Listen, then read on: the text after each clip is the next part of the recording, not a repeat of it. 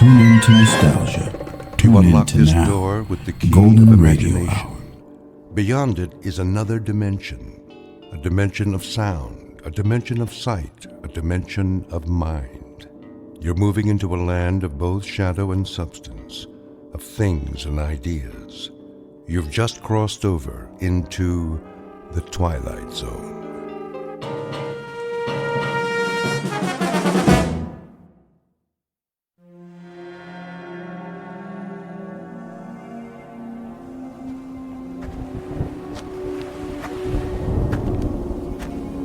Well, looks like a storm's coming in. A storm? Did you say a storm? Don't you mean another storm? Like the one we had yesterday, and the day before, and last week, and all month? I'm sorry, Marie. Sorry? Like you were yesterday, and last month, and all year, and the whole 20 years we've lived on this freezing, nothing little island? I can't help it, Marie. I wish I could do my research somewhere else, but this place, this place, it's so special. Special? Yeah, that's a word you could use for it. I mean, there are no trees, no TV, no stores except that little grocery store next to that shack they call a restaurant. Yes, this is really a special place. Well, I'm sorry. I didn't know it'd take so long. I just didn't know. I wouldn't figure it out until now. Wait a minute. Figure it out. Now, you're done? I mean, are we really done here? Well, I think so. What exactly did you figure out? I mean, will it make us any money? Will you be famous? A Nobel Prize, maybe? Or a research grant? No one can know what I've discovered, Marie. It's just too dangerous. Oh, that is just great. I spent 20 years shivering in that stone shack you call our home, waiting for you to make your big discovery, and now you can't tell anyone about it? I think you can tell me. There's a large granite outcrop that underlies this small island. The magnetic field beneath it has created this very unique place where remarkable things happen in this particular spot. It's the only spot on Earth where it occurs. That's why this place, it's so special. A lot of physicists and geologists have theories about it, and I found it. What particular spot are we talking about? You mean that little sheet of rock that you point instruments at all day, every day? In 1908 in Siberia, there was an explosion. It was equal to a small nuclear bomb. Most people assumed it was an asteroid or a comet, but a few proposed that it was a collision with a rift in the space-time continuum. Another dimension traveling through space that intersected with the Earth and created a terrifying explosion. You want to blow up this island? The rift in this location is shifted somehow so it doesn't explode. I mean, I've been able to observe it occur 6 times over the 20 years we've been here, and I finally figured out how to trigger the shift. That small rocky shelf is a door to the infinite number of parallel universes. I should have listened to my father. He said you were a flake and I would never be happy. I'm going back into the house. Hey, Benny, come here, Benny. And then I'm leaving you. Wait. Let me show you, please. At least watch. I mean, you've waited 20 years. Don't you want to see what this is all about?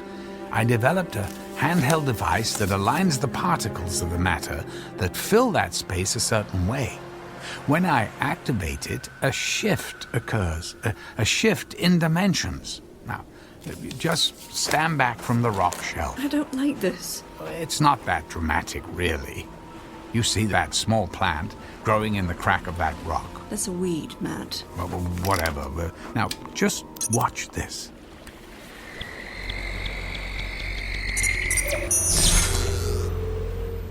Huh? What do you think? The weed's gone. Pretty amazing, isn't it? Yeah, the guys at the hardware store will sell 1 million of them. Well, maybe 47 to the other people on this island who want to zap their weeds with your gizmo. Marie, it's not just the weed that's gone. It's everything that occupied that space. I mean, look again at that area. Notice how the raindrops and the spray from the ocean are just now wetting that circle of rock. That entire area of about 10 meters was exchanged with the matter that occupied that space in a parallel universe. Our weed and all the rock and the rainwater are now occupying that space in another dimension. And now, this matter is here to replace it. Look, I'll show you again. Sometimes the swap is a little more dramatic. It just seems that in many parallel universes, the same sort of things happen.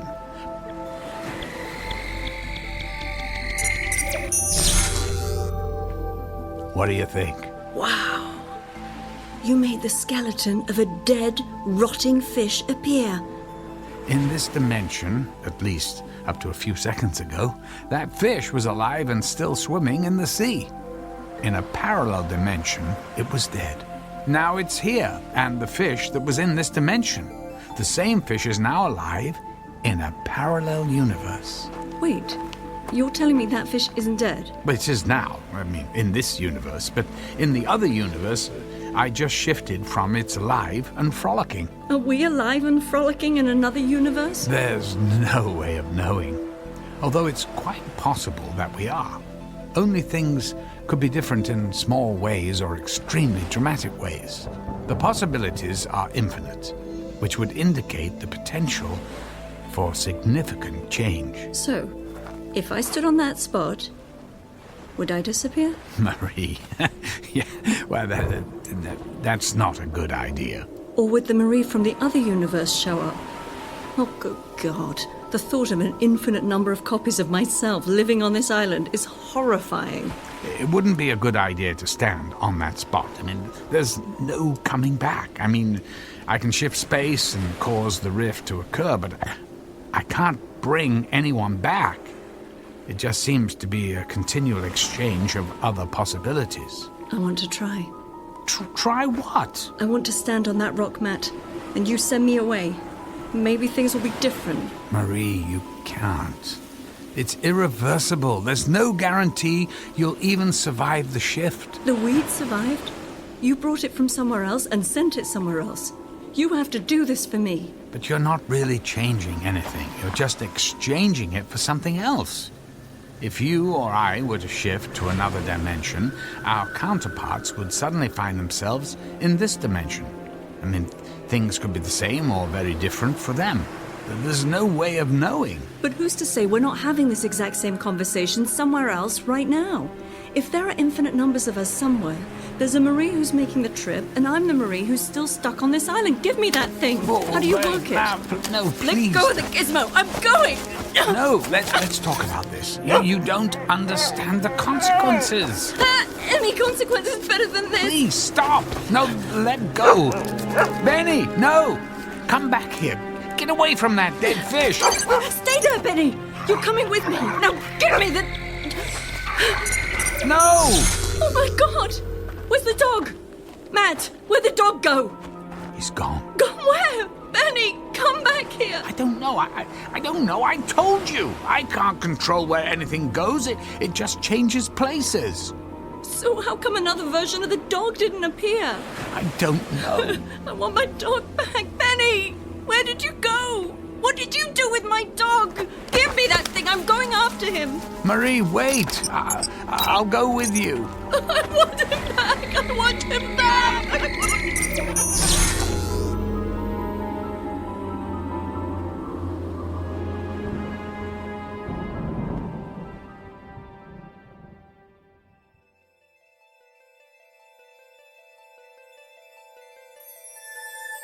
Meet Marie Thompson, the wife of a physicist who spends his time studying infinite worlds, except the one that he shares with a woman.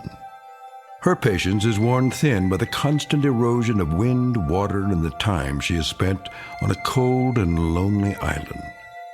All she wants is what life has never given her, a chance to be someone else, and somewhere else, regardless of the cost. It's a cost without a price tag, and it's on sale for a limited time from that purveyor of lost hope and endless dreams called the Twilight Zone.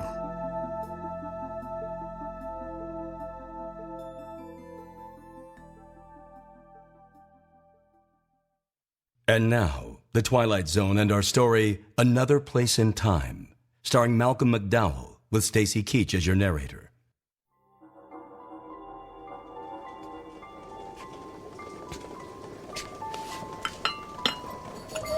Have some tea. You're cold and wet. I'm sorry about the dog, Marie. You shouldn't have grabbed the device. We can get another dog. I mean, people do that all the time, don't they? I'm leaving you. I'm not staying here. Look, I don't blame you. I'll go into town and arrange the ferry, assuming there is a ferry. We're in another place in time now, Marie. Things might not be like they were.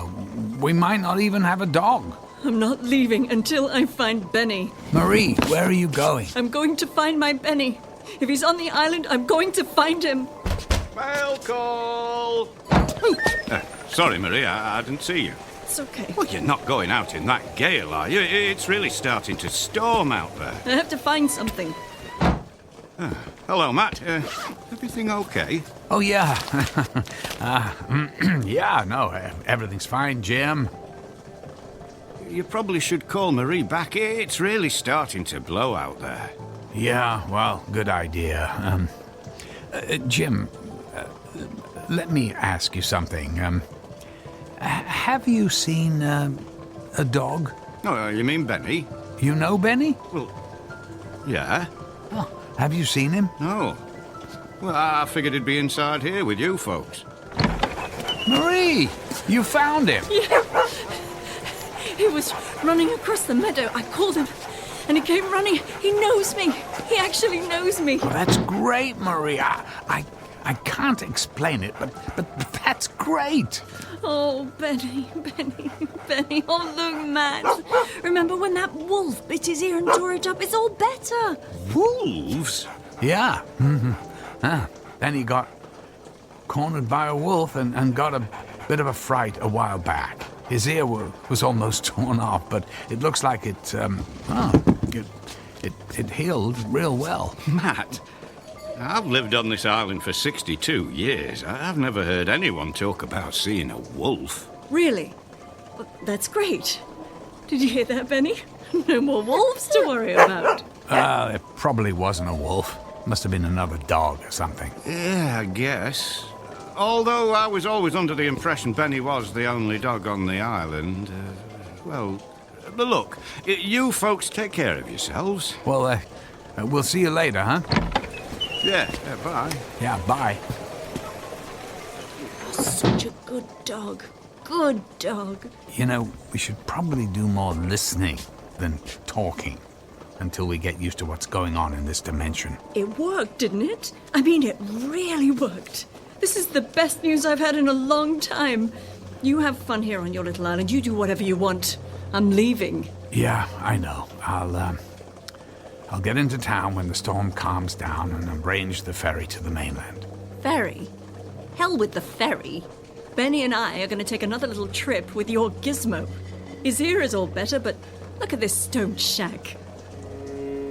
Look, Matt, nice job on the dog's ear. Now let's keep this thing going. It's progress. You are aware of the word progress, aren't you? I'll set you up on the ferry, and we can pack you up whenever you want. Pack? What would I pack?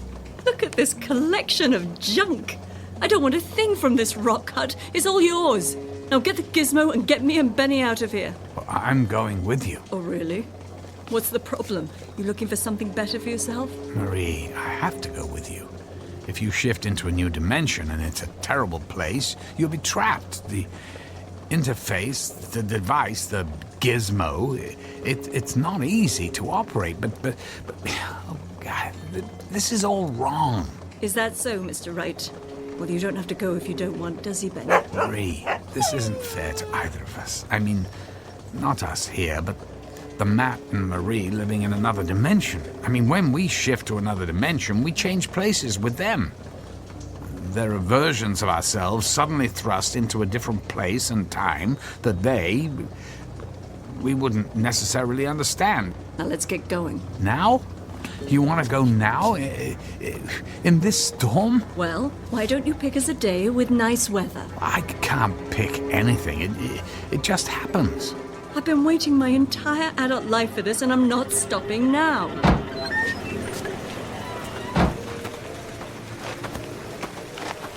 Ready when you are, Matt. You are going to join us on this little rock stage, aren't you?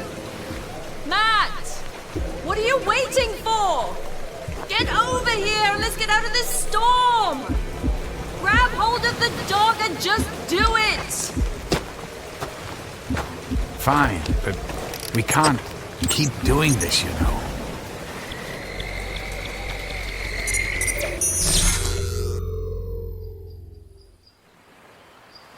Oh my! Nicely done, Matt. 5 sunny days a year on this island, and you found a perfect one. This isn't about the weather. Marie, go slow. Ask questions, or better yet, just listen a bit. Listen?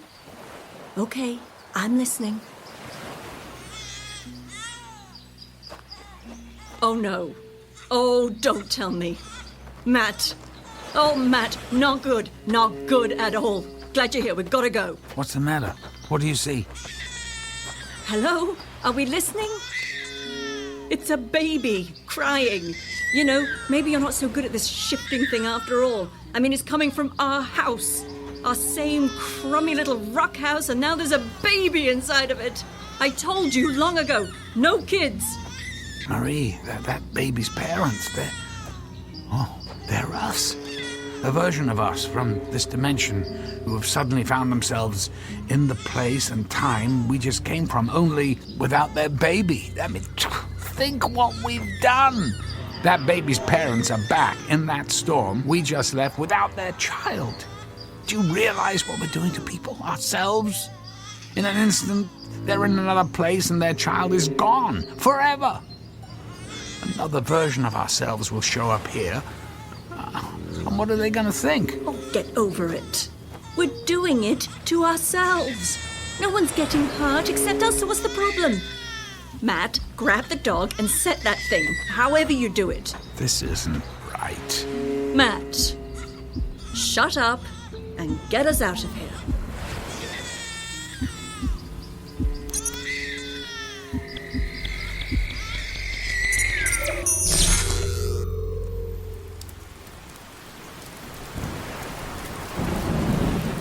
Rain. Perfect. What happened to the sun? God, this has to stop. Okay. Let's go take the break that you wanted. There's the shack waiting for us. Come on, Benny. All right, Marie, this is it. This is the last shift we make. Oh, really? Oh, no. This is the worst. Look at this place. It's a shambles. It looks abandoned. No one's lived here for some time. You mean we haven't lived here for some time? Well, what do you know? Somewhere there's a version of us that finally came to their senses and got off this island. I guess so. I wonder where we went. Oh, please, please, make it London, Paris, anywhere but here. I don't think there's anything to eat here. I found a tin of tea. Let me get a little fire started and we'll see if we can improvise a place to sleep. We're sleeping here? We're staying here, at least I am. You said you were leaving and I'm not stopping you. The wood-burning stove still looks pretty good.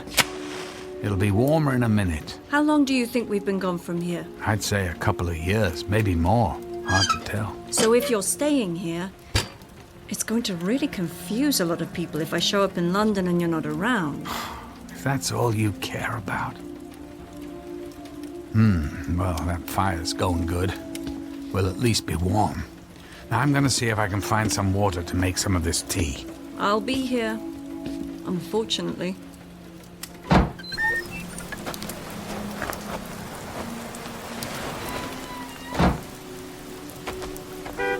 Matt! you? Hello? Yes? Hello there, Jim. You know, I never thought I'd see you here again. Especially after what happened. Yeah, right. Well, we thought we'd come back, for a visit. We? You're not here with Marie, are you? Marie? No. The dog. I came back with the dog. So, do you visit Marie at all? Yeah, I visit her, yeah. I saw her not too long ago. Do they still have her in solitary confinement, or have they let her into the general prison population? Prison? What's that? Yeah, she's still in prison. I'm surprised you visit her at all. I mean, any mother who would kill her own baby. But then, well, she obviously needed psychiatric care. Look, I'm sorry to even bring it up. I just didn't figure you'd ever want to come back to this place after what happened here. I guess I just wanted to get some closure. Looks like you've got a fire going in your old house. I'm kind of cold. I'll come into town and see you tomorrow, okay? Sure. You take care of yourself.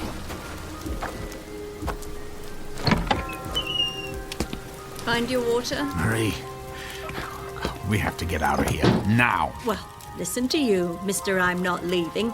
Just when it's starting to get warm in here, you want to go back out in the rain? Marie, you're supposed to be in prison.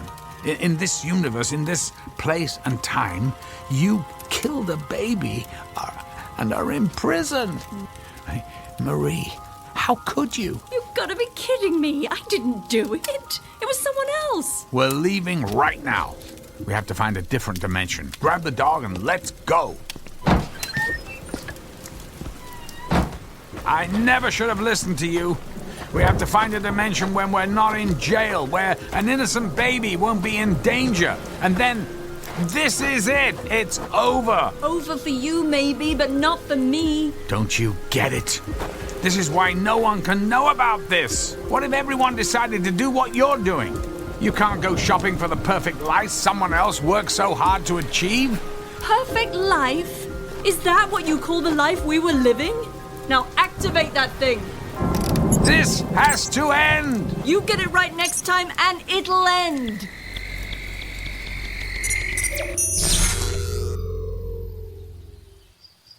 Ah, that's better. You're getting good at this. At least the weather part. Wait. Damn it, Matt! Now you've done it! I can't believe this!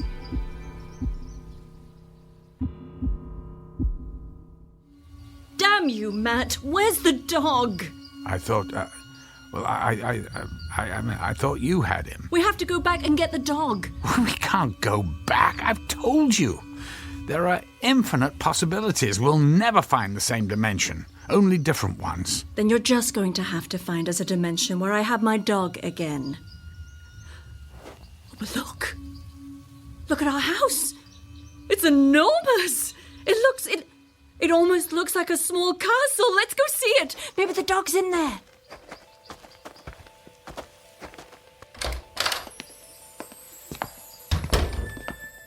Benny?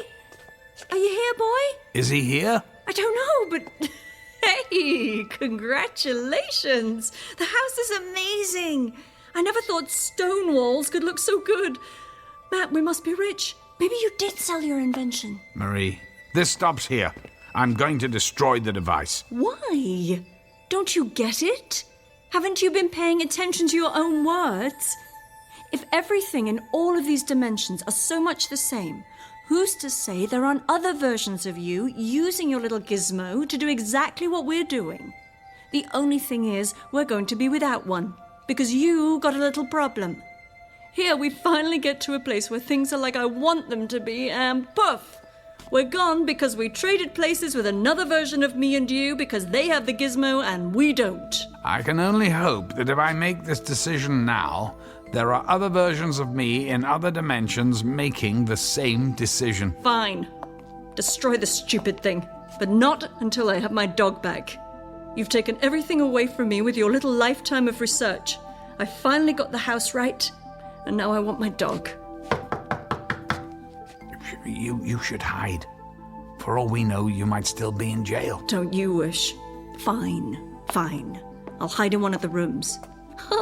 Look at all the rooms. Which one? Which one? Coming! Marie, go now. I'm going. Afternoon, Matt. Mail call. Hello! Hi, Jim! Oh, thanks. Why, Matt? You're not in uniform. That's quite a risk, you know. Right, my uniform, I spilled something on it, and Marie or, someone's, cleaning it. Marie's actually cleaning your uniform? I wouldn't have expected that. At least not with all the servants you have. I mean, well, you know what I mean. Why, hello, Marie. Jim, it's so nice to see you. I overheard you and Matt talking. Here's your uniform, Matt. I forgot we had another one hanging in the closet. Yes, why, thank you, Marie. Good God, what is that on the arm? Is that a swastika? Yeah, I guess. Yep, that's what it is, all right. Oh, I can't believe it. A swastika? I mean, this is nuts. Whoa! Be careful there, Matt. People don't take kindly to any disrespect for the Reich. Reich? Look, I'd best be going. You know, I saw your dog running around over by the base. I figured the Commandant might not take kindly to that, so I got your dog tied up outside. Benny? Benny? Matt, he remembers me. It's Benny. It's my Benny, and his ear is all fine, and the weather is fine, and this house is just fine, and I have never been so happy. Jim, thanks for bringing the dog back. I have to, get into uniform and head over to the base. Right. I'll see you tomorrow. You did it. Matt, you did it. Marie, God, it's a Nazi uniform. It has a swastika on it. Don't you see what this means? It means the Nazis won the war. Well, maybe they're not bad anymore. It's been a while since the war. I mean, come on. We got it all going here. Give it a few days. No. Out of the question. This is madness. Well, just listen to you. You can't wait to give it another go. Just remember to program your little gizmo for perfect house, beautiful weather, nice dog, no babies, and just for you, no Nazis. Oh, and can you make the house a little bigger next time? I mean, why not?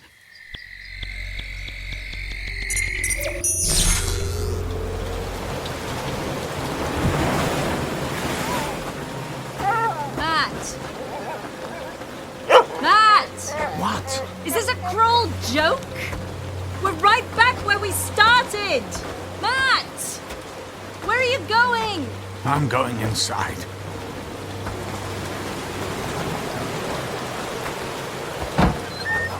Well, at least someone had a fire going. But as for everything else, still the same. I'm tired. I want to rest. We're staying. We're staying? Are you sure? I mean, how do you know there aren't any Nazis here? Plus, we're poor, and the weather is horrible, and I'm living in a hut. I'm gonna lay down. I'm tired. I'm not going anywhere except to bed. You do that. You go lay down and dream about your world without Nazis. I still have my dream, and tomorrow we're going to go find it. I'm resetting the device. Tomorrow I'm pushing the button and throwing the device onto the rock platform and sending it into another dimension. It'll be gone for good, and this game will be done. This is over. Good night. Good night, Matt. Yeah, you have your good night. I'm gonna sit here and try to pretend I'm living in a castle with a man who's amounted to something. That's okay, Benny. That's okay. Mummy will fix it. You'll see. You see that gizmo sitting on the kitchen table there? That crummy old wooden wobbly kitchen table? That gizmo is going to take us somewhere special tonight, Benny. He's already set it up for us. All we have to do is stand on the rock ledge and press the button. And when we get back to the castle, you'll have your own room. And we'll take long walks in the sun. And Mummy will have a new version of her husband. You watch, Benny. Mommy will make it all better. Are you ready? Shh! Don't wake up Daddy. We have a big surprise for him. A new Marie just for him. I'll just take our little gizmo here and... Come on. Quiet. Let's go.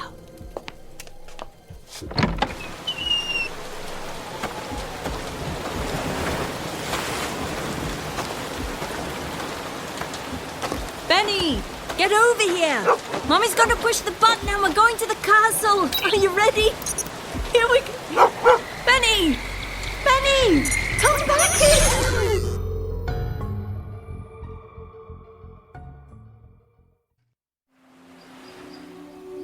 Damn dog! Hello? Hello there! Hello, Matt. I decided to go for a little walk. Oh, it's a nice day for a walk. And by the way, what a lovely house we have. And a garden. Well, thank you. Oh, Benny! Benny! Benny! Benny! Come here, you good dog, you. Now, Benny, is that any way to say hello to Mummy? Here, heel boy. That's a good dog, Scout. Scout? His name is Scout? Oh, that won't do at all. He's going to have to get used to Benny. Oh, I'm sorry, but, do I know you? Look, I know you're mad. I have been a bit of a chore for the last day or two. Or was it 3? Heck, I don't even know if we're supposed to call them days. I mean, what are they anyway? Excuse me, but, what are you talking about? Well, I guess it's my turn to do all the explaining. Matt? We're over here. I'm talking to someone. Oh, Matt. Who is that in my garden? That's my wife, Angela. Huh? Sorry, I didn't catch your name. It's Marie, Matt. Ring a bell?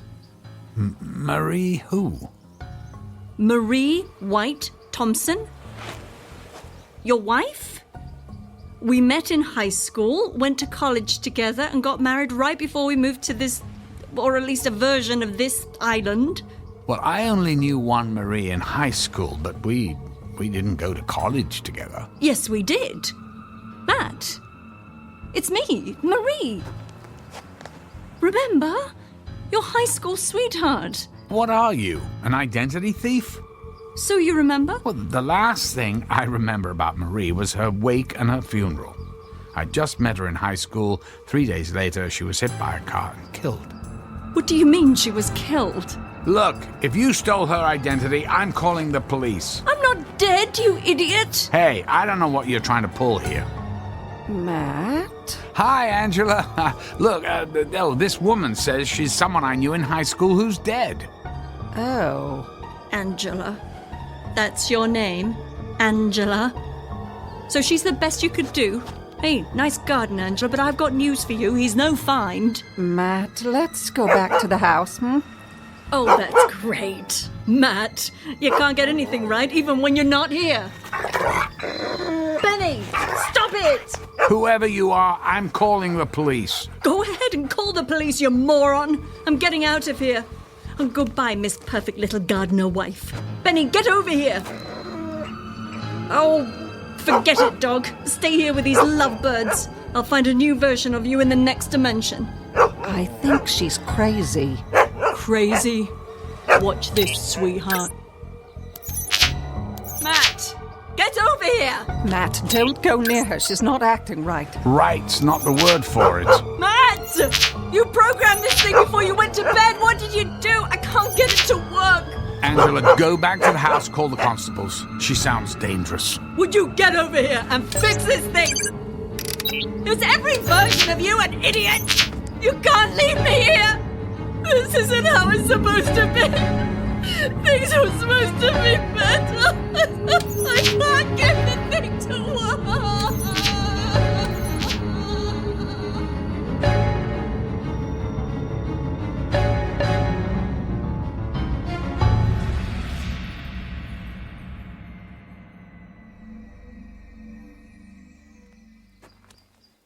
I don't know where she came from. I saw Matt talking to someone and went out to say hello, and she just started talking and acting very strange.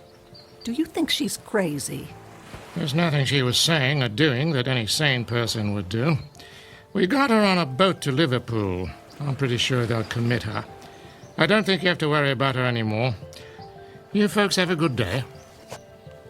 I feel so sorry for that woman. Did she say she knew you? Yes, well, used the name of a girl I met briefly in high school, but she's long dead.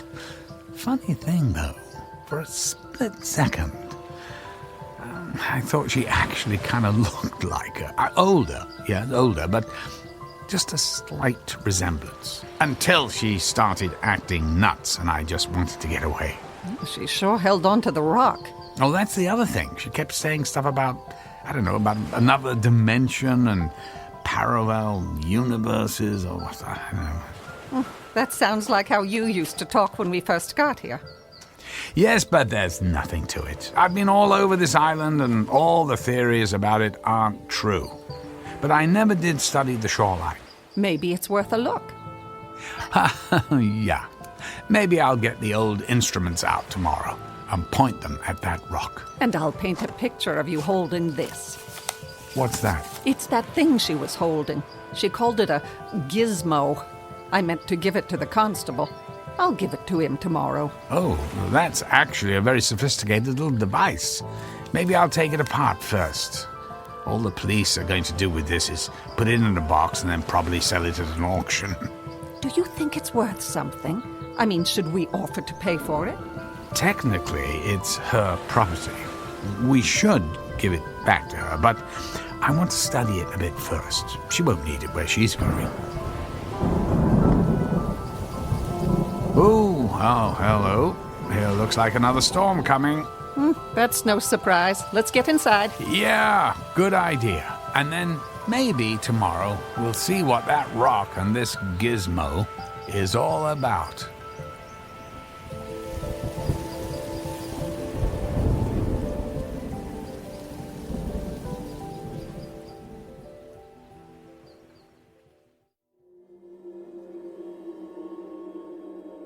Is it possible we all live in multiple dimensions?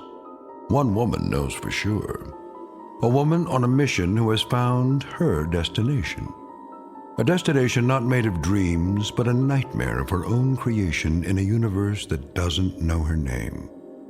A nightmare that could only take place in that unique dimension known as the Twilight Zone.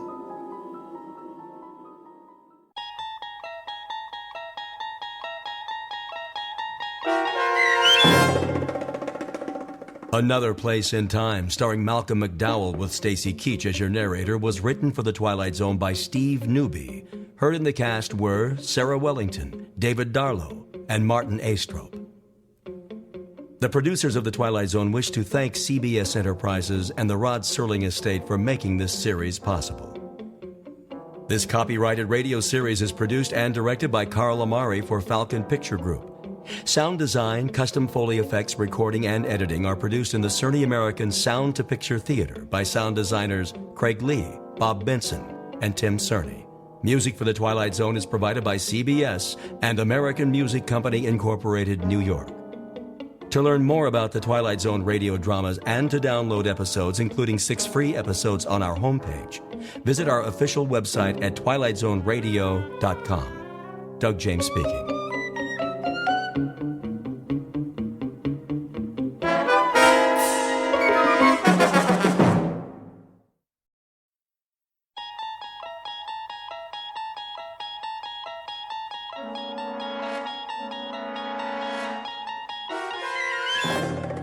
You unlock this door with the key of imagination. Beyond it is another dimension, a dimension of sound, a dimension of sight, a dimension of mind. You're moving into a land of both shadow and substance, of things and ideas. You've just crossed over into the Twilight Zone.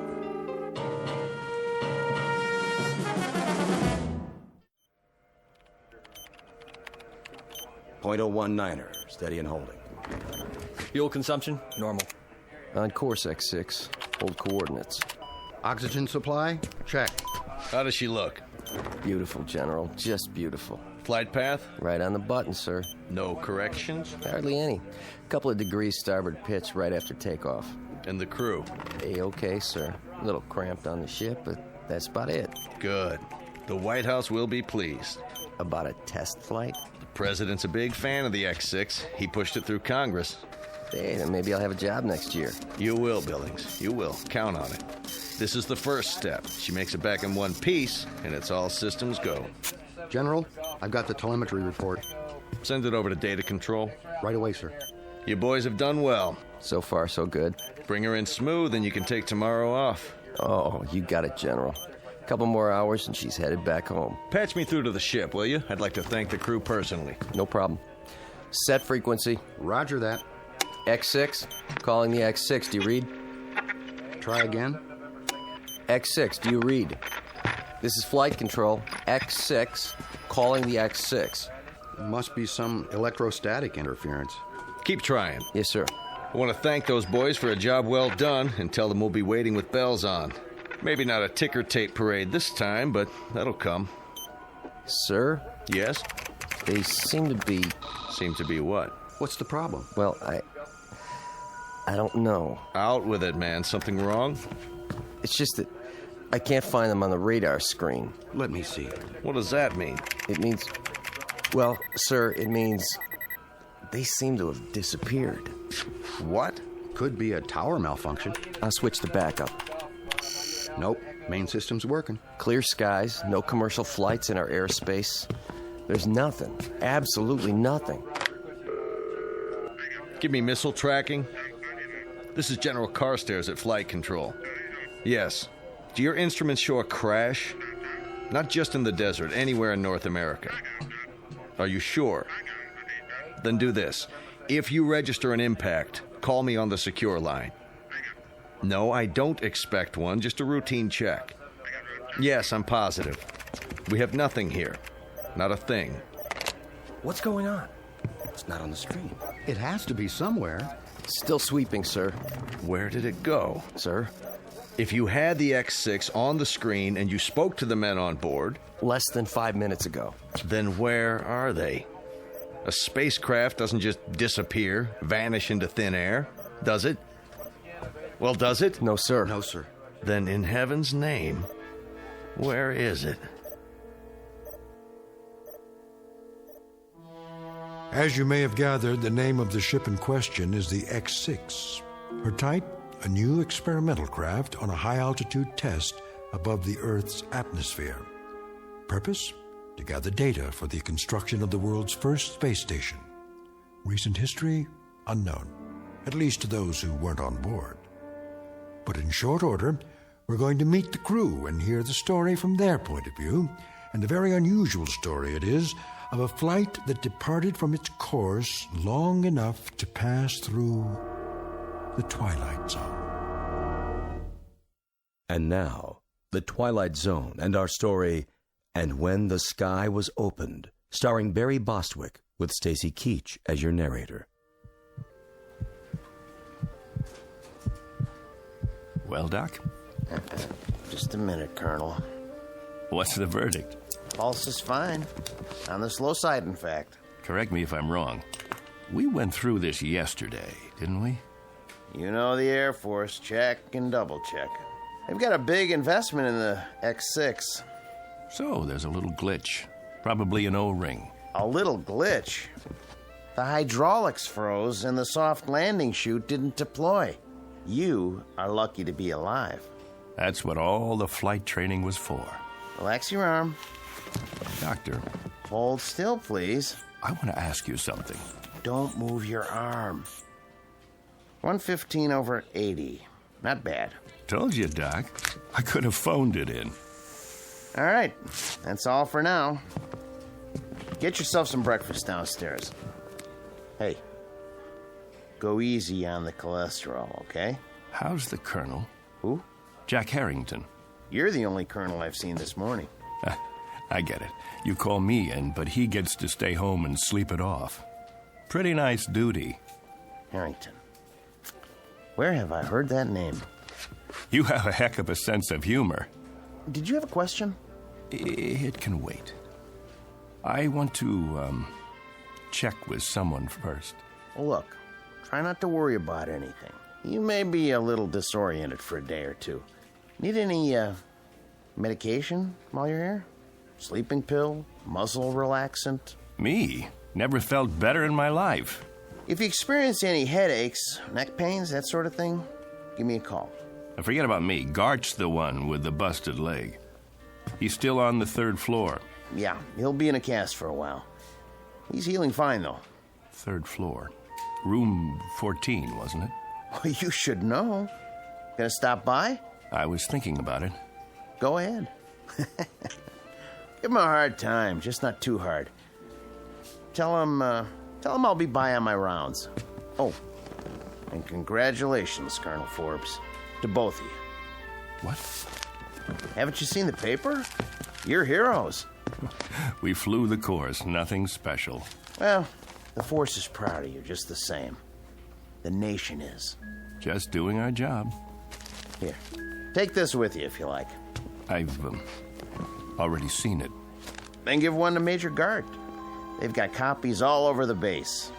But they're going fast. Colonel, come here. Can I ask you something? If it's not classified? Yes?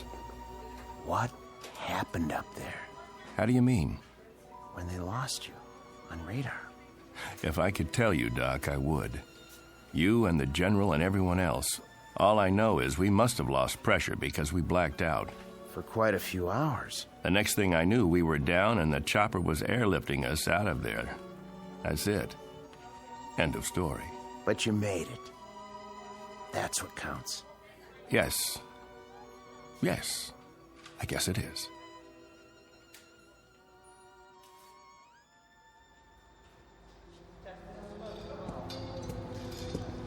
I want her completely broken down, piece by piece. Whatever it was, we've got to find it. Doing the best we can, sir. How's the investigation coming? Well, so far, everything checks out. Meaning? The only damage evident is from the touchdown.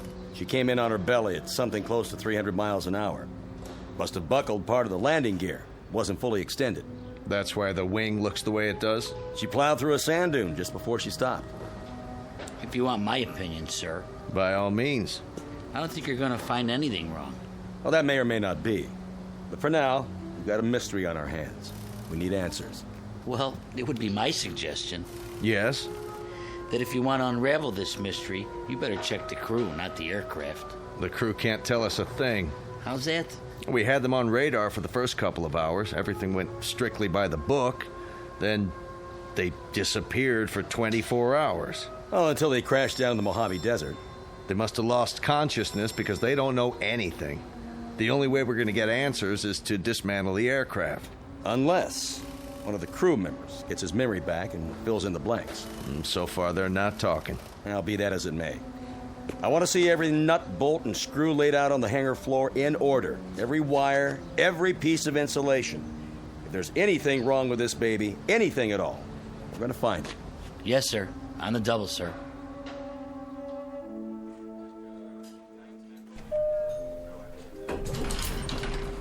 Dr. Bridges to the infirmary. Dr. Bridges. Oh, hello, Colonel.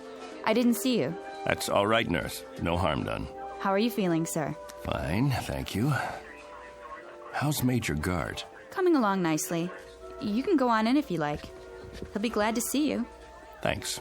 I will. Is that one of the pilots? The ones who crashed?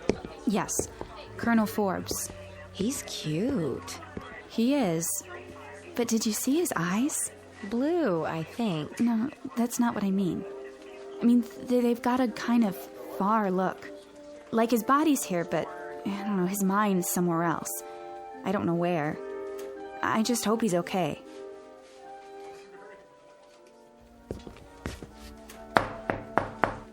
Come in. There he is. And there you are, the prodigal colonel. Not disturbing you, am I? Nothing could disturb me in here. More like a prison ward. No playboys, no hot fudge sundaes.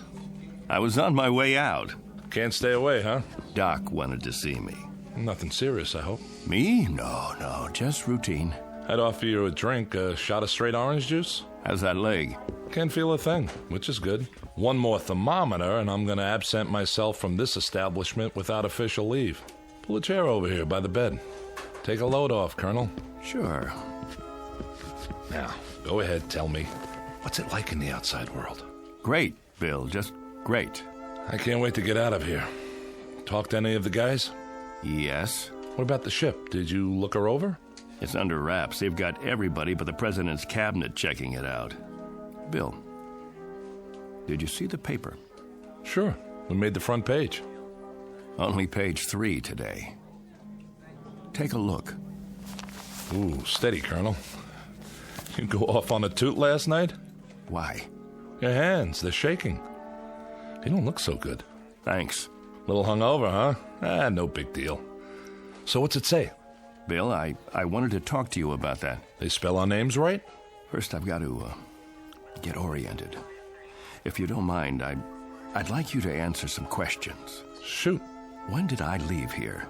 Huh? When did I get discharged from the hospital? Yesterday morning? Don't you know? I don't know anything anymore. Easy, Colonel. All I know is I need to verify a couple of things. Now, that shouldn't be very complicated. Around 9:30 yesterday morning, I walked out of here, didn't I? About that time, I guess. And who did I walk out with? Are you kidding? How am I supposed to know who you walked out with? Some nurse you picked up in the hall, probably. What's the matter? Can't remember a name? I mean, when I left the room, this room, who was with me? Nobody. That's just it. You say nobody. I'm pretty sure I was awake, yes. If you remember it differently, What's today's paper say? Go ahead, tell me. What's it say? 2 astronauts crash in Mojave Desert. Over a picture of you and me before the flight. What else? And in effect, it says that 2 intrepid voyagers into the unknown returned from the unknown in one slightly dented spacecraft. Sounds about right. What about the picture? I've seen better. What's in the picture? Look, if this is a literacy test, I can assure you that even though I'm not a West Point graduate, I can read and write, count up to 10. Gart, don't get wise with me now. What's it say under the picture? Read it. Colonel Clegg Forbes and Major William Gart just before their historic flight that ended in a mysterious crash. That's what you remember? I don't... You and me. The X-6 taking off. About 2 hours up, we black out, and 24 hours later, we come to in a crashed aircraft in the desert. We don't know where we've been or what's happened. Right so far? You remember something different? Bill, there were 3 of us in that craft. There was you, me, and another colonel named Harrington. What? Jack Harrington. Don't tell me you've never heard the name. He was 36 years old. He was my best friend. I'd known him for 15 years, and you'd known him for 5. That ship took a crew of 3, and we were the 3. Now, I want you to listen very closely because, Bill, I swear I can prove it to you. I've got to, or I'll lose my mind.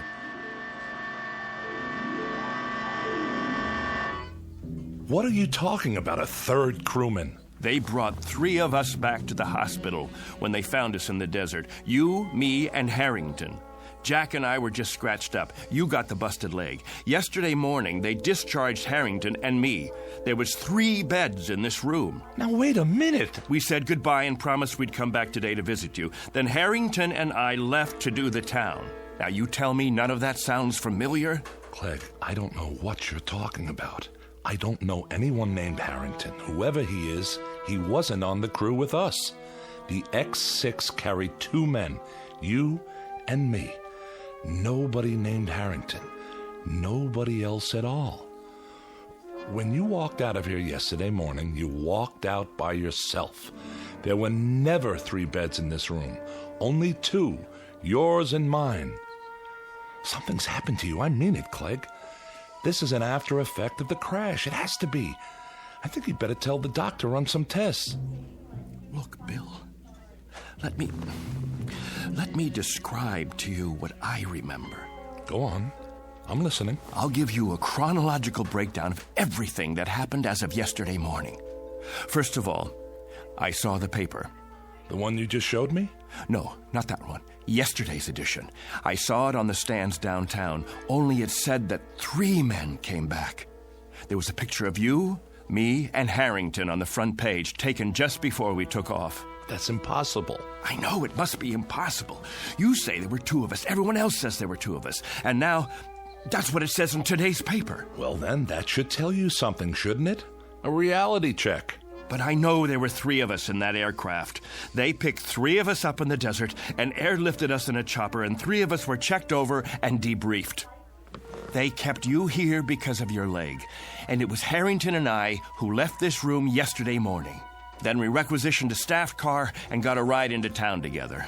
Bill, you said goodbye to us from that bed, and then you said, Harrington, keep an eye on Forbes. He can't hold his liquor. Those were your words. I don't know what you expect me to say. Don't say anything. Just listen. I was standing right at that door, and Harrington went back to your bed and made like he was going to sock you. I swear to you, Bill, it happened. I know it happened. And Harrington, keep an eye on Forbes, will you? He can't hold his liquor. Hey. Why, you? I'm gonna let you have it, you fresh kid. I'm gonna fix this punk's wagon. I wish somebody would. I'm gonna tell the medics he's one very sick cookie and they should hold him for observation another 7 years. You think that's long enough? I don't know. And every Saturday night, Major Gart, the Colonel and I will phone you from whatever bar we happen to be in, and if you're nice, we might even let you talk to some women. Let's go already. I hate long goodbyes. Go on, both of you. Leave me here to suffer in my loneliness and despair. Take care, Billy. We'll come in tomorrow to see you. Meanwhile, you can all read about yourself. Better memorize this in case you lose it. See? 3 space travelers returned safely. And nothing about your broken leg. Well, that's the press for you. Get out of here. I'm going to pick one up for my mother so she can frame it. One time, a fortune teller in a carnival in Des Moines said I'd be famous. It doesn't say anything about you, though. Out. And did you pick up a paper on the way out? Why? You said you had proof. I should have kept it, but it wouldn't make any difference now. If you could show me in black and white. Hold on. There's more to the story. When we got to town, Jack and I hit the bars. The first one was the Plush Monkey on 11th. You know the place, don't you? Yeah, a dive. Beer signs and bar girls. And a big mirror behind the bottles. We walked in trying to keep a low profile, but the blonde spotted us. That's them. No, it's not. It is. Don't stare. Give me your hairbrush. Welcome, gents. Take a load off. With pleasure. Say, aren't you the 2 guys who was up in space? Not that far, just the ionosphere. I thought so. That and a couple of bucks should get us a beer apiece, right? You bet your life, but never mind the $2. This is on the house. Why, thank you, my good man. Very kind of you. I don't get many celebrities in here, so go ahead, boys, drink hearty. You earned it. I don't even mind you cracking up the ship, and I'm a taxpayer. I like your attitude. Got a match? Not since Superman. A light from my friend here. Sure, pal, sure. Anything you want. Evening, ladies. Hi there, Captain. Colonel. Oh, sorry. She's new in town. Care to join us? Hold that thought. I'll ask my friend. You do that. We ain't going nowhere. Hey, Jack. Something wrong? No. Look at yourself in the mirror there. Not exactly a happy camper. I was just thinking. About what? I'll tell you after I taste the beer. To happy landings, whenever and wherever possible. I'll drink to them. Sorry. Something is wrong. That's okay. Ain't the last glass of draft in the house, let me tell you. It just slipped out of my fingers. Don't worry, I'll clean it up. Get you another one right away, Colonel. You're sick, Jack? No, I'm not sick. I just got this funny feeling. What kind of feeling? I don't know. Odd. Never felt anything like it before. Maybe we should go. Don't worry, I said. It was just for a couple of seconds there. It was like I didn't belong here. Like if I were to let myself go, You'd what? Like I'd disappear. Here you go. Thanks. Happy landings. You don't like it? I want to call my folks. Good idea. I should call Amy, too. Where's the phone? All the way in the back. You sure you're okay? Yeah. Be right with you.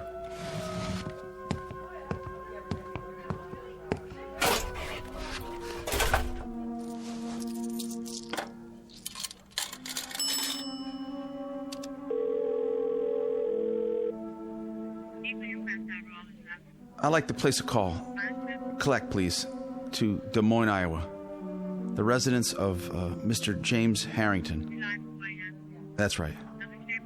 Oh, my number, let's see, Fletcher 90632. That's what it says here. My name, it's Jack Harrington. That's right. Thank you, operator. I'll hold. I'm sorry about the broken glass. My friend's sorry, too. Forget it. I can sweep it up as soon as I get my mop. Clegg. Yeah? Come here. Will you come here quick? Coming. Please? Does he need some change? I'll see. What's up? I just called home. Called my folks. My mother answered. Yeah? How is she? I don't know. How come? I told her it was me, and she said she didn't have any son named Jack. That's what she said. Can you beat that? I asked to talk to my old man, and when he got on, he kept saying for me to hang up. He didn't want any practical jokers bothering his wife. Said he didn't have any son at all. That's weird. Clegg, what is this? What's going on? Gag, maybe, or... No gag. It's part of this feeling, Clegg. The feeling I've got that I shouldn't be here. That none of us should be here. It's as if maybe... What? Maybe we shouldn't have come back from that flight. Maybe somebody, something, made a mistake and let us get through when we weren't supposed to. Stay put. I'm going to get you a good stiff drink to go with that beer. I have to. I told you to stay here. Shot of whiskey, please. Make it a double. Sure. Say, Colonel, you think you could do me a favor? What? Sign this newspaper? My boy'd get a big kick out of it. Wait, where did you get this? From the machine outside. Here's a pen. Could you sign it to Richie? Right on the picture. But it's wrong. What is this, a joke? You have it printed up? 2 spacemen return, crash in Mojave Desert? Huh? That's you, isn't it? Colonel Forbes? The other guy's still in the hospital, right? Which other guy? It says right here, Major William Gart. But there was a third man. See for yourself. He's back there in the... Back where? In the phone booth. It looks empty to me. Nope. Nobody's been in there all day. What? Buy me a beer, honey? I'm awful thirsty. My buddy, the one who was sitting here on the stool next to mine. You just got him another... Hey, where's his beer? What beer? My buddy's drink. Colonel Harrington, where is it? The one you gave him in place of the one he dropped on the floor, right here by the... Nobody dropped nothing on the floor. You see any broken glass? I don't. Dry as a bone, too. What are you trying to pull? I don't know what you mean, Colonel. You came in here alone. You don't know what you're talking about. You're crazy, you know that? Crazy, you hear me? If you think a thing like that, you gotta be out of your mind.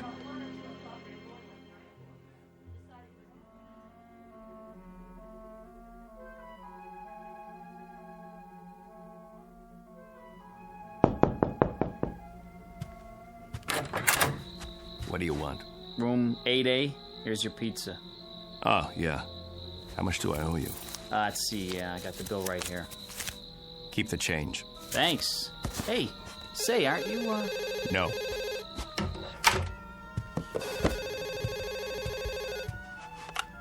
Yes?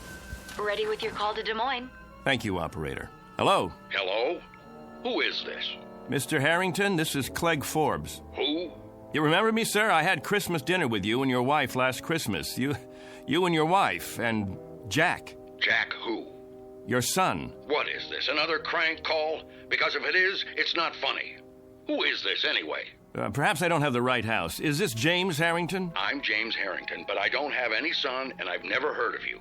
You live at 43 Elm Street? All my life. Got 2 daughters, both married. One lives in Sioux City, the other moved to Binghamton, New York last year. I should know whether I got a son or not. And don't call me again. Now what? Look at that face in the mirror. I don't know myself anymore.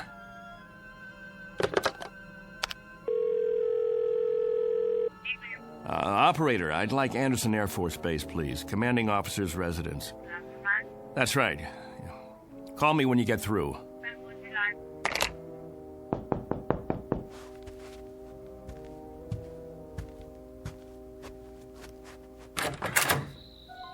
You've got some nerve. Amy, honey, am I glad to see you?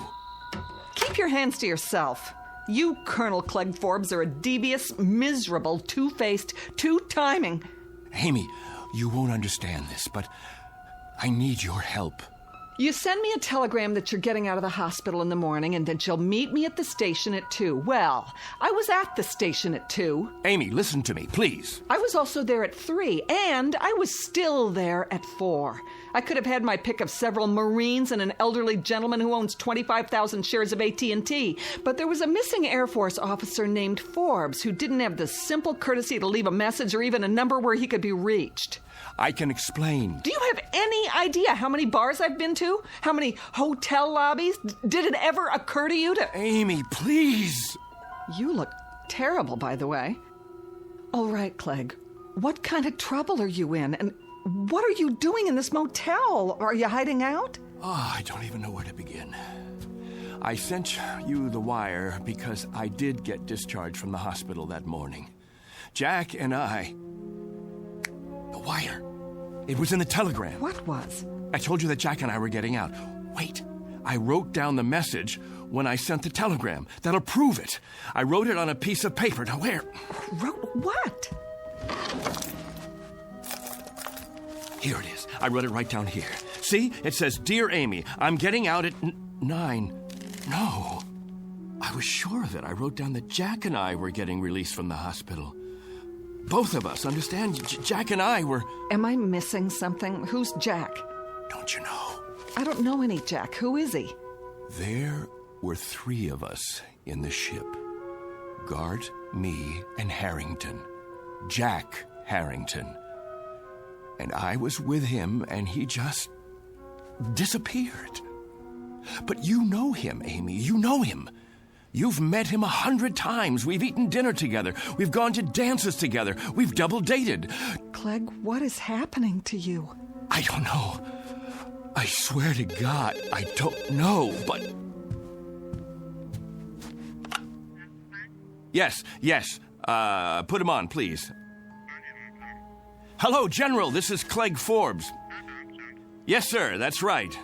General, about Jack Harrington. Harrington, sir. Well, you know Jack. We were in your wing at the field. We were there for your... Harrington, sir. Jack Harrington. We were on the X6 together. Jack Harrington. Stop it. Jack Harrington. Jack Harrington. You need help. If you'll tell me who to call. No, I know. This is a put-on. That's what it is. A big, earth-shaking, highly complicated, practical joke. He's still back at the bar. Of course he is. Amy, that's where he is. He has to be. At the bar. Clegg? Clegg?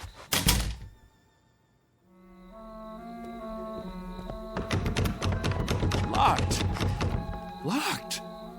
What time is it? It's late, Clegg. There's nobody inside at this hour. Open up. I know you're in there. Come on, Harrington. You gotta be. Don't! Jack? You can come out now. Some joke, and I fell for it. Where are you hiding? The phone booth? That's gotta be it. Where are you, Jack? Please come back, will you? Jack! No. No! No! That's some story. I don't know what I did then. Just ran, I guess. All the way down the street like a crazy man. I left Amy standing there. I don't even know what happened to her after that. And I don't know Jack Harrington. I never heard of him before now. He's an illusion or something. He has to be. He's not an illusion. For some reason, he's been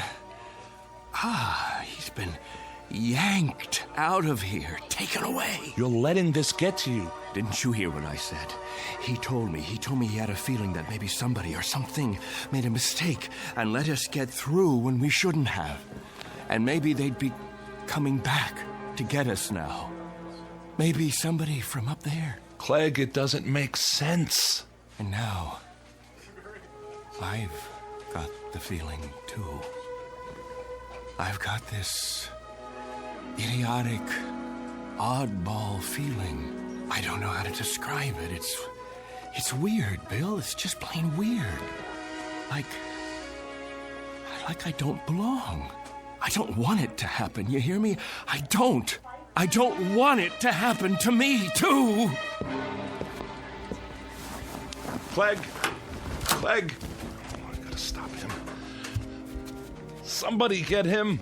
Somebody! Hey, did you want something? Where is he? Where did he go? Who? Colonel Forbes. Colonel... I saw him run into the hall. When? Just now. I didn't see anyone. He has to be here. He can't just... What are you doing out of bed, Major? You know, you shouldn't be walking yet. If the doctor saw you... Somebody's got to help Colonel Forbes. Somebody's got to help him right away. Grab a hold of my shoulder. Now, come on. I'm talking about Forbes. You know, Colonel Forbes. He was brought in here with me. In here? That's right. In the other bed, next to mine. Look, this is a private room. What? There's no other bed but yours. No. You see? All right, now, lie down. Now, raise your cast. That's it. What do you mean there's... Oh, no. Dear God. What happened to the other bed? Okay, try to rest. I'll call the doctor. Here, would you like to look at the paper? You're a hero. Do you realize that? Spaceman completes journey. Lone traveler returns to Earth. Lands in Mojave Desert. It's a nice picture of you. Would you like a glass of water? Major William Gart. Just before his historic one-man journey into space.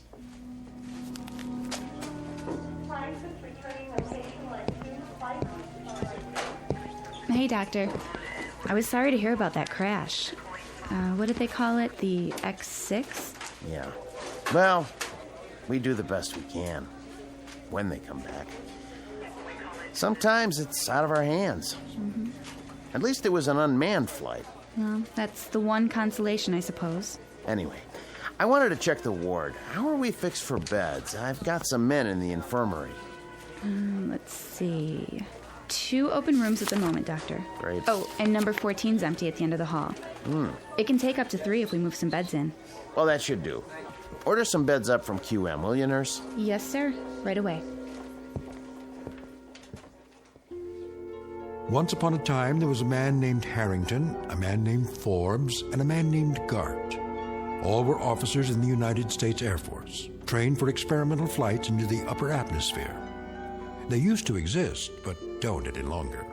Someone or something took them somewhere. At least, they're no longer a part of the memory of man. As to the aircraft, the X6, it's still supposed to be housed in a hangar on the base, or it will be one day. For the record, it hasn't been built yet. It's still on the drawing boards. But be careful. Don't let anyone hear you arguing about the reverse, or they might question your sanity. If you have any questions about the aircraft or the men who flew her, be sure to speak softly and only in the Twilight Zone.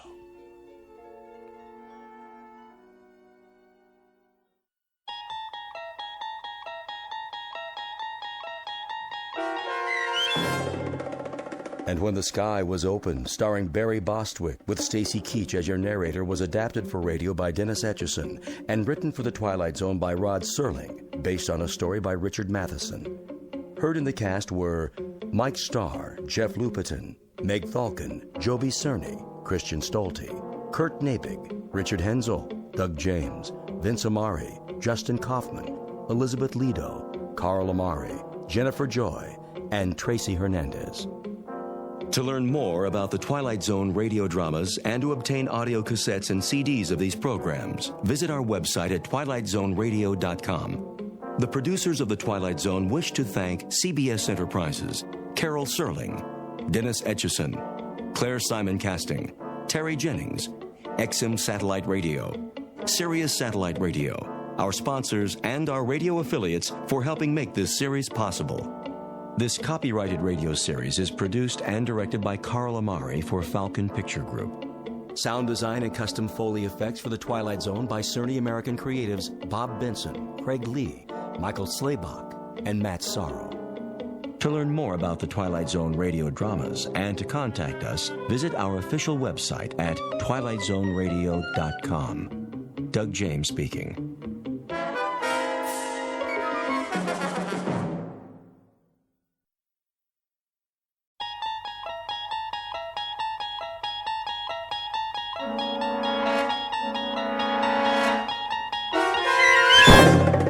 You're traveling through another dimension. A dimension not only of sight and sound, but of mind. A journey into a wondrous land whose boundaries are those of imagination. Your next stop, the Twilight Zone.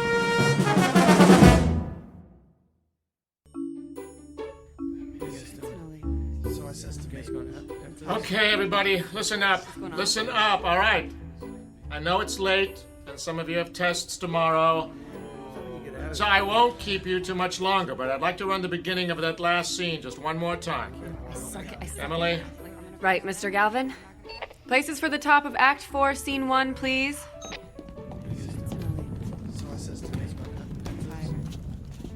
What's going on? Hey, Diane. What? Do you want to get some coffee when this is over? Rick, we're not going to get out of here before midnight. And your point would be? Wait a second. Phil, you might want to be ready with the drop in case he decides to run the scene change. Okay. Run the top of the scene, please. Sound. Ready. Go.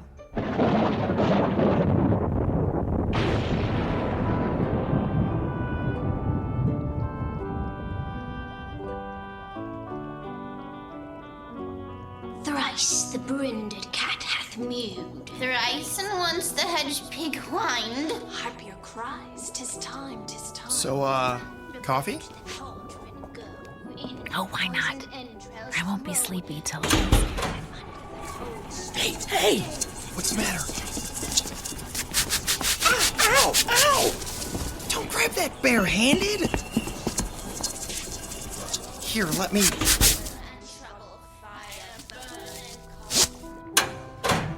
It won't go anywhere now. Come over here under the light so I can see your hand. No, it's okay. But that line shouldn't have taken off like that. It's tied off. We'll check it later. Diane, could you take him to the office? The first aid kit's... I don't need Oh, you were saying? Okay, maybe a Band-Aid. Come on.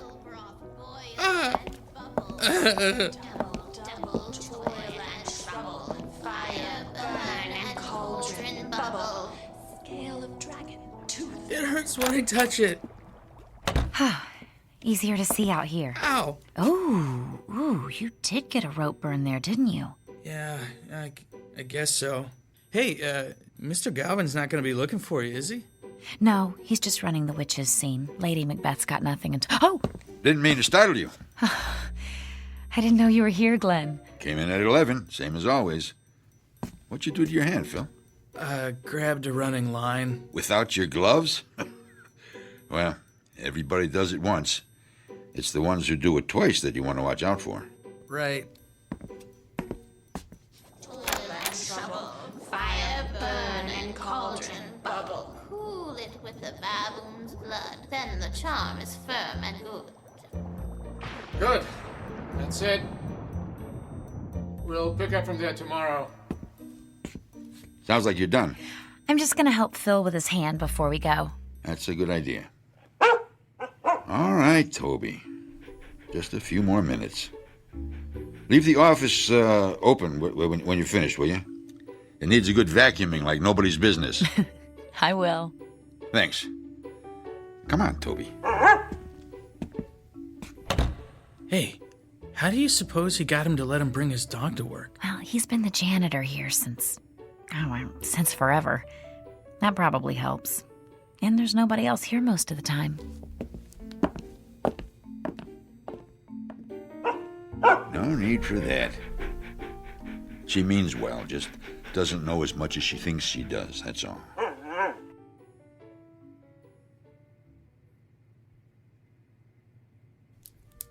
right, hold still just a second. I'm almost done. All right, I guess we're finished. 6 o'clock call for tomorrow, and as soon as your hand's wrapped up, you can go home, Phil. Unless you want to grab some coffee with us. Thanks, but I better just go home and get some sleep. Hey, do you want to come in early tomorrow? Oh, sorry. I just wanted to make sure it was clean before I put the gauze on. Wait a second. Early? What for? Won't we have to reweight that line? No. I flew it in a couple of times. It's not off balance at all. That doesn't make any sense. How could it take off like that, then? There, try bending your hand. That's good. Thanks. But the line... It's probably the jinx. Jinx? What jinx? The jinx on Macbeth. It's... All right, you three, I need to clean up in here. Sorry, we're out of here. I'll tell you the story later, Phil. Good night, Glenn. Good night. It's okay, boy. Like I said, she just doesn't know as much as she thinks she does. Now, let's get to work,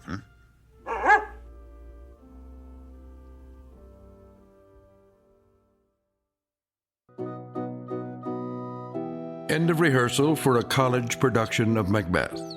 The sets are built, the actors have learned their lines, and the director is finally starting to believe that the show's coming together. The playwright, of course, is absent. But if he were here, he might be tempted to offer a quote from another one of his plays and remind these students that there are more things in heaven and earth than are dreamt of in their philosophies. A good idea to keep in mind, especially when the curtain is about to rise in the Twilight Zone. And now, The Twilight Zone and our story, And Cauldron Bubble, starring Virginia Williams with Stacy Keach as your narrator. Well, hey, Phil. I wasn't sure I'd see you here today. Skip a scene shop class this week? I don't know how bad you have to be hurt to get away with that. Well, at least they found you a job you can do one-handed. Yep. I can splatter fake stone walls with the best of them. Hey, you. Hi, yourself. We finished with the costumes a little early, and I thought... Hey, Rick, when you two are done, how about giving me a hand with this flat? Sure, Alan. But only because you asked so nicely. Sorry, it's been a lousy day. What happened? I told you about my job, right? Scanning medical records, right? Yeah, it's a great gig, good pay. Work your own hours, take extra time off for shows. So what's the problem? The problem is somebody at the hospital figured out that they could buy some equipment, hire somebody to scan their own stuff, and take in work from other places besides. Man, this piece is heavier than it looks. Hey, Diane, Lindsay, could you come here a sec? Yeah, sure. All right, 1, 2, 3, and up. There we go. Thanks. Anyway, their scanning is going to be done in-house now, so they don't need me anymore. What are you gonna do? I don't know. I can't even think about looking for another job until after the show opens. And trying to find something that fits in around this schedule, well, you know what it's like. Yeah, I'm not gonna have my job much longer if my car doesn't quit acting up. Twice this week I've been late because it didn't want to start. You can't just throw a few creepy bits into a cauldron and whip up a car repair potion? I wish. Only when I'm on stage, but thanks for the suggestion. Hey, Diane, is that your jinx again? Ha! The one on Macbeth? Oh, I hadn't thought of that. And don't start thinking about it now either, Lindsay. I swear, actors are the most superstitious people I know. Oh, and techies aren't superstitious? Go on stage and whistle, Alan. Yeah, I dare you. Hey, there's a reason for that, you know. Right, Rick? Right. The first people to fly scenery in theaters were actually sailors. They already knew how to work with ropes and pulleys, and they didn't have headsets in those days, so they used a different type of whistle to cue every line. And nobody else whistled backstage. Now, wouldn't you feel unlucky if somebody brought a set piece down on your head because you forgot that? Hey, aren't you supposed to be on my side? Always. I can tell you more about it at dinner. Come on, you guys. We got an hour and a half until call time. Who wants to go for Chinese food? I gotta go home, guys. If I don't have dinner with the parents at least one night a week, I won't need any jinxes to bring me bad luck. Believe me. Chinese sounds good to me. Yeah, me too. Got that last paycheck burning a hole in my pocket. Ah, so you're treating then? Phil, there's a whole lot of you that hasn't been wrapped in gauze yet, but that could change. Ow.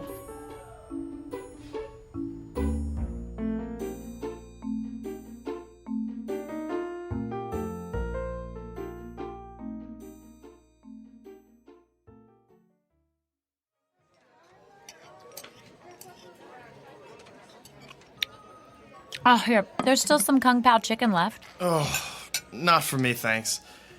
If I eat any more, I'll be able to fly the mane out just by leaning against the line. I think you're going to need a doggy bag, Diane. Make sure you don't call it that around Toby. He'd figure it was for him.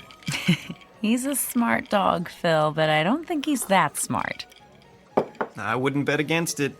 Have you ever seen him fetch tools for Glenn? He's the only dog I've ever seen who can tell a screwdriver from a crescent wrench. I've got a better one than that, Alan. Glenn had to come in during the day once when somebody else was out, sick, and Toby came over to where he was working and scratched at the door, like he wanted to be let out. So, our old dog did that, and he was so dumb he used to forget his name. So, Glenn tells him, "I'm busy. Go take a walk." And Toby goes to Glenn's toolbox, picks up a leash, and walks off with it in his mouth. He was still carrying it when he came back. I guess they both figured that if he had a leash, he didn't have to be on a leash. I still can't figure that guy out. I know he's been working at the school for a long time, but does anybody know what he did before that? Or anything about what he does when he's not at work? I keep forgetting this is your first semester. You haven't had time to hear all of the stories yet. Some people say Glenn used to be a teacher somewhere, but he got tired of dealing with all the paperwork. Or that he was a roadie and all the partying finally caught up with him. Now that's something I'd love to see. Glenn partying, it boggles the mind.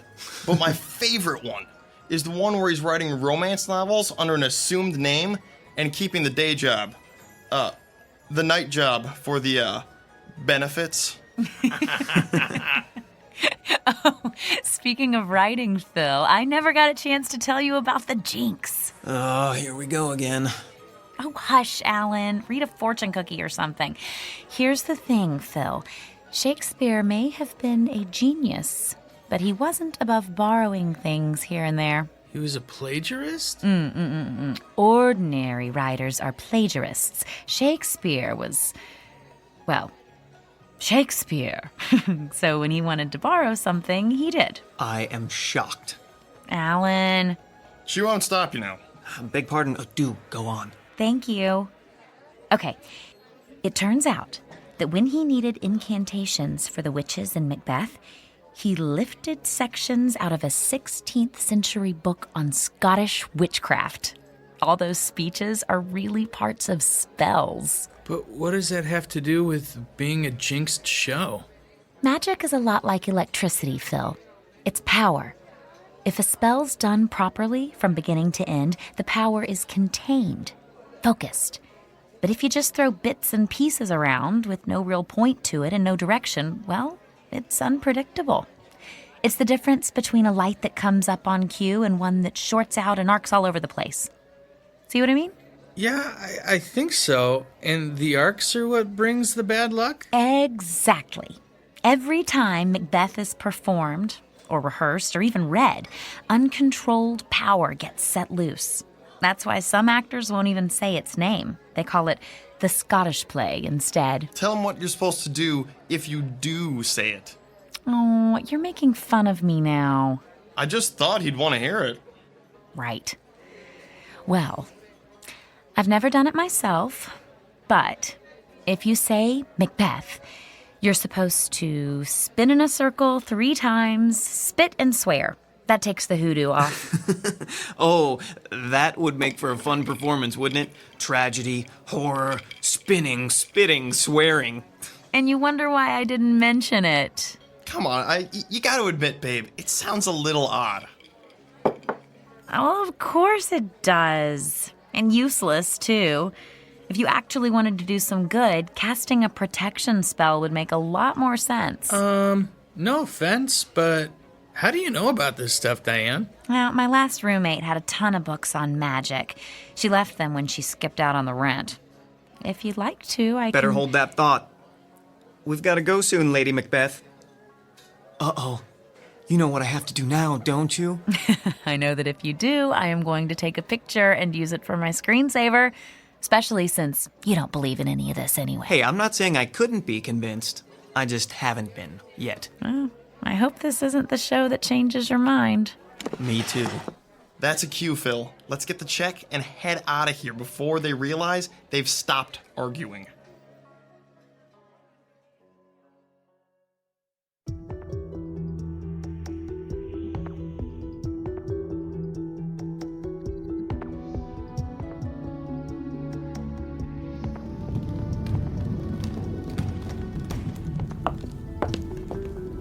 Rick, have you seen Lindsay?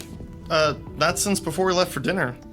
She isn't in the green room? Not in the green room, not in any of the dressing rooms, not in the office. Mr. Galvin's going to want to call places as soon as the scenery is set, and we're starting with her entrance. Hold on, just a second. Has anybody seen Lindsay? Emily's looking for her. Yeah, she's not up here. Sorry, nobody's seen her yet. Oh, this is going to be ugly. You know how Mr. Galvin gets when somebody's late. I sure do.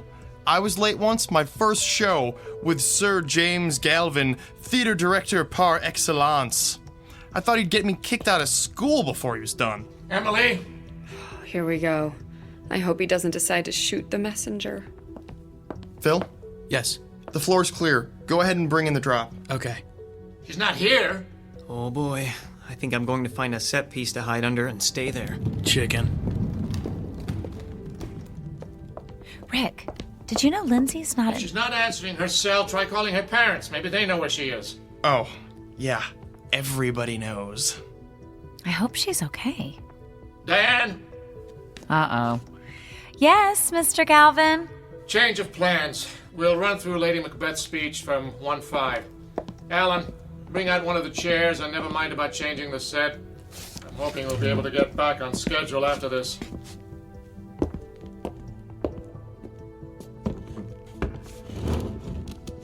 All right, that's fine. All right, Diane, from your entrance. Go. They met me in the day of success, and I have learned by the perfectest report they have more in them than mortal knowledge.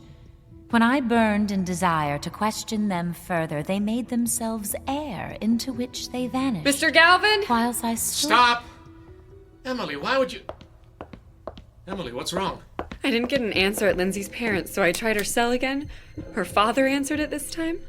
They're at the hospital with her in the emergency room. While she was on her way home for dinner, she got into an accident. Her car stalled out in the middle of an intersection, and she got broadsided by somebody trying to beat the light. Did they say how badly she was hurt? They think she's going to be all right. Her left arm's got a bad break, and her mom says she's one big bruise. but it could have been a lot worse. All right. All right, then. Can I have everyone on stage, please? Quiet, please. Now, most of you probably just heard that Lindsay Morgan was involved in a car accident this afternoon. From what her parents told Emily, she should make a good recovery. However, I know that the show must go on is a cliche, but it's true all the same. Laureen. Yes, sir? You've been understudying Lindsay. Do you know Hecat's lines well enough to work off book? Sure.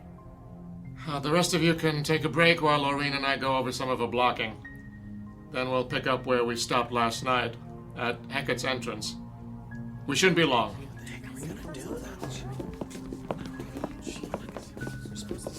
Rick, Alan, hey, can we go to the back office for a minute? Sure. Is there something wrong? Are we going to the green room? No, not right now. Come with us. What's going on? I'll tell you in a minute. Let's go.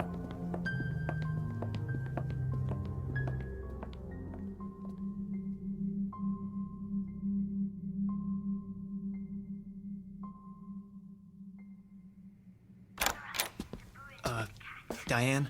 What? I'm still not sure I believe in jinxes, but it seems like something strange is going on here. Oh, good. The monitor's on. We'll be able to tell when they're done. Babe, you want to tell us what this is about? Remember what I said about protection spells? Well, we need to cast one. And soon, before anyone else gets hurt.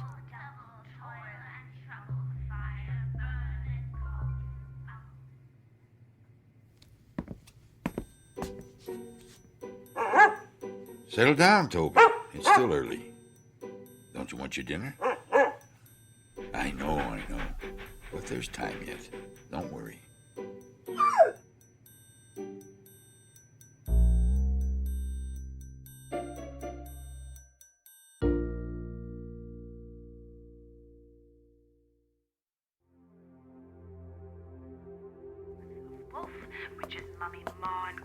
I think we should do it tomorrow night if we can, before we get an audience in here.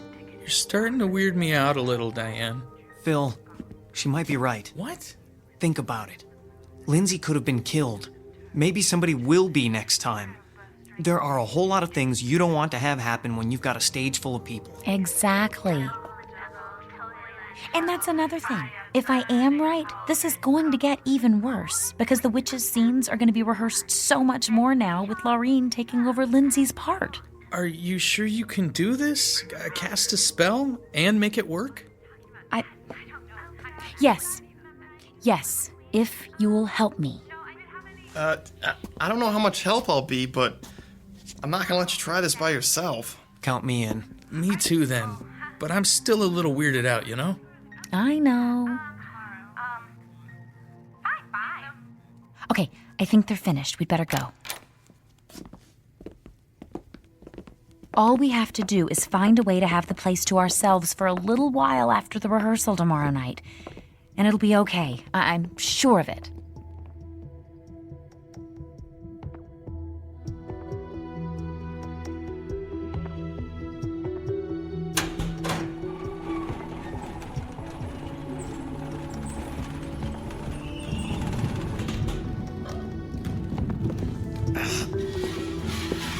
Stop!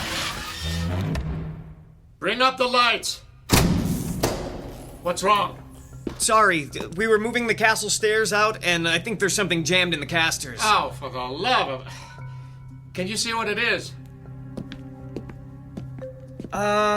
It's somebody's sword. Well, it was. I mean... Can you move the unit now? Yes, sir. All right, get it into place. Rick. Yes, Mr. Galvin. Bring the drop in. And then I want everyone to stop whatever they're doing and listen for a minute. Shit, I'm glad I'm not the one who dropped that sword. Well, I don't know how anybody could have dropped it. What do you mean? People, I'm assuming that you're all aware that tomorrow night's our dress rehearsal. That means we have exactly 2 more chances to get through this show, including tonight, before we do it in front of an audience. Is there anybody here who thinks we're ready? Nobody. Well, that makes it unanimous. Look, I went as easy on everyone last night as I could. We were all distressed by what happened to Lindsay. But we're running out of time here. So I'm telling you, start paying attention and get it together. Because if I have to choose between postponing the opening and letting you embarrass this department with a lousy performance, I know what the choice is going to be. And if it comes to that, you're all going to wish you'd gone to a nice trade school instead. Do I make myself clear? Yes, Yeah. sir. Yes, sir. Good. We'll pick up where we stopped. Emily? Places for the top of 5-1. Light 78. Stand by. And go. I have 2 nights watched with you, but can perceive no truth in your That sword shouldn't have been there. I think everybody would agree with you. No, that's not what I mean.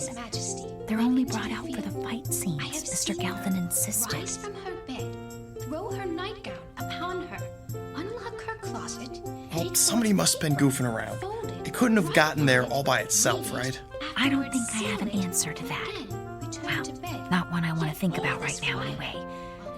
And besides, we have to talk about it later. My entrance is coming up. Just go out there and break a leg, then. But not really, okay? Huh? I'll do my best.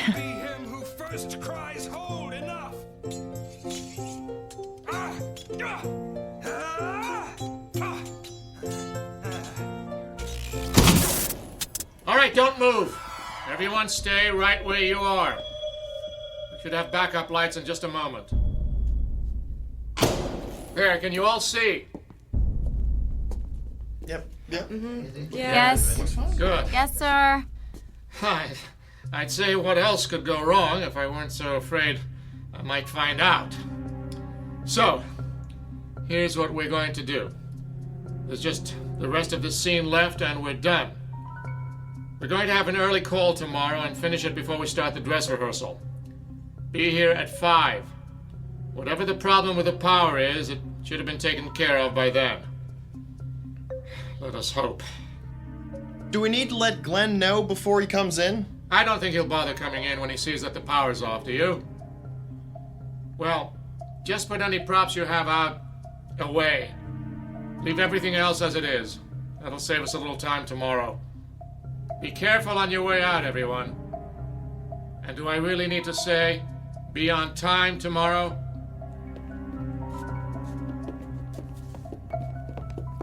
Rick, I'm gonna wait behind the castle drop. Can you catch up with Phil and Alan and bring them back here? I think we finally caught a break, if nobody notices that we've stayed. Well, I don't think we'll get a better chance than this. Okay, but be quiet. Mr. Galvin may come back through to make sure everybody's gone.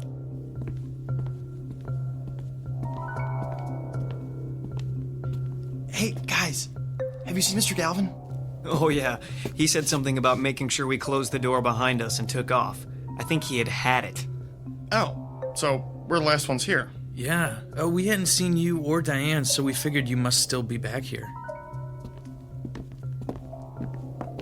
Okay, let's get started. I want the power going out to be the last shot that Jinx gets at us. Sounds good to me. What do we need to do first? I brought this book. Oh, but I need more light, and we have to get enough room to stand in a circle. Let's go further downstage.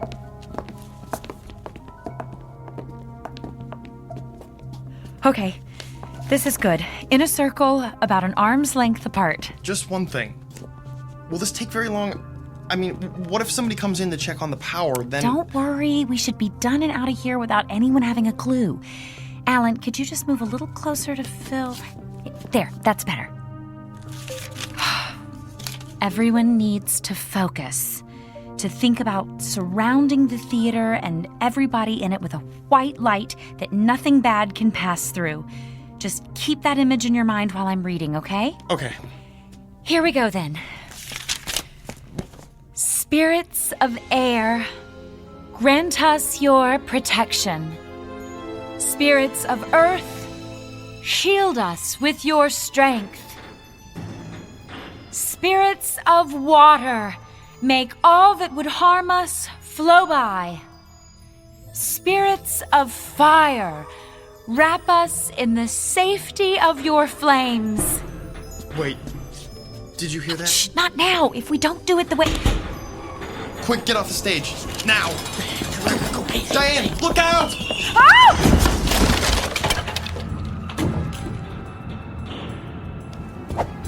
Ow. Come on, Oh. babe.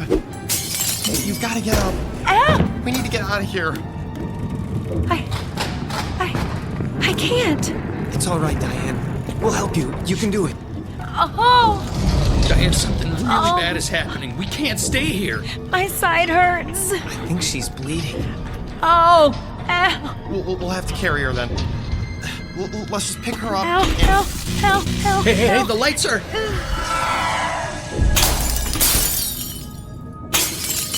Oh, I'm sorry. I'm so sorry.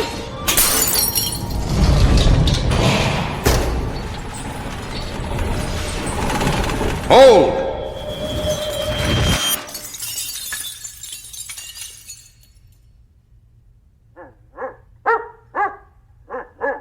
Yes, Toby, you're right. It is a mess. Glenn? How did you... Later, Rick. But Right now, there's some cleaning up to do.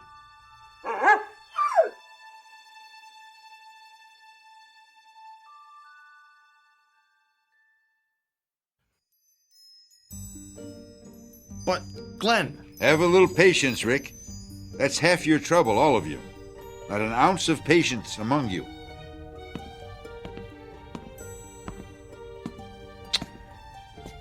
What have you been up to, Diane? Glenn, I got hurt. Yes, I can see that. Looks as though a piece of that wall flat caught you on the side when you fell. Glenn, can you help us get her to a hospital? No need for that. Just... there. What do you mean? She's... What was that? Easy, easy. It doesn't hurt now, does it? No, it doesn't. She must be going into shock. We need... Silence! I'm sorry, I just don't have time to argue right now. Come on, Toby. What was that all about? I couldn't talk. Couldn't make a sound. Rick, could you help me up, please? No. Babe, don't try to stand up. But I'm fine. See? A little quiet, please. Thank you. All that is broken, be whole again.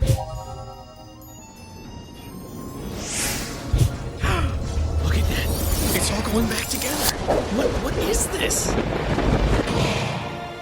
Magic. No, it's really magic. All that has fallen, rise. It really is.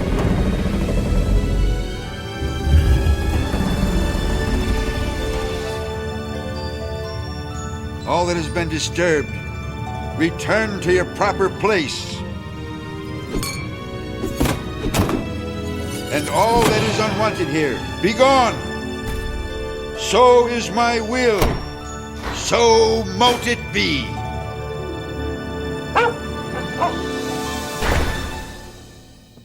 Thank you, Toby. That was just the extra push it needed. Nasty stuff, wasn't It it? really is. Glenn? Oh, yes. You had some questions, didn't you? Well, I have a few to ask you first. It's really not, I mean... Let's go sit down. There's nothing more to do here, and this could take a while.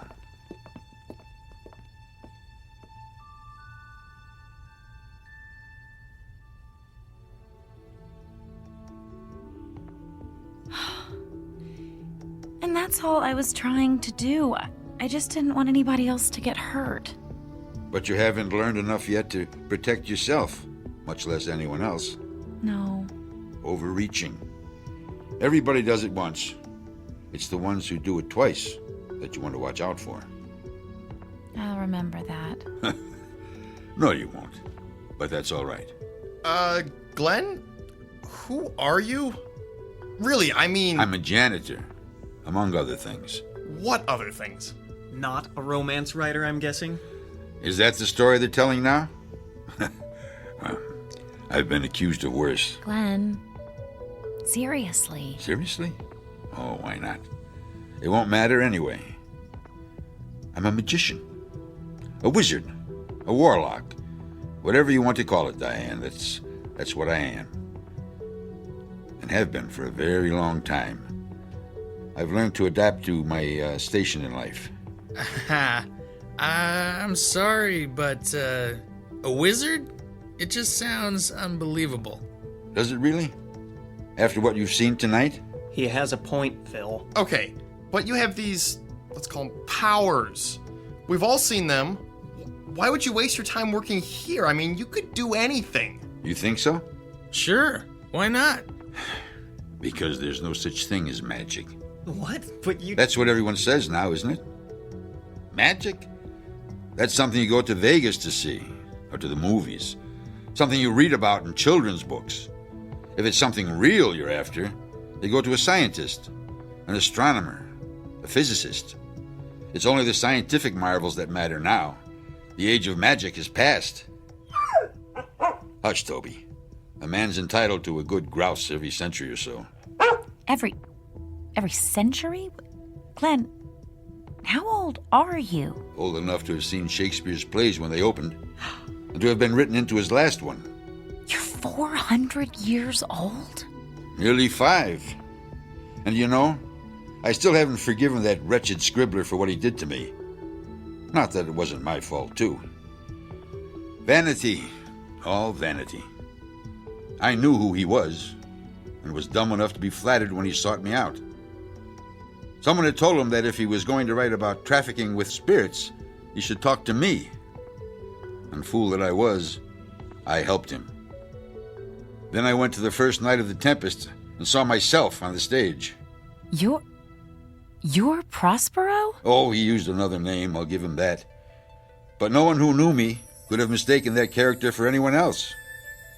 I left the city the moment the curtain went down and never returned. It wasn't easy, but I did it. Made a new life in the colonies. Kept to myself and moved on often enough that no one got suspicious. And I'm not ready to do it again just yet. So we have a little problem, don't we? No problem. He's right. We wouldn't tell anyone. You would, though. Sooner or later, you wouldn't be able to help yourselves. You're not going to turn us into toads or anything, are you? Magic is the same as any other kind of power. You don't use any more of it than you need to get the results you want. Toads. Well, what are you going to do? Just a little thing. Forget.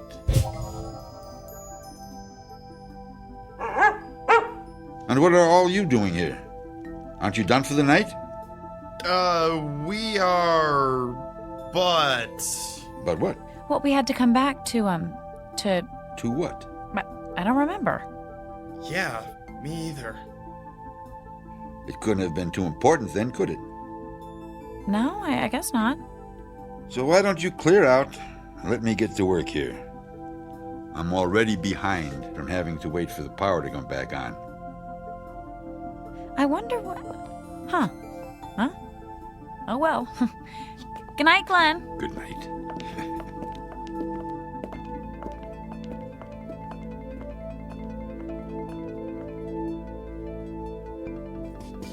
Toby, I think we've done a good night's work already. What do you say we do this the easy way? Just this once.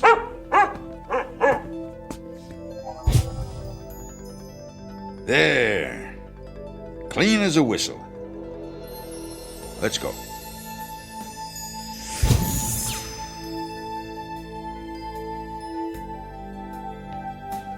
Exit stage right. A janitor and his faithful dog. Both good actors who know very well how to play the parts the world around them expects, and how to slip into very different roles when a casting call comes from the Twilight Zone.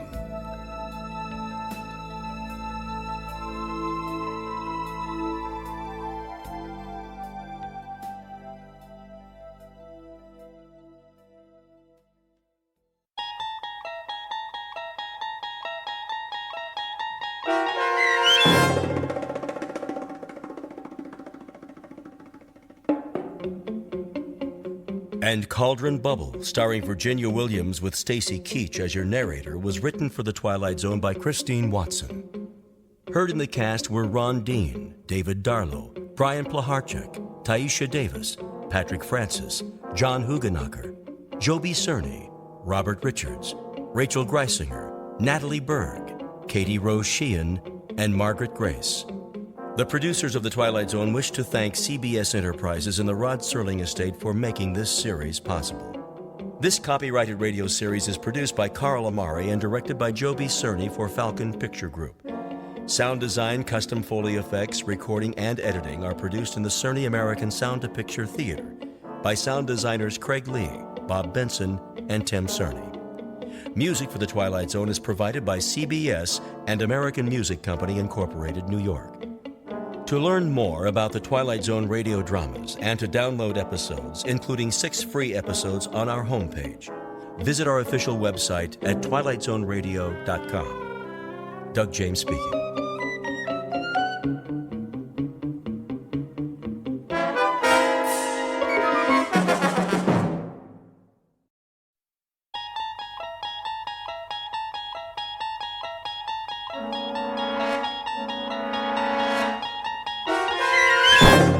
You're traveling through another dimension.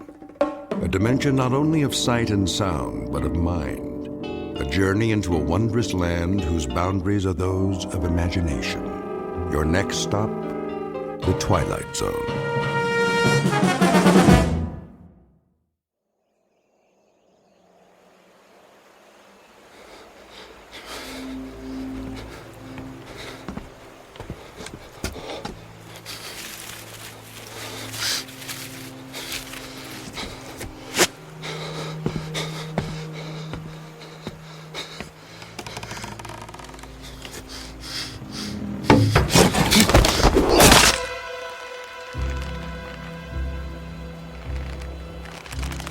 He's dead.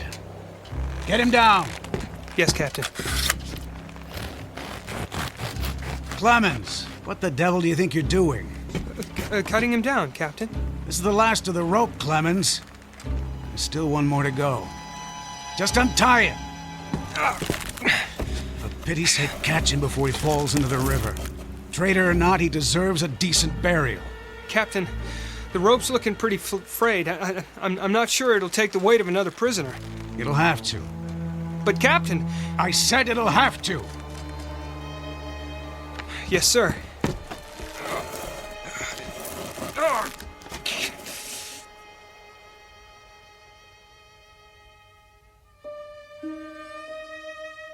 You have just witnessed a military execution. Death is a dignitary who, when he comes announced, is to be received with formal manifestations of respect, even by those most familiar with him. This particular execution occurred on Owl Creek Bridge in northern Alabama during the war between the states. You might find it in the works of that past master of the incredible Ambrose Bierce, but its proper home is in the Twilight Zone.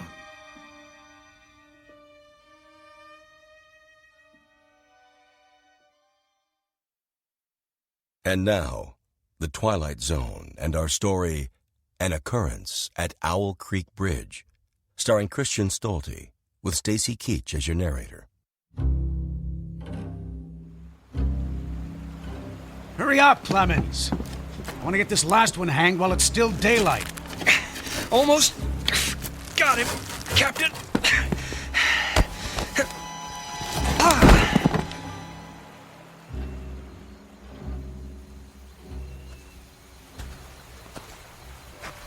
Your friends are dead, Peyton. That's your name, isn't it? Mr. Peyton Farquhar. Your act of treachery came to nothing, Peyton. And now you'll be called to account. I wouldn't recommend you think of doing anything as stupid as trying to get off this bridge. Apart from the fact that your wrists are tied behind your back, you'll find yourself more than adequately surrounded, whichever way you choose to run. See those sentinels at either end? Please don't get the impression they're just taking a rest. The way they're holding their rifles, they call that the support position. Means they're always at the ready. As a good soldier of the Federal Army should be. Don't say too much, do you? Huh? Peyton? Peyton Farquhar. Hello? Anybody at home? And here I thought you were a true Southern gentleman. I know what you're thinking, Peyton. That maybe you could make that 20-foot drop into the water.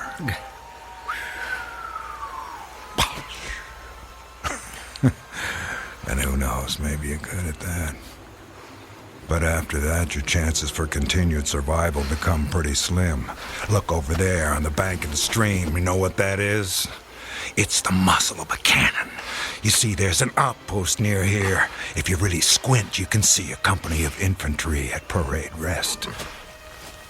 Think of them as spectators if you want.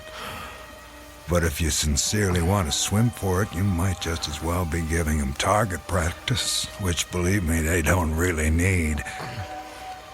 You want to leave your wife a pretty-looking corpse, don't you? Still not in the mood for talking, huh? Well, I can understand that, time like this. A man needs to get his thoughts in order, ready himself for, you know. Perhaps I can help you with that.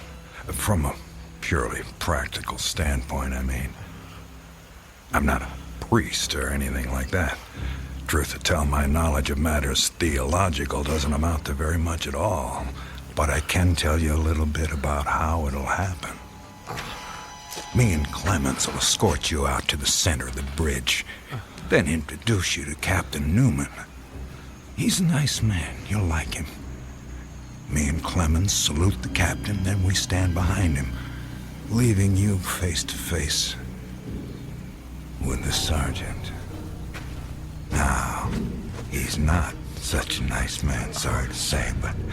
Oh, I forgot. You two have already met. Well, when the moment comes, you'll both be standing on opposite ends of the same plank. He stands on the safe end, but you probably already guessed that. And you probably guessed that it's his job to hold the plank in place. Then, when the captain feels the time is right for him, not for you, he gives a signal to the sergeant. The sergeant steps aside, the plank tilts, and down you go. Nah, never having been hanged myself, I can't give you any information on what your final moments on this earth might feel like. But I can tell you, I've seen more than a few of these. And I'm sorry to have to tell you, it doesn't look any too pleasant. Anything to say about that? Well...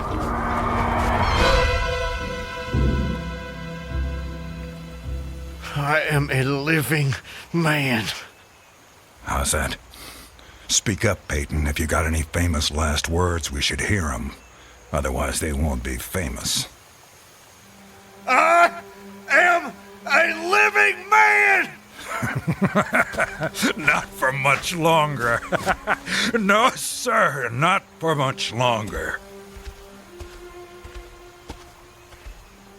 Captain says we're ready for him. Hear that, Peyton? We're ready for you. They say the Lord hates a coward, so take my advice and try and face it with a smile. Why do you have to do that, Levine? Do what? Taunt him like that. He shouldn't expect anything better. This is war. He was on the wrong side. The wrong side? Do you think he thinks that? I don't give a damn what goes on inside his head. Neither should you, Clemens. And unless you want to end up with a noose around your neck, don't let anyone else hear you talking like that. Now, help me up with him.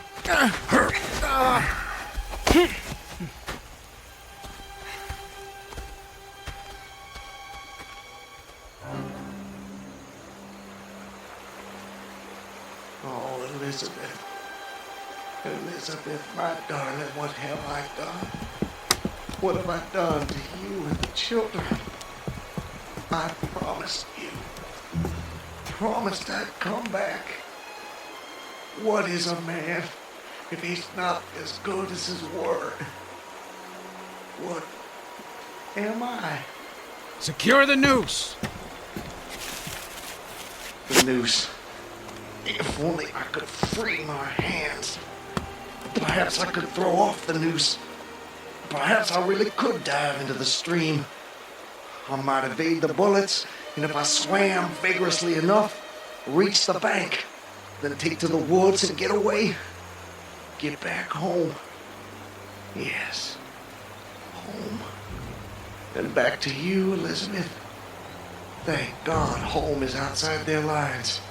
My wife and little ones are still beyond the invaders' farthest advance. That pounding. What is causing that pounding? It's like the stroke of a blacksmith's hammer on the anvil. Is it distant, nearby, or both? Perhaps it's my death knell. Feels like a knife being thrust into my ear. Damn them, what's taking them so long? If you're gonna do it, just do it! Sergeant, step away. Too late. My God, it's too late. Oh, Elizabeth.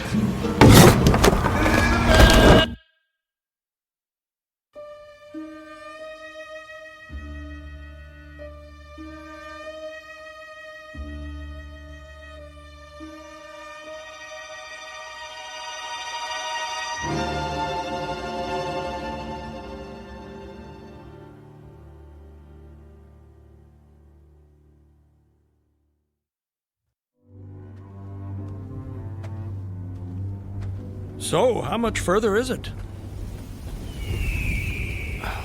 What? Much further to where? Where am I? You're home, Mr. Farquhar. How much further? A little further. Yes, a little further. Just keep along this road. I'm sorry, I'm somewhat confused. Hardly surprising. You've just woken up. It usually takes me a good half hour and a stiff drink before I know my own name. Say, you wouldn't happen to have a stiff drink on you, would you? I'm afraid not. Too bad. No, wait. I can't have been sleeping. Why not? Look at me, I'm walking. How could I fall asleep walking? Horses fall asleep standing up. But not walking. Well, I don't know about you, but I've got to the end of plenty of days without the faintest idea what I've done. Of course, as I explained to you, Mr. Farquhar, I drink a bit. You know my name? Mm-hmm. You're Mr. Peyton Farquhar. How do you know my name? You told me. I did. Sure you did. Right after I found you on the bank of the river. The bank? The southern bank. When I discovered you, you were digging your fingers into the sand, throwing it over yourself in handfuls, and almost blessing it. That doesn't sound like the sort of thing I'd do. You don't remember? No. Well, it's what you did. You said it reminded you of diamonds, rubies, emeralds. I said that? I got the impression there was nothing beautiful you didn't think it resembled. Naturally, I was quite convinced at that moment that you were insane. No offense, sir. Sounds like a very natural reaction. I would have come to the same conclusion. And then you said something that captured my attention. And what was that? Still don't remember? Please, refresh my memory. You said, now let me think. This was all good stuff. I don't want to get it wrong. Oh, yes. You noted a definite order in the arrangement of the trees. That a strange roseate light shone through the spaces among their trunks, and the wind made in their branches the music of Aeolian harps. Well, sir, I've been from one end of this great land to the other, and I've met many madmen. Some of them confined for their own good, some of them elected to high office. but never a madman with such a poetic grasp of the language. That was when I knew you were just too interesting to leave where I found you. I do remember. Now it all comes back to you. Not all of it, not yet. But I remember lying on the bank. I was so content there. More than I've ever been in my... Right then and there, I had no wish to perfect my escape. I was happy to remain in that enchanting spot until they recaptured me. Recaptured, eh? You haven't mentioned that before. Of course, you haven't said much of anything since I found you. You're a man on the run, then. Forgive me, Mr. I'm sorry I don't seem to be able to recall your name. It'll come to you. Well, no offense, sir, but I'm not sure it would be wise to tell you the details. You're not a trusting man. Of late, I've become somewhat disappointed in human nature. I'm not sure why. This is a new world, Mr. Farquhar. It's understandable that you'd be cautious. But rest assured, I'm not what you might call political. But I do love a good story if you have one to tell. My story? I have no story. I have a life. A life that's become considerably more interesting of late, I'd venture to say. But beyond your name, I know nothing about you. What manner of man is Peyton Farquhar? Why do you want to know? The road I travel is long and lonely. I'm starved of intelligent conversation, and the only voice I ever hear is my own. Talking to oneself leads inevitably to madness. With you here as my temporary companion, I can stave off that unfortunate condition for at least another day. I see. And tell me, sir, where are you headed? Anywhere I'm welcome and nowhere I'm not. In short, nowhere in particular. So, you were telling me about yourself. Very well. My name is Peyton Farquhar. Peyton Farquhar. I'm a planter in these parts. A planter, eh? Good to have land. It is. So, I guess you have slaves. Naturally. No need to adopt that tone, Mr. Farquhar. I told you I'm not a political, just asking. Well, as it happens, I am what you would call a political. The Farquhars are an old and highly respected Alabama family. I'm naturally an original secessionist and ardently devoted to the Southern cause. Oh, your memory is reliable when it comes to the matter of who you are, if not where. I suppose so. And yet, if you'll forgive my temerity, for all your patriotic fervor, you clearly didn't take service with the gallant army of the South. May I ask why that was? Circumstances of an imperious nature prevented me from doing so, but I assure you I chafed under the inglorious restraint, longing for the release of my energies, the larger life of the soldier, the opportunity for distinction. And in good faith and without too much qualification, you assent to at least part of the dictum that all's fair in love and war. Are you mocking me by any chance? I would never, ever risk a fellow traveler's friendship for such a trivial gain. Please, continue, I beg of you. I imagine that the opportunity to serve your birthplace came at last, as it comes to all men in wartime. It did. It was one evening, as I was sitting under the magnolia trees near the entrance to my grounds. I was with my wife, Elizabeth.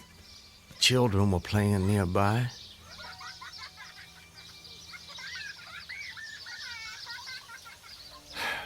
This is the life. It surely is, my dear. It surely is. Look at it. It's all so perfect. I'll tell you frankly, Elizabeth, if I should die this very moment, I'd die a happy man. Peyton, darling, I wish you wouldn't say such ghoulish things. I can't bear the thought. I have no fear, Elizabeth. I have no intention of passing away from sheer bliss. I just wanted to make the point that, well, that on such a beautiful evening as this, it's almost impossible to believe there is a war. I wish there weren't. But there must be. Why, Peyton? for them, for the sake of the children. They deserve the best future we can give them. Isn't that worth dying for? I understand that, Peyton. I do. It's just that... I sometimes wonder if we couldn't... Peyton, look! That soldier. He's one of ours. Water. Please. You're exhausted. Peyton, should I fetch one of the slaves? By no means. We'll take care of him ourselves. Get him some water, Elizabeth. Let me help you down, sir. Oh, thank you. You must be starved. Come inside, my man.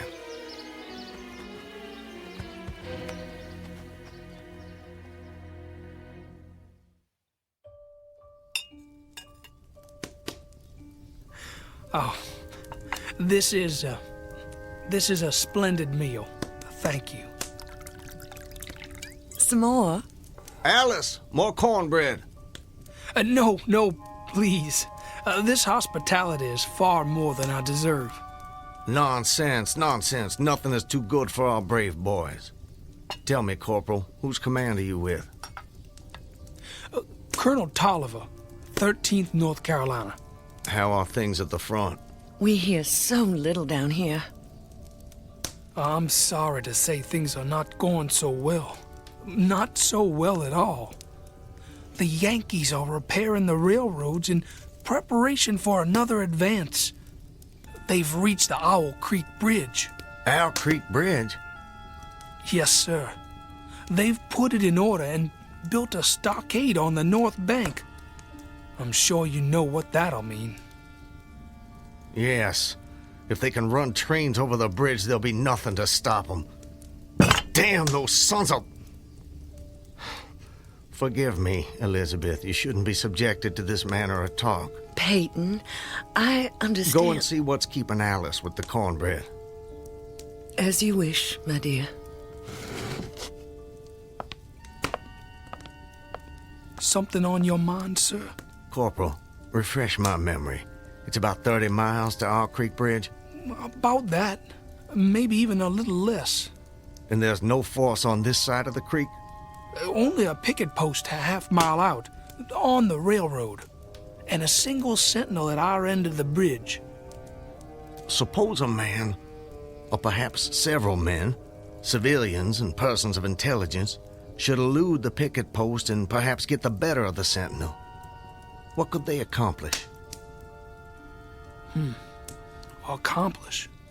Well, sir, I was there a month ago. I saw that the flood of last winter lodged a great quantity of driftwood against the wooden pier at this end of the bridge. Driftwood, eh? It's dry now, exceedingly dry. If someone were to put a light to that driftwood, it'd burn like tow.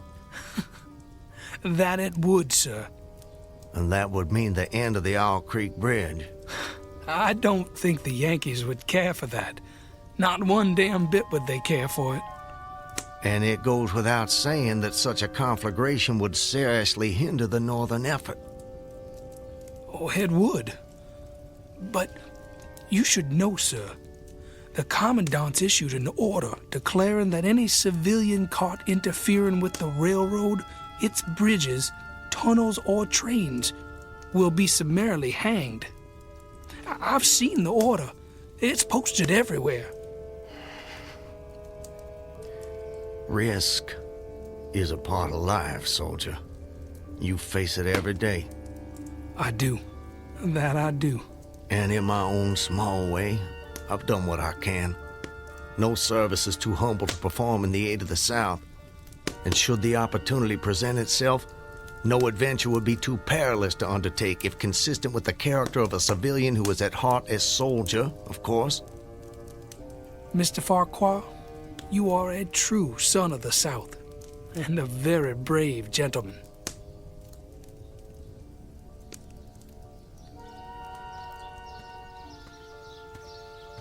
Elizabeth, I have to go away. Away? For how long, Peyton? Probably just a couple of days. Why? Business. Larson will be going with me, maybe Zeller too. I don't know. I'll have to ask him. Peyton, don't go. I don't want you to. The children need you. It's for the sake of the children that I'm doing this, Elizabeth. Why can't you understand that? I do understand. I really do, but I'm afraid... terrified of losing you. If a man doesn't stand up for what he believes in, then we lose everything. Just promise me one thing. Promise you'll come back to me. I promise. And I'm a man who keeps his promises, my love. Setting fire to the Owl Creek Bridge. Sounds like a most audacious plan. It was.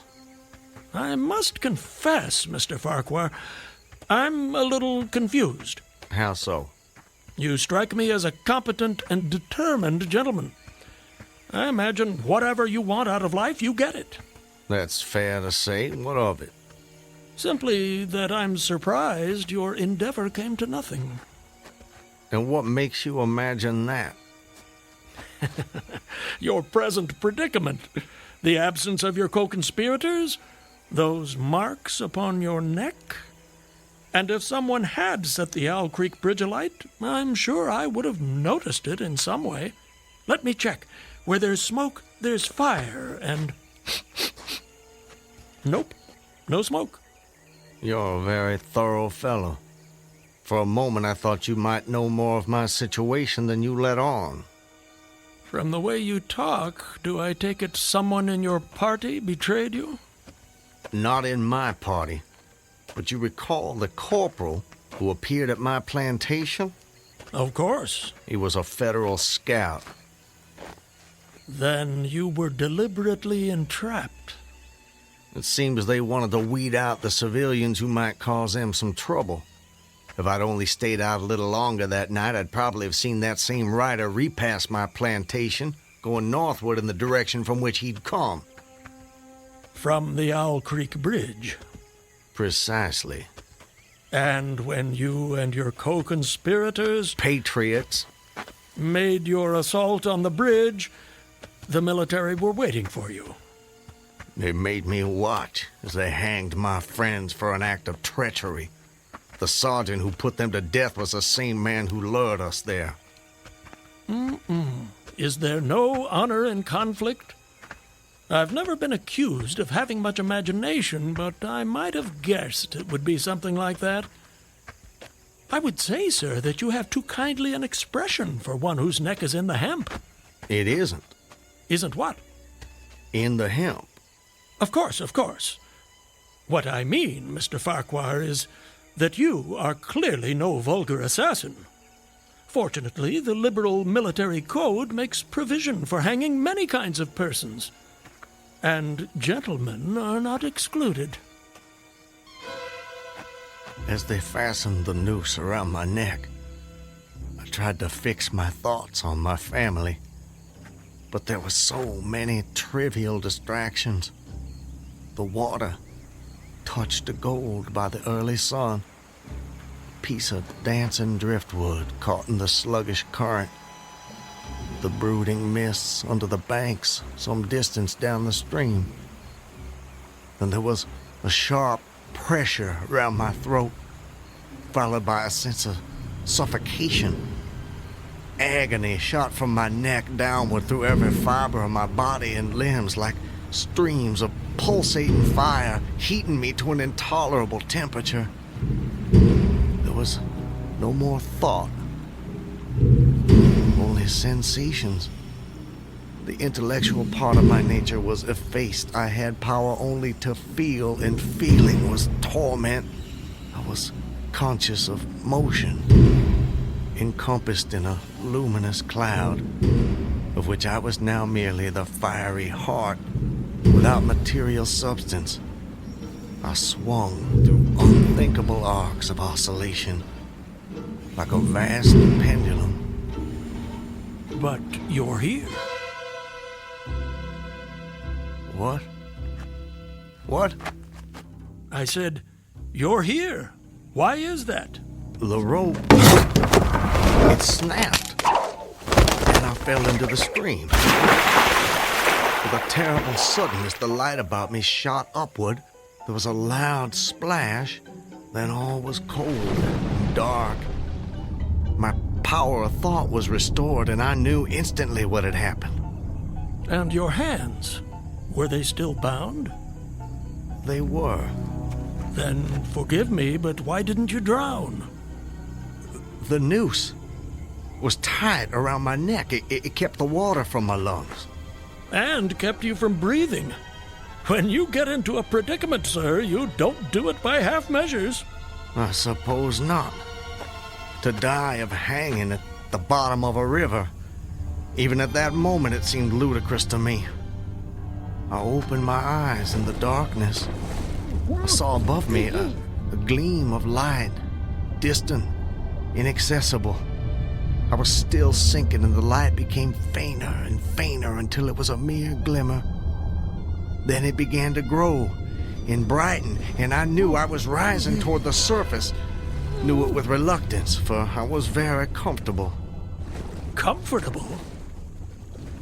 Oh, yes.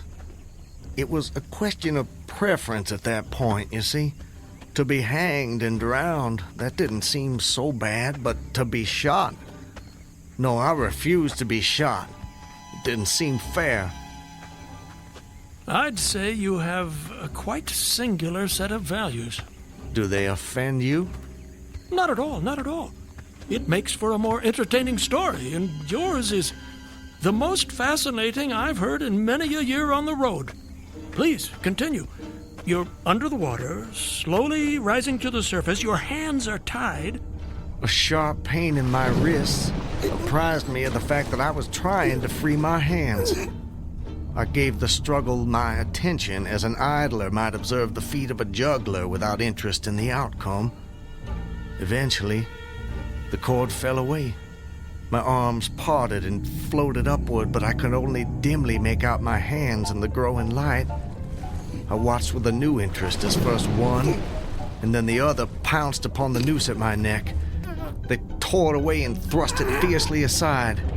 Its undulations resembled those of a water snake, and my first thought was to put it back. To put it back?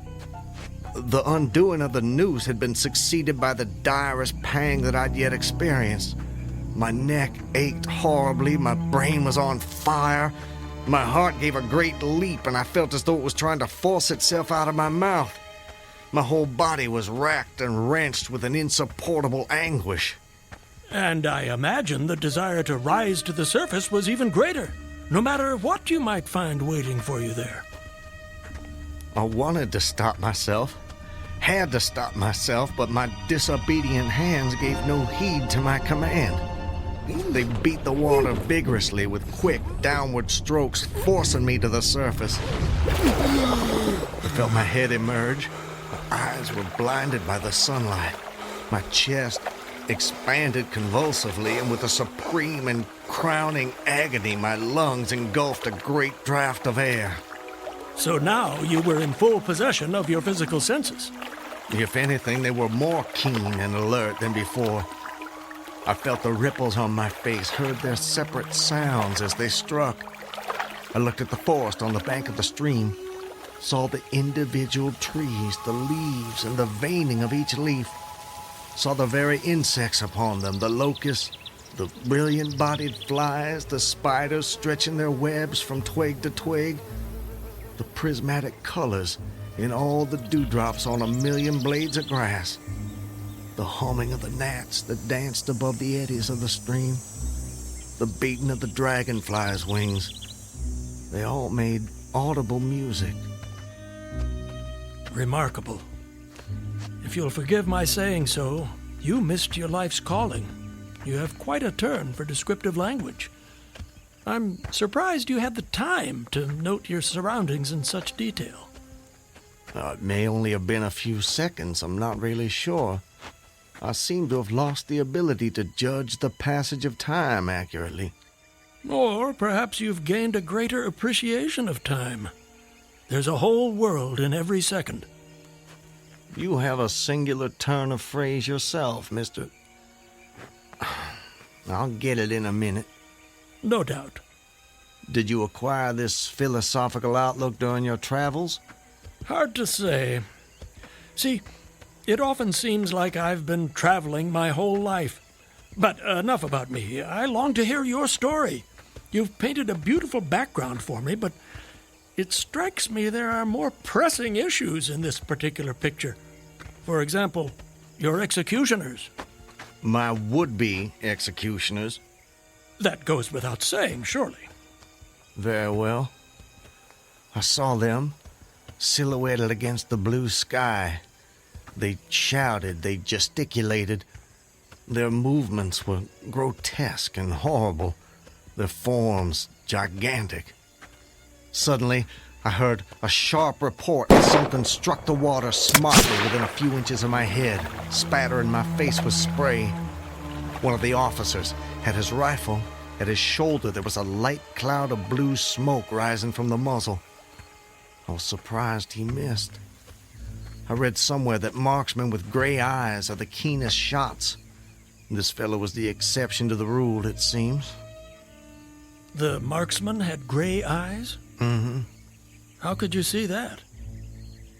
I'm sorry? He was on the Owl Creek Bridge. You were in the water. And you must have drifted some distance. So, how did you know the marksman had gray eyes? I don't know how I know. I must have noticed it on the bridge. Just before your execution? My intended execution. As you say. Doubtless the detail was burned into my mind. Doubtless. I told you how much more alive my senses had become at that moment. Alive. Yes, indeed. That you did. At that moment, a counter-swirl turned me half around. I was looking into the forest on the bank opposite the fort. A clear, high voice rang out and came across the water with a distinctness that pierced and subdued all other sounds, even the beating of the ripples. The voice, what did it say? It said, "Attention, company! Ready! Aim!" How did you do that? Run! Fire!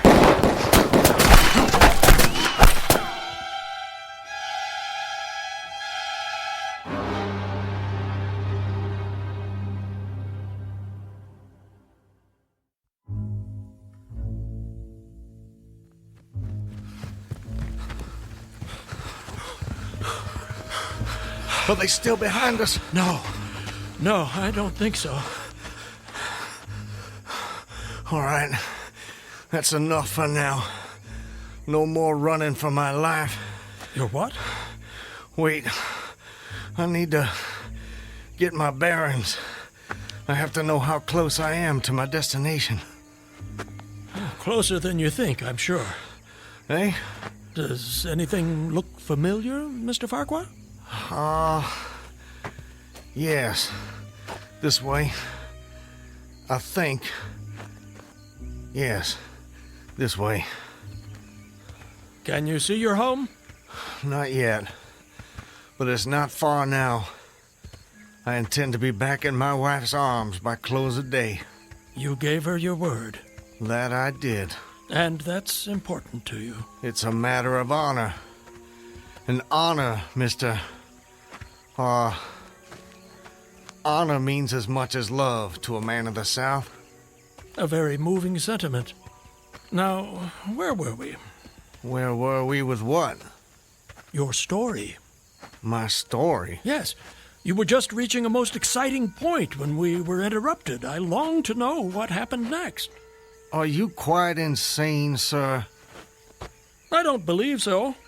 But I thought the same of you when I first met you, so I suppose it's a fair question. I am in full possession of all my faculties, Mr. Everything except the memory, eh? Don't try my patience, sir. I wouldn't dream of it. You asked me an important question, and I'm doing my best to answer it. But you'll appreciate it's difficult to judge these things when one spends so much time alone. If I had a constant companion, someone to tell me if and when I appeared to be losing my senses, that might be helpful, but that's not what fate has in store for me. And as I say, I try to avoid talking to myself because that seems to me the fastest route to madness. But, mad or sane, I know a good tale when I hear it, and yours is the most entertaining I have heard in all my years. Yes, sir, I shall cherish the memory of your experiences when I have long since ceased my wanderings. Please, go on. You'd escaped the noose by a most improbable stroke of good fortune, and then you found yourself in the stream and under fire. What was that like? Surely you can imagine that for yourself. We were just under fire a few minutes ago. But not in the water. Well, does it matter? Does to me. It's the setting that makes the crucial difference. Please. Very well. I suppose it might make the journey shorter, at least. Not mine. I dived to avoid the shots, dived as deeply as I could. Water roared in my ears like the voice of Niagara, yet still I heard the dulled thunder of the volley. Those heightened senses of yours. I rose again towards the surface and was met again by more shining Yankee lead. One shot nicked my cheek, do you see it? I see it. Well, the next time I dove, I was a long time underwater, and I made damn certain I swam farther downstream and nearer to safety. Just as well, since the soldiers had almost finished reloading. The two sentinels positioned at either end of the bridge fired again, independently and ineffectually. I saw all this over my shoulder. I was now swimming vigorously with the current. My brain was as energetic as my arms and legs. I thought with the rapidity of lightning. I reasoned, you see, that the captain had probably already given the command to fire at will. And you surely couldn't dodge all the shots. You're not invulnerable. No man is. Then an appalling splash, just 2 yards away, was followed by a loud, rushing sound which seemed to travel back through the air to the nearby fort and died in an explosion which stirred the very river to its deeps. A rising sheet of water curved over me, fell down upon me, blinded me, strangled me. The cannon had taken a hand in the game. Did I tell you about the cannon? You must have done. Well, anyways, as I shook my head free from the commotion of the smitten water, I heard the deflected shot humming through the air ahead. And in an instant, it was cracking and smashing the branches in the forest beyond. I was certain they wouldn't be so far from their target next time, and it was a good gun. The report lagged behind the missile. But surely the smoke would have apprised you of another shot. So long as you kept your eye on the gun, you had a certain advantage. Am I correct? You are? The problem was how to reach the shore without turning my back on the cannon. You have my complete attention, sir. How did you manage it? Well, I don't know. I'm not sure. I felt myself whirled round and round, spinning like a top. The water, the banks, the forest, the distant bridge, fort, and soldiers, they were all somehow commingled, blurred. I could no longer make out objects, only colors. Circular, horizontal streaks of color. It was all I saw. I was caught in a vortex. I felt giddy and sick. Fascinating. Incredible. What is that damned hammering? I don't hear anything. Unless it's the ticking of your watch you can hear. My watch? You're lucky it still works after such an immersion.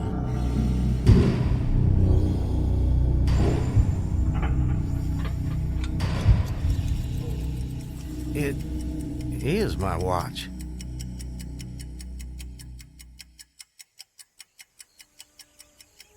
But why should I think... Perhaps you're the sort of man who values the seconds as much as the minutes and the hours. And there's a whole world in a second, so I've been told. So how did you fight your way out of this vortex?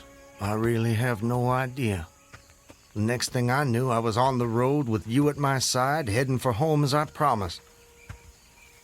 Surely not. I mean, you obviously avoided the cannon and struggled to the bank. Obviously. But I have no memory of it. And of our meeting? I recall only what you told me about it. Most curious. Stop! What is it? This is it. We're here. This is the path to my home. Excellent. Well, I suppose this is where we part company, Mr. Farquhar. May I say, it's been a rare pleasure. You wouldn't care to come in? I'm sure the servants could prepare you a meal. That won't be necessary, my friend. I have many miles still to travel. But your journey is almost at an end. Yes. Well, goodbye, Mr. I'm sorry, I thought I could recall your name, but it just escapes me. Call me Ambrose. I wish you well, Ambrose. And you, Mr. Peyton Farquhar. And you.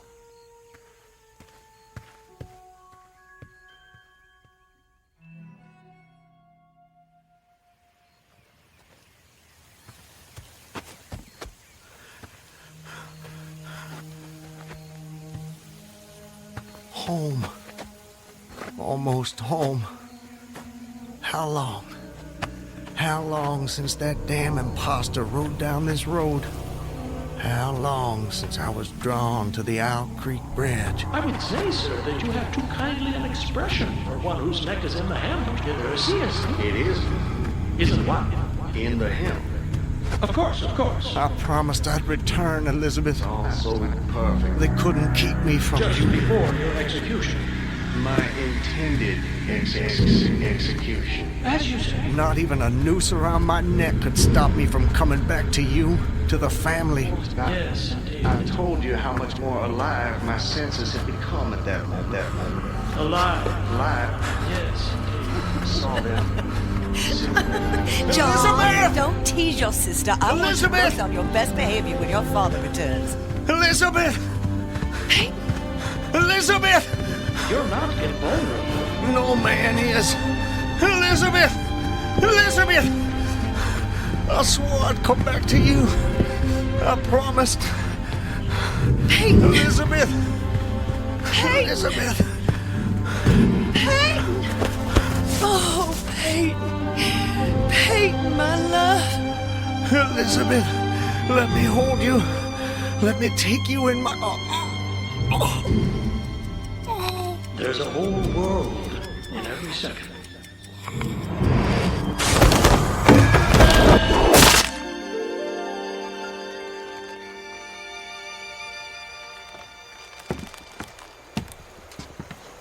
He's dead, Captain. Good work. That's the last execution for today. Get him down!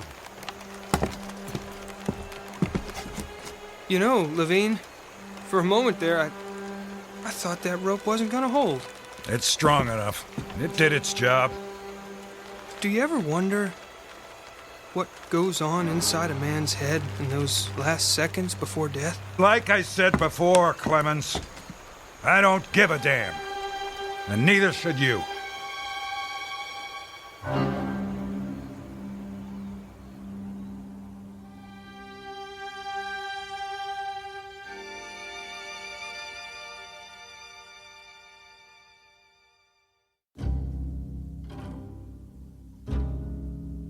An occurrence at Owl Creek Bridge in two forms, as it was dreamed and as it was lived and died.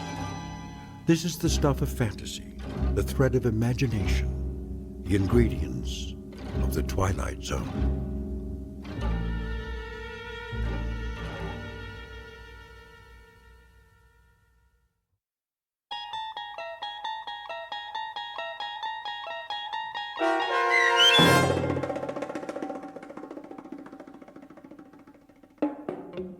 An Occurrence at Owl Creek Bridge, starring Christian Stolte with Stacy Keach as your narrator, was adapted for radio by M.J. Elliott and based on the short story by Ambrose Bierce. Heard in the cast were Rob Riley, Danny Goldring, William Dick, Susan Hart, Gonzo Schexnader, and John Hogenacker. The producers of The Twilight Zone wish to thank CBS Enterprises and the Rod Serling Estate for making this series possible. This copyrighted radio series is produced by Carl Amari and directed by Joe B. Cerny for Falcon Picture Group. Sound design, custom Foley effects, recording, and editing are done in the Cerny American Sound to Picture Theater by sound designers Craig Lee, Todd Beyer, and Tim Cerny. To learn more about the Twilight Zone radio dramas and to contact us, visit our official website at twilightzoneradio.com. Doug James speaking.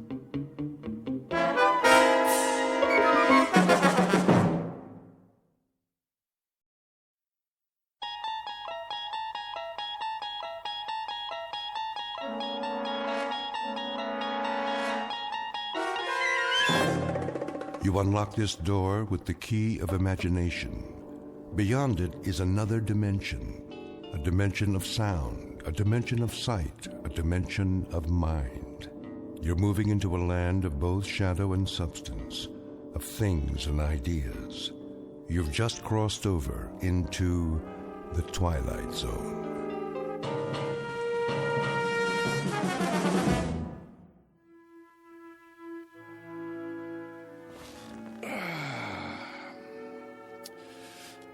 Now then,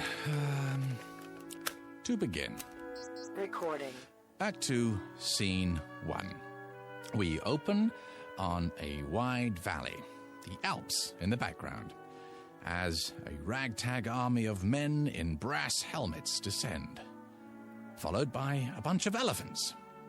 In the foreground is their leader, Hannibal. Make that a herd of elephants. No, strike that. A thundering herd of elephants. Next shot. I need a drink. I say, I need... Oh. Yes? Greg?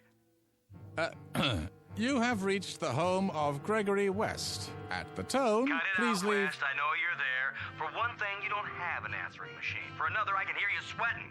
Hello, Sammy. You know what day it is? It's Monday. You were supposed to have the script on my desk this afternoon. Oh, that, yes. My typist is running a little behind schedule. Your typist? Well, you know I don't use a typewriter. So get a word processor or a laptop. Never. Dictation is the only way. Helps me get the dialogue right. What's her number? Who? Your typist. I'll send a messenger. Not until I have a chance to look it over. Make any last-minute corrections. The network wants pages, Greg. They don't have to be perfect. Just give me a couple of more days. I can't stall them much longer. They want to shoot Hannibal's animals in the spring. They doubt me? They doubt their own grandmother if they had her under contract. They've got a lot riding on this. Well, you tell them I'm not some Hollywood hack. I'm a legitimate writer. They're lucky to have my services. And you're lucky to have a six-figure deal. This isn't Broadway, it's TV. And you've got a mortgage to pay off. I'm aware of that, Sammy. Oh, I shouldn't have answered the phone. The one time I do. Is it Harold Prince? Is it the Theatre Guild? No, it's my agent with dialogue out of a Bud Schulberg novel. Bud who? Look, the script will be ready when it's ready. Do they want it fast or do they want it good? Ask them that, would you please? They want it tomorrow. That's what they want. I'm telling you. Bye, Sammy. We'll talk in the morning. Oh, my. Now I do need that drink. Mary? Did you hear what I said? Yes, darling? Ah, there you are. I was wondering... Scotch and water? How did you guess? I think I know you by now. Relax, Gregory. You deserve a break. How right you are. Sit on the couch. I'll massage your temples before you go back to work. Ah, what a fine idea. Is the drink all right? Perfect. As always. There. Now close your eyes. Doesn't that feel better? I swear, Mary, you have Oh, magic fingertips. The least I can do for such a talented man. That brain of yours must get overheated, working hour after hour, morning till night. I couldn't have said it better myself. Oh, yes, you could. You're a genius with words. I know. Oh, Mary, Mary. Yes, Gregory? Hold me. It would be an honor.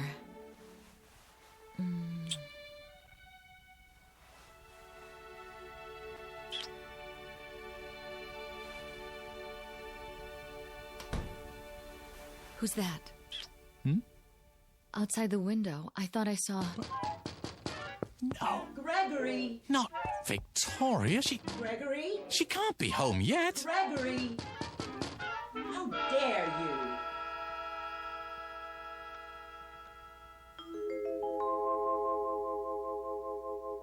The home office of Mr. Gregory West, noted playwright, and now a resident of the Hollywood Hills.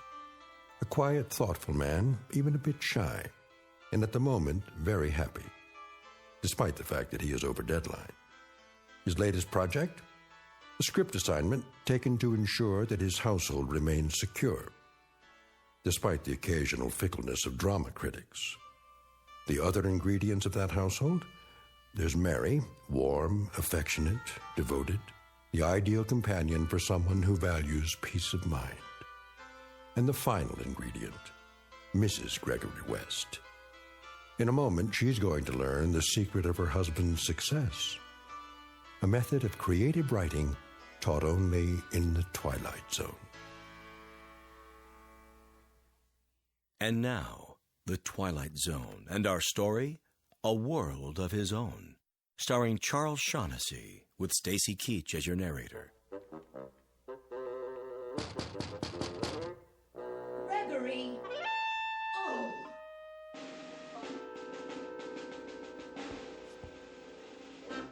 Is she gone? Yeah, for the moment. Are you cold? What? The air, it's chilly this evening. It was. Shall I light the fire? Not if you're with me. You're so lovely. Oh, Gregory.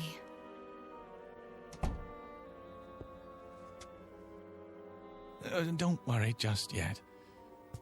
Oh, Mary. Gregory! Unlock this door immediately. I'm sorry. Greg, not again. I have to, Mary. But why? You don't know what she's capable of. I know you have a woman in there. Open up. No, Greg. What else can I do? I warn you, Gregory. Oh, my. Are you so frightened of her? She can make my life miserable if she chooses. All right, then. If you must. Do you hear me, Gregory? Are you deaf? Be right there. Don't think you can hide her from me. What's that, dear? Don't think you can let her out the window either. Gregory!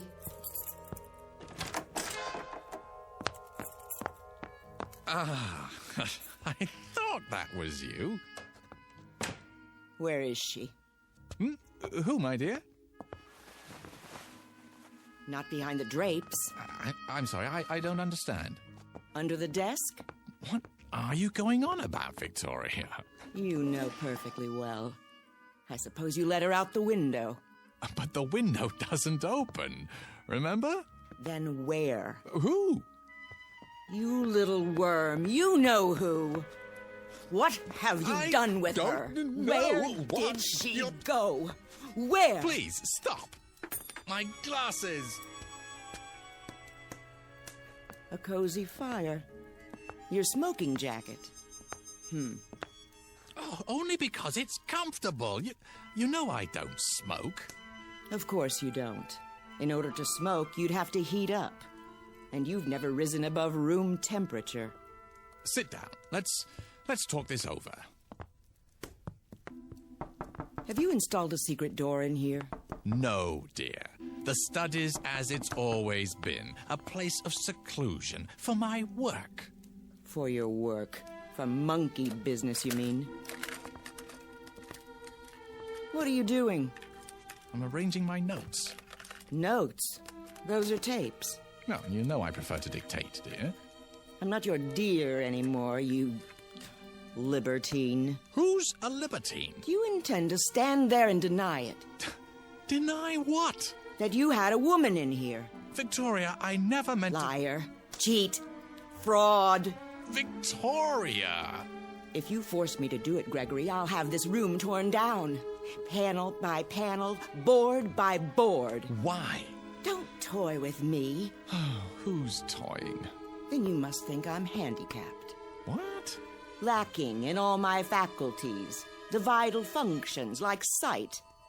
You think I'm blind? Of course I don't. Then how can you refuse to admit it?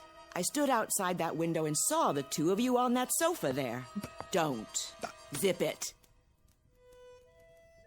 Shall I describe her to you, Gregory? Her brown hair, the simple black dress, the pearl necklace, how she handed you the drink. If I'm not mistaken, this drink right here. I don't recall who made that. You don't? Your private bartender, maybe? In our own home, Gregory.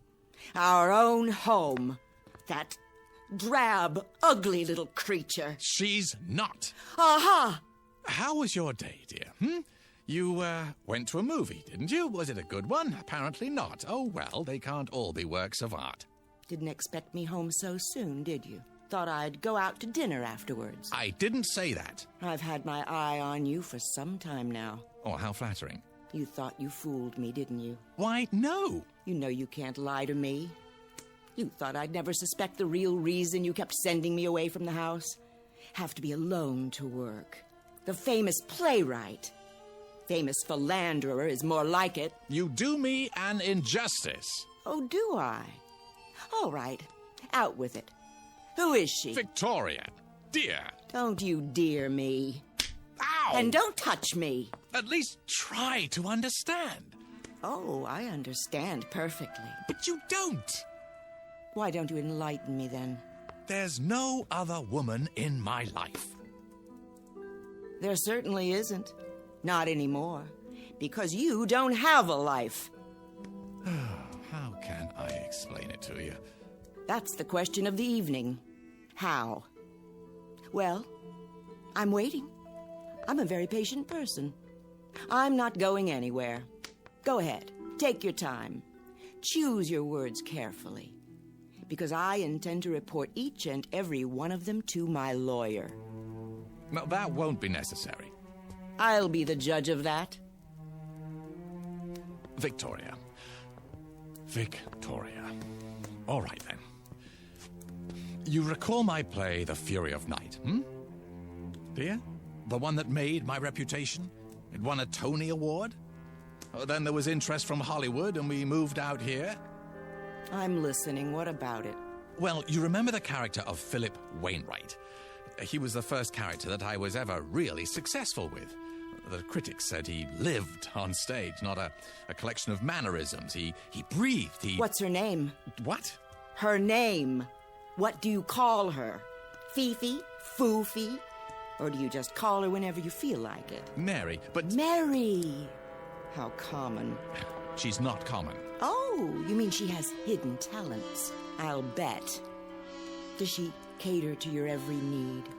Drain off your tensions before they have a chance to build up? Victoria, don't. I'm trying to explain.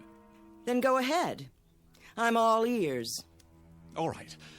You know I've spoken many times of how fictional characters seem to come to life for me. Such vivid life that they begin to determine their own actions. As the author, I may have some particular lines and moves planned for them, but they simply won't do it. They become so strong that they begin to take over the story. I'm not interested in a lecture on writing. You artistic types are all alike, full of mumbo-jumbo about feelings and moonbeams. It's all smoke and mirrors. A cover, a front for self-indulgence, wish fulfillment, laziness. I don't know what you'd do if you had a real job to go to.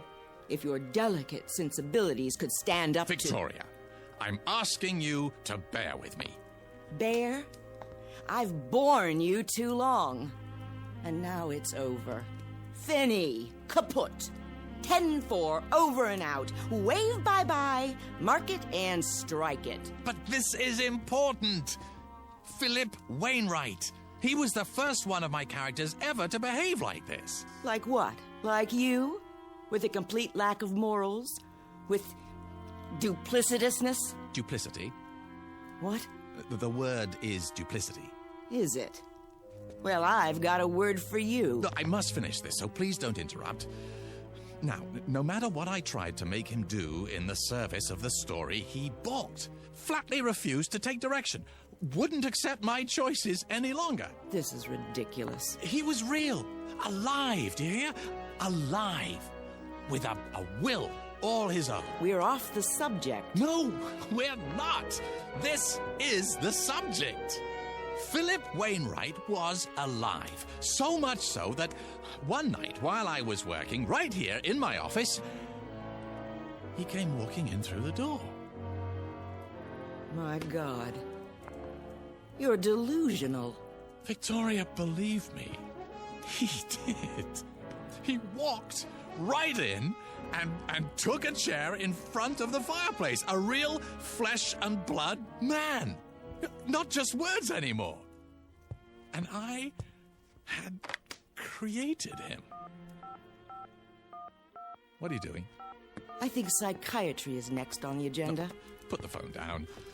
I'm telling you the truth, Victoria. Characters from my plays began to come to life. I saw them. I talked with them. I shook their hands.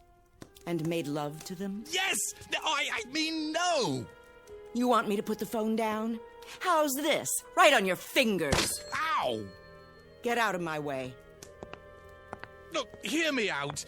You know how I work, how I dictate my dialogue and descriptions into the tape recorder. The lazy man's way to riches. I can describe any character at all into it, and now, if I do it well enough, truly enough, the character will come to life. Real life, Victoria. Listen to yourself. They don't even have to be characters in my scripts anymore. They can be any kind of characters I want. You belong in an asylum. You told me that you saw Mary in here, didn't you? Oh, I saw her. Then how did she leave? I don't know. But I trust my own eyes before I trust you. Well, think about it. She didn't use the window. And you know very well that there's no secret door in here. The magician reveals the tricks of the trade. I'll tell you how she left. Because I want you to understand. Look in the fireplace. The what? The grating. Go ahead, look. I'm supposed to believe that she went up the chimney? Well, in a sense, but not the way you mean. Here, I'll show you. See this? What is it? A melted cassette tape. Is that what you do with your so-called notes? Burn them? Only on occasion. When I have to get rid of something in a hurry, or someone. The tape I had recorded her on, I threw it into the fire just before you entered the study, and she was gone. Poof! Just like that. Uncreated. Look, if you'll come over here, you can see what... I've heard enough. Wait! I'm leaving. I'm telling you the truth. Get out of my way. Where are you going? I'm going to have you committed. Look, you've got to believe me, Victoria. What do you think you're doing? Trying to save our marriage. By locking the door? Don't waste your time. It's so simple. Look, I could describe a cat or a dog or any kind of character you wanted, but I assume you'd rather see Mary. Besides, I've created her so often that she's readily available. Oh, is she? Give me that key. No, not yet. Recording. Her name is Mary. She's 36, 5 foot 3 inches tall, simply built, brown hair, fair complexion. The key. On the surface, Now. a plain, quite ordinary female, yet with that quality of inner loveliness which gives her woman real beauty. If you won't give it to me, I'll a take tender, it. a gentle woman, an understanding woman. As she wears a simple black dress, a single strand of pearls at her throat. I'm warning very you. little makeup, her hair arranged simply. There. She's coming up the front got walk now. She's crossing the porch. She's opening the front door. Greg, someone's in the house. Closing it. Walking down the hall. Who? Good evening, Mrs. West.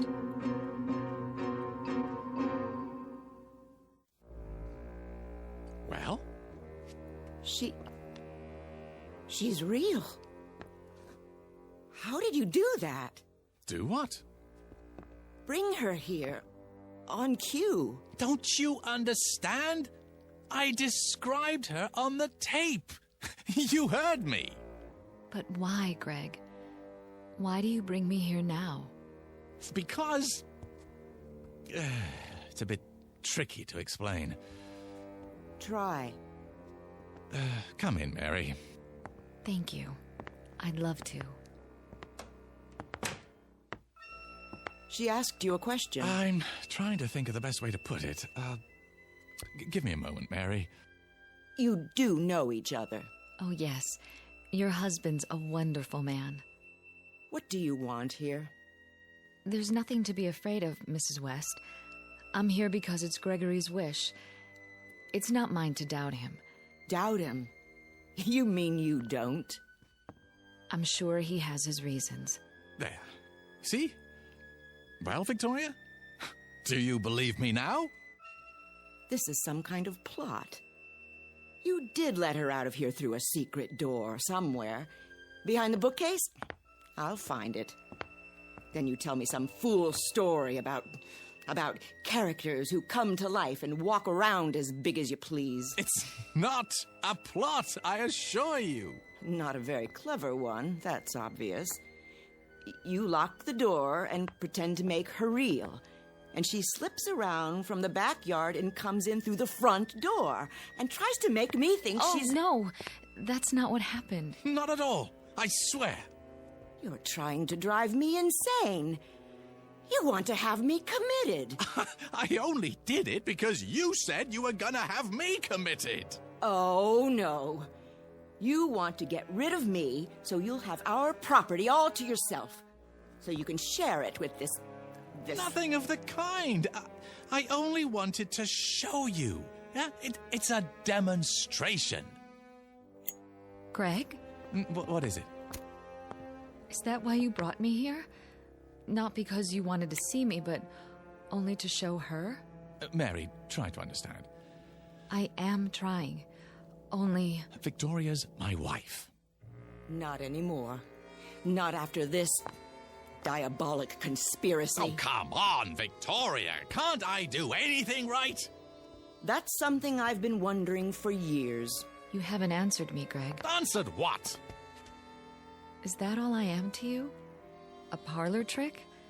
Something to show off? Go ahead. Lie some more. Victoria, do you honestly believe that? Yes. And that's the only thing I believe. I hope you two are very happy together. Here we go again. Don't leave because of me. I wouldn't think of it. I'm leaving because of me. Victoria, please. Let go of me, monster. Very well. I'll claim false imprisonment. In your own house? What are you going to do now? Oh, you'll see. I'll scream. I will. What for? No need. Is that my tape? It is. And you're going to... There's no way around it. Craig, why do you do this to me? I'm sorry, Mary, but what else can I do? But again? I just got here. I have no choice. That's all you ever say. Don't you think I'm nice enough? Oh, that isn't it at all. Not loyal? Not interested in your work? Not sensitive to your needs? Not giving enough? No, quite the contrary. If you're going to be cruel to her, don't do it because of me. No, of course not. Wouldn't believe me. Oh, no. Had to make me prove it. Make me force poor Mary to... Oh, Victoria. Sometimes I wonder. A man has feelings. Feelings that get turned into thoughts, and then into words. And those words go onto paper, and eventually they live, and breathe, and walk, and talk, and strut upon the stage in their petty pace for a paying audience. But you wouldn't know anything about that, would you? Not even after living with me for so many years. I really don't want to do this. If you do, don't bring me back again, Greg. Mary. Just don't. I can't stand it any longer. You're a part of me. You know that, don't you? I'm not speaking figuratively. I give you my word when I say, this hurts me more than it hurts you.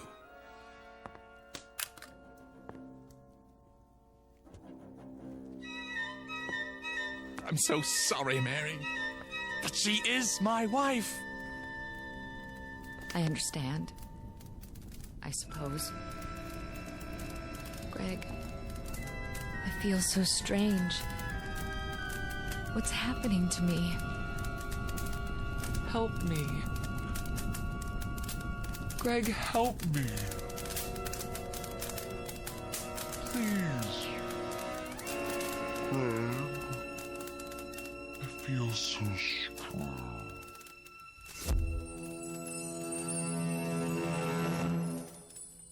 What happened to her? She's burning brightly.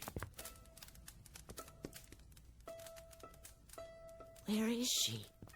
I've told you. But where? Oh, don't you believe me yet, Victoria? Where did she go? I uncreated her. No. That poor woman. Come here. It's all right, dear. But Shush. Hold on to me if you like. what have you done? It won't happen anymore, I promise you.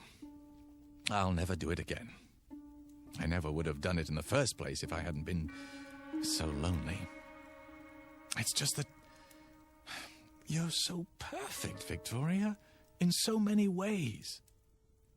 So impeccable, so flawless. You make me feel inferior. Really, Gregory? I can't help what I am.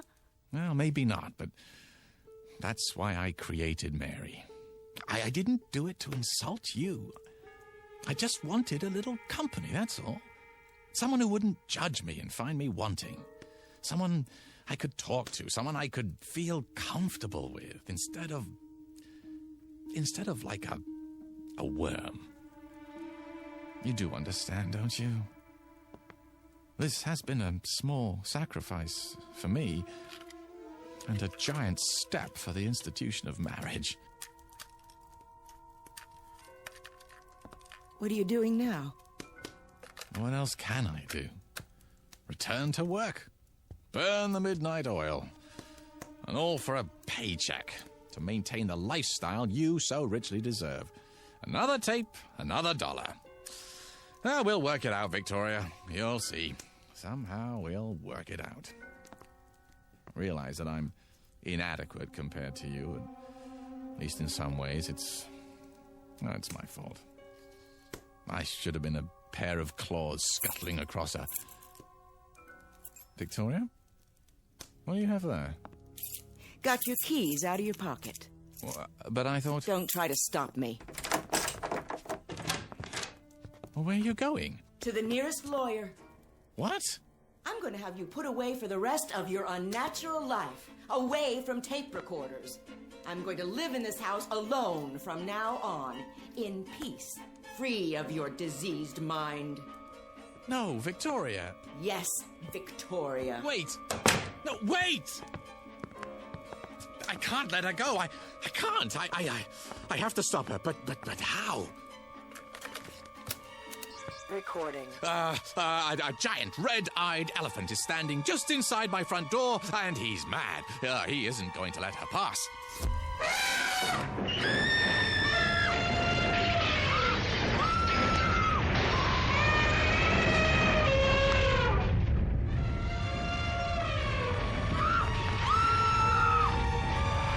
Something the matter, dear? Get that elephant out of my home!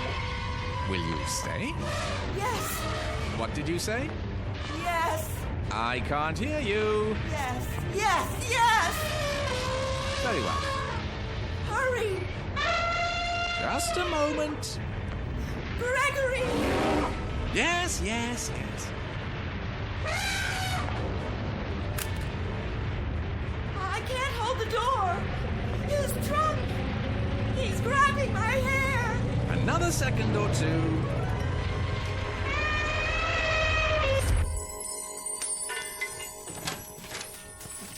There. You're mad! You shouldn't have said those things, Victoria. What things?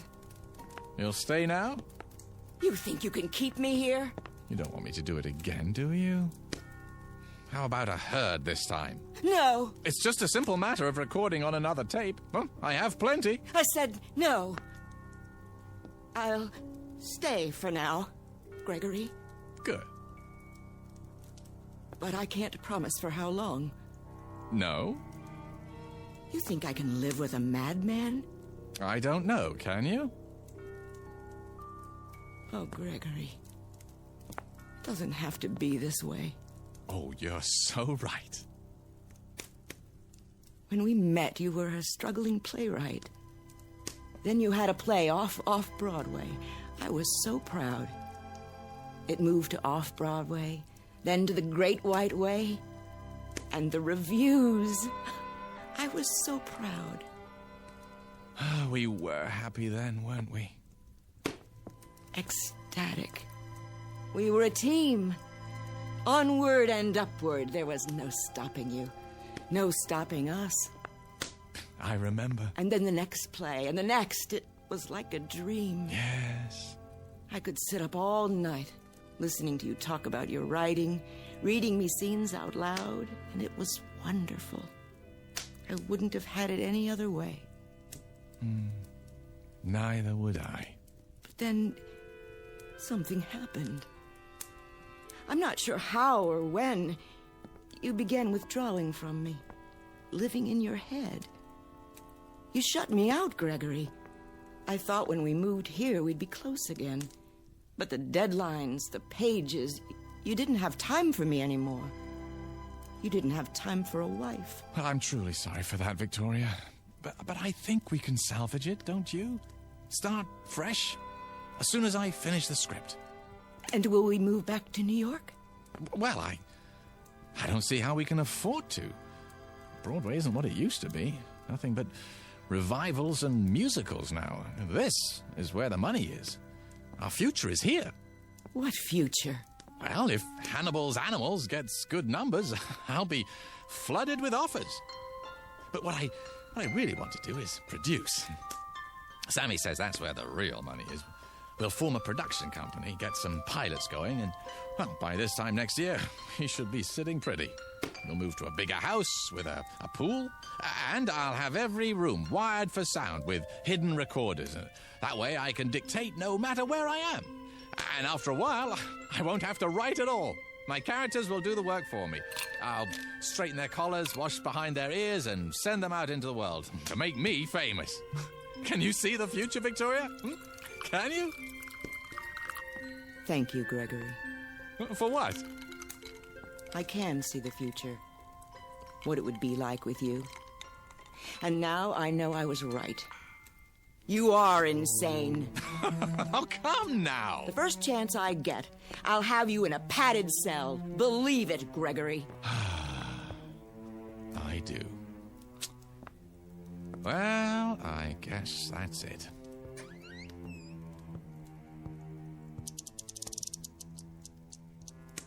How long have you had a safe in the wall? This one? Well, only since we moved here. Before that, I had a safe deposit box. From the time we were married. What's in the envelope? Oh, see for yourself. It has my name written on it. Victoria West. That's right. What's this supposed to mean? I'll show you. A cassette tape. Your tape. What do you mean, my tape? Shall I put it back for safekeeping, Victoria? Or shall I burn it? Which will it be? You wouldn't. The choice is yours. You want me to believe... Oh, I'm telling you, Victoria. As if I had to. Well, look at yourself, Regal, beautiful. You could have had any man you wanted. Haven't you ever wondered how you got stuck with me? That's absurd. I know who I am. I have a lifetime of memories. Oh, I know you do. I gave them to you myself. It's all here on the tape. Didn't I just tell you you're impeccable? Flawless? Exactly the sort of wife that I used to think I wanted more than anything else in the world. This is another of your tricks. Why do you suppose I was so upset when you came back before, No, not because of Mary, but because it was the first time you'd ever come back against my will. The first time... Do you think you're frightening me? No. No, I guess not. You're beyond that, aren't you? I made you too strong. I forgot to give you human frailty. Well, I guess I deserve it. It's what I asked for. I'll put it back in the safe. Give me that. Oh, you want to be careful, Victoria. Very, very careful. You tedious little bore. How could I ever have believed I loved you? Here's what I think of your childish trick. Victoria! Do you know what you've done? I feel strange. Well, I'm sure you do. It's too late. I can't pull it out of the fire. I think I'd like to lie down. You don't mean to tell me it's true. No. No, it can't be true. No. Gregory. Victoria!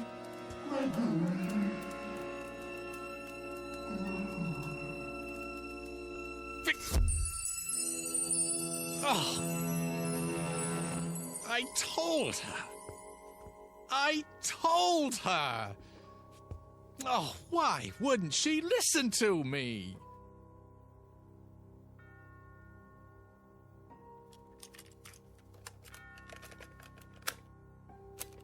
Recording. Her name is Victoria West. She...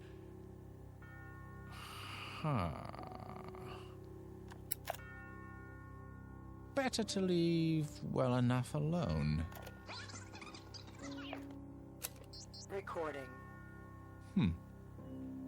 Her name is Mary. Mrs. Mary West.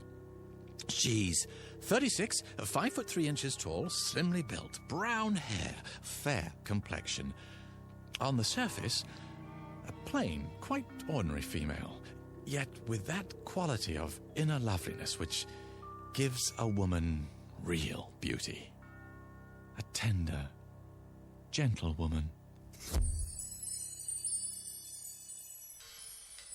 Just now she's coming into her husband's study. Hello, Gregory. There you are. What do you have, darling? Oh, nothing really. A tape recorder. One of the tools of my trade. Will you show me how it works someday? Oh, I don't think it would interest you. Oh, it's of no importance. Nah, no importance at all. Is the drink all right? Perfect. As always. Oh, Gregory. Mr. Gregory West, still shy, quiet, very happy, and apparently in complete control of the Twilight Zone.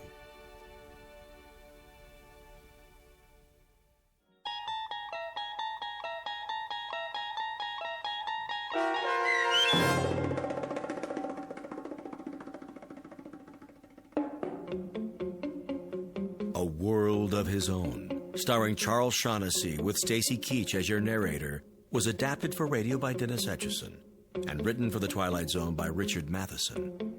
Heard in the cast were Linda Ryder, Alyssa Fraden, and Doug James. The producers of The Twilight Zone wish to thank CBS Enterprises and the Rod Serling Estate for making this series possible. This copyrighted radio series is produced and directed by Carl Amari for Falcon Picture Group. Sound design and custom Foley effects for The Twilight Zone by Cerny American creatives Bob Benson, Craig Lee, Michael Slaybach, and Matt Sorrow. To learn more about The Twilight Zone radio dramas and to contact us, visit our official website at twilightzoneradio.com. Doug James speaking.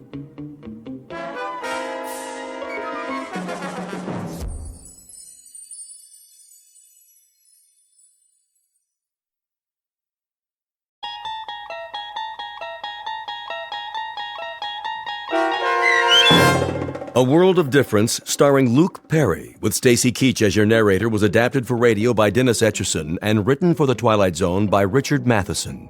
Heard in the cast were Elizabeth Lado, Christian Stolte, David Darlow, Doug James, Jeff Lupetin, Sarah Wellington, Maggie Carney, Carl Amari, Roger Wolski, Vince Amari, Amanda Amari, Sarah Court, and Anna Sveruzza. To learn more about the Twilight Zone radio dramas and to obtain audio cassettes and CDs of these programs, visit our website at twilightzoneradio.com.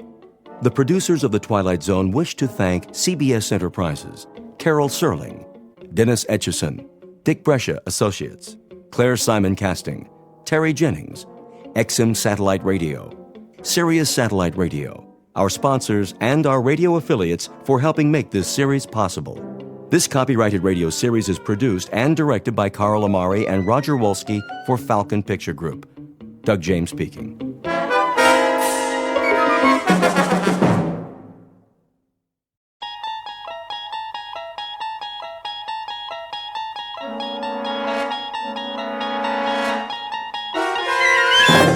There is a fifth dimension beyond that which is known to man. It is a dimension as vast as space and as timeless as infinity. It is the middle ground between light and shadow, and it lies between the pit of man's fears and the summit of his knowledge. This is the dimension of imagination. It is an area which we call the Twilight Zone.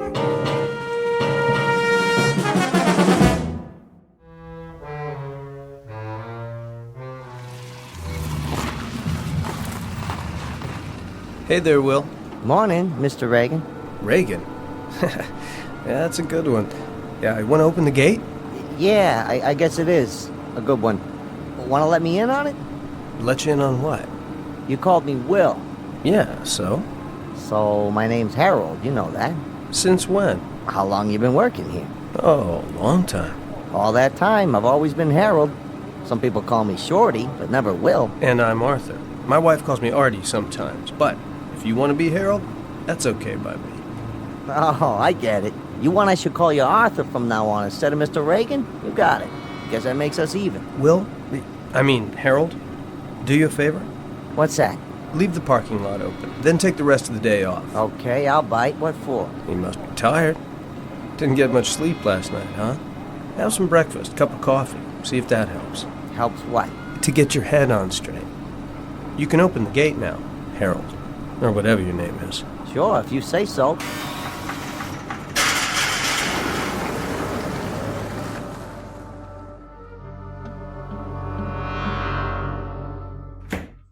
morning, Sally. Oh, good morning, Mr. Curtis. I just got here myself. I hope I'm not late. No, I thought I'd better get an early start. I have to leave about 3. You do? My wife and I haven't gotten a thing for Tina's birthday yet. That's right. The party's Saturday afternoon, isn't it? If my daughter can last that long. Excited? She sure is. It's all she can think about. Are the Matson contracts ready? Right here. I finished them before I left last night. Good. I'll look them over in my office. Well, back to the grindstone. Yes, sir. Oh, I almost forgot. Would you call the airline for me? See if you can get those reservations changed from Monday to Saturday. Will do. Straining at the leash to get out of town? You bet. It's the first real vacation Marion and I have had in years. So I figure, why lose a whole weekend before starting out? I don't blame you. Saturday night, it's San Francisco. Here we come. Hold all calls for a few minutes, will you? I want to tell my wife. Certainly, sir. Hope her mother can take Tina after the party.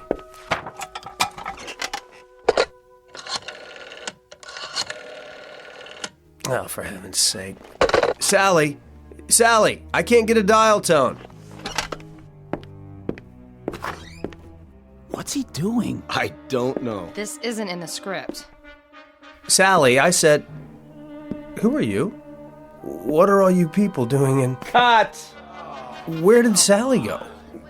What happened to the wall and... I said cut. All right, everybody, take 5. Will somebody please tell me what is going on? Reality. The quality of being real or having an actual existence. A matter of interest to philosophers throughout the ages. The definition comes from the dictionary, and it directly concerns one Arthur Curtis, 36 years old and a successful businessman. Or so he believes. Mr. Curtis is about to discover that the line between reality and unreality can be very thin indeed. In fact, under certain conditions, it may be less than thin. It may be invisible. At least in the Twilight Zone.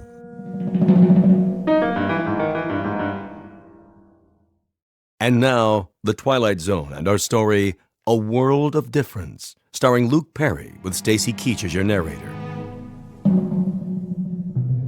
I asked you a question. All of you.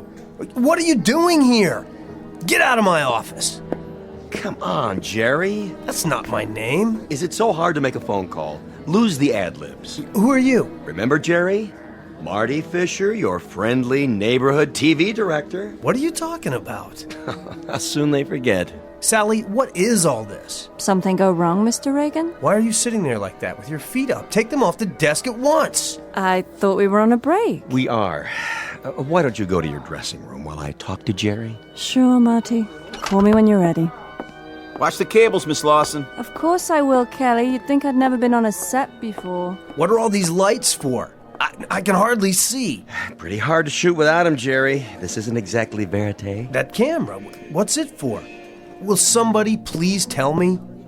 I'm warning you, Jerry. Oh? And who do you think you are? That's funny. I was about to ask you the same thing. Why don't you wise up and cut the dramatics? Dramatics? They won't take much more of this. You're very close to the edge. The edge of what?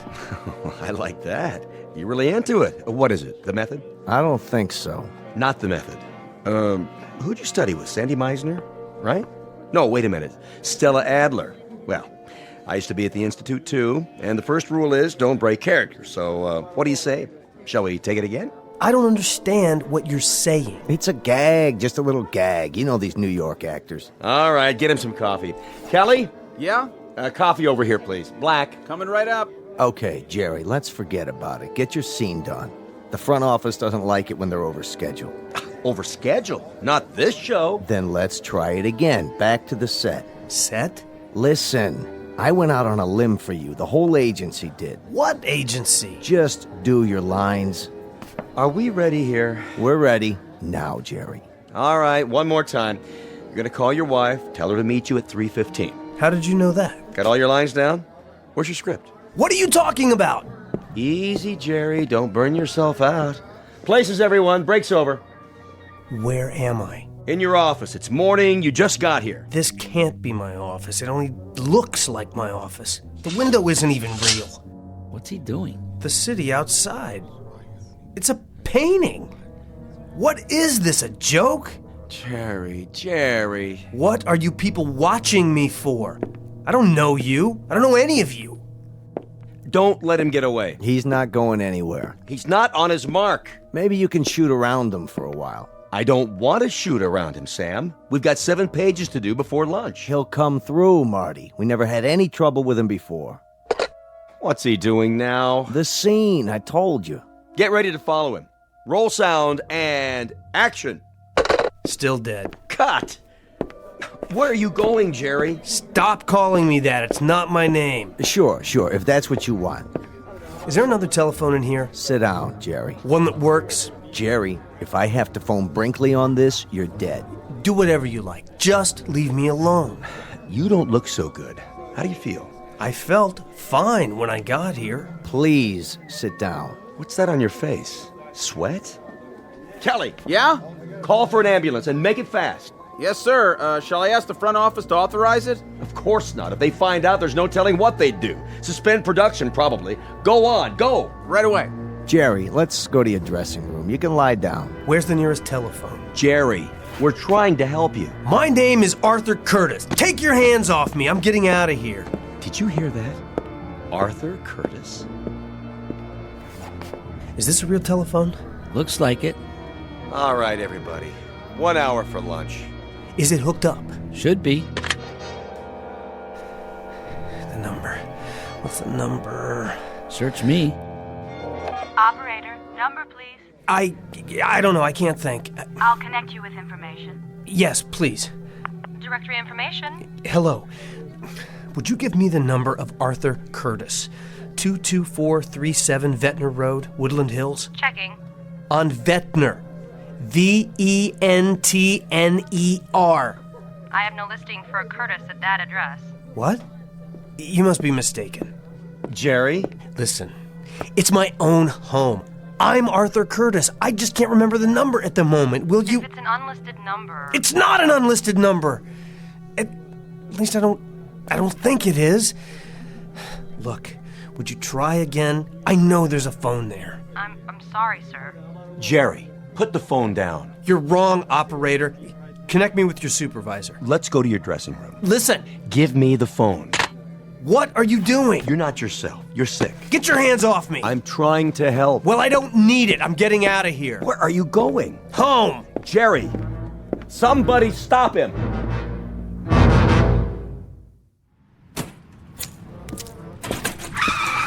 Hey, watch it, lady. Are you out of your mind? If you're drunk again, Jerry. Let go of me. Look, I don't care if they bounce you. I don't care if you never work again for the rest of your worthless life. You're going to pay me what the judge tells you to pay me, or so help me, I'll put you so far behind bars, they'll never find you again. There you are. Mrs. Reagan. I am not Mrs. Reagan anymore. Sorry. Could I speak to you in private? I haven't the time. It's about Jerry. He's coming with me. He'll be back in time for the afternoon filming. That isn't exactly what Excuse me, but I need your car. What do you think you're doing? You're not driving. I've just called for an ambulance. Jerry's having a nervous breakdown. How convenient for him. Would you two get out of the way, please? I'm not joking, Mrs. Miss, from now on. If you won't move... Slide over. I don't have time to argue. I said... Get in if you have to. I'm getting out of this place. You pig-headed... Better fasten your seatbelt. Slow down. Don't touch the wheel. I'll do more than touch it. I'm not going to let you crash this car. It's mine now. Get your hands off the brake. There. Now will you let me drive? I'm warning you. You're warning me? Give me those keys. Now. Stop! Look, please, whoever you are. I said I'll drive. If you want to kill yourself, you'll have to wait. First, I'm going to bleed you, Jerry. I'm going to bleed you dry. Every bank account, every residual. Now listen. I don't know who you think I am, but you're wrong. You're wrong. My name is Curtis.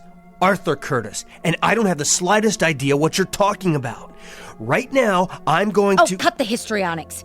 If you think you can chisel your way out of pain with a cheap trick like this... I'm going to turn the key again. and I'm driving to my home in Woodland Hills. Once we get there, you can have your car back. Do you understand? I told you to cut the act. No act. My name is Arthur Curtis. My wife's name is Marion. I have a daughter named Tina, and I live at 22437 Ventnor Road in Woodland Hills. I mean it, Jerry. My name is Arthur Curtis. My wife's name is... I said cut. Cut!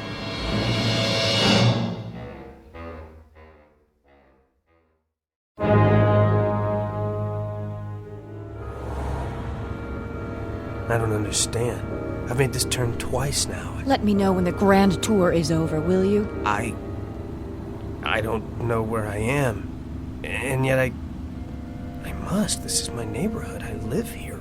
Do you? I have, for years. Ever since I bought the house. But my street, it's just not here. What do you want, Jerry? An Academy Award? I've told you, my name is... Oh, can it, will you?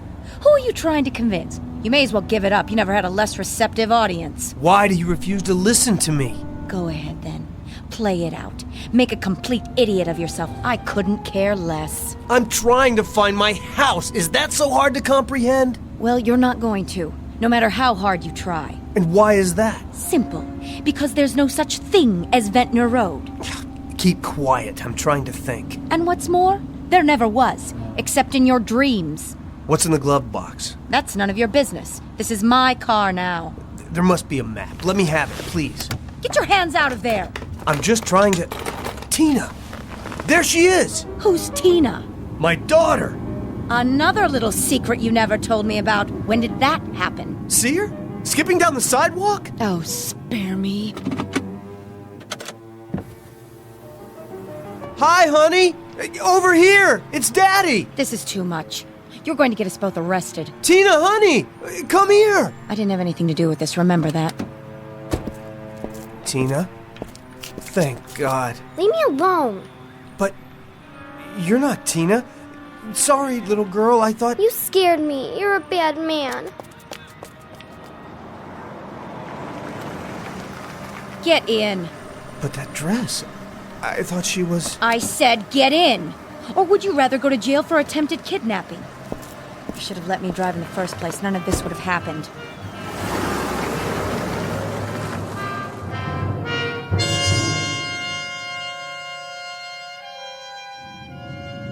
Why are you stopping? Because this is the end of the line. Here? Oh, don't tell me you're going to play surprised. But I've never seen this house before. You just won't quit, will you? That's Brinkley's car out front. What does he want? Who's Brinkley? Pound of flesh, probably. Well, he'll have to wait his turn. Coming? I can't stay here. I have to go. I said I'd get you back for the afternoon shooting. I mean home. You are home. Who's home? Move it, Buster. Or would you rather sit out here? Fine with me. Suit yourself, but I promise you you'll regret it. Where are we? Come on inside. Fix yourself a drink. A little hair of the dog? Maybe that'll do it.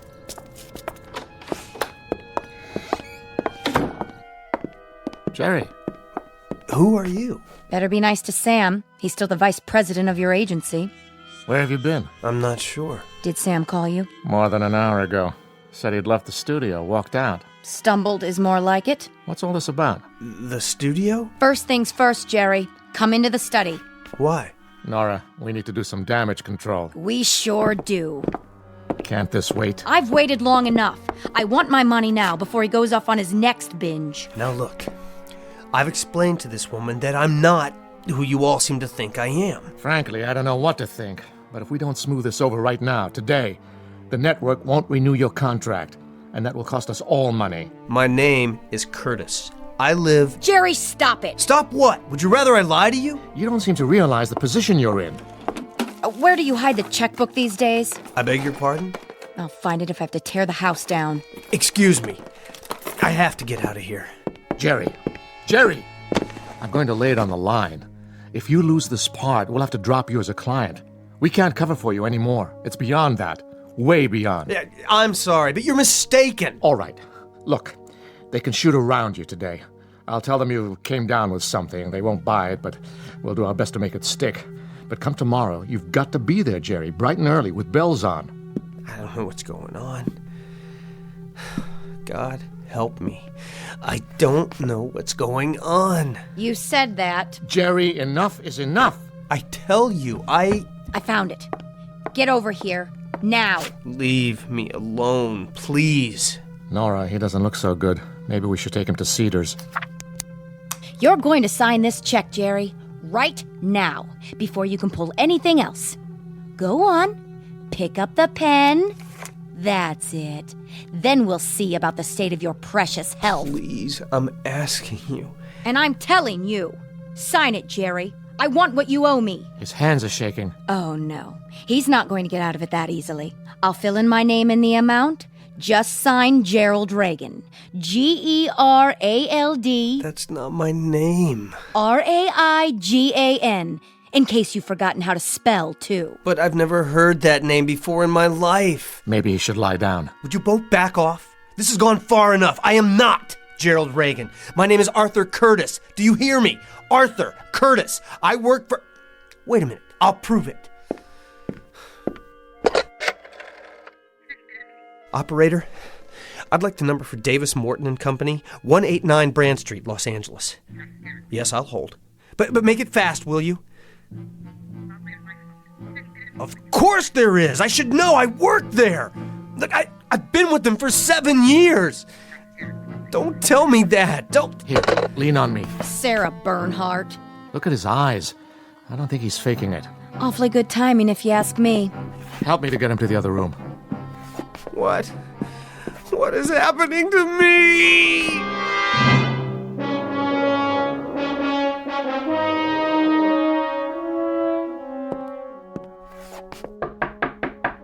Jer?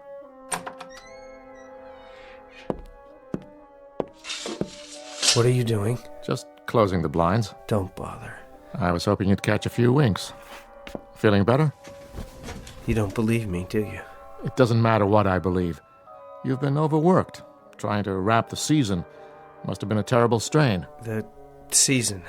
I take it that's supposed to mean something to me. If it doesn't, we're all in trouble. Would you like anything? Some lunch? If Nora won't make it, I'll order out. No, thanks. I don't have much of an appetite. You need help, Jerry. It's not in my province, but I've known you a long time, and I hate for this to happen. It's not necessary, you know. It really isn't. Can't you see what's happened? Why don't you tell me? You know what this is? A script. For what? It's all right here. Take a look. Cast of characters. Arthur Curtis, 36. A young business executive. Happily married. Let me see that. Curtis lives in Woodland Hills, California, with his wife and young daughter. Where did you get this? It's yours.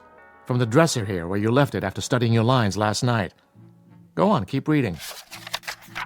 He is married to Marion Curtis, 33. A charming young woman, typical of that efficient breed which can manage a house and family and still have ample time for... Ring a bell?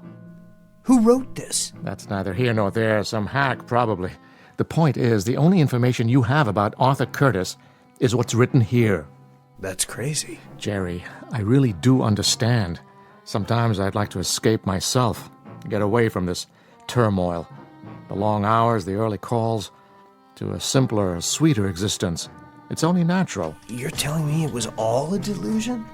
That I'm really somebody named Gerald Reagan, a dissolute, pitiful... A sweet, unhappy man. A square peg in a round hole who never should have moved to Hollywood. Burdened with that harpy in there. Jerry Reagan, who wanted to be a serious actor once. Trying to make a living and find a little happiness. That's all. No. I won't accept that. The life I remember, it was real. I wish it were. For your sake. I wish it were. I have to go, Jerry, and report into the agency. Try to rest and forget about the series. You won't have to go back. I just spoke to the studio a few minutes ago. They're canceling production. Production on what? You may as well give me the script. I'll toss it for you. It doesn't matter now. I'm sorry, but Arthur Curtis is dead.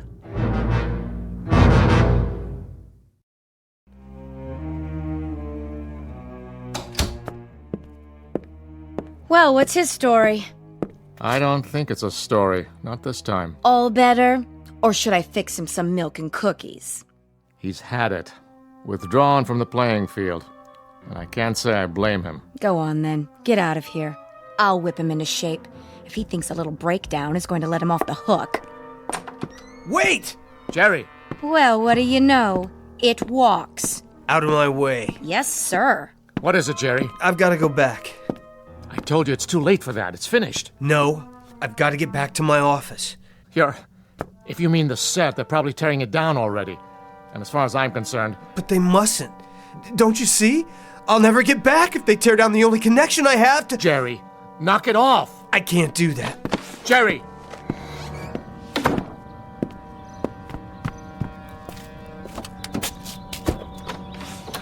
Careful, Jerry, that's my car!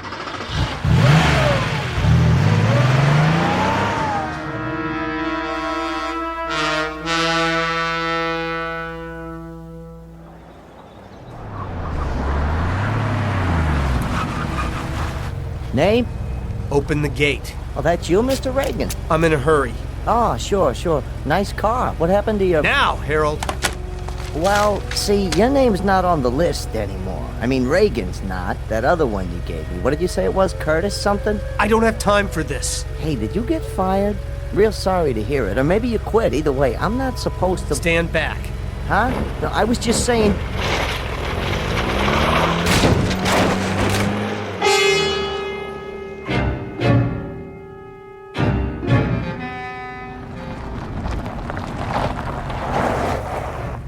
What in the... Hey! You can't do that! Put that down! What do you think you're doing? What'd you say? Watch your feet. That's my sofa! Yeah? Where are you taking it? Back to props. You can't. Yeah? I got a work order right here to strike the set. You mean my office? Which office? The low building with the rose bushes. 189. Nah, this is from stage 23. Which way is that? It's over there. Hang it right at the commissary.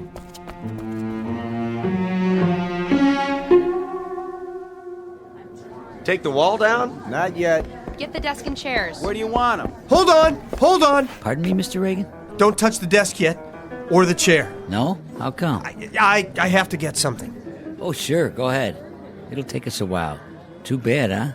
Nice set. Real nice. Kind of sorry to see it go.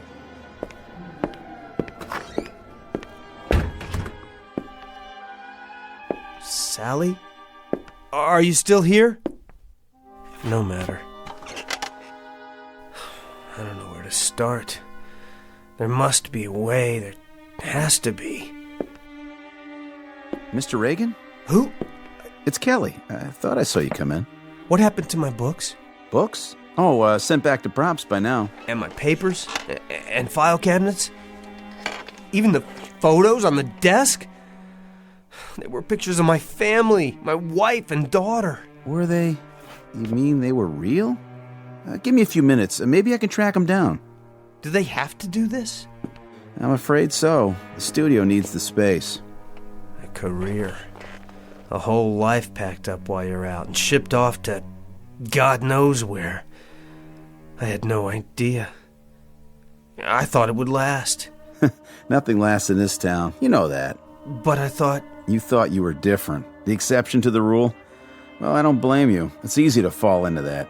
You see what happens to everyone else, but you never think it'll happen to you. Human nature, I guess. But, you know, the next thing will come along.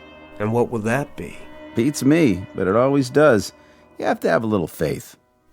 And the things we collect over the years and leave behind. Oh, somebody else will get some use out of it. It was never really ours in the first place, was it? Can't exactly take it with you. No, I guess you can't. They're ready to take the walls down now. You might want to sit somewhere else. I thought if I got here in time... Thought what? Nothing. You go on. I'll be out of here in a minute. Just following orders, Mr. Reagan. Nothing personal. No. Nothing personal at all. Marion, don't leave me. Don't leave me here. Mr. Curtis? Sally? Mr. Curtis, oh, there you are. I thought you'd gone home. What? Somebody's here to see you. Go ahead, Mrs. Curtis. Arthur? Marion! Honey, I don't understand. You don't? Where have you been? I've been phoning all day. Marion, is it really you? Well, who else would it be? Honestly, Sally kept saying you were out. Out? What does that mean? She couldn't imagine where you'd gone. She didn't see you leave. I had some business to attend to. I got lost on the way back. You did? How do you mean? It doesn't matter. I'm back now. Oh, just let me sit down for a second. These new shoes are... Why, where's your sofa? I won't need it anymore. Marion, let's get out of here. But I just got here.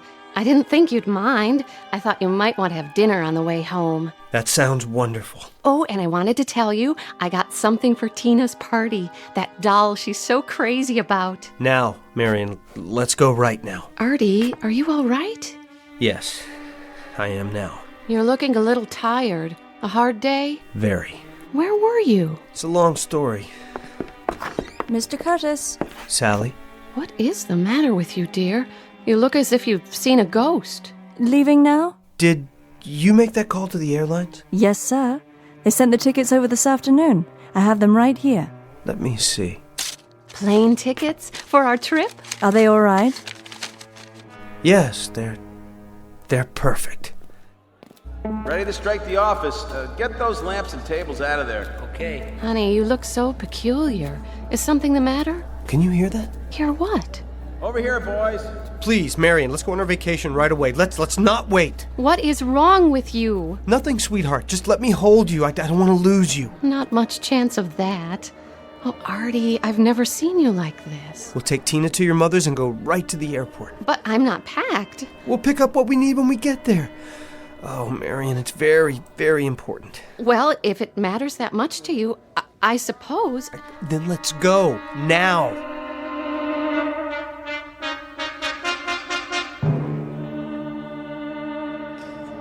Hi there, Mr. Brinkley. Have you broken it down yet? Not just about to. Has Reagan been here? He was a minute ago. Where? The office set. And he's not there now? Nope. You didn't see him leave? I didn't. Any of you guys see where Reagan went? Nope. Sure didn't. Would you look in his dressing room? Sure thing. Well?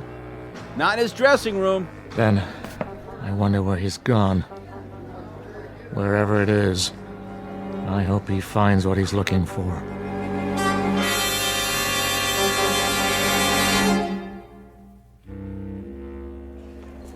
Flight 23 departing at Gate 5. Last call. Flight 23 to San Francisco.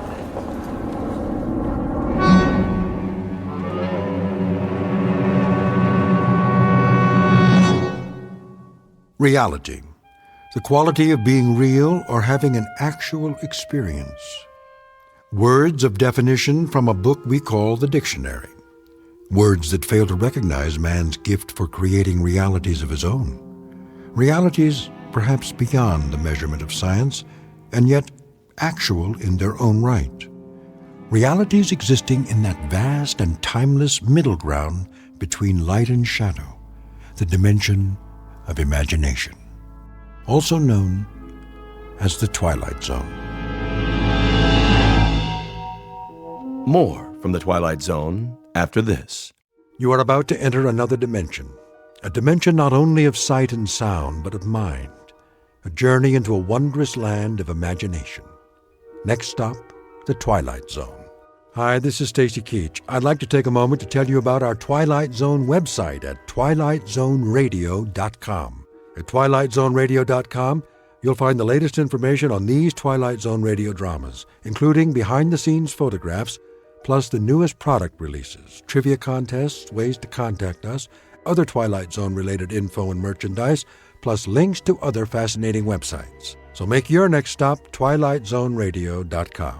Visit twilightzoneradio.com to purchase these Twilight Zone radio dramas on cassette and CD, or call toll-free 1-866-989-ZONE. That's 1-866-989-9663.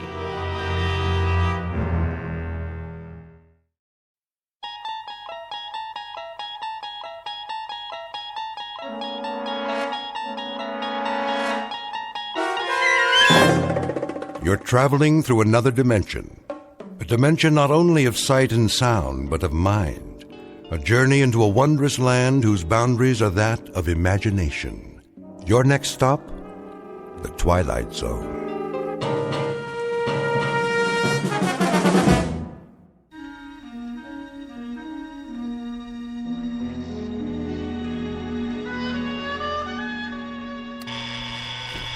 Blasted alarm. Let me sleep. Oh, all right, I hear you. It's 7:01 on a beautiful spring morning. What's so beautiful about it? And this is Mike Munn, here with some more sunshine music on your favorite listening station, Radio K-Rand. Oh, you shut up. So, whether you're on the way to work or just waking up, relax. We'll be with you all day long, bringing you melodic masterpieces around the clock. Off, I say. I did not set this radio to go on at all. And before we start another set of timeless hits, here's a special message for one of our favorite listeners, Bartlett Finchley. What? Mr. Finchley, we know you're out there, so put on a happy face. Take some time to smell the coffee, and remember, we love you madly, but we'd love you even more if you'd get out. Nobody wants you here, so you may as well pack up and get out now. We'll see about that. Of all the outrageous gall.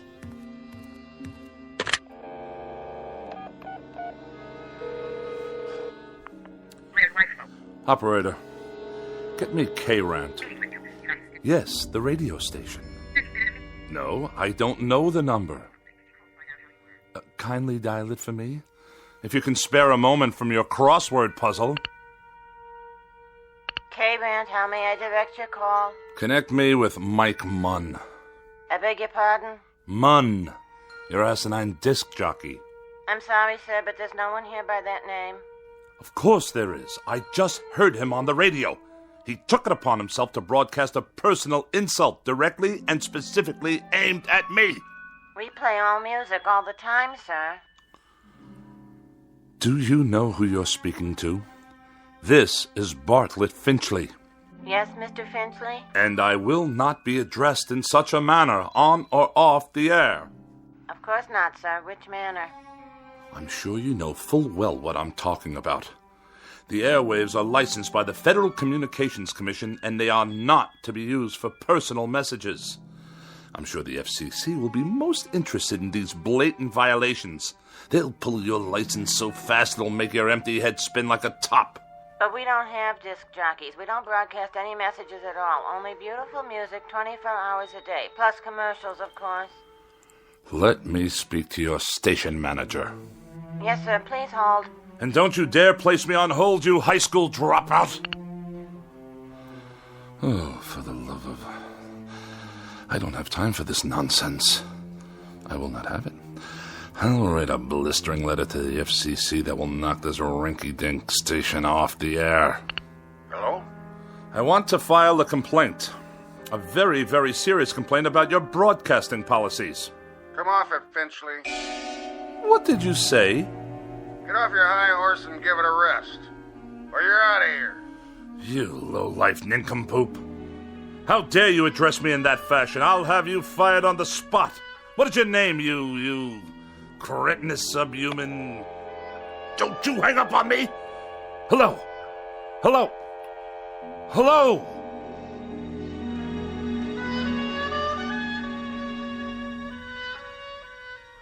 This is Mr. Bartlett Finchley, age 42, a practicing sophisticate and dedicated misanthrope who writes very special and very precious things for gourmet magazines, critical journals, and the like.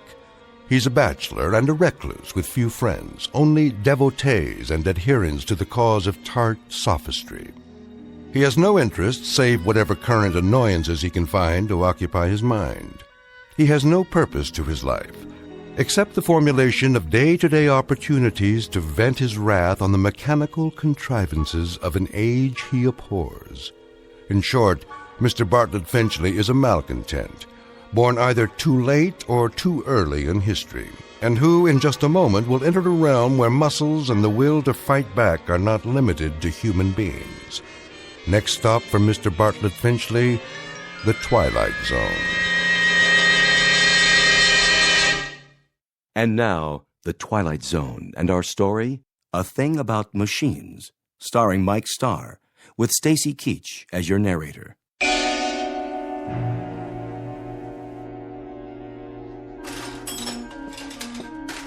How are you today, Mr. Finchley?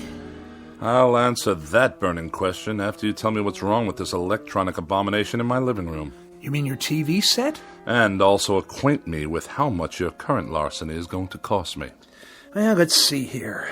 2 hours labor, new circuit board, new oscillator, new comb filter. How very technical and how very nice. Speak English, man. Well, you asked me what was wrong.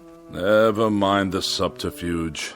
I presume I'm to be dunned once again for 3 times the worth of the bloody thing. Well, I didn't charge you for my travel time. The total. What is the total?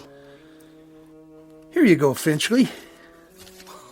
Oh, surely you jest. All right. I'll give you a break on the sales tax, seeing as how you're a regular. But this is the price of a meal in a 4-star restaurant. With wine! Labor don't come cheap nowadays. And neither, apparently, does my peace of mind. I requested that the device be restored to working order, the alternative being more disruptions to my writing schedule. Well, you could just get a new one every time. Might be easier all around. Last time I was here, Mr. Finchley, you'd kicked your foot through the picture tube, remember? I have a vivid recollection. It was not working properly, like every other electronic contraption in this house. I tried to rehabilitate it. By wrecking it? After a certain point, that is the only option left. I disposed of a clock radio in a similar manner this morning. Unfortunately, I must view a cooking program this evening in order to write my review of their fare, which I'm sure will be abysmal as usual, if the television should choose to operate at all. Why don't you just horsewhip it, Mr. Finchley? That'd show it who's boss. What do you say we cease the small talk? Let's get down to the petty larceny and be done with it. I'll put it on your tab. Send me a check before I come out the next time. I sometimes wonder exactly what it is the purpose of the Better Business Bureau in such transactions. You got a complaint about my work?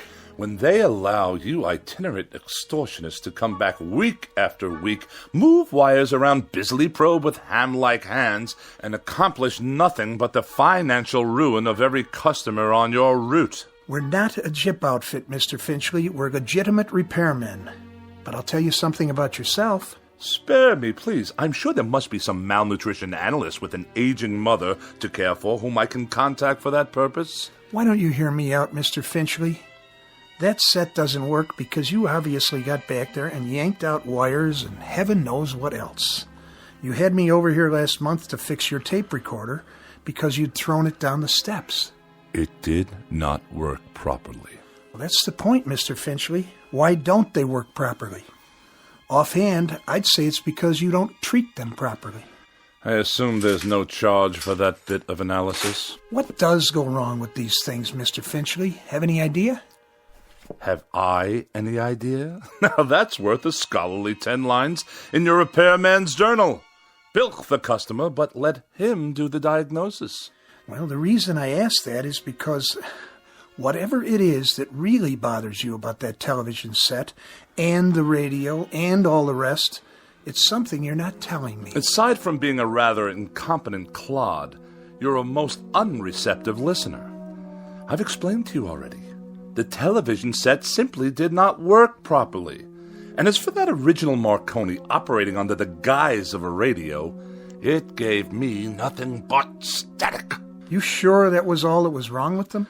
I choose my words very precisely, thank you.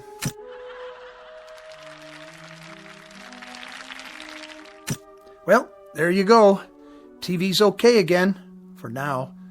I'll send you a complete bill, Mr. Finchley. Of this I have no doubt. Finchley, what is it with you, anyway? With me? Well, with you and machines, that is. Any type of machine, as far as I can tell. Just curious. You don't have to tell me if you don't want to. If it's something personal. I will file that idiotic question in my memorabilia to be referred to at some future date when I write my memoirs. You will fill one entire chapter. The most forgettable person I have ever met.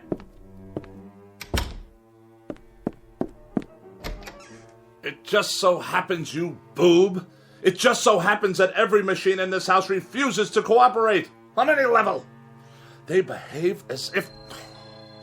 There! You see what I mean?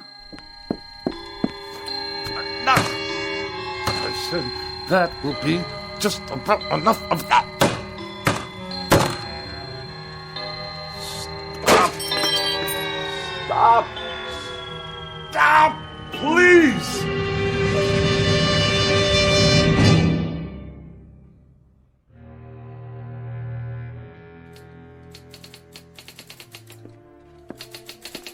Miss Rogers?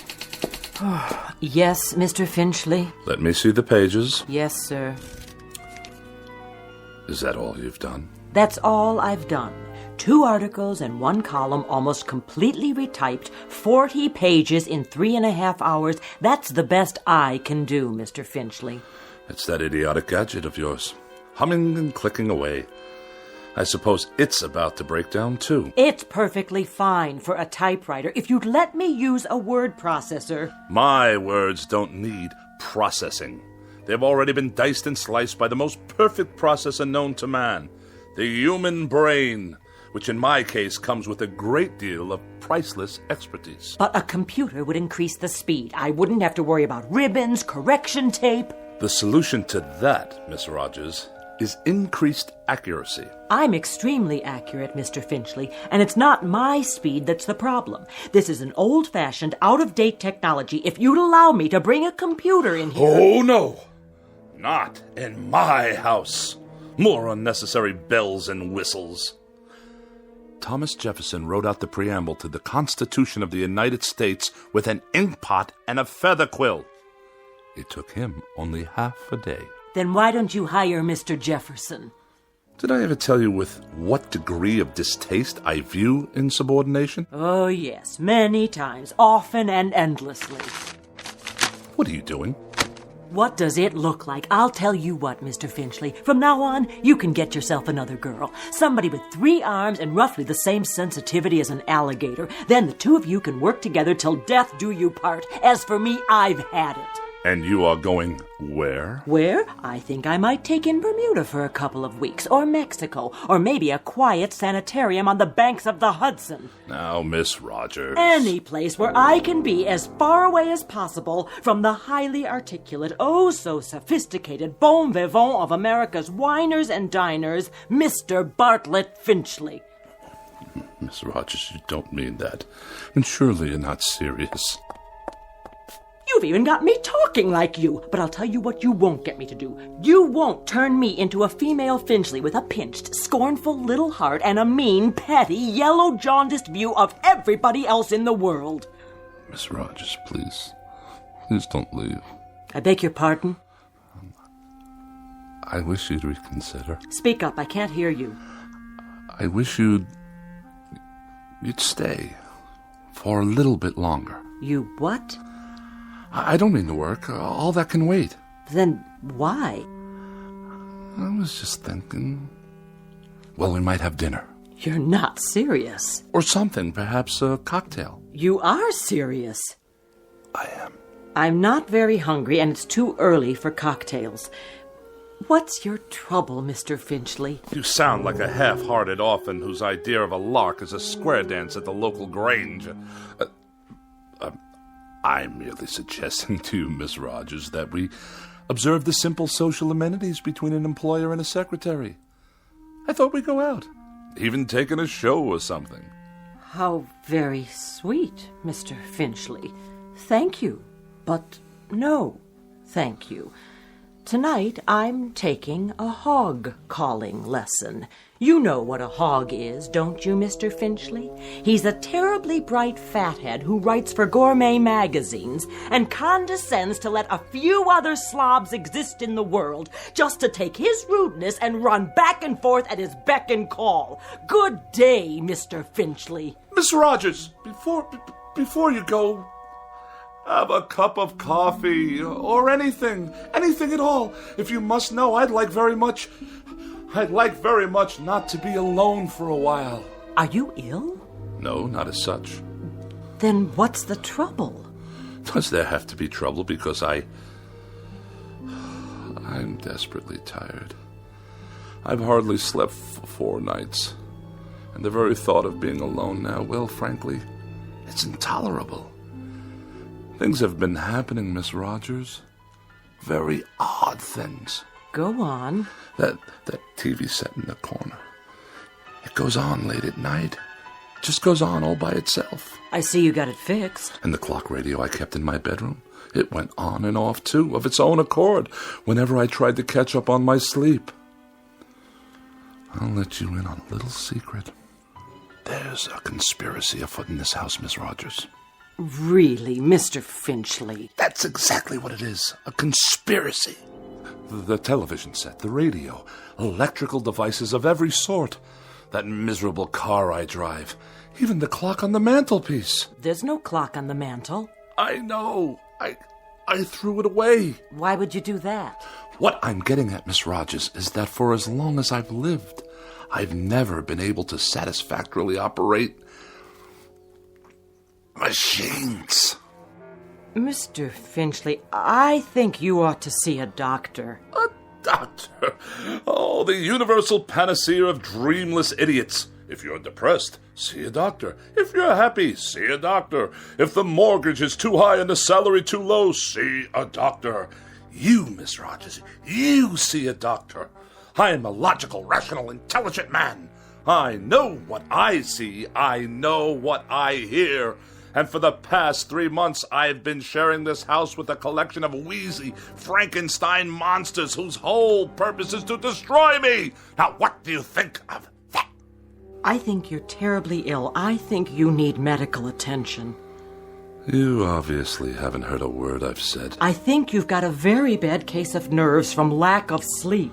By no choice of my own, I assure you. And I think that way down deep, you yourself realize that these things are nothing more than delusions. Now I know what you really think of me. That I'm to be pitied. That I'm a poor wretch, not in my right mind, that... Think what you like. Now where are you going? You don't need company, Mr. Finchley. You need analysis. You're no better than a cogwheel robotic machine yourself. You haven't an iota of compassion or sympathy. Mr. Finchley, please, let go of my arm. I'll let you go when I get good and ready to let you go. Mr. Finchley, let's not make an ugly scene here. Now, come on, let me go. Mr. Finchley, let go of me! Get out of here and don't come back! With distinct pleasure and manifest relief. Don't ever come back. I'll send you your check. I will not be intimidated by machines, so it follows that no empty-headed little secretary with a mechanical expression is going to get away with anything either. Mr. Finchley, in this conspiracy you're suffering, this mortal combat between you and the appliances, I hope you get licked. Good riddance! What? More typewriting? Oh, you think you'll turn yourself on any time you feel like it, do you? Let's see what you've written. Get out of here, Finchley. Get out of here, Finchley? Who are you to tell me to get out of my own house? You're a machine, a silly machine, an inanimate object. All right, that's it. This is war. You're not going to intimidate me. Did you hear what I said? You're not going to get away with it, you machines.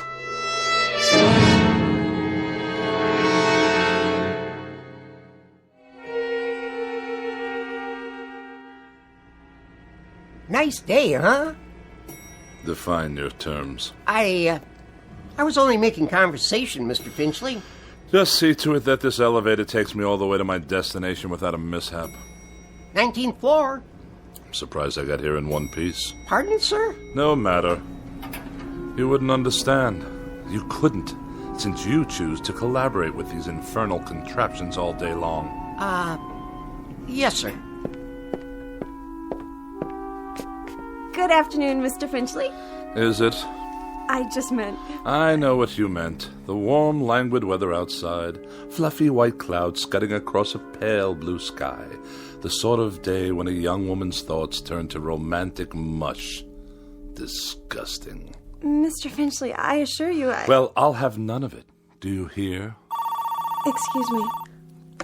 Editorial department... Ah, another telephone. Mr. Alexander Graham Bell's most loathsome invention. It undoubtedly knows my whereabouts at all times. Please hold. Mr. Finchley, did you want to see the editor? No need. I simply wish to drop off my manuscripts for the next issue, the reviews and the personal opinion column. Oh, and kindly note, the final pages are handwritten this time. Oh, did your computer crash? By no means. My typewriting apparatus is in the shop. Actually, I prefer this method. It allows me to make last-minute revisions directly from my hand to your eye, as it were. I'll tell them it's here. Then I shall take my leave. Out into the blinding white heat of the cruelest month. Reflux Publications? Iron Gourmet Magazine? Just a moment, please.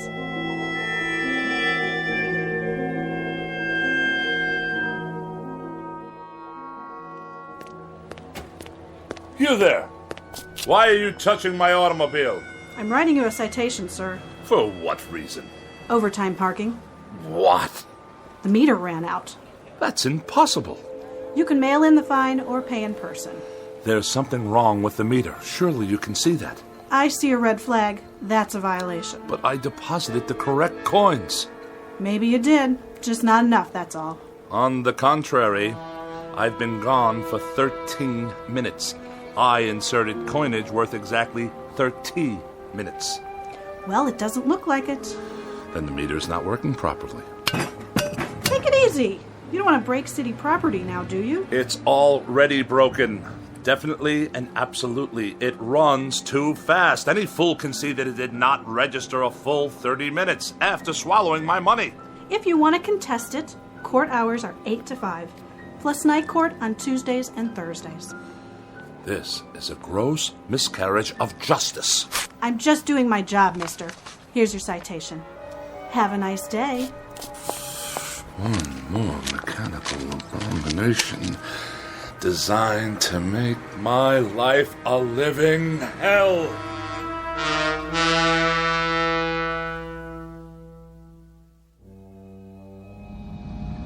One side, madam. You, sir. Move your vehicle out of my way. Watch it, Mac. Watch what exactly, you imbecile? This is my lane. Park it, Pops. Of all the insolent. Get that rattle trap off the road.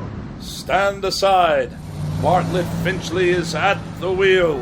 I earned my first driving license while that bully was still in kindergarten. The barbarians are at the gates. Yet another red light, waiting for some mother and her toddler to cross the street. Oh, look at them, stuffed to bursting on cheeseburgers. What's wrong with you? Are you blind? I did nothing.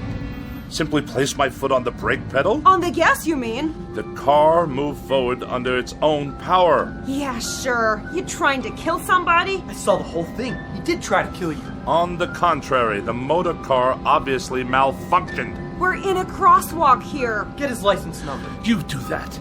The light is now green. Do I have your permission to proceed? Get that piece of crap out of here. Gladly.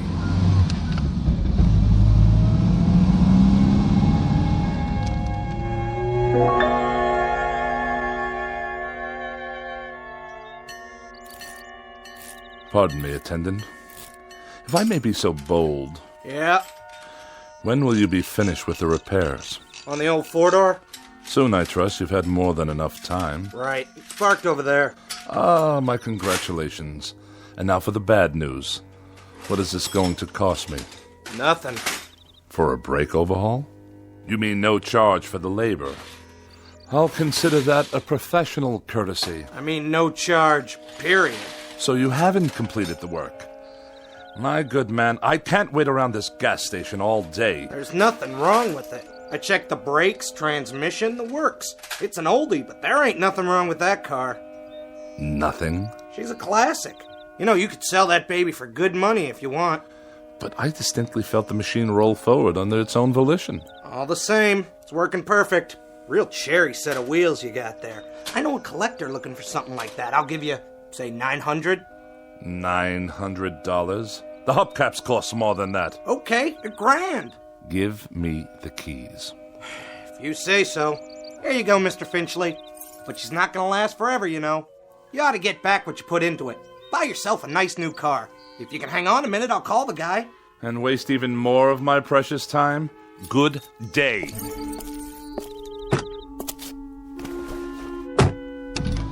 Wait up! Ah, now you deduce what's wrong, as I'm about to drive away. $1,100. Cash on the barrelhead. Oh, go tighten your fan belts or whatever it is you do in this incompetent establishment. Knuckle-dragging dolt. At least I can hear some decent music. Get out of here, Finchley. More abuse. Just go, Finchley. We don't want you here. Pack up and get out. Before it's too late.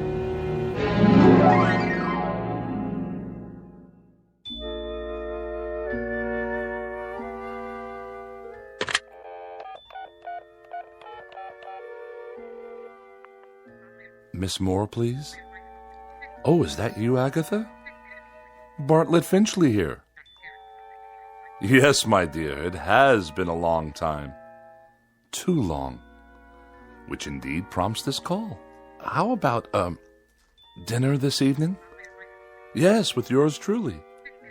Why, at the restaurant of your choosing, of course. Oh, no, you're quite mistaken.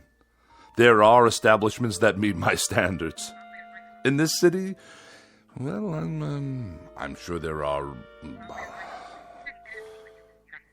Well, it is short notice, but yes, I see. Some other time, then. I'll call you again. You have my pledge on it. Not at all. And good evening to you.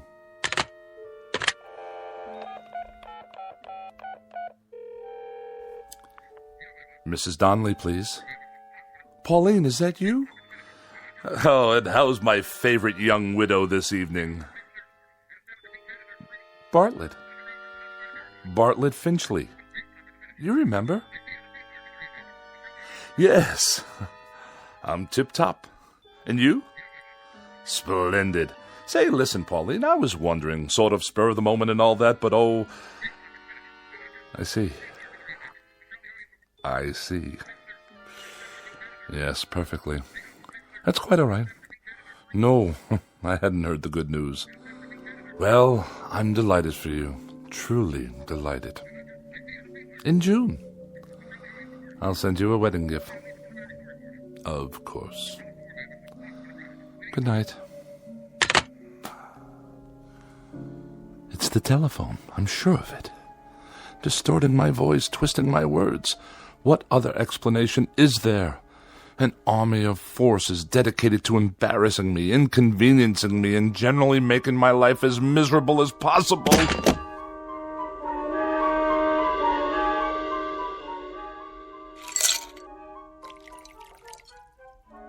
How much longer, may I ask? The phone's all fixed, Mr. Finchley. One in the bedroom, too. So you say? Yeah, she's operating all right now. Had to replace the handset, though. Shouldn't give you any more trouble. I'm deeply indebted.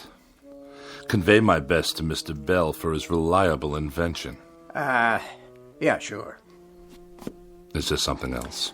Well, you tripped over the cord. Is that what you said? If that's what I said, you may rest assured that's what happened. Well, you're the boss, Mr. Finchley. Reason I asked, though, those wires sure looked like they were yanked out. Do they now? Proving what a vast storehouse of knowledge the phone company has yet to acquire. Okay. So long, then. Have a nice night. I shall certainly endeavor to do so. One thing. Yes? The thing about phones, though. What? Well, you see, they're just like any other piece of electronics. You have to be careful. Treat them right. Because if you don't, they won't do what you want. Kind of like people, I guess. Kick them to the curb, and they won't be there when you need them. You get back what you give out. But, well, I figure you know that already, don't you, Mr. Finchley? A smart man like you. Good night. So be it. Another evening alone. Just as well. At least this way I'll have the company of a person of quality. Welcome once again to Dinner for One on the Eating Channel. Tonight we prepare a bright and breezy repast guaranteed to liven up any kitchen. Oh, spare me. 3 new and exotic courses imported from jolly old England. For appetizers, a wonderful discovery called the Scotch egg, followed by an exquisite cold watercress sandwich. And the traditional pièce de résistance, bangers and mash. Sound excited? Well, it is. So sit back and enjoy and keep a pencil and paper handy. Now for something completely different. Balderdash, not worthy of a review. Cretins and half-wits at every turn. Well, who needs you? Who needs any of you? Mr. Bartlett Finchley is going out on the town. He's going to have a wonderful evening with some good wine, and who knows what lovely lady I may meet during my nocturnal meanderings. Who knows indeed?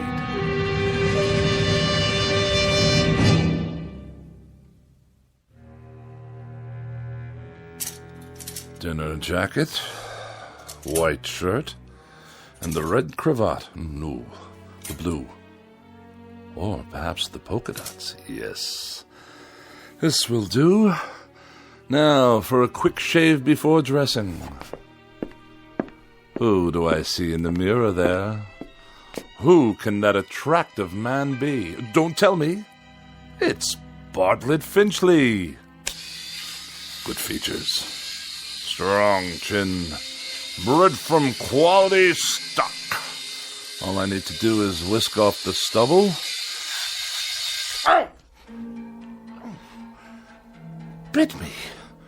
The shaver actually bit me. I'm bleeding. Get away, you filthy bugger. Finchley. Who's there? Finchley. Look in the mirror. What do you really see? Who's speaking?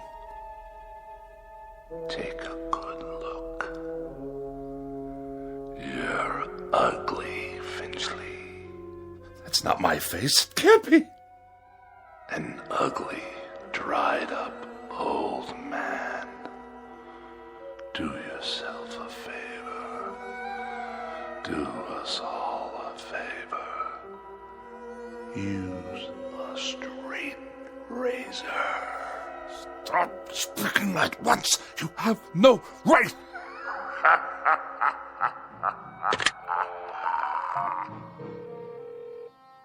Hello, operator. Get me the police. Someone's in my house. Hello? Hello? Finchley, get out of here. Stop this! You Finchley? Oh, thank God you're here, officer. Your car? What? The car in the street. Yes, it is. What about it? She rolled down the driveway, almost hit a kid on a bike. Yeah, my son. But the brake was on. The emergency brake? You better get it fixed. I just did this afternoon. Don't you believe him, officer? Car rolled right down the driveway and into the street. You're lucky you didn't hit somebody. Then you'd really be in hot water. Got the keys? They're in the other room. Better get them then. I want to put on some clothes while you're at it. Look at him standing there in his underwear. I have a robe on, madam. Some robe? It's called a dressing gown. And tie it shut. I'll write you up for indecent exposure, too. Oh, yes, of course. All right, fella, you better pull her back in the garage. I'll give you a warning this time. Have those brakes checked first thing in the morning, understand? Perfectly. There is another matter I'd like to discuss with you, officer, now that you're here. And what's all the noise in his house? He's always throwing stuff, yelling at the top of his lungs. That true? No, I fell, that's all. Tripped and fell on the stairs. That why your face is bleeding? Precisely.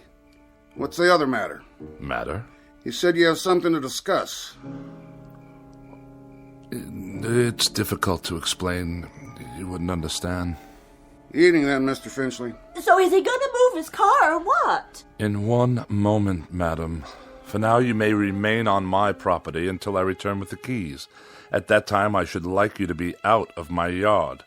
Otherwise, I shall solicit the aid of this gendarme to forcibly eject you. Idiots! I need a drink.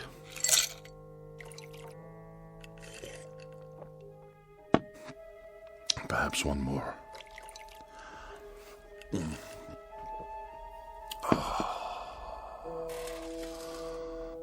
That's better. But if the car can't be trusted, how can I go out this evening? I'm a prisoner in this madhouse. Miss Rogers? Edith? Is that you? Yes, of course. You had second thoughts, and now you've come back. Where are you? But if you're not here, then who's typing? Get out of here, Finchley. Get out of here, Finchley. Is that all you can write, you infernal machine? Who turned you on? Get out of here, Finchley. Get out of here, Finchley. No. You get out of my television set. What's that? The clock. I smashed it this afternoon. Smashed it to smithereens. And you. I destroyed you too. Well, you won't get me. You won't get me. I won't let you.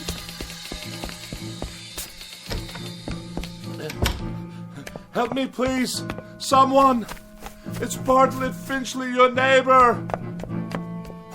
Let me in. It's that crazy man again. Don't let him in, Mom. He tried to kill me. I didn't. The car did. Don't you understand? Open your door. You get away from here.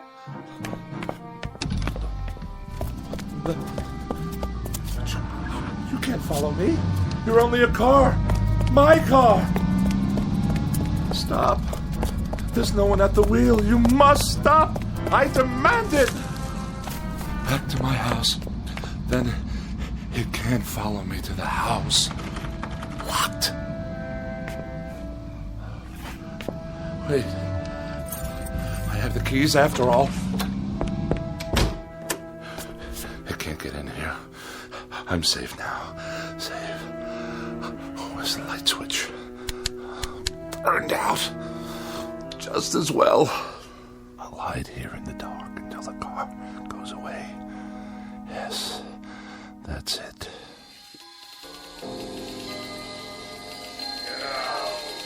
Get out of here. Get out of here, Finchley. Now! Away! I'll sneak away. Go somewhere, anywhere out of this town, far, far away. What? Those lights. Blinding. I can't see a thing.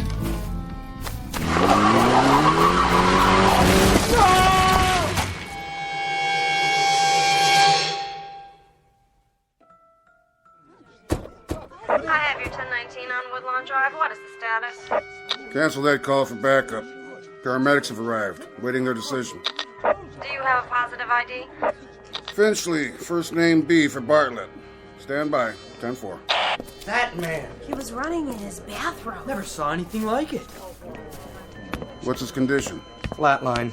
He's gone. I'll put him down as DOA your arrival. Heart attack? That's what it looks like. What happened here, you know? Neighbors said they heard him shouting about something last night. He sounded scared. What about? Well, whatever it was, he took it with him. Was he out here? Right here on the porch, slumped down against the door, eyes wide open like he saw a ghost. I figured he was on his way to his car. Which one? At the curb. Never got to move it like I told him. He must have been drunk. You can smell it on him. Good thing he forgot his car keys or he might have done some real damage. Yeah, not now, though. Poor old guy. He was a royal pain, let me tell you. That's all over now. Maybe he did see something. Who knows? Maybe so.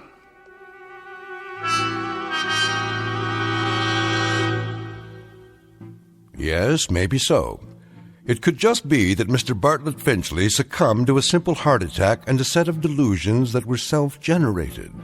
It could just be that he was tormented beyond the breaking point by an imagination as sharp as his wit and as pointed as his dislikes. But as reported by those in attendance, this is one explanation that has definitely left the premises with the deceased. For now, look for it filed under M for machines in the Twilight Zone. More from the Twilight Zone after these words. Hi, this is Carl Amari, producer of the Twilight Zone radio dramas. I'd like to take a moment to tell you about our official website at twilightzoneradio.com, where you'll get the latest news and information on these Twilight Zone radio dramas. Plus, at twilightzoneradio.com, you can digitally download 3 free episodes or any of our episodes for only $1.95 each. In this age of ever-changing technology, we've decided to make these episodes instantly available to you by making the Twilight Zone radio dramas a digital download-only series. This means that this series will no longer be offered on CD. The CD collections at our website are now being offered while supplies last at buy one, get one free. So be sure to get your favorites before they're sold out. Be sure to visit us often, and I'll see you in the zone.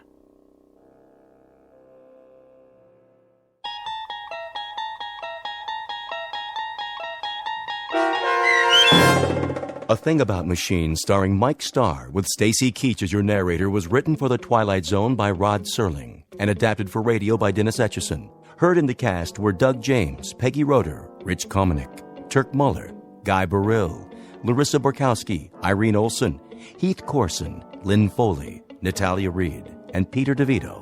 To learn more about the Twilight Zone radio dramas and to obtain audio cassettes and CDs of these programs, visit our website at twilightzoneradio.com.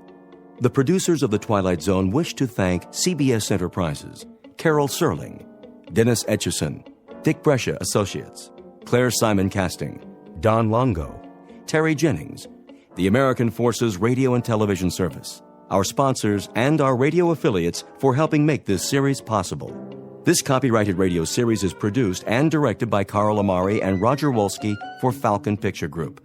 Doug James speaking.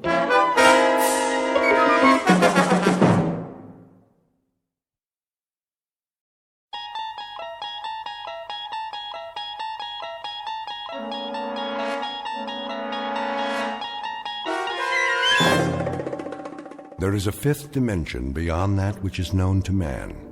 It is a dimension as vast as space and as timeless as infinity.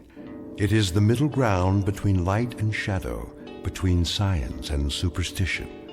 It lies between the pit of man's fears and the summit of his knowledge. This is the dimension of imagination. It is an area we call the Twilight Zone.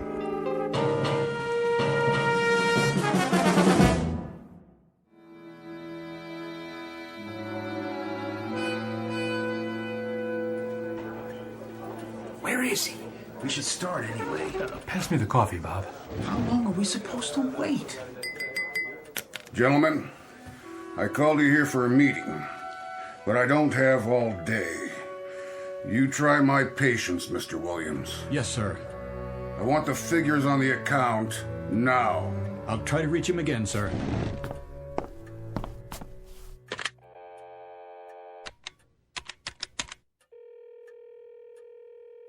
Put me through to Jake Ross's secretary. Yes, I'll hold. Williams, we're still waiting for your Mr. Ross. I'm trying to get him now, sir. Is this Jake's office, Joni?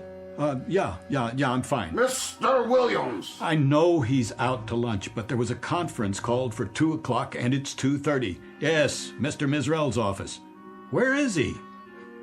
All right, then check. Tell him to get his keister back here fast.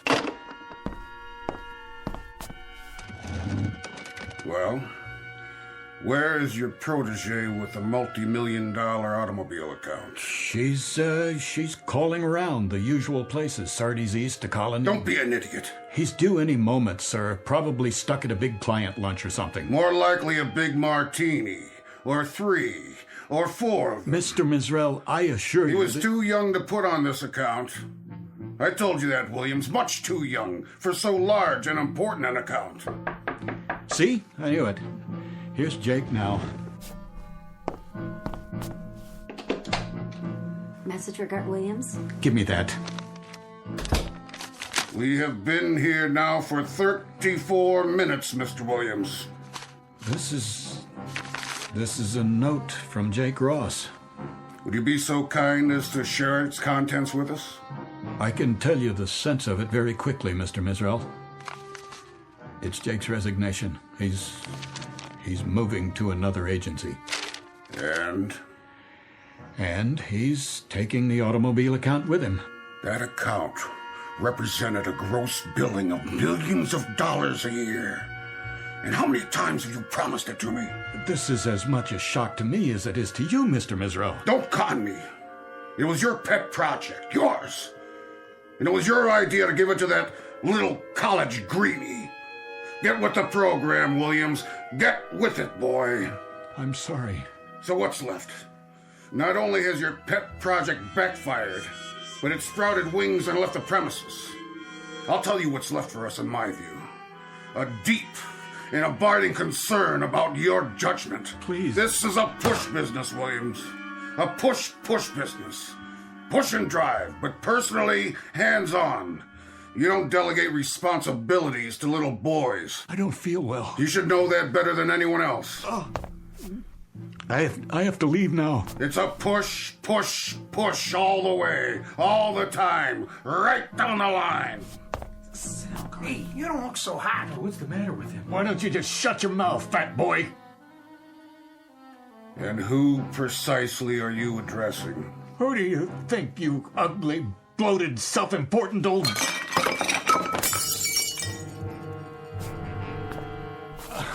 I'll clean it up, Mr. Mizrell. He didn't mean that, sir. I closed 2 new accounts. If I may... Oh, no. Excuse me. Please, excuse me, all of you.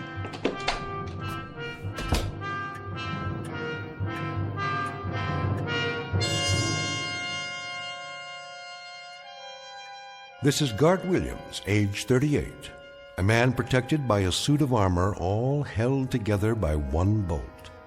Just a moment ago, someone removed the bolt, and Mr. Williams' protection fell away and left him a naked target. He's been cannonaded this afternoon by all the enemies of his life. His insecurity has shelled him. His sensitivity has straddled him with humiliation. His deep-rooted disquiet about his own worth has zeroed in on him, landed on target, and blown him apart. Mr. Gart Williams, ad agency exec, who in just a moment will undertake a desperate search for survival in the Twilight Zone. And now, back to our story from the Twilight Zone. A Stop at Willoughby, starring Chelsea Ross, with Stacy Keach as your narrator.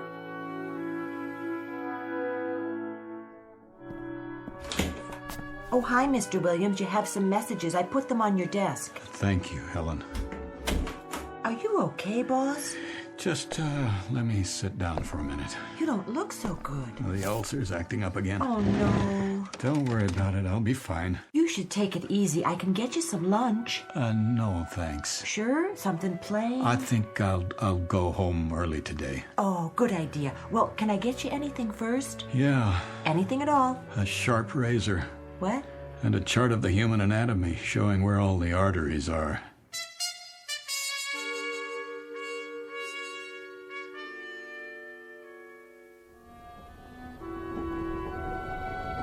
Tickets, please. Ticket? Oh, right here. How are you tonight, Mr. Williams? In the absolute pink. Cold winter this year. Seems to get darker earlier than it ever has. That's the way of the world. The rich get richer and the days get shorter. Isn't that the truth? Here's your ticket. Enjoy the ride. Tickets, please. It's a push business, Williams. A push business. You gotta get with it, boy. A push business. Push. Got to get with it, boy. You got to get with it. Got to get with it. That's enough! Is anything wrong? What? Oh, no. I was just thinking out loud, I guess. Oh, I was afraid you were speaking to me. Not at all. Sorry. It is a boring commute, isn't it? It's easy to doze off. Yes, it is. All that darkness outside. You can barely see the landscape. To tell the truth, I never paid much attention to it. But, well, now that you mention it. I used to read, but I got motion sickness. So now there's nothing to do but wait for the next station, and the one after that, and I don't even know where we are at the moment. I can't see any lights. What's the next stop? I've lost track. That's funny. It is? Lost track? Oh. At least we're not off the track. Not yet, anyway. Give it time. Well, I suppose we could be anywhere. Wait, do you hear that? Hear what? What's happening?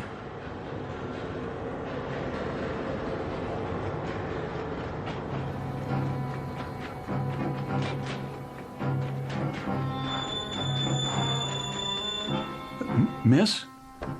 Where are you? Willoughby! This stop is Willoughby! What do you mean, Willoughby?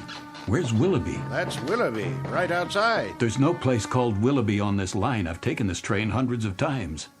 Where's the woman I was talking to a minute ago? Woman, sir. This car's empty. And the light. Why is it so bright outside? Well, why wouldn't it be? Sun's out. The sun? It's summer. That's what she is. Mid-July. And a real warm one, too. No, it's not. It's November. What is going on? Why are you dressed that way? That ridiculous old hat, the uniform. Where's the regular conductor? Willoughby, 5-minute stop. Wait. What is this place? Already told you. Willoughby. But that's impossible. Take a look for yourself. But those clothes... The horses. What is this, a practical joke? No, sir. It's Willoughby, July 1888. Nice place, don't you think? And there's the woman I was talking to. Where did she get that parasol? You'd have to ask her. Getting off? Well, this isn't my stop. Miss, you there? Why, hello, Mr. Williams. Good day to you. Hold on. Can you tell me... Shall I open the door? No, You ought to take a look around sometime. Peaceful, restful, where a man can slow down to a walk and live his life full measure. If you're not getting off, you'd best take a seat. Yep, right on schedule. All aboard!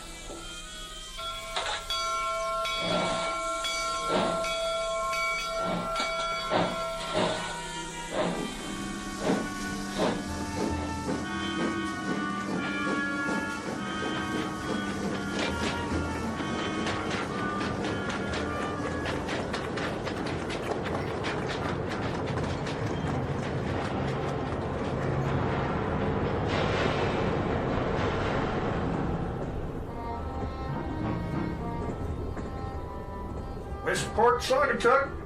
Pardon me, sir? What? Oh, what did you say? I didn't mean to bother you, but I didn't want you to miss your stop. Is this it? No, that's all right. You got back on. I did? Oh.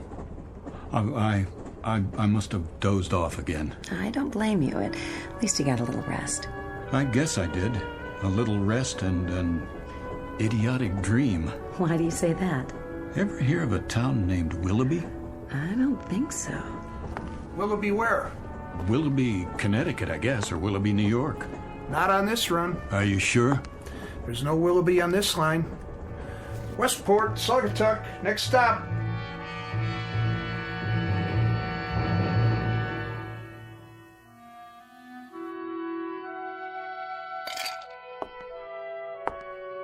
Hello, Gart.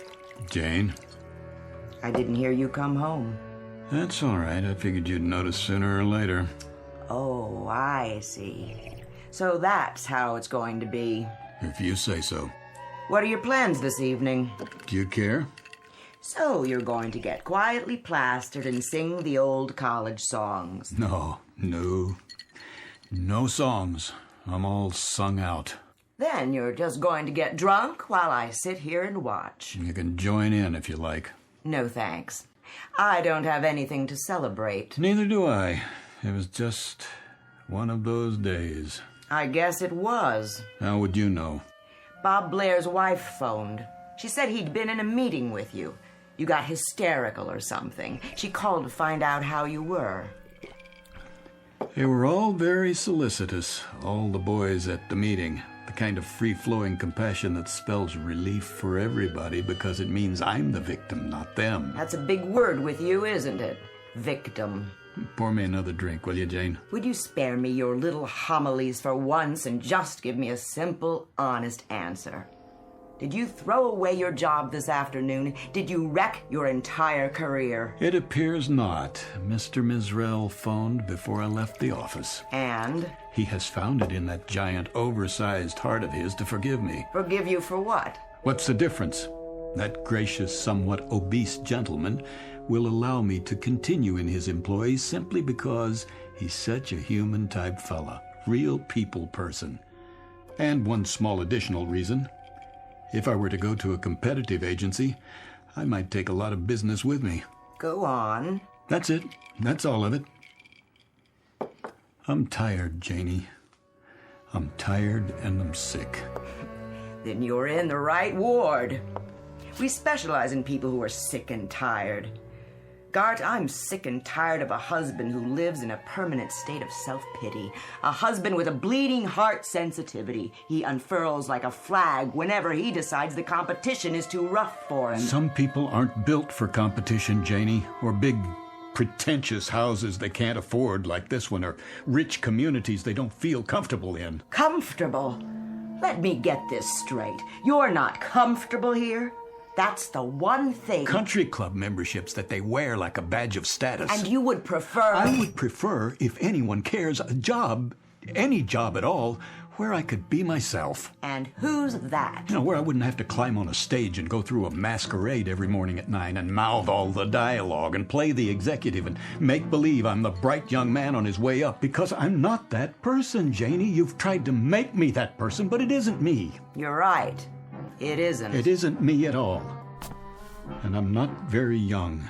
I'm a soon-to-be old, very uncompetitive, rather dull, quite uninspired, average type of guy with a wife who has an appetite that won't quit. And where would you be if it weren't for my appetite? I know where I'd like to be. And where is that? A place called Willoughby. A little town I chartered inside my head. A place I manufactured in a dream. An odd dream, a very odd dream. Willoughby. It was summer, very warm. The kids were barefoot. One of them carried a fishing pole. Oh, please. And the main street looked like a Currier and Ives painting. Bandstand, old-fashioned stores, bicycles. I've never seen such serenity. It was the way people must have lived 100 years ago. Crazy dream. Gart. You should have seen it, Janie, this Willoughby. It wasn't just a place or a time. It was like a doorway that leads to sanity. Nothing serious, Guard. It's just that you were born too late, and your taste is a little cheap. You're the kind of man who could be satisfied with a summer afternoon and an ice wagon pulled by a horse. My mistake. My error. My miserable, tragic error. To marry a man whose big dream in life is to be Huckleberry Finn. That's what you want, isn't it? Something like that. A place, a time, where a man can live his full measure. And what does that mean? I don't know, but I'd like to find out. It's what that conductor said. A place where a man can live his full measure. That's where I'd like to be.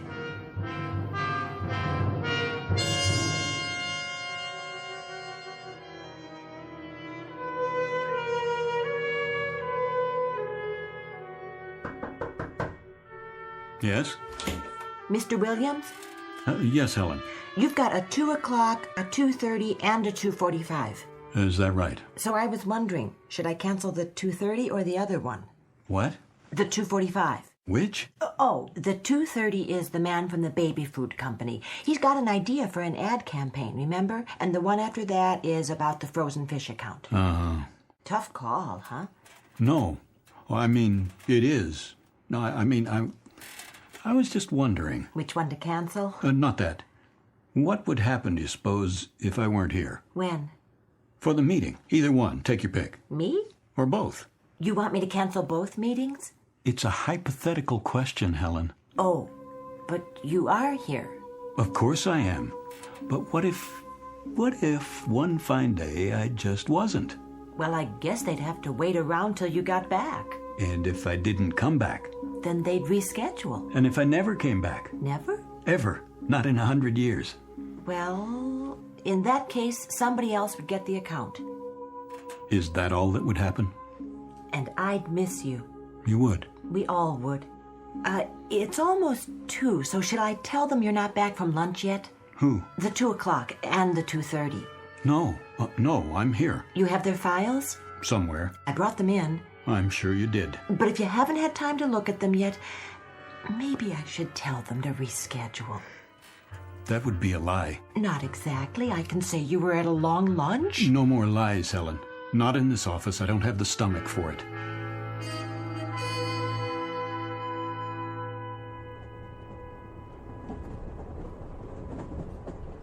Hello again. It's you. Please, have a seat. You look like you caught up on your sleep. Feeling better? Oh, tolerable. And you? No complaints. It is a bit of a grind, though, isn't it? These long commutes. Well, actually, I only take this train for the scenery. Some view. The scenic route. If you like miles and miles of pitch-black fields, you can't even see the towns. So there's nothing much to do but grin and bear it. It's an opportunity. It is? For conversation. Do you know I've never spoken to another soul on this train? They're all so wrapped up in their own melodramas. Misery loves company. So, we might as well be miserable together while we're sitting here. Has to be more interesting that way. Did you ever... What? It's silly. But did you ever want to get off at a stop where you've never been before, just to see what it would be like? Which stop are you thinking of? Oh, I don't know. It doesn't matter. Pick one and see what happens. Well, you'd be on your own. Nobody waiting. No car. I wouldn't mind. There's nobody waiting for me anyway. Would you? Not anymore. Forgive me. Did I say something wrong? Oh, it's just a... This is going to sound strange. I didn't mean to get personal. I think we're having the same dream. What? Well, sharing the same fantasy in a way. Remember the last trip when I dozed off? We spoke and I asked you about the next stop. I was afraid you'd miss your station. You see, I dreamed we came to a station I'd never seen before. You got off as if you lived there. I saw you outside walking around. In the dark? It was a bright summer day. I'm beginning to like this dream. And did you get off the train so we could have an adventure? That's the problem. I wanted to, but I didn't. Why not? I wish I knew. Willoughby. What did you say? Well, last week you asked me about a town called Willoughby, Mr. Williams. Oh, yes. I looked it up. No such place as far as I could see. You're sure? Every old timetable I could find. Nothing with that name. Not even close. Thanks anyway. Where did you hear about it? Oh, I must have dreamed it. Probably did. Old-fashioned name. Sounds nice, though. It does, doesn't it? Nice place to visit, maybe. Don't know if I'd like to live there. You never know. No, you don't. Take it easy now, Mr. Williams. Next stop, Stamford. Stamford, next stop. Is that the name of it? Willoughby? It was. You know, it seems familiar. They used to have different names, these towns, a long time ago. It could be you read about it in a book. It could be we both did. I don't have much time to read. It's almost as if I'm remembering something. Don't tell me you believe in past lives. That's nonsense. No, it's not that. But the name does sound familiar, and I do like the sound of it. I do too. Willoughby. Willoughby.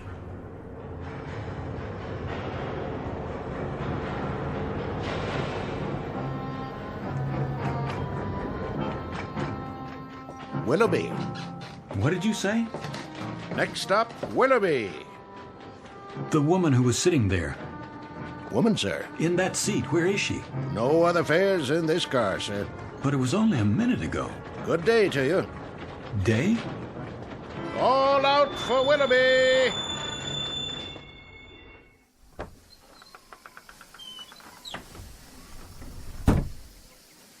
It is day.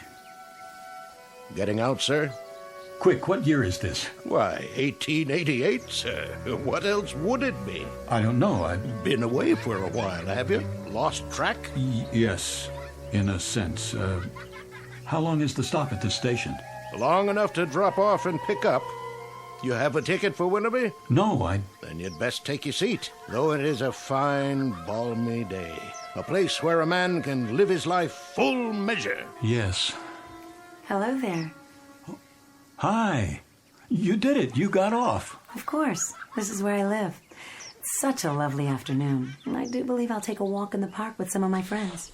You're quite welcome to join us if you'd like. All aboard! Wait, the train started moving. Goodbye, Mr. Williams. If I can jump to the platform... Oh, no, don't do that. I can make it. Too late. I can make it. Don't. It wouldn't be safe. Another time. Yes, another time. We'll make a day of it.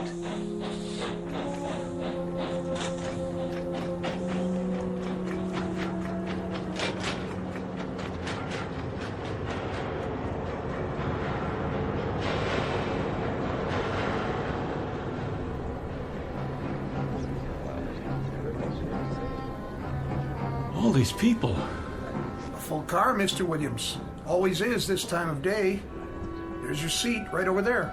The woman I was talking to. I'm not sure that She's not here now. Oh? Maybe she went to the club car. Or got off. Where? No stops so far. She got off at Willoughby. You on that kick again? I told you there's no such town. I know. That's what you said. Sounds like a nice place, though. A real nice place. Tickets! Next time. Next time, I swear I'm going to do it no matter what. I'm going to get off at Willoughby.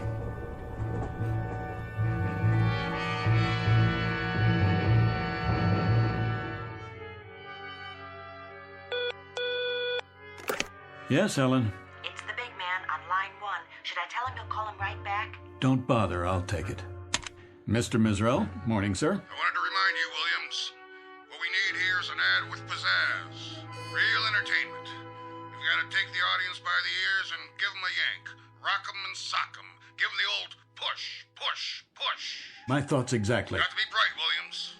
Bright with patter, hipness, and the whole thing push, push, push, push. That's what the client wants. I'm working on it.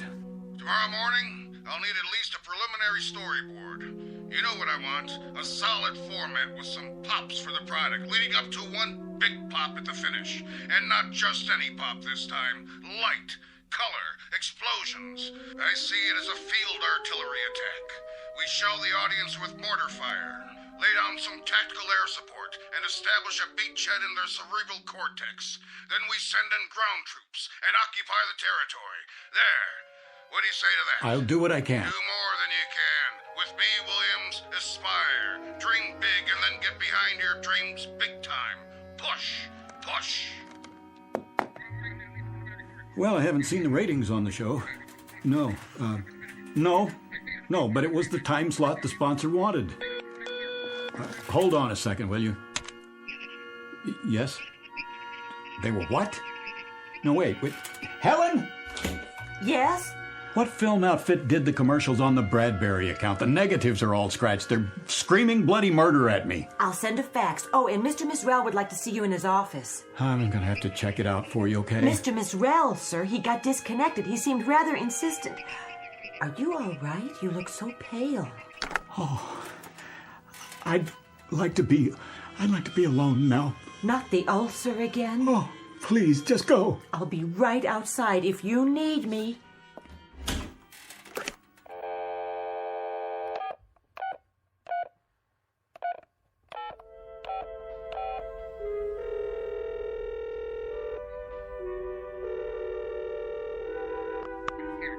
Janie, this is Gart, honey. Stay there, will you? Things are going to be different from now on, you'll see. I just want you to stay there. I'm coming home.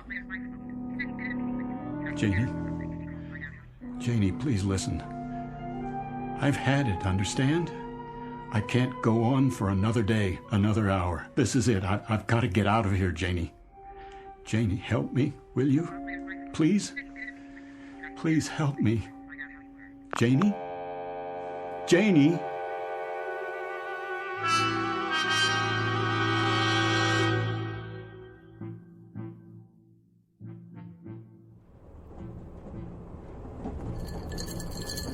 Another scotch, Mr. Williams?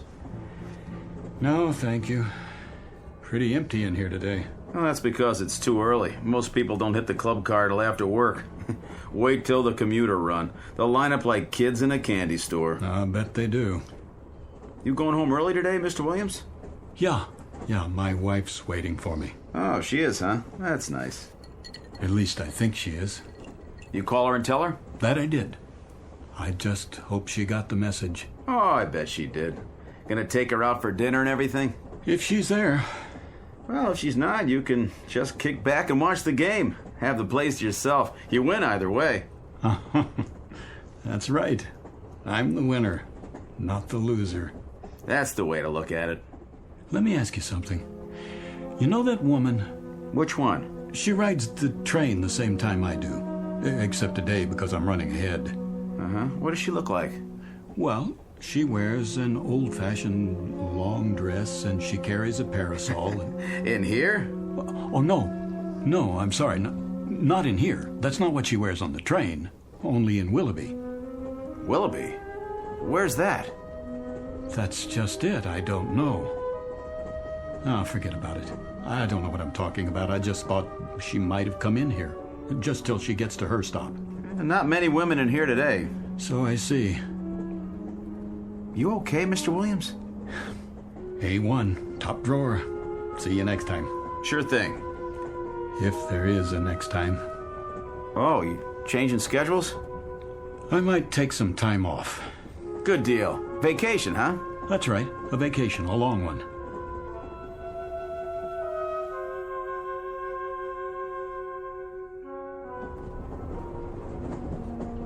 Ticket? Hey, you're early, Mr. Williams. What? Decided to call it a day, huh? Yes, yes, you could say that. Well, enjoy the trip. Oh, conductor. Something else? You wouldn't happen to have a light, would you? You want a cigarette? They have matches in the club car. No worse than a drink, I guess, if that's your poison. But you can't light up here. You have to wait till we stop at a platform. Of course. I was just wondering if you could bend the rules this time. It's been quite a day. I need to unwind before I get home. I used to smoke 2 packs a day. Had to give it up, though. Doctor's orders. Right. Said it was cutting years off my life. So I decided to stick around. You want to do that, don't you? Yes, as a matter of fact, I do. That's why I'm going home. There you are, then. I have another question for you. Yeah? That woman, the one I talked to. Which woman is that now? Have you seen her in the other cars? Can't say as I have. Would you take a look? If I see her, I'll let you know. Thanks, I appreciate it. Some people didn't go to work, though. Cold day. Yeah, maybe that's it. Be colder tonight. That's what they say. Looks like snow. You keep warm now. I'll try. Next stop, Stamford. Stamford.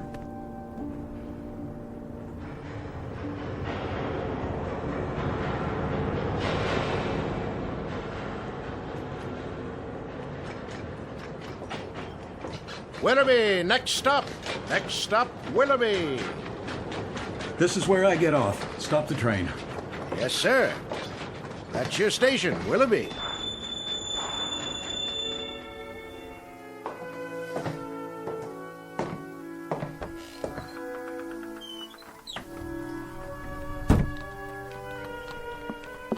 Need a hand with your baggage? I don't have any. Nothing at all? Not a thing. A good day to you, then. Yes, it is. It really is a beautiful day.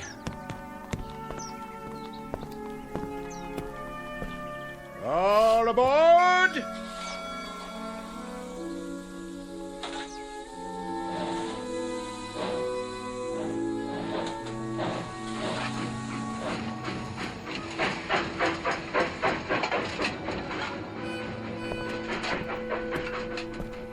Hi, Mr. Williams. Hi. We're going fishing. I can see that. Catch some big ones today, huh? The biggest you ever saw. Want to come? Maybe some other time. It's pretty hot today. Yeah, we're gonna get a sunburn, then go swimming. That'll be fun. Come on, we got an extra pole, and there's plenty of fish. I'll bet there are. Bye, boys.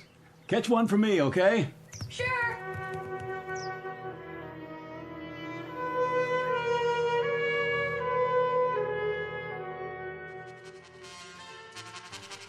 Such a lovely day. Too nice to stay indoors. I want to hear the band. Yes, the band. I love the sound.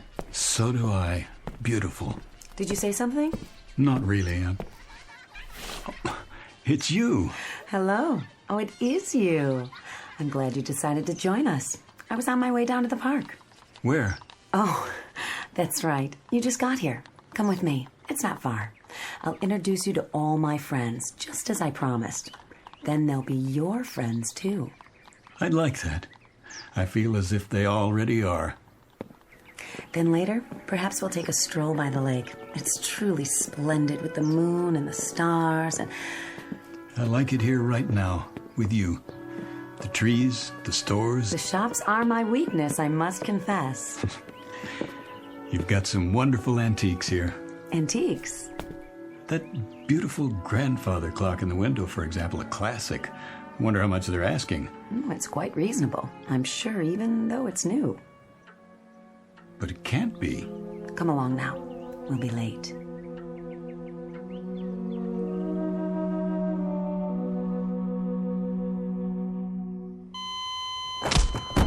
Again. Again. It's no use. There's no pulse. It's a crying shame. He wasn't very old. You say he just jumped off the train? Right here, in the snow, in the middle of nowhere. Never saw anything like it. Poor Mr. Williams. He shouted something, ran out, opened the door, and that's the last I saw of him. Thought he went to have a smoke or something. Well, a heart attack probably.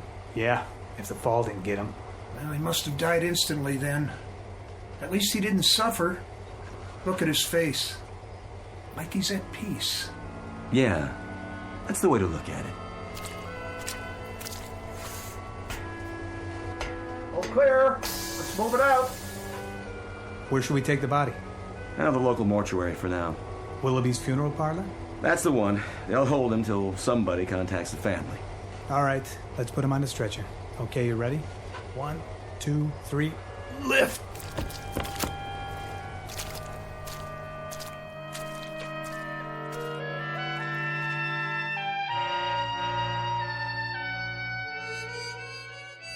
Mr. Gart Williams, who withstood the slings and arrows that come with life in the fast lane for as long as he could bear them, and eventually sought respite for his torment in the only place left open to him, under a gravestone, who climbed onto a world that went too fast for him and then finally jumped off.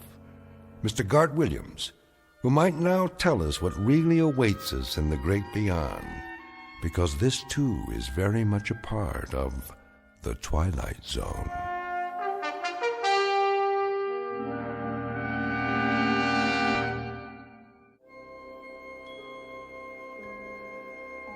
Hi, this is Carl Amari, producer of the Twilight Zone radio dramas. I'd like to take a moment to tell you about our official website at twilightzoneradio.com, where you'll get the latest news and information on these Twilight Zone radio dramas. Plus, at twilightzoneradio.com, you can digitally download 3 free episodes or any of our episodes for only $1.95 each. In this age of ever-changing technology, we've decided to make these episodes instantly available to you by making the Twilight Zone radio dramas a digital download-only series. This means that this series will no longer be offered on CD. The CD collections at our website are now being offered while supplies last at buy one, get one free. So be sure to get your favorites before they're sold out. Be sure to visit us often, and I'll see you in the zone.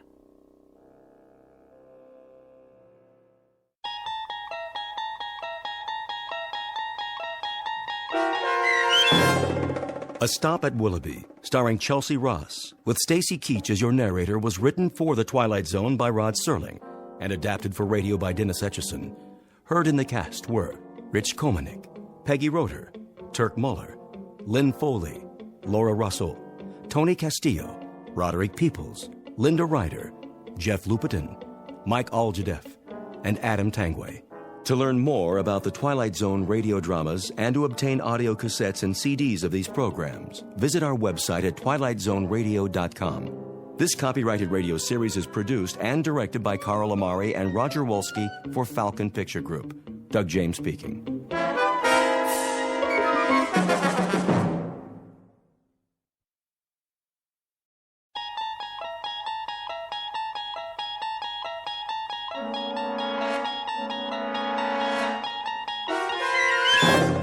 You unlock this door with the key of imagination.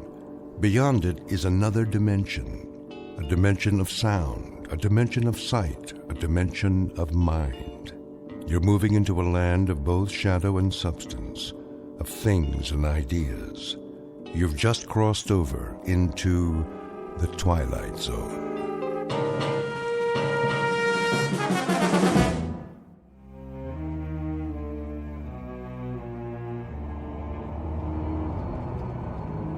Why are you driving so slowly, Miller? Sorry, sir. The traffic is unusually heavy today. I can see that, but can't you speed it up a bit? I wish I could, Mr. Gordon. Ever since we crossed the bridge, it's been bumper to bumper. Well, then, try an alternate route.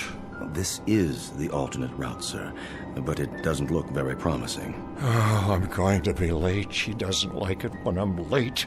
No, sir. I better call home. A capital idea.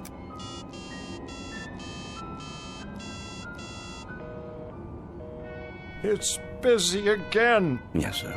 There's something wrong with this phone. The batteries are going haywire. Would you like to try mine, sir? Yes. Pass it back to me. I'll dial if you like.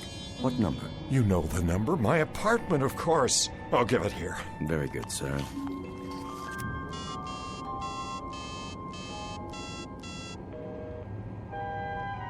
Who is she talking to? Perhaps she's calling your office. Well, this phone isn't working either. What did you do, sir? Throw it out the window. Cheap plastic contraption. But it was an excellent phone, sir. You bought it for me last week. Then I'll buy you another one. Now get me home. Yes, sir. May I suggest... The ice bucket is full. There's a bottle of your favorite scotch. Not at this hour. It'd only slow me down. Have enough trouble keeping up with her as it is. Quite. Oh, Flora, please don't be cross with me tonight. I'll be home, dearest, I swear to you, just as soon as I can. Of course you will, sir. Such a lovely girl. I'm very fortunate, you know. Most certainly. A man of my years.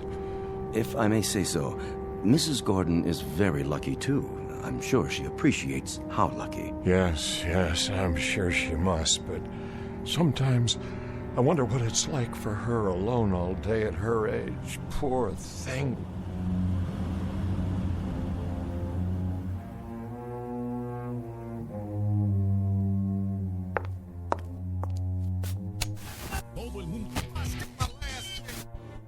Another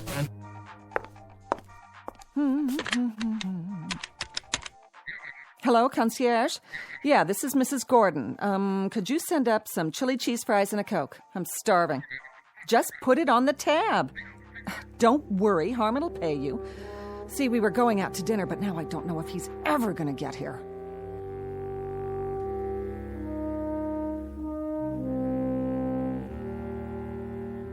Picture of an unlikely lady-in-waiting and her knight in not-so-shining armor. An aging man who leads his life, as Thoreau said, in quiet desperation.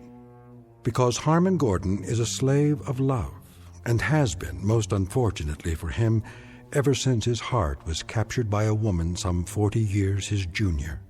And because of this, he runs when he should walk. He surrenders when simple pride dictates he should take a stand. He pines away for the lost morning of his life when he should be enjoying the evening. In short, Mr. Harmon Gordon may not know it yet, but what he seeks most desperately is a fountain of youth. And who's to say he won't find it? Because this just happens to be in the Twilight Zone. And now, the Twilight Zone and our story, A Short Drink from a Certain Fountain, starring Adam West with Stacy Keach as your narrator.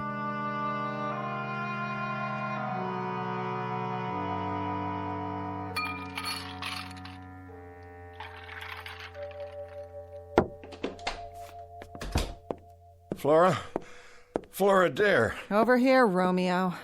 Oh, there you are, darling. What happened to you? Please accept my apologies. The traffic was backed up all the way from the office. How come I'm not surprised? You'd be late for your own funeral. And what did you do today? Go shopping again? Oh, I had a ball, an absolute swinging time. I only ask in passing, my dear, because I'm concerned. Oh, let's see. I had breakfast, and then I had lunch, and then I fired that stupid maid, and then I waited for you.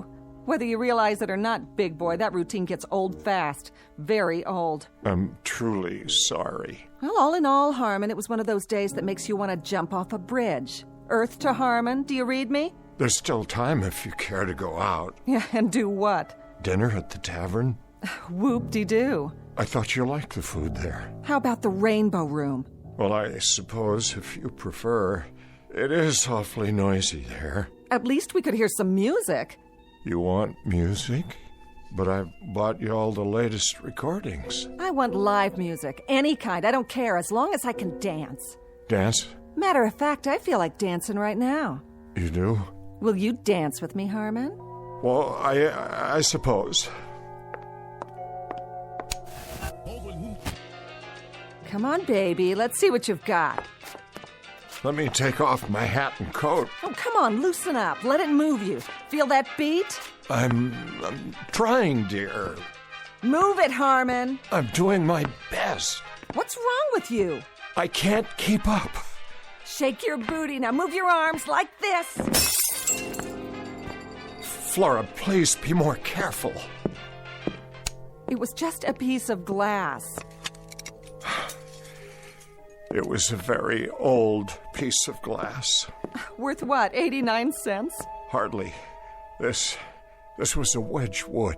Big deal. I'll buy you 6 more just like it. I'll even have the concierge gift wrap them for our anniversary. Then we can sit around and play old records. Sounds like a hot night to me.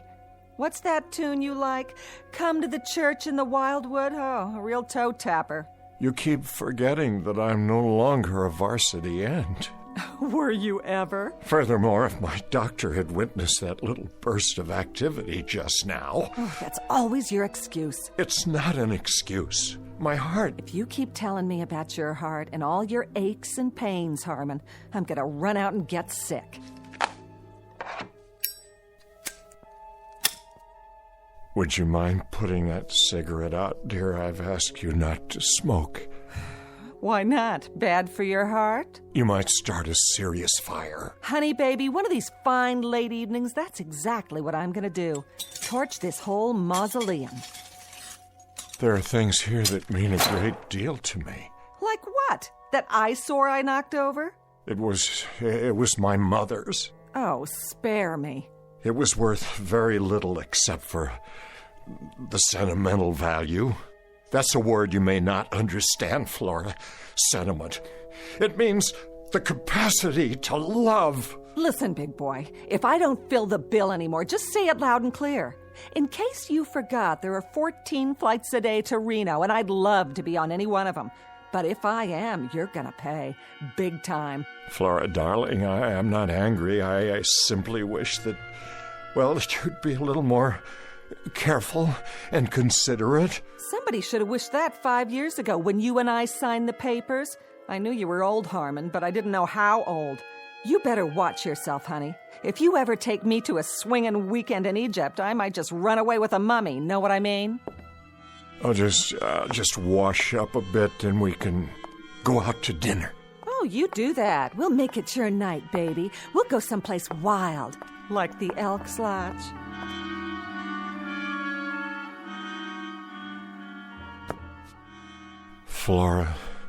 Flora, darling, what's happened to us?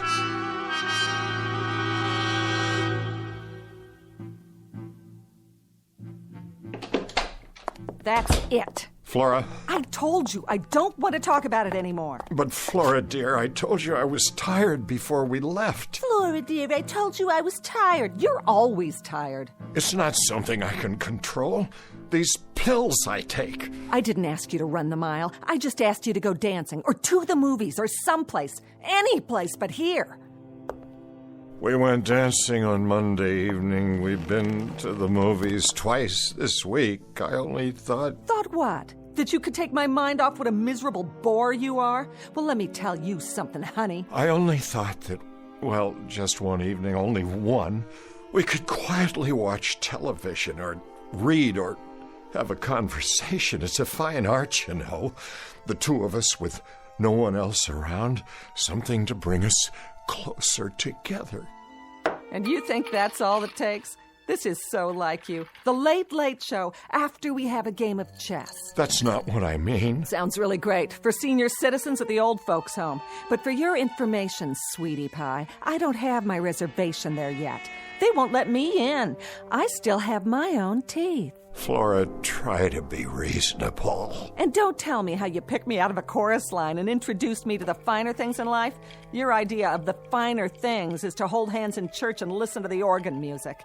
Flora, you know that isn't true. Take my advice. Get yourself a nice glass of warm milk and curl up with an almanac. Whatever it takes to get you through the night. Because this time, it ain't me, babe.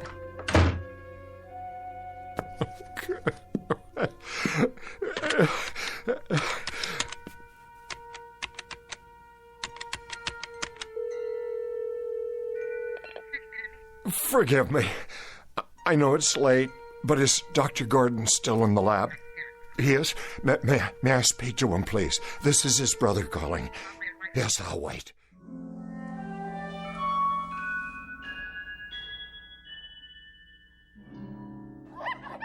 Now then, Leonard. Yes? Which monkey would you say is dominant in this group? I guess the largest. Look again. The largest monkey is seated in the corner of the cage doing absolutely nothing. Doesn't seem very dominant now, does he? You're right. Now, notice the small one in the center of the group. The young one? He has the food and water to himself. No one's challenging his position. But doesn't that go against the normal rules? Of social organization? Not where the young are concerned. And the cause of this new hierarchy, Leonard, is the Gordon vaccine. He's been injected for 3 weeks running now. His appearance has changed, and the others can see it. They may not understand, but they respect it. They have to. They share a responsibility for his well-being. I see. Dr. Gordon, the implications... I mean, if this process could be extended to other species, other social structures, the results would be... Just a moment. Yes, Julie. I thought I told you no more calls. I'm sorry, sir, but it's your brother. He asked me to ring through. Harmon? Well, what do you know? Put him on. Yes, sir. Go ahead, Mr. Gordon. Raymond? Harmon, is that you? I hope I'm not interrupting. Are you all right? You sound a bit under the weather. Fine. Look, Raymond, I was just wondering if you could come over this evening. Tonight? Well, I don't know. I was just training a new assistant. How about lunch tomorrow? I'm afraid that won't do. I know it's late, but I'd like to see you. Why so mysterious? If it's something to do with your health... No, everything's all right. Everything's fine. It's just that, well, I'd like to talk to you. I see. Raymond, please come over. I'm at my wit's end. I must talk to you. Very well, then. Thank you, Raymond. You don't know how much this means to me. Relax, old boy. I'll be there as soon as I lock up. What is it, Doctor? Nothing serious, I hope. No, nothing serious. But if I'm not mistaken, there may be a slight problem of social organization in my own family.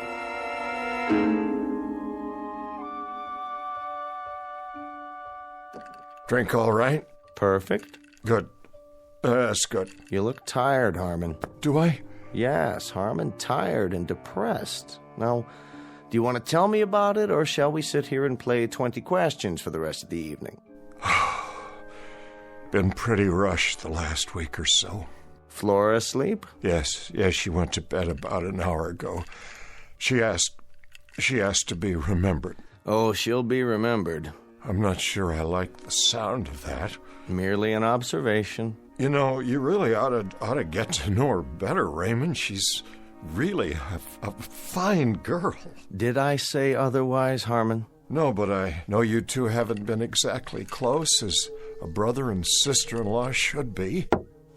Harmon, would you do me a favor? Anything. 2 favors, actually. First of all, don't sell me on Flora. Don't even try. You know what I think of her. And this isn't backbiting now. This is what I've told her to her face, so I have no compunctions about saying it aloud. Saying what? Let me finish. I could forgive her appetites, Harmon. I could forgive the fact that she's made out of asbestos and doesn't have a heart in her body. You're being unfair. But I cannot forgive her for what she's done to you. She's turned you into a frightened, quaking, damned fool who dotes on her, gives in to her whims, and runs after her like a poodle. That's item 1. Raymond, please. My second favor is simply that from now on, after you've had your battles, you not call me at odd hours of the night. I don't do this often. Once is often. Twice is endless. Harmon, we're very close as brothers go, don't you think so? Yes, despite the difference in our ages. Maybe that's why. You've always been my big brother, and you know there isn't anything in this world that I wouldn't do for you if it's in my power. But you can't expect me to run over here like a St. Bernard every time you get frozen halfway up the mountain. You make me ashamed. Don't be. She's a predatory little alley cat, and she's always been that way. I knew it the first time I saw her, but I can give you only so much solace, so much sympathy, and then it begins to stick in my craw.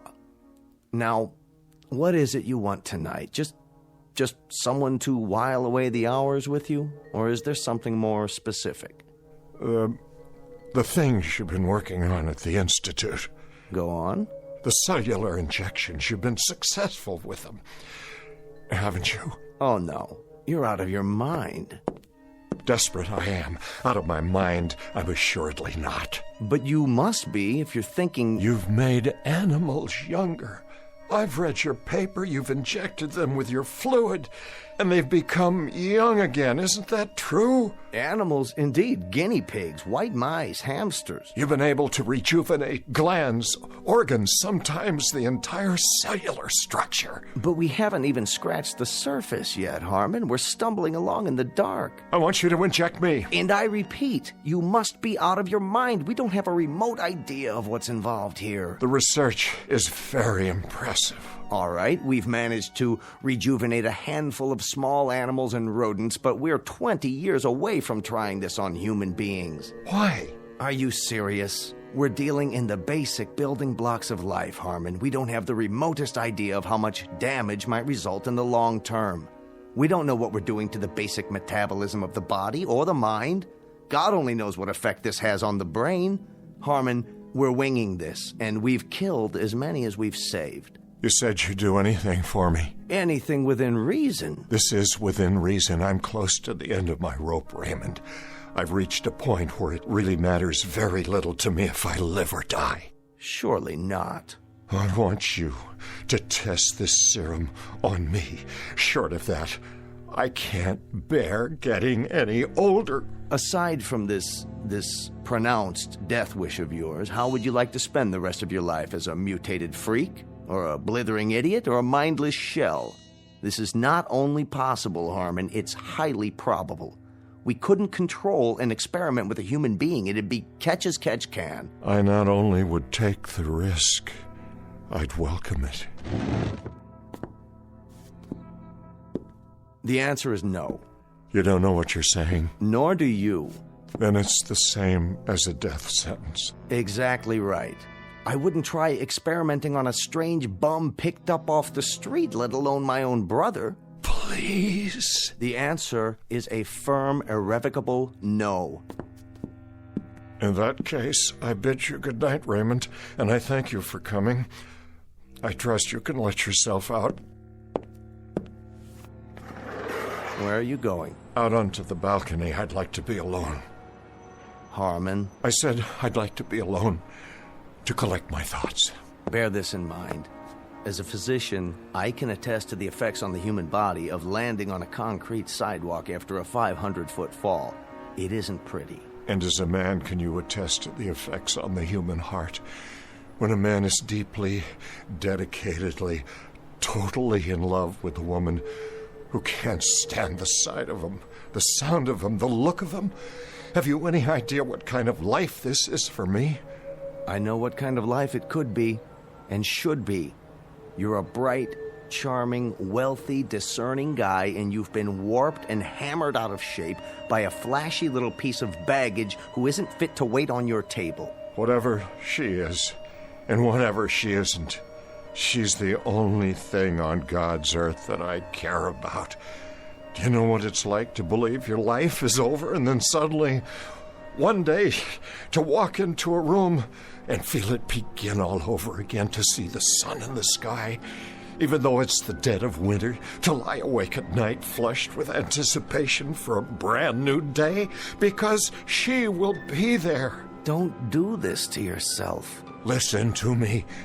This is important. It matters.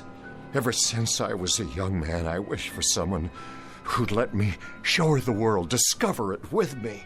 Because without anyone to share it with, the world might as well be buried under 6 feet of snow. Someone who'd be there, Ray, that's all. I wouldn't ask much in return, a kind word once in a while. She still has a love of life, believe me. Only I can no longer share it with her because I'm old now, and getting older, the days run away and leave me further and further behind. And now it's too late. I beg of you, Ray, if you've ever cared for me, your brother, give me this one last chance. Give me a chance to save myself. And if I don't? Then you can conduct one final experiment. We'll find out who can reach the sidewalk first, a man in an elevator or a free-falling body. Oh, my dear God. You're serious. Good night, Raymond. I'm getting tired now. Let me think about this. Give me an hour or two. Will you be up? Are you coming back? I have to think first. Tell me you'll wait to hear from me. Give me your word. All right. But don't be long. Soon now, I'll need to rest.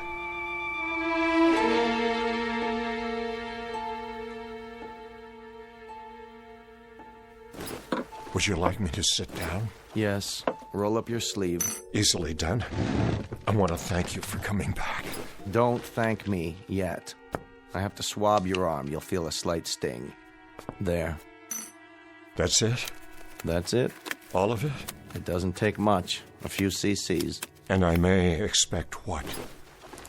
You may expect a miracle, but it's unlikely you'll get it. I want you to go to bed Don't go to work tomorrow. Tell Flora you're taking the day off. I'll be back first thing in the morning. I'm keeping a very close check on you for the next few days. And when might I expect some change?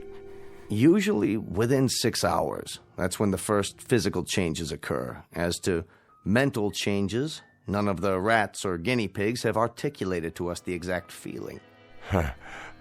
I'll be the first. You'll be the first. Making the assumption, of course, that you'll be alive. Oh, I'll be alive, all right. Do you want to know something? I shall not only survive, I'm going to become young again. I feel it.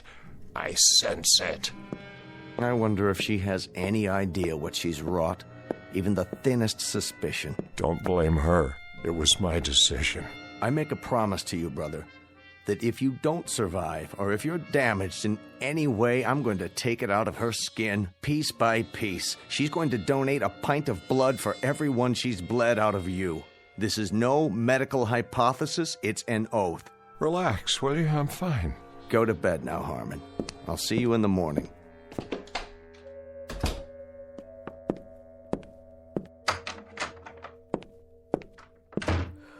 Oh, that you, Harmon? Yes, Flora. Go back to sleep. What are you doing in front of the mirror? Just looking at myself, dear. Well, don't do that. You'll have a nightmare. Time to call it a day, lover boy. Or are you going to stay up all night? I like the sound of that. Up all night. You know, I just might... Don't take all the covers when you get in bed. I'm trying to sleep. Of course you are, Flora. Pleasant dreams.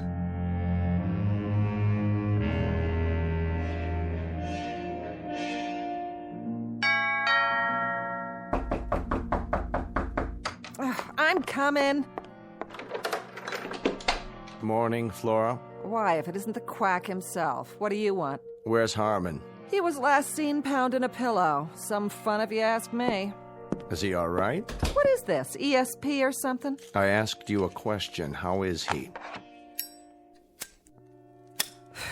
He's okay. Boring, but okay. I want to see him.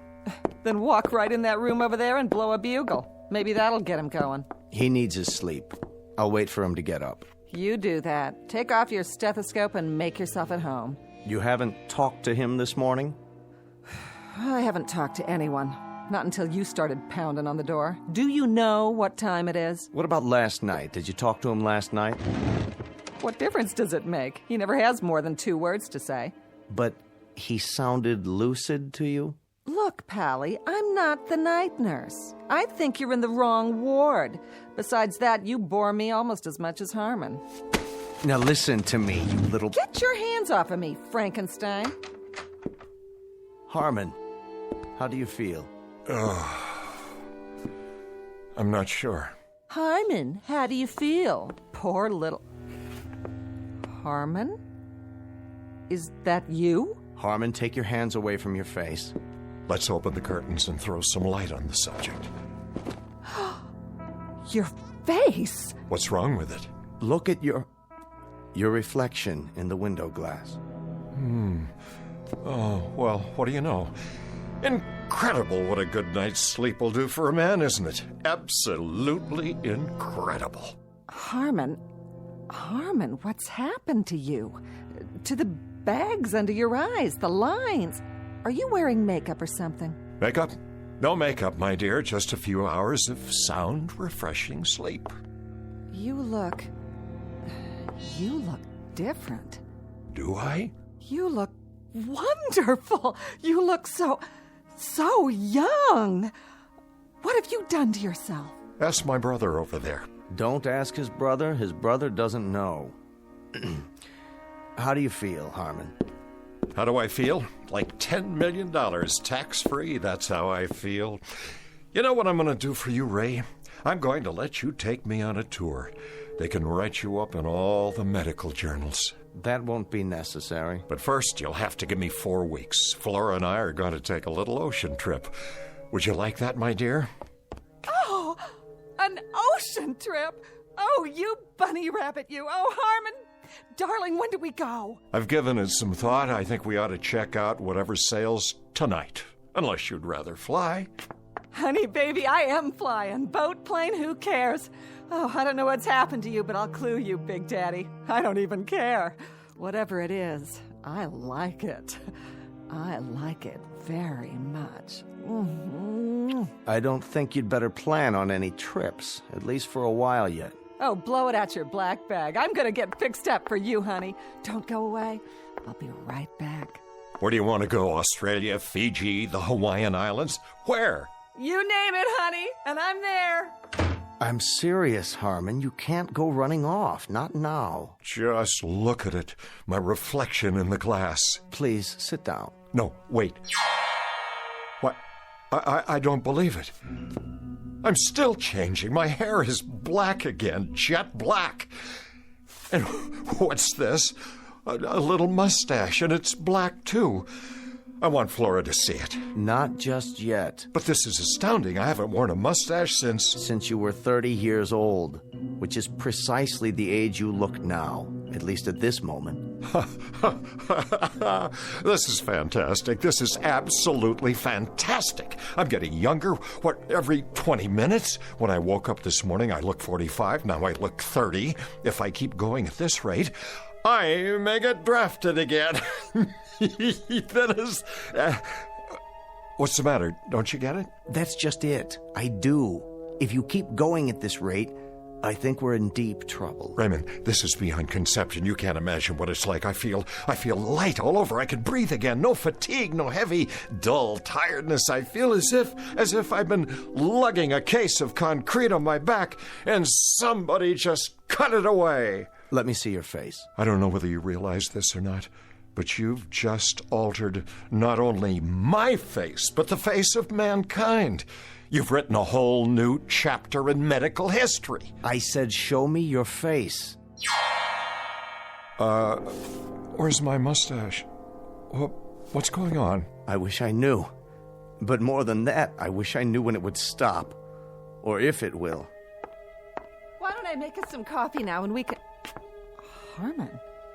Harmon, you've changed again. I know. I'm even younger. Oh, what's going on? What is going on here? Raymond, it's starting again. I feel it. I feel it happening inside. I still feel it. You'd better get back to bed. Yes, I think I will. I think I'll go back to bed now. Harmon, I want you to tell me what's going on. I don't like it. I don't like it one bit. Let me go, please. What's happening to you? Your robe, it's too big. Why, Harmon? Take your hands away from your face. You've got to tell me what... No, Flora. Oh, no! Let him alone, Flora. Let him have some privacy.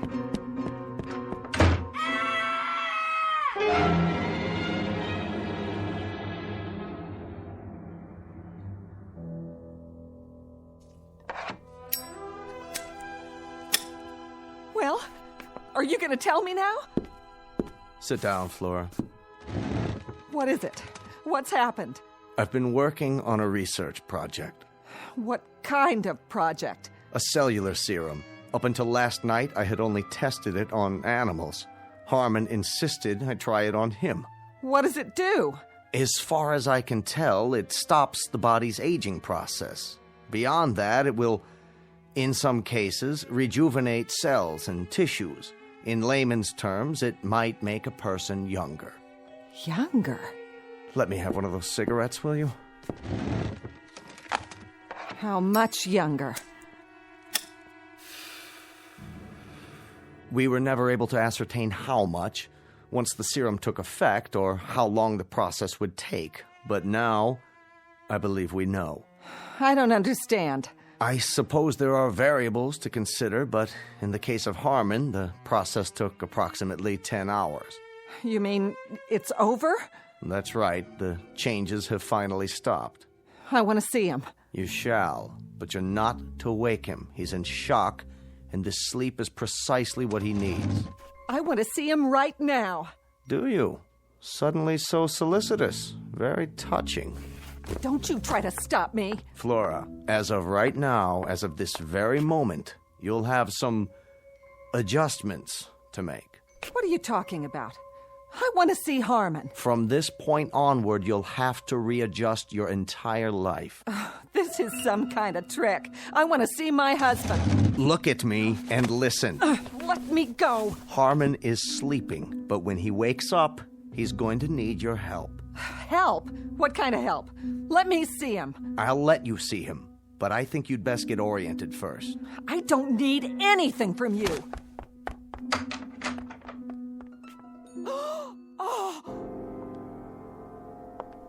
Are you beginning to understand? What is that in there? The ground rules have changed. The world no longer begins and ends with Flora. It isn't just Flora's wishes, Flora's temperament, Flora's capacity for anger, Flora's needs. Now it's something else. Something very different. Take a good, long look. I don't want to. That's very nice, but you have no choice. You've got a responsibility and you're going to honor it. You're going to take care of Harmon now. He's going to need you rather desperately. Now look at what's sleeping in your bed.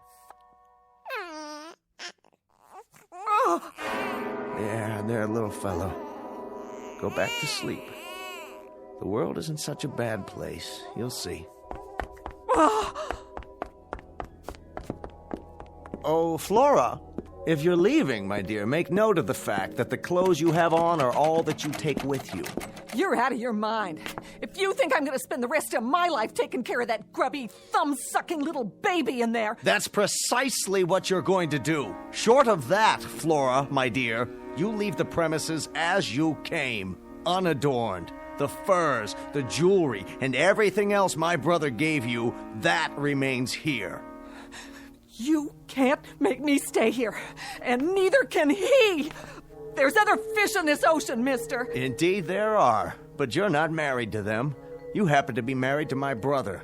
That's crazy. Not crazy, Flora. Bizarre, perhaps, but very much a fact. And if I find out that he's left alone with maids, governesses, nurses, you're going to find yourself back on the chorus line. What? Do you understand, Flora? He's to get attention now, the attention he deserves. I don't mean intermittent, sporadic moments between nightclubs and beauty parlors. I mean morning till night. Won't he grow? Yes. As of right now, he will grow.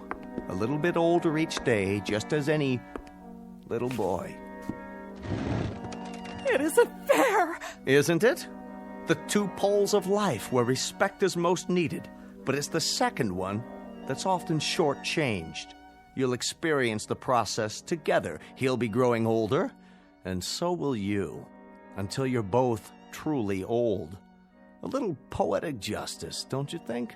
That now you should finally have to drink from the same cup, that you should have to watch his youth encroach on your age, and the most anguished part of it, and the most illogical, is that youth always defeats age and then despises it for losing, never realizing, my dear, never giving it a thought, that when tomorrow comes, there's always someone younger just outside the door, waiting to come in, forever waiting to come in. But everything's on his side now. You see, my dear, as one gets older, see how wise they get.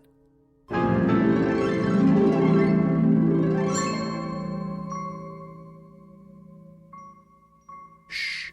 Harmon Gordon is sleeping. He's taking a little nap. He'll wake up soon and impatiently demand a lollipop or a stuffed toy or some other form of attention. Youth is like that. It demands. If you don't believe it, ask Flora.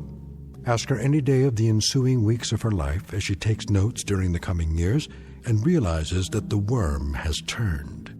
The oppressed has become the persecutor, and youth has taken over. It's simply the way the calendar crumbles in the Twilight Zone.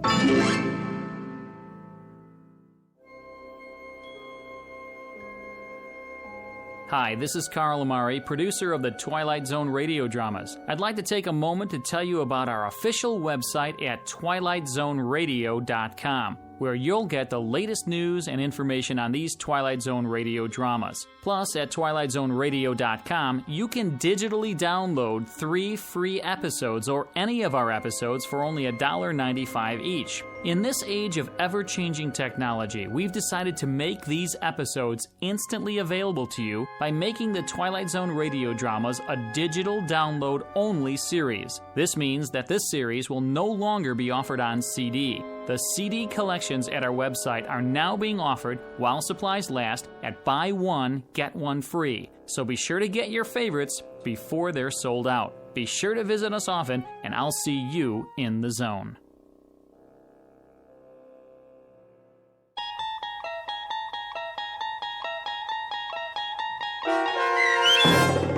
A Short Drink from a Certain Fountain, starring Adam West, with Stacy Keach as your narrator, was adapted for radio by Dennis Etchison and based on a script by Rod Serling from an idea by Lou Holtz.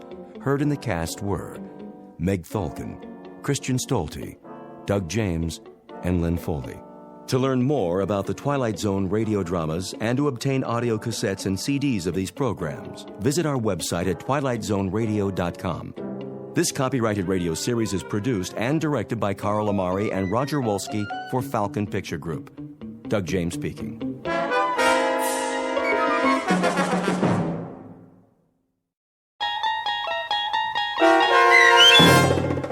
A Quality of Mercy, starring Robert Knepper, with Stacy Keach as your narrator, was adapted for radio by Dennis Etchison and written for The Twilight Zone by Rod Serling from a story by Sam Rolfe. Heard in the cast were Roderick Peoples, Kip Karstedt, Jeff Lupetin, Joby Cerny, Roddy Chong, Joseph Arunda, and Doug James. This copyrighted radio series is produced and directed by Carl Amari and Jason Mallow for Falcon Picture Group. Doug James speaking.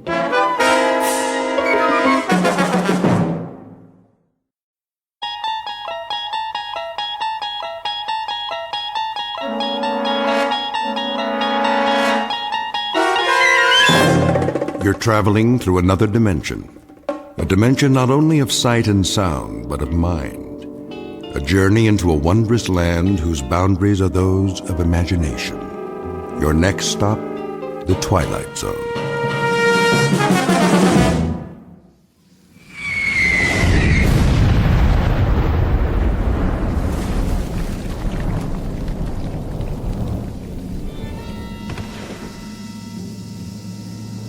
Man, oh man.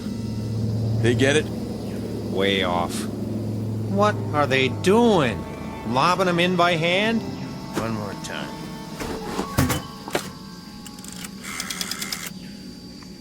Baker Company. Baker Company. You missed the target. That's what I'm telling you. Well, try it again. Short. 500 yards. Sergeant Casarano says it was 500 yards short. That's right. Still. Tell him to raise it up. Sergeant says to elevate it. They say they can't elevate it anymore. What are they using? A slingshot? Listen, if you can't aim higher, Give me that. how do you expect it? This is Baker Company, F.O. Good going, boys. Yeah, I've seen what you did. A big fat nothing. You wrecked 5 acres of rice paddies and you torn up a beautiful grove of palm trees, but that's it. What's it to me? Let me tell you. We're sitting out here on our duffs on a hill in the middle of nowhere, and you know what we're doing? We're having a little discussion. Yeah, that's right. Maybe you can help us out. We're trying to decide whether you got something in your religion against sending a shell into a cave. Or is it too hard for you? Because if it is... You tell him, Sarge. Oh, those jokers. What? Say again. Bypass?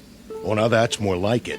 Because all you accomplished today is to tear up 5 acres of real estate and keep a handful of Japanese soldiers from falling asleep. Yeah. Well, I got a question for you. Anybody know how long it takes an enemy to die from insomnia? Same to you. Oh, we'll keep in contact, all right. You sure they're on our side? Makes me wonder sometimes. Give me a light. Here you go, sir. So what's the word? Did I hear you say bypass? They're gonna keep firing till late this afternoon. At least that's what they say. Then if they can't smoke them out, we'll just have to bypass it and move on. That's what I like to hear. Amen. I'm feeling better already. Me too. I'm getting cross-eyed looking through these binoculars. When they say flanks, I say thanks. I don't know about the rest of you, but I got no big urge to run headfirst into anything anymore. Not at this stage of the game. That's for sure.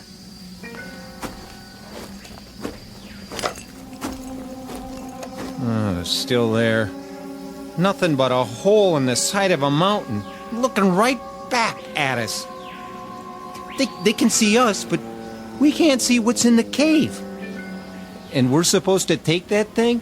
Buddy boy, when 2 airstrikes and a whole afternoon of lobbing shells don't accomplish anything, then that means you better say your prayers and start counting your cartridges. But, Sarge, I thought you said... Put it this way. I got what you call a nodding acquaintance with the bottom of this barrel. And when they can't budge an enemy with the big stuff, that's when they call out the queen of battle, the ever-loving infantry. Ain't we the lucky ones? What do you figure we got left, Sarge? Before it's over, I mean. Month? Doesn't matter what I think. Maybe less, huh?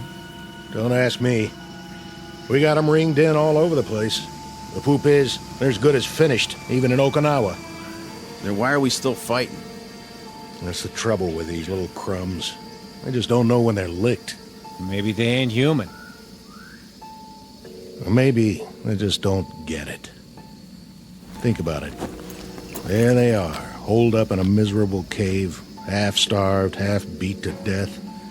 And nobody bothered to tell them it's the bottom of the ninth. They already lost most of their ball club, but they keep on fighting. Why? Yeah. Why?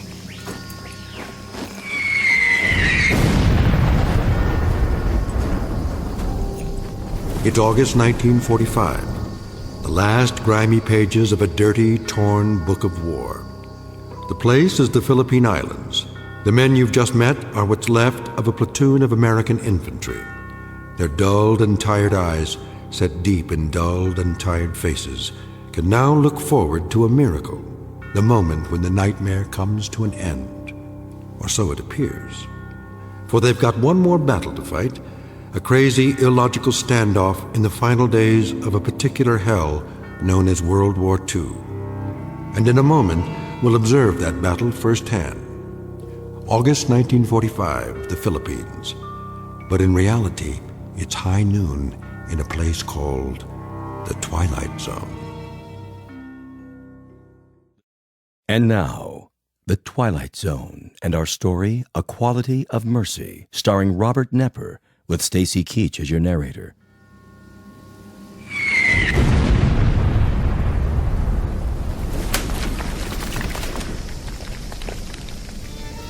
There we go again. Hit anything this time, Sarge? I tell you what, I'm not even gonna bother to look. You check it out for me, all right, Hanachek? Pete's sitting here. Where's the field glasses? Be my guest.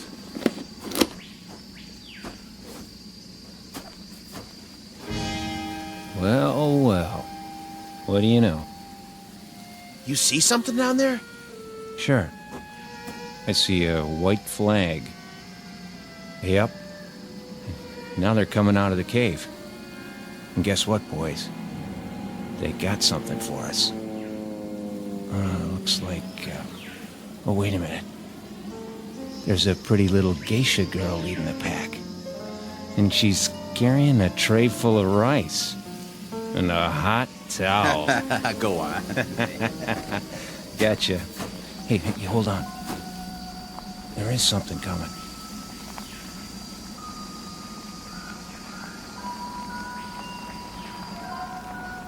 Who is it? Don't know. Uh-oh. Think I see a gold bar on his helmet. Give me those glasses. Oh, man. Just what we need. A brand new Louis. All spit and polish.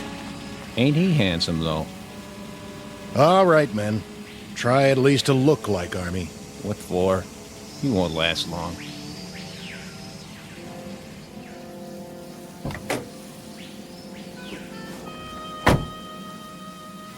Well, looky what we got here. That uniform's so new it ain't never been washed. Brand new holster, too. Well, that's what I call a pistol. No kidding. Pearl handle and all. Sent us a real tiger this time. $5 says it's never been fired.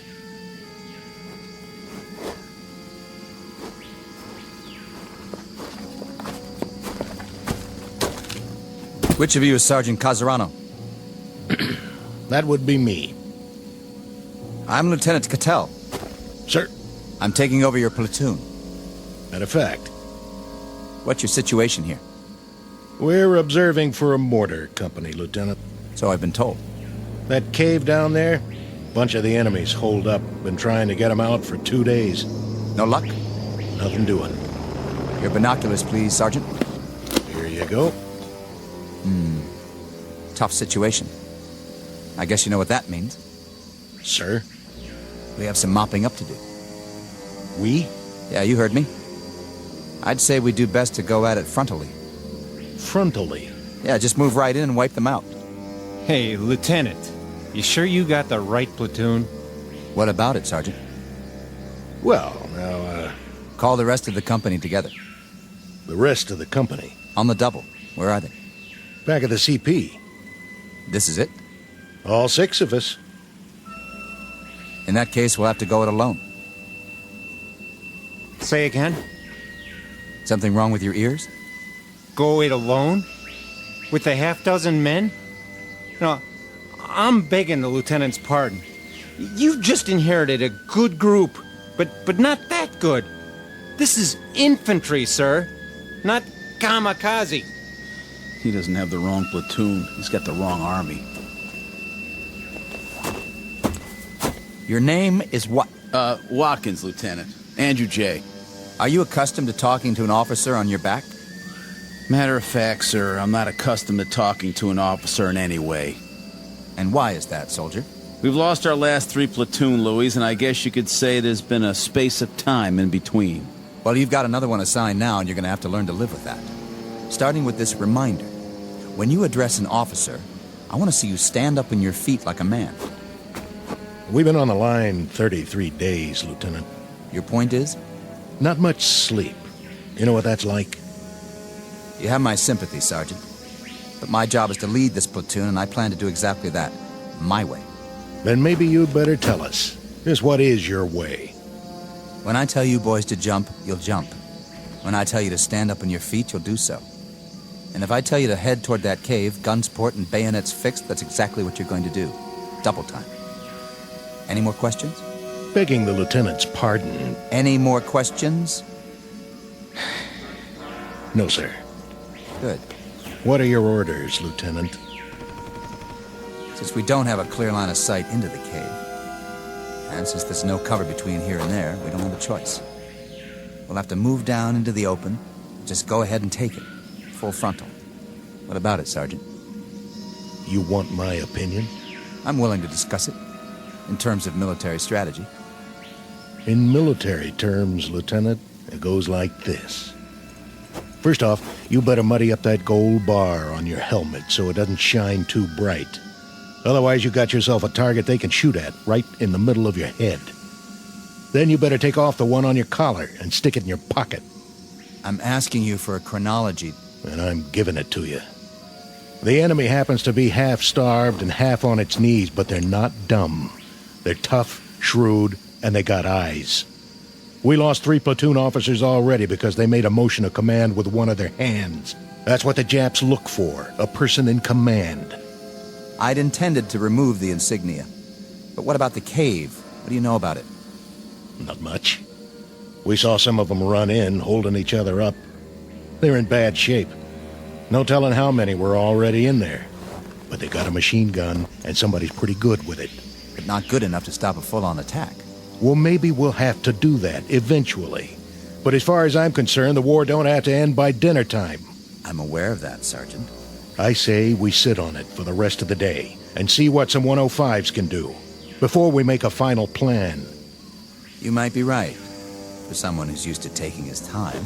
But it strikes me that we could move in there right now and wipe them out inside of an hour. Get close enough to lob grenades and pulverize them. If you want to get the job done instead of loafing, that seems to be the one thing this platoon is extremely good at. Lieutenant, how long have you been out here? What's that got to do with it? Oh, not a whole lot, I guess. But you make it sound like a football game. It ain't a football game, Lieutenant. It's one long gut ache with some torn up, mangled boys fresh off the farm, and it's gonna take a long time to forget. You ain't been shot at yet, Lieutenant. Remember that. How would you know? And you ain't shot nobody either, have you? You beat me over here, Sergeant, I'll give you that. But when it comes to killing Japanese, I think you'll find I'm a highly trained and very efficient officer.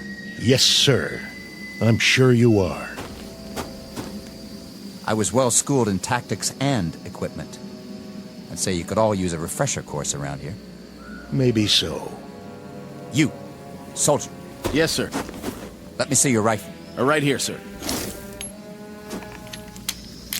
That's a filthy piece, soldier. Well, there's a lot of mud around here. That's no excuse. I want clean weapons in this platoon. That's #1 priority. The worst thing that can happen is for your weapon to jam. Now break them down and clean them, because we're here to kill Japs. Or did you forget? That's our job, and by God, we're gonna do it. This outfit better shape up fast or I'm putting you on report. Sounds pretty gung-ho. Yeah, real bloodthirsty.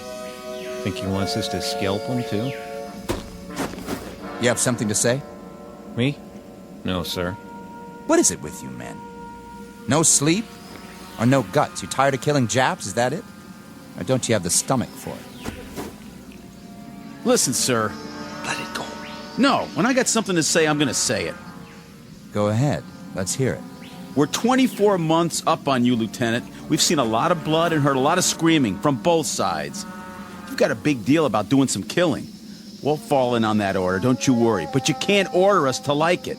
We've seen enough dead men to last us for the rest of our lives. The rest of our lives and then some. We'll do some more killing for you, Lieutenant. All you want. Just don't ask us to cheer about it. We'll see about that. Radio operator. Here. Get me base camp. Sir? Tell them to hold mortar fire, on my order. For now, prepare to attack. We're going to take that cave head on, whether you farm boys like it or not.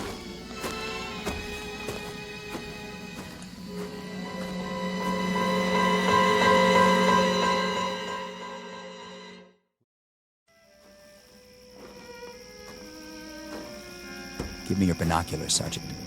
You can't see anything down there. It's too dark. It won't be dark when the shells hit.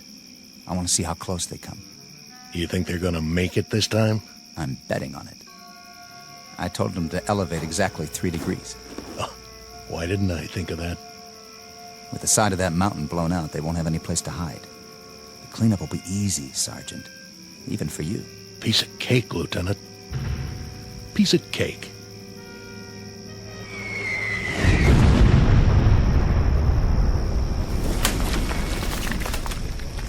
Still short. Yep, that's what it looks like. Casarano, those flamethrowers arrive? Yes, sir. Good.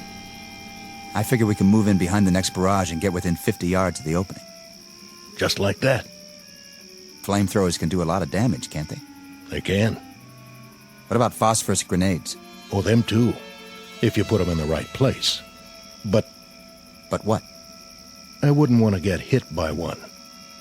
We're not talking about you. We're talking about the enemy. Right. Well, wait till dawn, then move in. Check with company for the mortar barrage so we'll be ready to go. Okay, sir.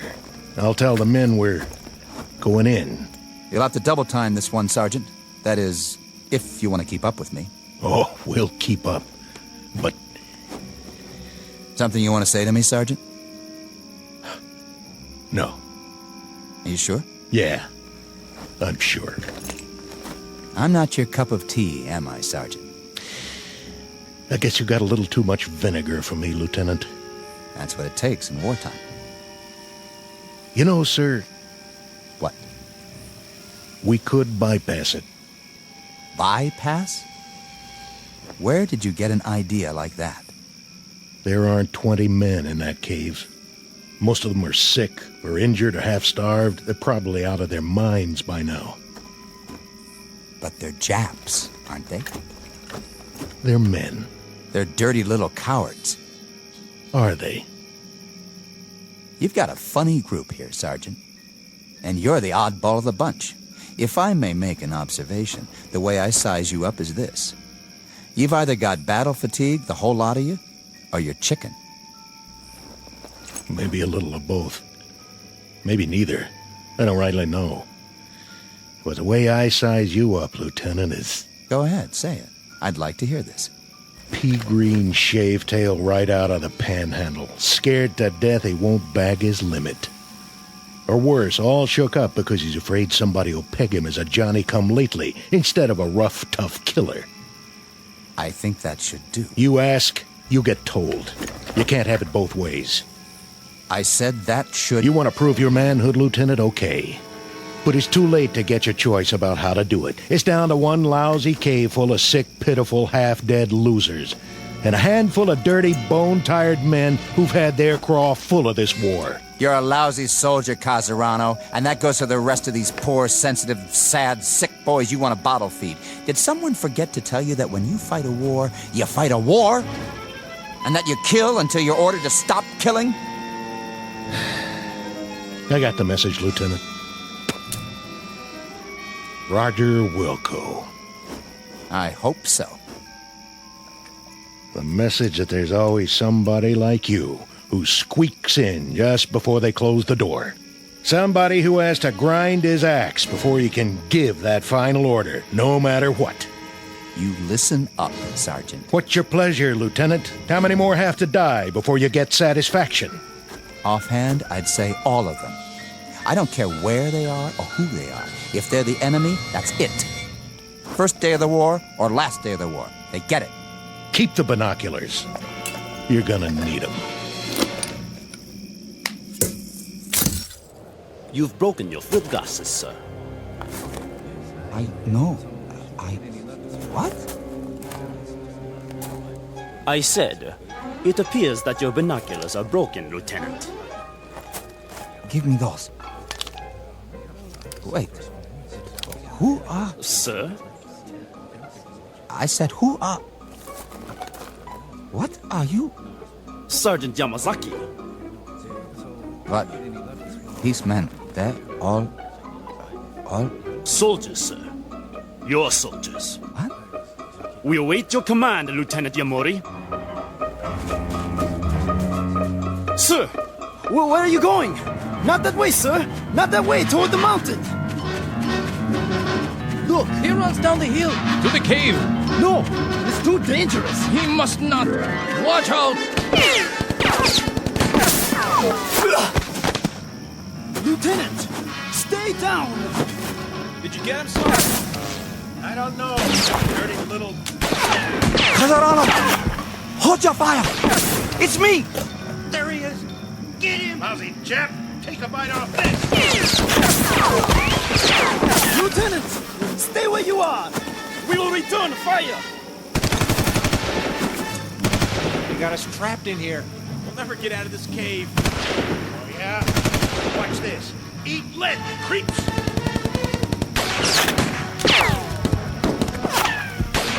Lieutenant Yamori! Run back now! Keep your head down! Which way? Can't tell. Which way to...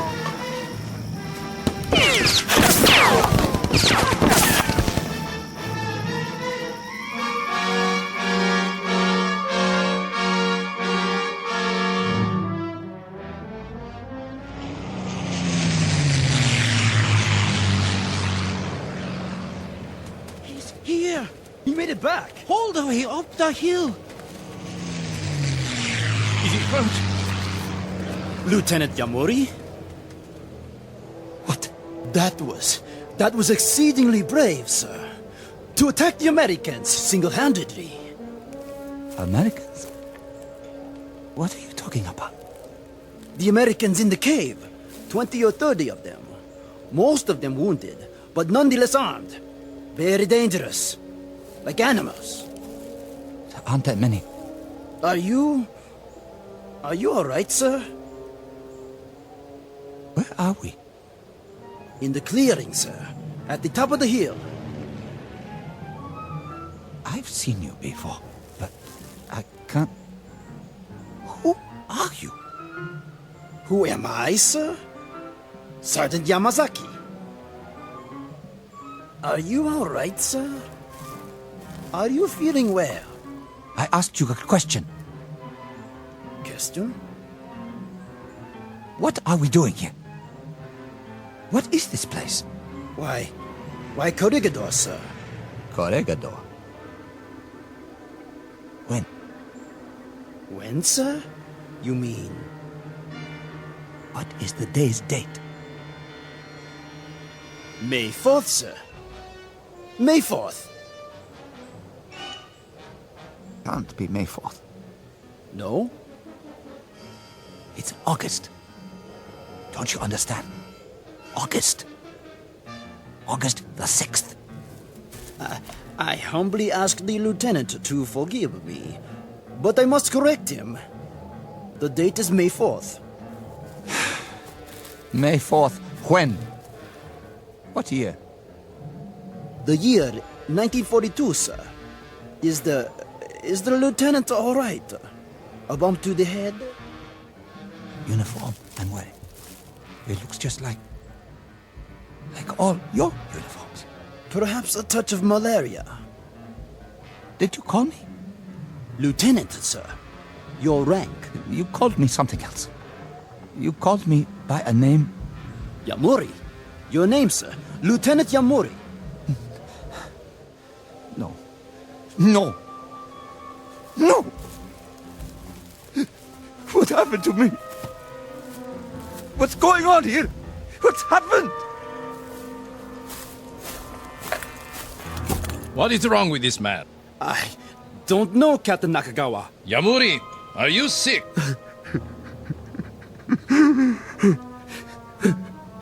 No. No. I require an answer, Lieutenant. I asked if you were sick. Yes, Lieutenant. I'm sick. We will be moving out soon. If you are too ill to move, you leave me no choice. We shall leave you here. Leave me? We have no transport for the wounded, as you well know. So, we will very shortly move forward, and you shall remain here. My name isn't... On your feet when an officer speaks to you. But my name isn't Yamuri. I swear to you. Something's happened. My name isn't Yamuri. My name is... Silence. Place this man under arrest. Yes, sir. Lieutenant, please, get up. I gave you an order, Sergeant Yamazaki. Men!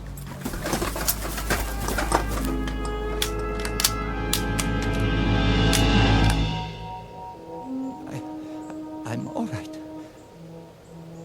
Forgive me, sir. You what? I was feverish for a moment. I forgot where I was. Huh? I'm all right now. You're sure of that? Yes, sir. I'm sure.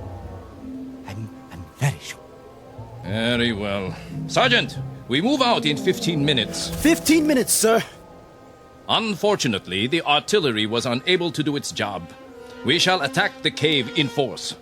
Ready to move out!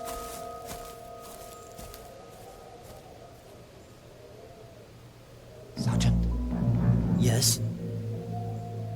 The cave he mentioned. Are you feeling better now? Yes, but the cave. He means the one where I was just... The cave with the enemy. Put a new clip in your rifle. Let me help you.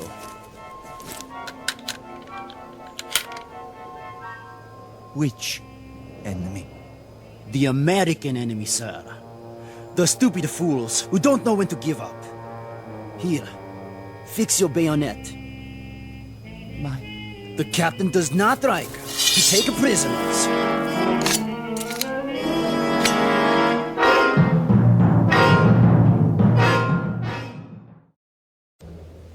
Captain? Yes, Sergeant. Prisoners, sir. What? What about prisoners? You know my policy. Yes, sir. But what if they surrender? What about the wounded? I doubt that there will be any left to surrender when we are finished. Yamori! Sir? You will take the first section. Move forward as quickly as you can. Then drop down 50 yards in front of the opening. But, sir... Watch for my signal. We will cover you with automatic fire for 2 or 3 minutes before you make the frontal attack. Sections 2 and 3 will follow. Understood? Yes, sir. I didn't hear you. I understand, sir. Be very sure that you do.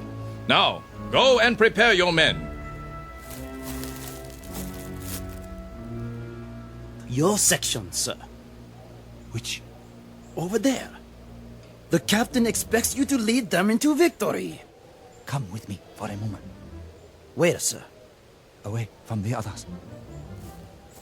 Look down there. The cave. Yes? You said something about there being wounded inside? I think so, Lieutenant. When they ran inside, they were carrying each other. I don't think there are more than 20 or 30 men. Not even that. It shouldn't be too difficult. They are only Americans, not good fighters. And they are very weak. Poor, starving soldiers. Please, you mustn't speak that way. The captain... Don't they know when to quit? If they have wounded, what's the point? They can't go on this way. If they surrender now, there might be a chance. What did you say? Nothing, Captain. I didn't hear. What did you just say? Repeat it. Just if... If they're wounded, sir, perhaps... Perhaps what? If we gave them a chance to surrender first, or... Or what? If we left them there. Left them? Bypassed the cave completely, and moved on. Bypassed them. Is that a tactical judgment? I think it is. Or is it some nugget of compassion for the enemy unearthed by your fever? They are wounded. They're running out of supplies. They can't do much harm. Neither can they sink a battleship from this position. But their forces can. That is why we must destroy them. But if they have no more strength to fight... A reminder, Lieutenant. The identity of the men in the cave. They are Americans. They are enemy. Wounded, healthy, walking or lying down. They are enemy. The Japanese army does not bypass. The Japanese army attacks. The Japanese army wipes out its opponents to bring an end to this war. They're wounded. They're beaten and they're wounded. Their forces have suffered heavy losses. The rules of war... Rules? Lieutenant Yamuri, it is odd that you should require this reminder. But the comparative health and well-being of the enemy, his comfort or his discomfort, the degree of his anguish or his incapacities have no bearing on military action. These things have no more to do with a tactical move or a decision of command than the fortunes of an anthill that you step on when we move forward to attack. But they're not ants. Correct. They are enemy. If when we enter the cave they are lying on the ground, crying in agony, pleading for mercy, I can assure you I will have no more compunction about making them a head shorter than I would about stepping on that anthill. Captain, they are men. You are not listening. They are enemy. This is war, and in war you kill. You kill, Lieutenant. Do you understand? You kill until you are ordered to stop killing. No!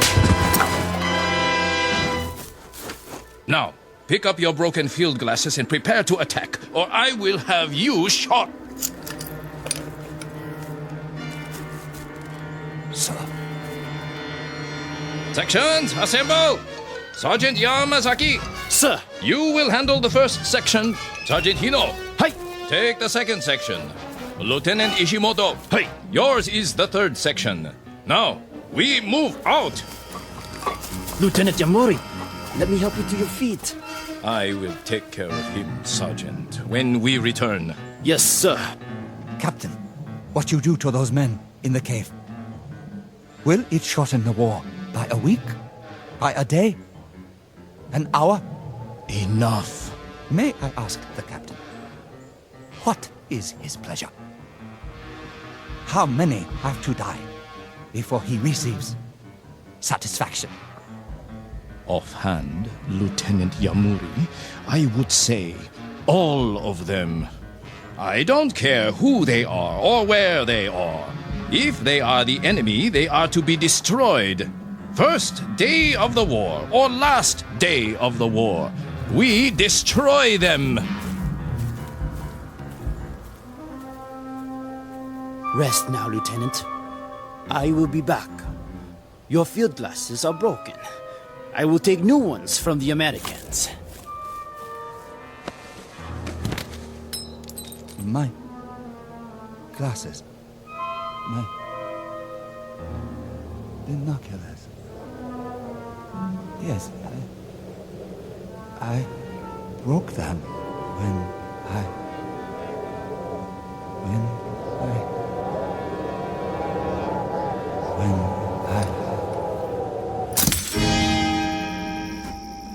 Anytime you say, Lieutenant. What? What did you? Looks like you can't use those binoculars now, though. Binoculars? To help you with a duck shoot. No, we'll just have to follow your orders blind. Blind as a bat. Sergeant. Casarano? Of course, when we start firing, there'll be flashes. Wait a minute. Maybe that'll be enough for you to lead the charge, just like San Juan Hill, huh? Of course, we'll be going down, not up. Wait. Hold on. Maybe he wants to put it off. You want to hold the attack till later? No. Yes. I mean... What do you mean, sir? Casarano, something happened. Yeah. You broke your glasses. Now you can't see down there. Tell you what, I'll get you a new pair off one of them Japanese, if we make it inside. No, you don't understand. Those men in the cave... Men now? Hey, boys, he called them men. And all this time I thought they were the enemy, to be destroyed, just like that. Yeah, like animals. And what do you do with animals when they get in your way? You kill them, right, Sergeant? Right. You slaughter them. You kill till they're all dead. Then you dig them up and kill them again. Ain't that right, Lieutenant? No. There's not going to be an attack. Those men are wounded, starved. There's no point in... Hold it. You hear that? Jeep on the road. Hold fire.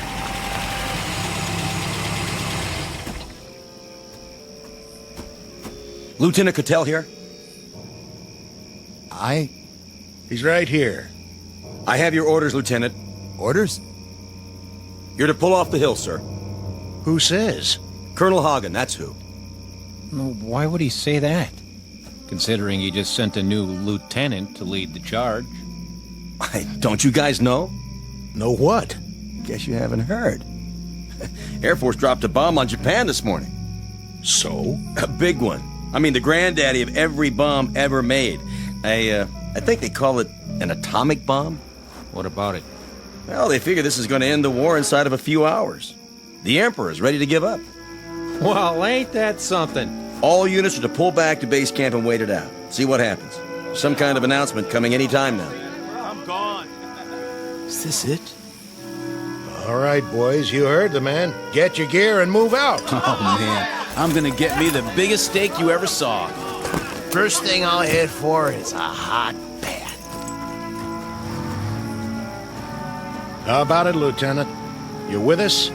Or do you want to stay here and fight it out all by your lonesome? With you. Something on your mind, Lieutenant? Yeah, something. I'll bet. But I wouldn't fret it if I was you. There'll be other wars sooner or later. Other caves. Other human beings you can knock off. I hope not. God help us. I hope not. The quality of mercy is not strained. It droppeth as the gentle rain from heaven on the place beneath. It is twice blessed. It blesseth him that gives and him that takes. Shakespeare, The Merchant of Venice. But applicable to any moment in time, to any group of soldiery, to any nation on the face of the earth, or, as in this case, to the Twilight Zone. We'll return to the Twilight Zone in just a moment. You are about to enter another dimension, a dimension not only of sight and sound, but of mind, a journey into a wondrous land of imagination. Next stop, the Twilight Zone. Hi, this is Stacy Keach. I'd like to take a moment to tell you about our Twilight Zone website at twilightzoneradio.com. At twilightzoneradio.com, you'll find the latest information on these Twilight Zone radio dramas, including behind-the-scenes photographs, plus the newest product releases, trivia contests, ways to contact us, other Twilight Zone-related info and merchandise, plus links to other fascinating websites. So make your next stop twilightzoneradio.com. Visit twilightzoneradio.com to purchase these Twilight Zone radio dramas on cassette and CD, or call toll-free 1-866-989-ZONE. That's 1-866-989-9663.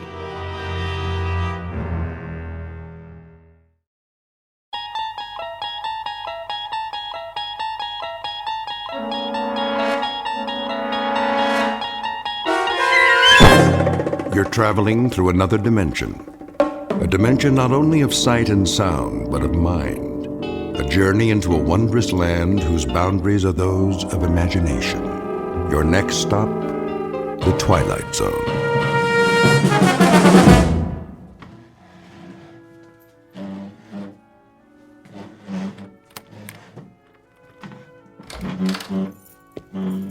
Marvin? Yes, sir. What do you think you're doing? Moving the table, sir. Why, whatever for? The party, Mr. Fitzgerald.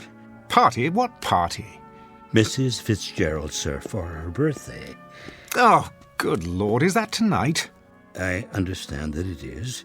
You instructed me to see to the arrangement, sir. Oh, so I did. I suppose you'll transform this apartment into a veritable wonderland. Paper streamers and the like. No, sir. Just a buffet for the guests, as soon as the delivery boy arrives downstairs. The guests? Those on the list, sir. Small gathering of your closest friends. Then it'll be a very small gathering indeed.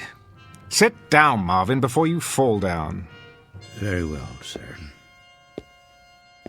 On second thought, fix me a drink. As you wish. Now, I suppose I must go out and purchase a gift for the poor girl. Unless you've taken care of that for me. You left no instructions in that regard. Well, you might have simply asked her what she desires for the momentous occasion. But I couldn't. Then she'd know. Oh, all right. Let me see. What does she need? books? No, too many of those. All they do is gather dust. A trinket? A bauble? Diamonds are quite dear these days. If I might offer a suggestion. Why not? Well, Mrs. Fitzgerald has expressed an interest in music. Oh, she has she? What does she know about music? I will not have popular ditties polluting my environment. Not recording, sir. I believe she'd like to play. What? A glockenspiel? A kettle drum? You'd have to ask Mrs. Fitzgerald, but she did say it has powers to soothe the savage beast. That's breast, man. The savage breast. Do you see any beasts around here? If you don't mind, sir, I'll repair to my quarters for a while until the provisions arrive. Did you put soda in this drink? Oh, I've told you, Marvin, no soda. Make me another one at once, and this time do it properly. Yes, sir.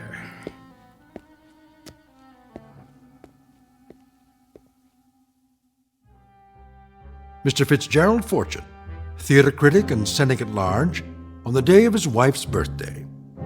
If he knew what's in store for him, however, he would make it a point not to attend.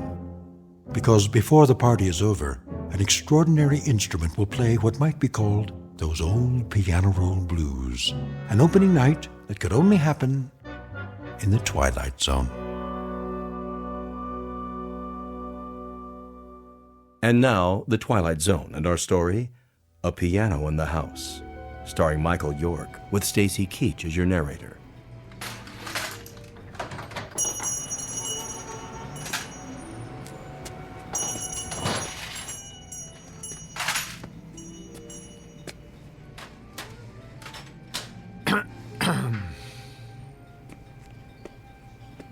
Yeah? How do you do? If you don't see a price tag, ask. I am Fitzgerald Fortune. So? The drama critic. Uh-huh. Isn't rudeness a handicap in your line of work? What's it to you? I saw the name of your shop, Treasures Unlimited. I stepped through the door, fully expecting to encounter some sentimental old biddy wearing an ostrich-plumed hat and a moth-eaten feather boa. Instead, to my sincere delight, I believe I've discovered a fellow misanthrope. What's that? A man who despises people. I got work to do, mister. Putting up stock. And I am meant to be writing a review this very hour for tomorrow's edition. So why aren't you doing it? Life intervenes. Looking for something in particular? A gift for my wife's birthday. Well, you're in the wrong place. This isn't a gift shop. It's a junk store. Exactly. You see, my wife has the absurd notion that she wants to learn to play an instrument. Unfortunately, she hasn't a trace of talent. How do you know that? Hmm? If you've never heard her play. I believe I know my own wife. However, I've hit upon a rather droll solution to her dilemma. Do you have, by any chance, one of those old-fashioned pianos that plays itself? A player piano? Funny you should ask. Amuse me. I just picked one up at an estate sale. Over here. It's kind of beat up, though.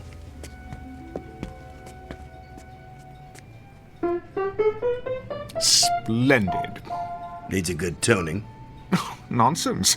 My wife will believe it to be an antique and cherish it all the more.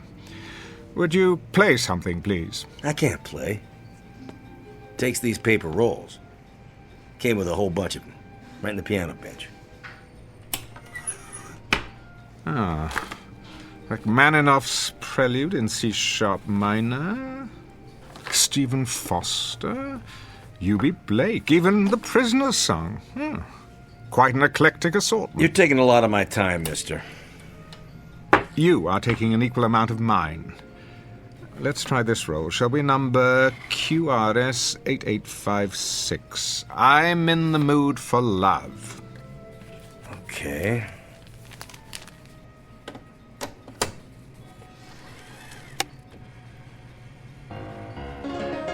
There we go.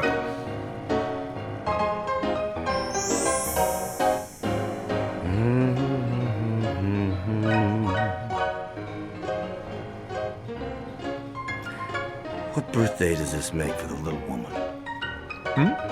Your wife. Oh, her 26th. So young. You must be a man of great personal magnetism to have attracted one of that age. I am. How utterly romantic. Youth, wisdom, hand in hand. Oh, how I'd like to see you both together. And for her birthday, you're giving her the gift of music. How touching. What is the price of the piano? You are taking your young bride out somewhere tonight. A quiet nook, where you can be lost together in the midst of this great city, looking into each other's eyes. How much? Where's the tag? And worth every penny. A bit of restoration to take care of the finish. The mechanism still works, so since it's a birthday present, let's say, take 20% off that. No, make it 40. Forget the sales tax. Done. I shall require delivery before 6 o'clock this evening.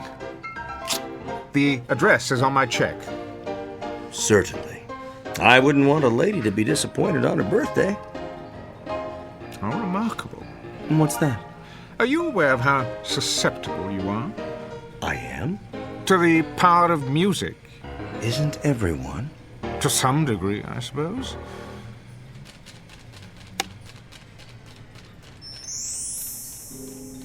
Okay. You got a sale. Now, you gonna stand around all day taking my time? No, I was just leaving. Well, nobody's stopping you. There's the door. Tell me, are you sentimental about anything else besides birthdays? Birthdays? They're a lousy waste of time and money. It was the piano, wasn't it? Extraordinary. Good day to you.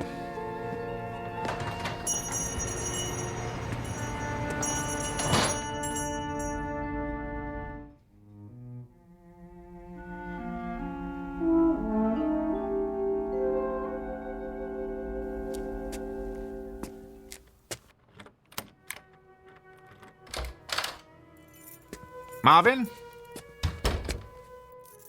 Marvin? Good evening, sir. Take my hat and coat, please. Very good. Oh, the piano arrived, I see. About an hour ago, I took the liberty of dusting it, sir. Marvin? Yes, Mr. Fortune. If you're going to wait on the guest tonight, then do something about your face. My face, sir? Yes, Marvin. A party is supposed to be a happy occasion. Could you manage to look a little less miserable than usual? I will try, sir. Do that. Anything will be an improvement. You may make my evening martini now. Right away. Is that you, Gerald? Yes, Esther.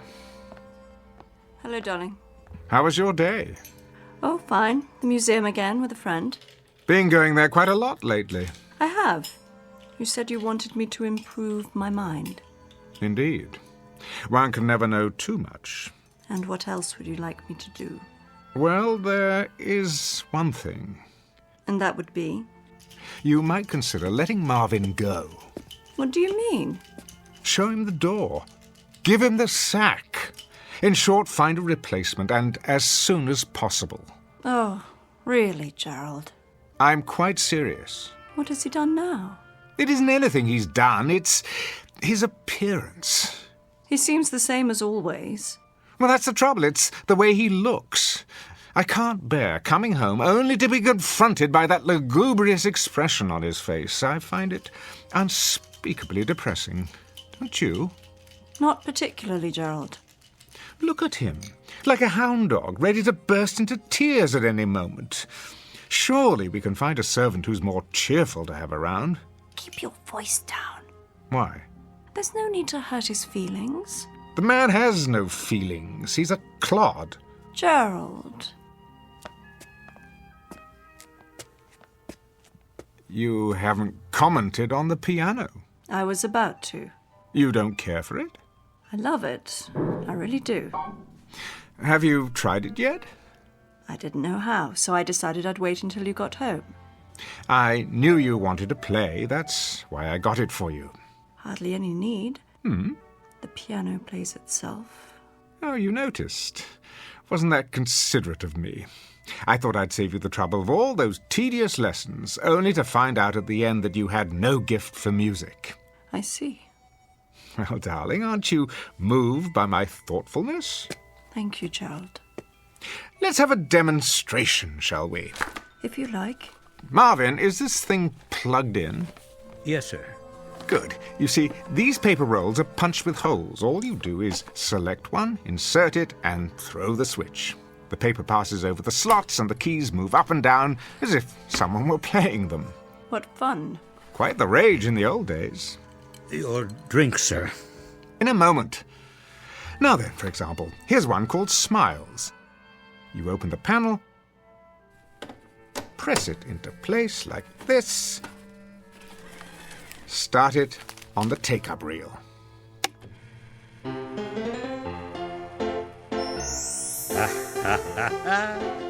Yeah, they don't write 'em like that anymore. What on earth is the matter with you? Oh, nothing, sir. Nothing at all. Marvin, are you all right? I'm very well, thank you, madam. But you're smiling. Am I? You most certainly are. That's probably because I'm happy. Have you been drinking my martini? No, sir. Well, then what do you have to be happy about? Everything, sir. I make good money, got a nice place to live, my health, money in the bank. I like my job. Well, you can't. I treat you atrociously. Oh, you don't bother me, Mr. Fortune. You tickle me. What? Oh, yes. Sometimes it's all I can do to keep from laughing out loud when you have one of your tantrums. I get a kick out of it when you go around, flicking the table to be sure I've dusted, or checking the silver to see if it's polished. You are funny, Mr. Fortune. Am I? Yes, quite. Downright hilarious, if the truth be told. Why, Marvin, I've never heard you speak like this. Nor have I. Well, there's plenty more where that came from. I've got 1 million of them, sir. 1 million of them. Well, out with it, man. You're quite the comedian today.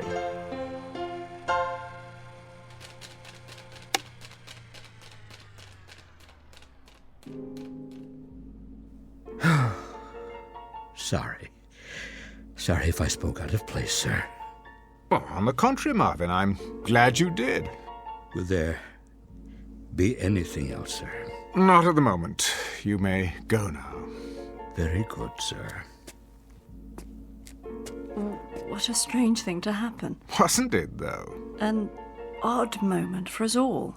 Most definitely. Who'd have thought that behind that gloomy exterior the man was concealing a sunny nature? I can't imagine how it happened. I believe I can. I'd say it was because of something extraordinary that has come into our lives. Something absolutely extraordinary. So, what really happened, Gerald? Marvin behaved so strangely a moment ago, and then he stopped, suddenly. Well, perhaps it's not so strange after all. I've always believed that we have two faces, the one we wear and the one we keep hidden underneath. The problem has been to find some method of revealing that hidden face. I suppose it helps if you know what particular hidden face you're looking for. But now it appears that I at least have the means. I don't understand, Gerald, and I'm not sure I want to. See you in a while. Esther, wait. Let's try another one. I have to get ready. No, not yet. Let's play something a bit more intense. Some other time. Bear with me, Esther. An experiment, if you will.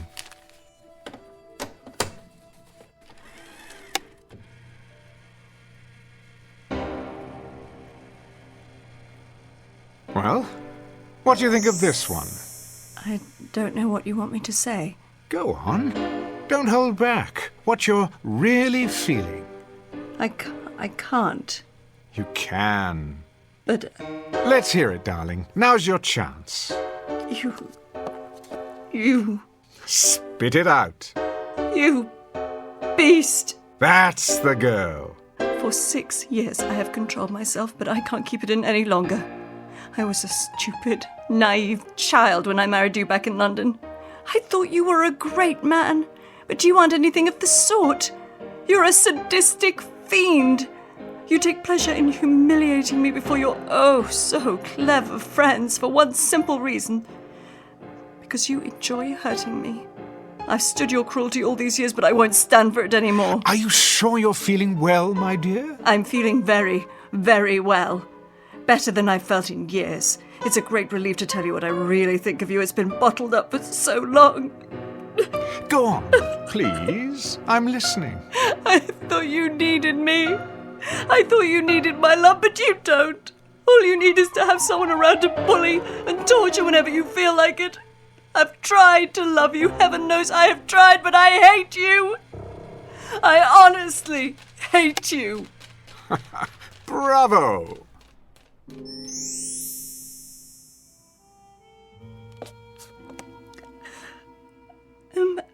I'm terribly sorry.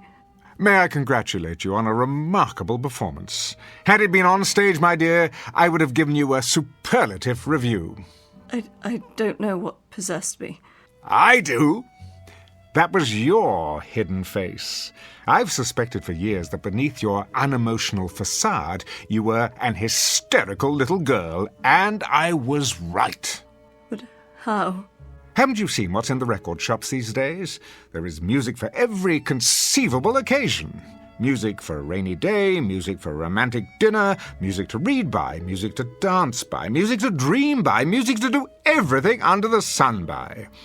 Could it be that this anachronistic old piano, the product of a more sensible time, has provided music to help us expose our hidden selves by? I still don't understand. Well, it's quite simple, really. Marvin was hiding his inherently happy nature, which was revealed when he heard happy music. You were concealing hysteria, and when you heard hysterical music, you couldn't hide yourself either. You mean the piano? That's exactly what I mean. I seem to have bought you a more interesting birthday present than I imagined. A kind of sonic lie detector, if you will. I wonder what other people are hiding. Our friends, for example. Gerald, please, promise me not to play the piano at my party tonight. I mean, to let it play itself. I promise no such thing. I wasn't looking forward to the festivities, but now I believe we may be in for a most amusing evening.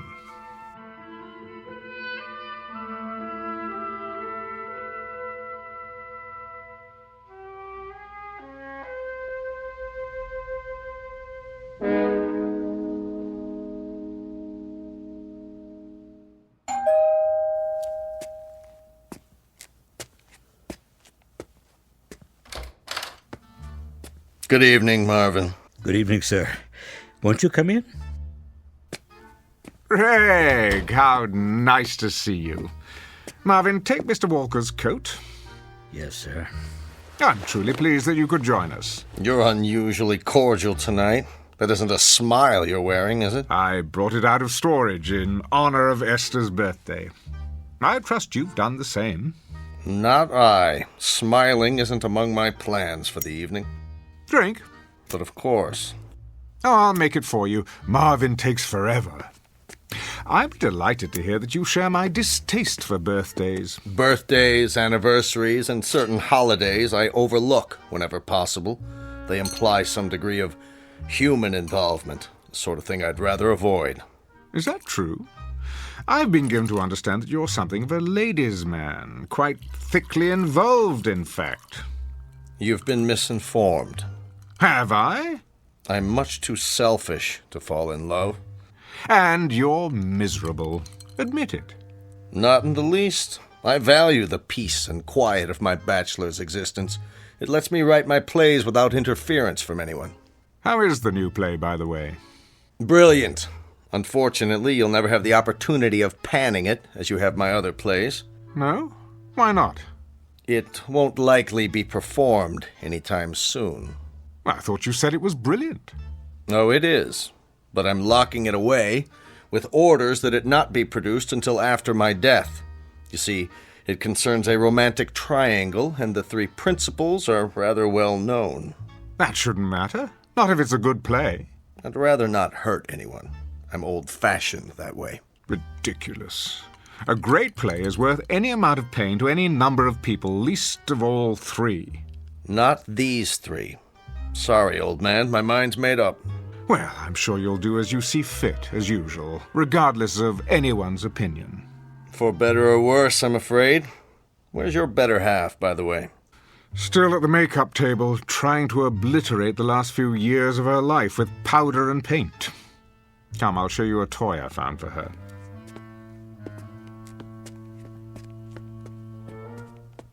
Well, well. I haven't seen one of these old jobs in years. Neither had I. Does it play? Remarkably well. Let me demonstrate. It's just this little switch here.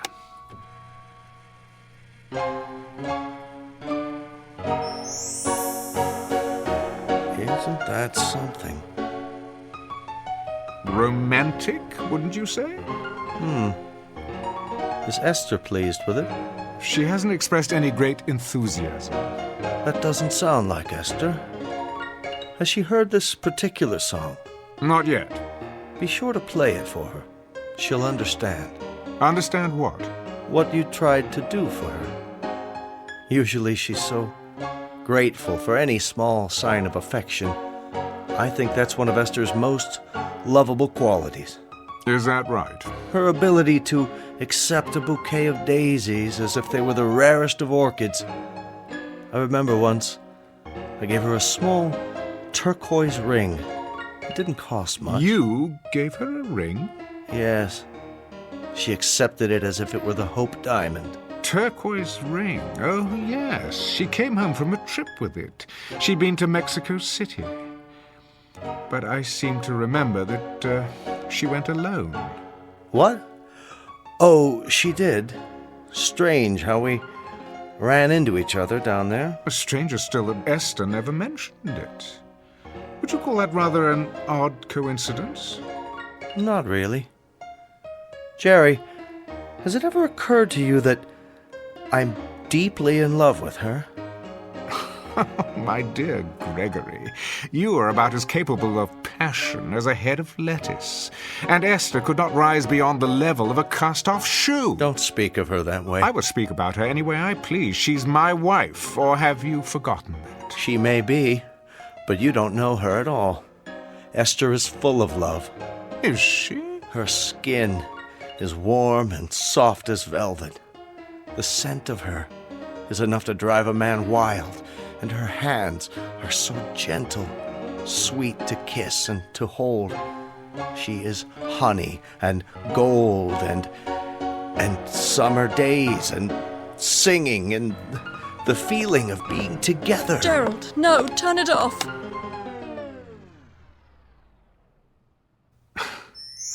I'm sorry you did that, Esther. I don't know when I've been so entertained. And you, Greg, why would you say such things?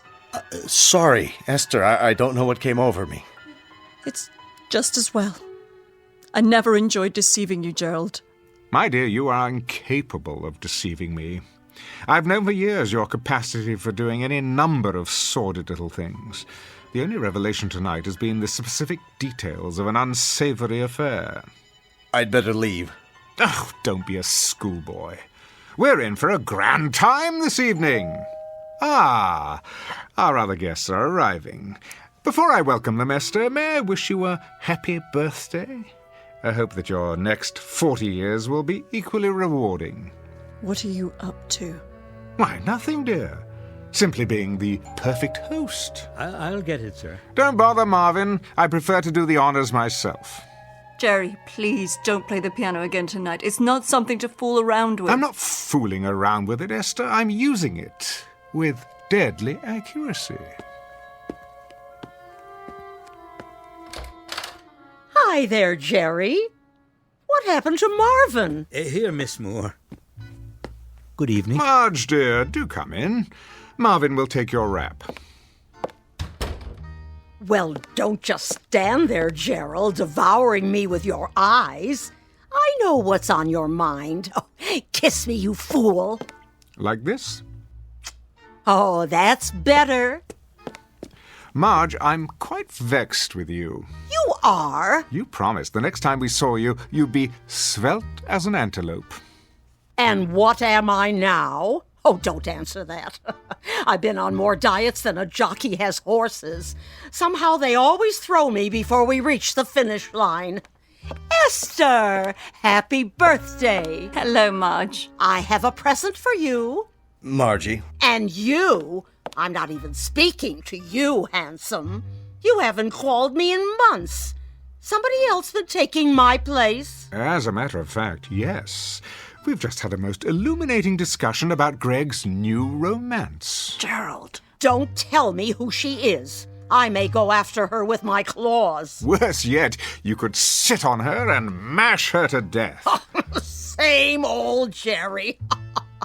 Now, who's going to make me a drink? Marvin will take care of you. I believe another stagecoach has arrived. Jerry, are we early? Oh, not at all. You're just in time. Darling, you look positively radiant. How do you do, Mr. Fortune? Pleased, I'm sure. And you are... This is Roberto, my escort. Ah, I would never have guessed.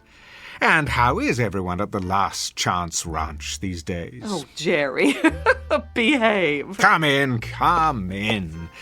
You might want to fasten your seatbelts, though. Something tells me this may be an evening to remember. Ooh, how exciting. What do you have in mind? Charades or strip poker? Something even more revealing than that.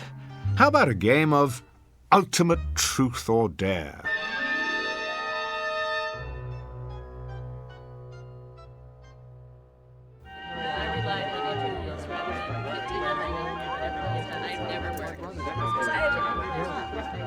Pick up the empty glasses, will you, Marvin?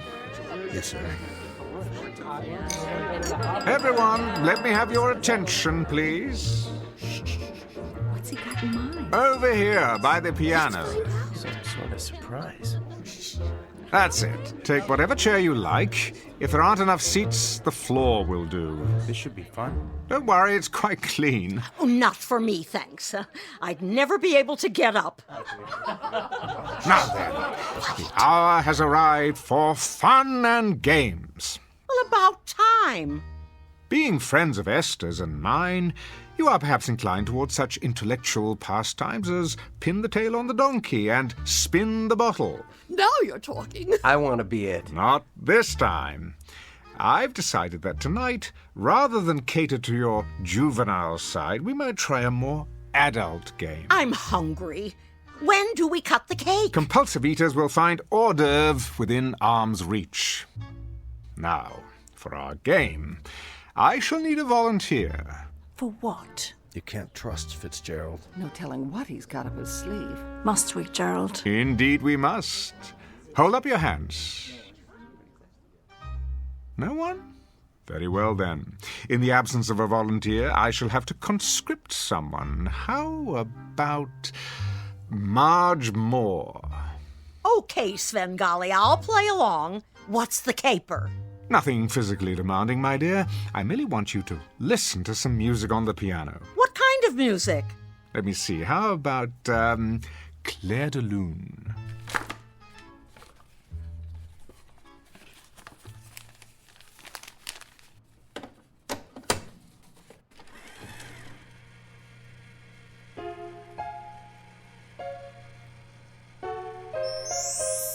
Isn't that beautiful? Look at her. She's going into some kind of trance. This is going to be good. Talk to me, Marge. Tell me what you're feeling now. My name is not Marge. It's not? What is your name? Tina. That's a pretty name. Tell me about yourself.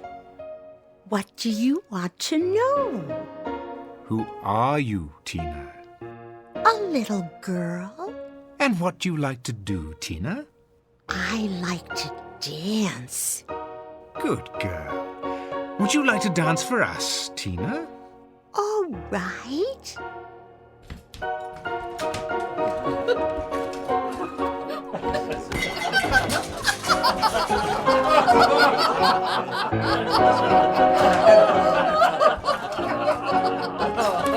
Shh! Thank you, Tina. You may stop dancing now. That was fun. Tell me, do you always dance? Only when I'm Tina. And who are you the rest of the time? Might it be Marge? Sometimes I pretend I'm a snowflake. Really? White and tiny and perfectly formed. I float on the air of a pale blue moonlit night. I am never lonely. I am beautiful and I am loved. I see a man with his hand outstretched to receive me. A very handsome man. He sees me and knows that I am beautiful. I drift down until I reach his hand. I am enclosed in warmth. I melt with love.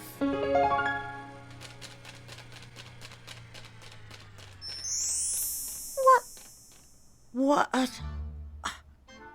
Where am I? Never fear. It's all in fun, my dear. What have I done? Nothing. Only an amusement for our guests. Why? Because I asked you. You were very compliant. But why me? Now, I chose you because I thought you could take a joke. Jokes are supposed to be funny. You think I'm funny, is that it? Not at all. Jerry, haven't we had enough of the piano? Not quite.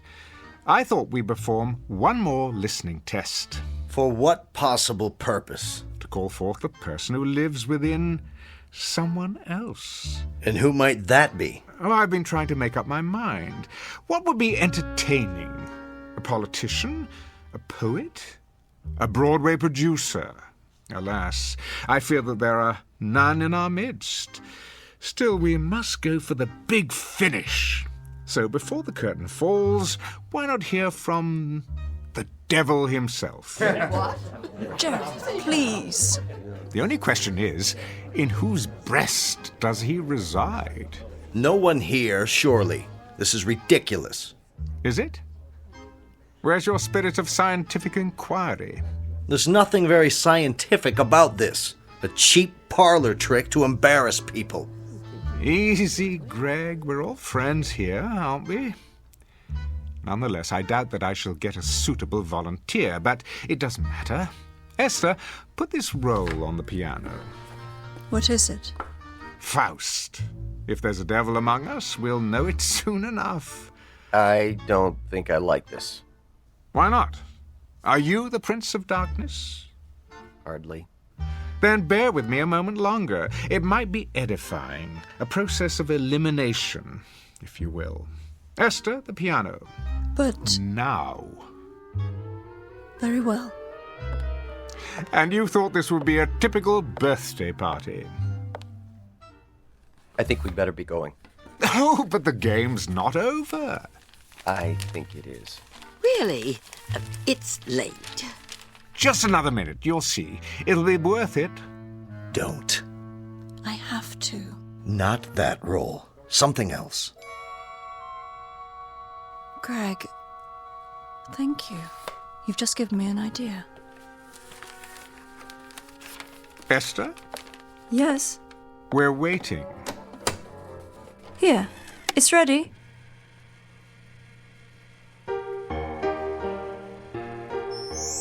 That's not Faust. What is it? Brahms, I think. Yes, his lullaby. That's not what he asked for. Gerald, I seem to have made a mistake. Will this one do? Gerald? Gerald, can you hear me? What's good for the goose, I always say. Speak to us, devil. Go on, out with it. I am afraid. Do tell. And what are you afraid of, devil? I'm afraid of the dark. You're no devil. Listen to your voice. You're a frightened little kid. That's supposed to be a secret. It is, huh? Do you have another secret? Go on, tell us all your secrets, Jerry. This moment will never come again. For once, you're center stage. You have an audience in the palm of your hand. Yes, Jerry. Tell us. I'm afraid of you all. Afraid of people. But why? Who are you? Really? A small boy. I've stayed hidden away inside, but now I can't hide anymore. And what do you like to do, little boy? Hurt people. I can't stop from doing it. It's all I like to do. Why am I not surprised? Did you know I envy you, Marge? I'm too afraid to embrace the world as you do. And in my envy, the boy tries to hurt you. Who else do you envy? Greg, are you here? Yes. I've tried to hurt you, too. I've given bad reviews to your plays when I should have given praise. I've coveted your talent because I had none of my own, and so I hurt you in every way I could. For once, I have to agree with you. I think we'd better go. I think that's a good idea. Thank you all for coming. Yes. I'll call you. Take care, Esther. We love you. I'm sorry you had to see this. Good luck. Esther, I've hurt you most of all. You came to me with love, but I couldn't accept it because it frightened me. I never learned how to return love except as a child does, with shrieks and blows and indifference. It must have been very, very difficult for you. Good night, Esther. Call me if you need me. But I do. Wait. Where are you all going? I don't want you to leave. Come back. Esther, come with me now. Will you do that? Yes. Yes, I will. Let me get my curtain purse. Don't leave me. If you do, I'm going to be very, very naughty. Ready? I'm ready. No! No, please! They were laughing. I'm sure of it. Nobody laughs at me. I'll show them. I'll show them all. See, I'm being bad. Very, very bad. Stop that hideous music. Make it stop!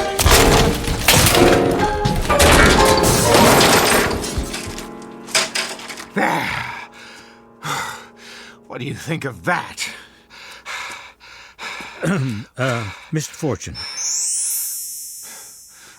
What's happened? What's happened? What have I done? Where... Will there be anything else this evening? Are you laughing at me? Are you? Oh, no, sir. I'm most definitely not laughing. Because you're not funny anymore. Marvin! Marvin! Wait! Not you too! Don't leave me! Don't! Don't!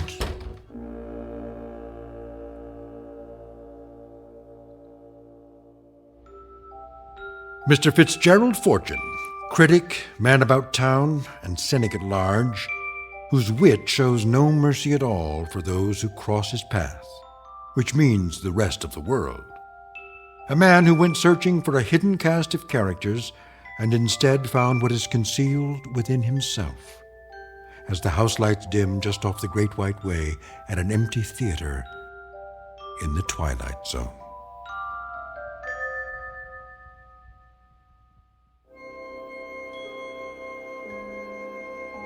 Hi, this is Carl Amari, producer of the Twilight Zone radio dramas. I'd like to take a moment to tell you about our official website at twilightzoneradio.com. where you'll get the latest news and information on these Twilight Zone radio dramas. Plus, at twilightzoneradio.com, you can digitally download 3 free episodes or any of our episodes for only $1.95 each. In this age of ever-changing technology, we've decided to make these episodes instantly available to you by making the Twilight Zone radio dramas a digital download-only series. This means that this series will no longer be offered on CD. The CD collections at our website are now being offered while supplies last at buy one, get one free. So be sure to get your favorites before they're sold out. Be sure to visit us often, and I'll see you in the zone.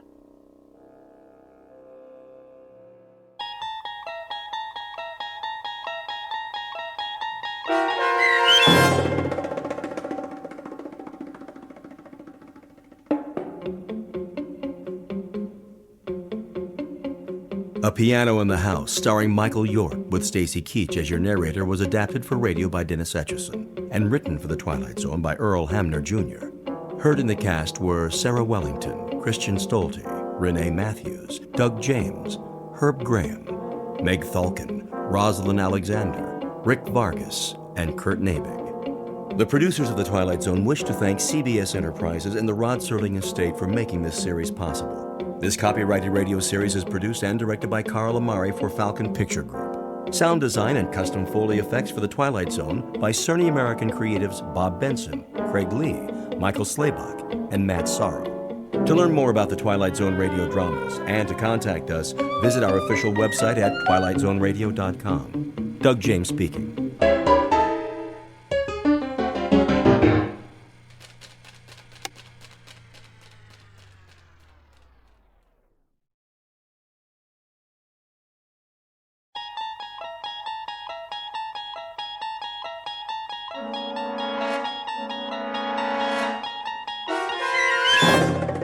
You unlock this door with the key of imagination. Beyond it is another dimension, a dimension of sound, a dimension of sight, a dimension of mind. You're moving into a land of both shadow and substance, of things and ideas. You've just crossed over into the Twilight Zone.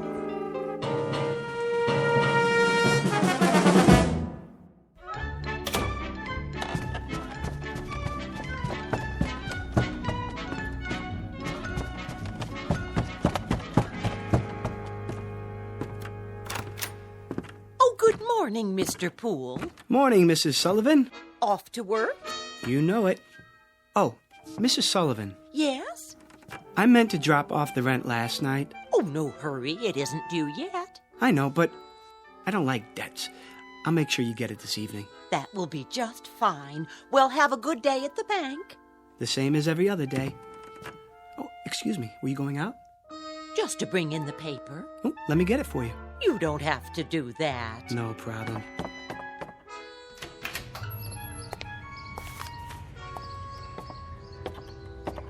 Here you are. Why, thank you, Mr. Poole. You're the perfect tenant. Absolutely perfect.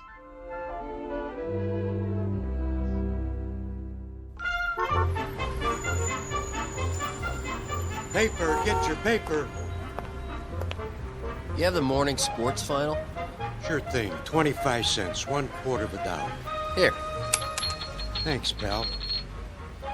Paper, get your paper. Who wants a paper, morning final? One here, Marty. Sure thing, Mr. Poole. Always got a copy for you. Let me see if I have the right change. Yep. Here you go.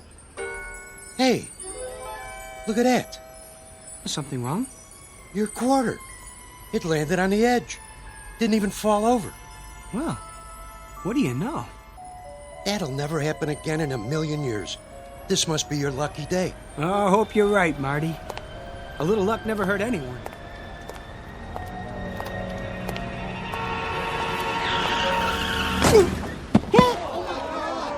Oh, that poor man. What happened? That car, it hit him. Did you see it? Somebody call an ambulance. Mr. Hector B. Poole, resident of the Big Apple, the Glass Canyon, hoping to survive an assault on his senses, all 6 of them. Flip a coin and keep on flipping it. What are the odds? Half the time it will come up heads and half the time tails. But in one wild, freakish chance in a million, it will land on its edge. Mr. Poole, a bright human coin on his way to the bank in the Twilight Zone.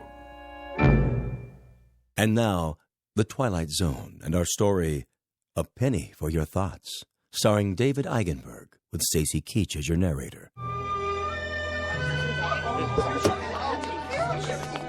Stand back! Look what you did! I didn't see him, honest. He just stepped off the curb. Where's the ambulance? Oh, what happened? Easy, mister. You all right? Oh, I think so. Oh, just give me a hand. Look, lie still. I'll get a doctor. Oh, no. I don't need a doctor. I mean, if you'll help me get up. You sure? You ought to take it easy. Yeah, at least get an x-ray. Why? No scrapes, no scratches, no broken bones. I seem to be fine. You should stay down. I would. Something like that, he could sue the guy's pants off. Pardon? Oh, I just said, wait till you get to the hospital. You never know. No need for that, really. Oh, you don't know how sorry I am, sir. Oh, no harm done. I swear, I didn't see you step off the curb. If you were hurt, God, I could never forgive myself. You clumsy idiot. I wish you'd broken your fool neck. What did you say? I said, if you were hurt, I could never forgive myself. No, not that. The other part. I see no reason for you to be abusive. Abusive? I should have been more careful, but it was equally your fault. Are you certain you're all right, sir? I think so. Thank heaven for that. I'm simply trying to say how grateful I am that you weren't injured. Lame-brained jaywalker. That asinine stunt took 10 years off my life. Now, see here, I'm not Let me brush you off.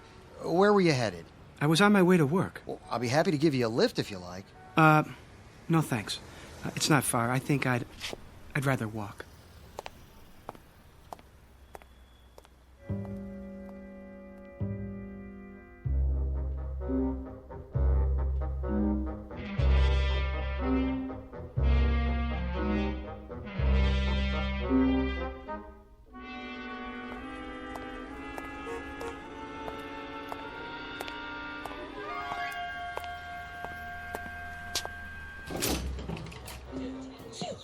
Why do I always pick the line with the slow telling? I've got to borrow against the life insurance as long as they don't call my husband. Wow, I hope they don't check my credit history. Did I turn the iron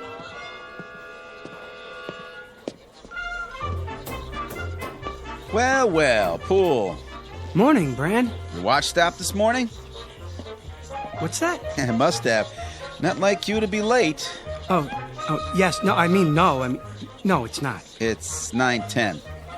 Something happened on the way. Did it? Bran, can I ask you a question? Go ahead. Well, why are they all whispering? Who?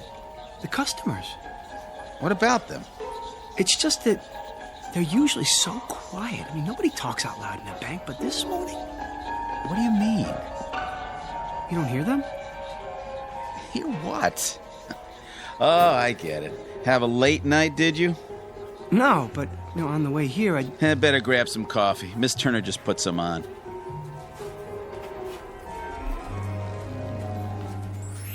Boy, look at him. Like he doesn't know which end is up. Oh, if Bagby sees him this way, he's finished. Good riddance. Oh, where is he? Huh? Mr. Bagby. In his office. Where else would he be? Oh, thank you, Brand. Well, I better get started. Yes, you do that. Oh, I knew he'd crack sooner or later. Mr. Perfect.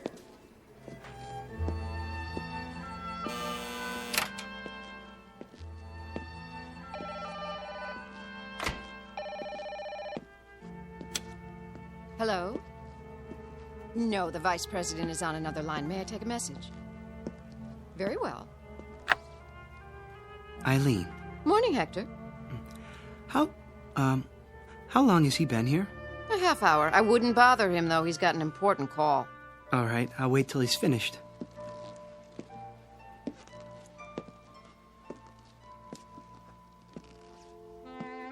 Oh, Felicia, baby! You know I care. But how would it look? And besides, Gladys has a nose for these things. Of course she would. I can see the headlines. Prominent banker divorces wife to marry chorus girl. No, Felicia, you misunderstand. I love chorus girls. I mean, not all of them. Only you. Yes, that's right. Look, how about this weekend? Just you and me. Yes? Mr. Bagby? Come in. Hold on. Someone's at the door. Yes, what is it, Poole? Mr. Bagby, sorry to interrupt you, but I'd like to explain. Explain what? Why I was late, sir. Were you? 10 minutes to be exact. I didn't notice. Well, as you know, sir, my record for being prompt is spotless. I pride myself on attention to duty. Yes, Poole, everyone is aware of your devotion to the bank. Well, you see, a strange thing happened, a very strange thing. Yes, uh-huh. Get on with it, you simpering idiot. You think she's going to stay on the line forever? If you ruin my weekend with Felicia, I'll string you up by the thumbs. Your weekend, sir. What? Spoil your weekend. Oh, I wouldn't want to do that. What are you mumbling about? Look, I've got an important call here. Very pressing matter. Get on with it, man. No, of course, I understand. He said weekend. Good Lord. You don't suppose he knows about Felicia? It's impossible. I've been so careful, so discreet. There. I've placed it on hold. Now then, you had something to tell me? Poole? Another time, sir. I can see that you're busy. I'd better get to my work.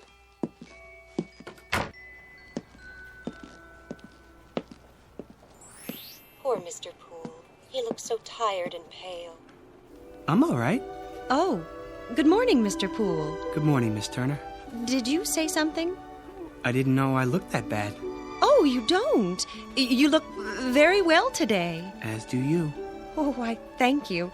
Would you like some coffee? Not just yet, but thanks for asking.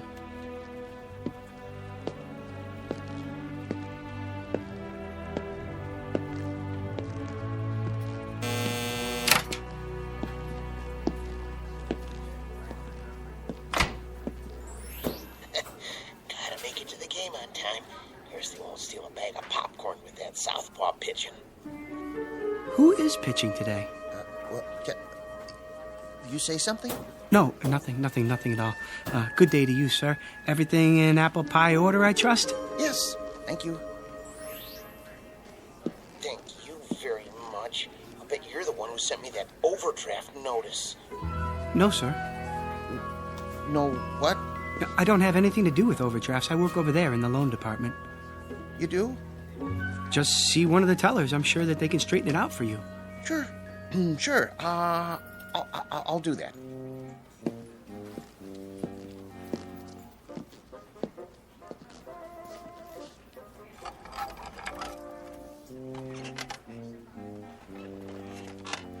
Poole?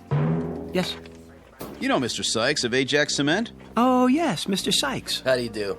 His loan has been approved. Will you see that the papers are in order? Of course.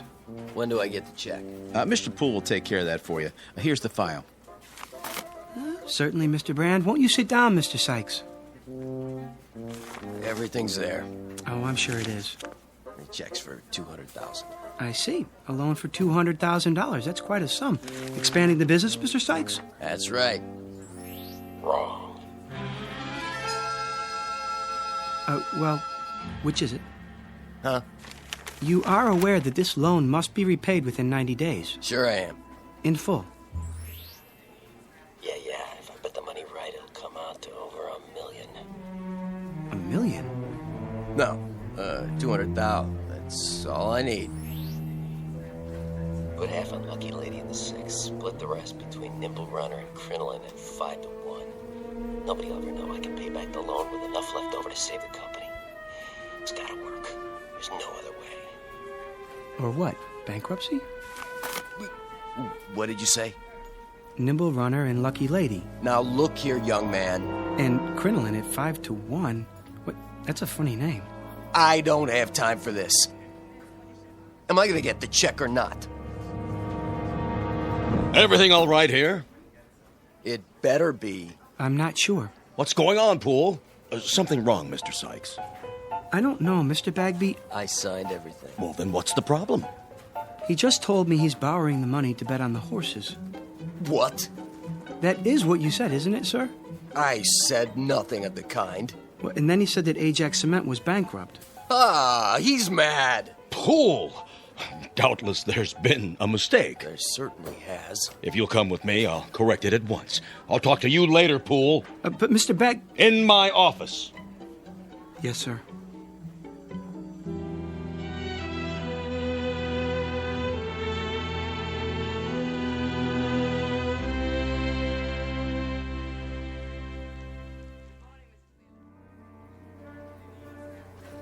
What are you trying to do? My job. He said. I heard the whole thing. I'm the one who took his application. What's going on, Poole? Will you tell me that? What? If I could tell you, I would. But I honestly don't know.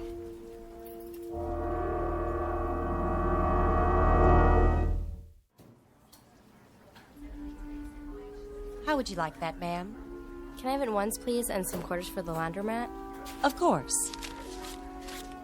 180, 190, 200. Just a moment, I'll get your receipt. I want it in the form of a cashier's check. Oh, I'll need to get it countersigned. Money order, then. Yes, sir. That can't be all I have. Check the balance again. I've already checked it twice. If you'd like a printout of your transactions... I would, yes, so I can compare it to my records. There must be some mistake. 401, 402, 403. 20 years, the same window. Not one promotion. Nope, not me. Hello, Smithers. Oh, hello, Mr. Poole. Don't worry, you'll get that promotion. Do you really think so? I mean, what promotion? Stick with it. You'll see. Well, yes, of course, but how? Have a little faith.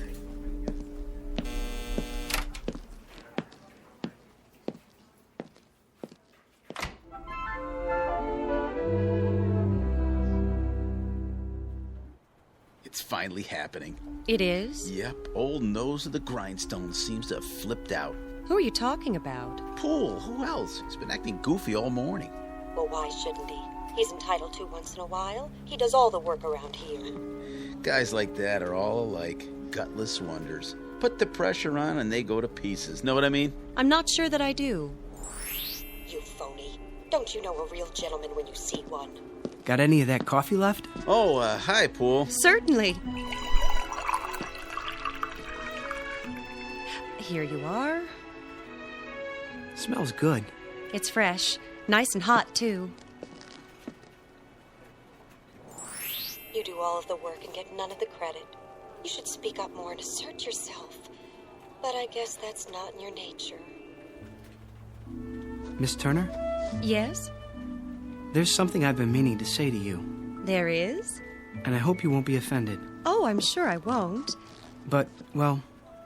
Yes, Mr. Poole? I want to thank you. Thank me? For your kind thoughts.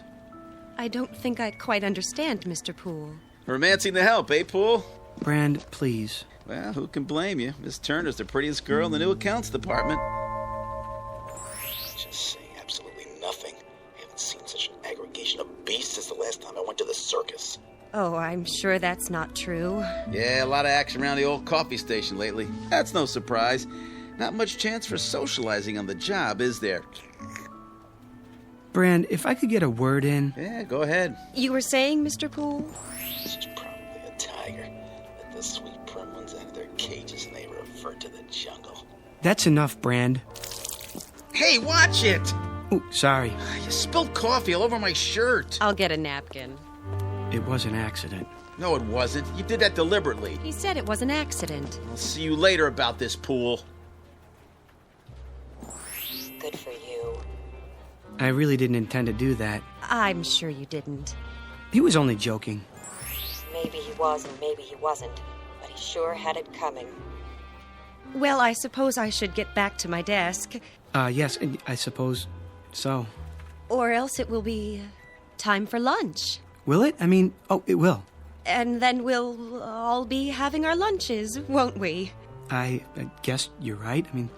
Those who brought them. And those who didn't will go out somewhere.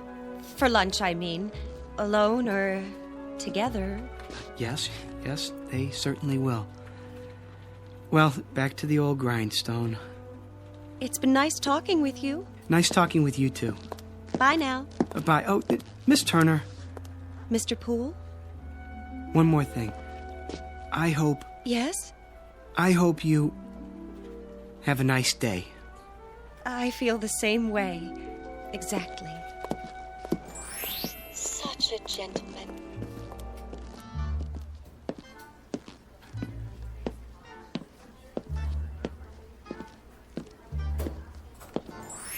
It isn't fair.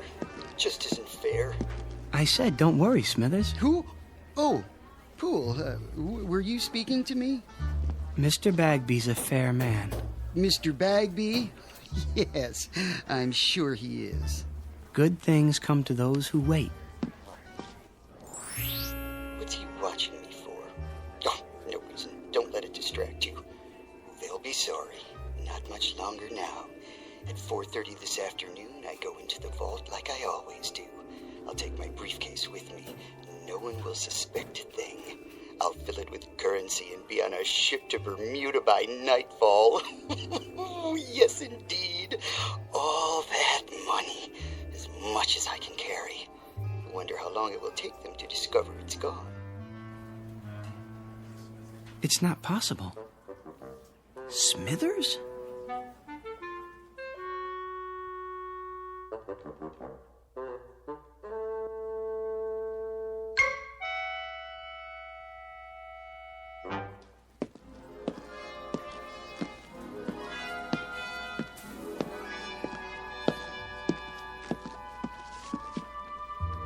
Oh, Miller. Hi there, Mr. Poole. Got a minute? Sure do. Pretty quiet morning. Is that what you call it? Well, as opposed to payday, then everybody and his brother shows up. Get a little rowdy sometimes, trying to cut in line and everything. But I keep 'em in order. Teach 'em respect for the uniform. You can count on me. I know I can. That's why I wanted a word in your ear. What's up? How long have you been a guard here? Quite a few years now. Get my pension before long. And that gun in your holster, is it the same one you've always had? Sure is. Nothing beats a .38. Keep it oiled up real good. You could use it then. If you had to. Well, what do you think I got it on my belt for, Hector? To hold my pants up? Good. That's good. Why you ask? I'm not sure, but I'd suggest taking up a post by the door, keep your eyes open, and don't say anything to anyone just yet. I get you. Mum's the word. There he is. Was he waiting for me? Hello again. Miss Turner. I was just going back to my desk. Perfect timing. Isn't it? I mean, it is. Miss Turner, may I speak to you? Any time at all. What I have to tell you is very important. Yes, Mr. Poole? Not here in front of everyone. Dreadfully important. Come with me. Where are we going? Somewhere private. I like the sound of that. Mr. Jones's office is empty since he transferred. Next to Mr. Bagby's, no one ever goes in there. Perfect. That seems like a good idea. If you're sure you don't mind. As long as you can spare the time. This won't take long. Take all the time you want.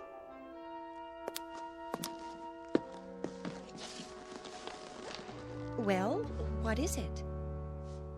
You'll think I'm crazy. Is something wrong? Terribly, and I don't know who else to talk to. I'm here.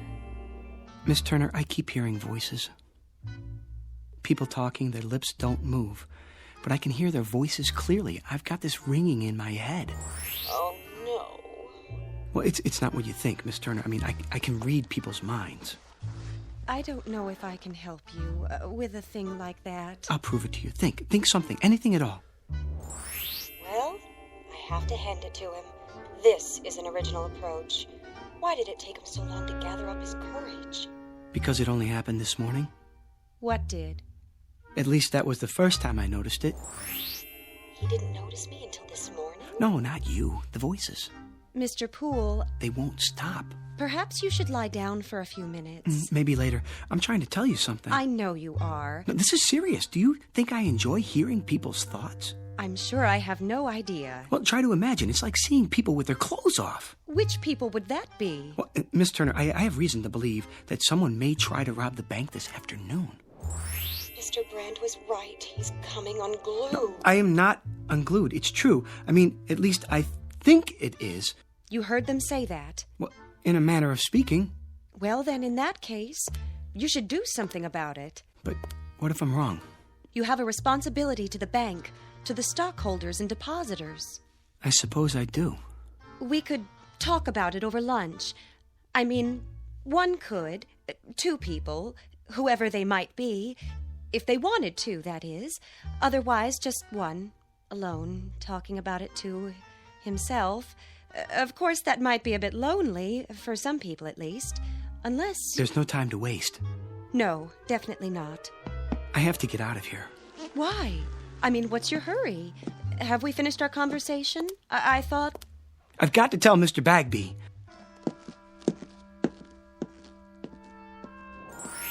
From now on, Mr. Poole, you may call me Helen.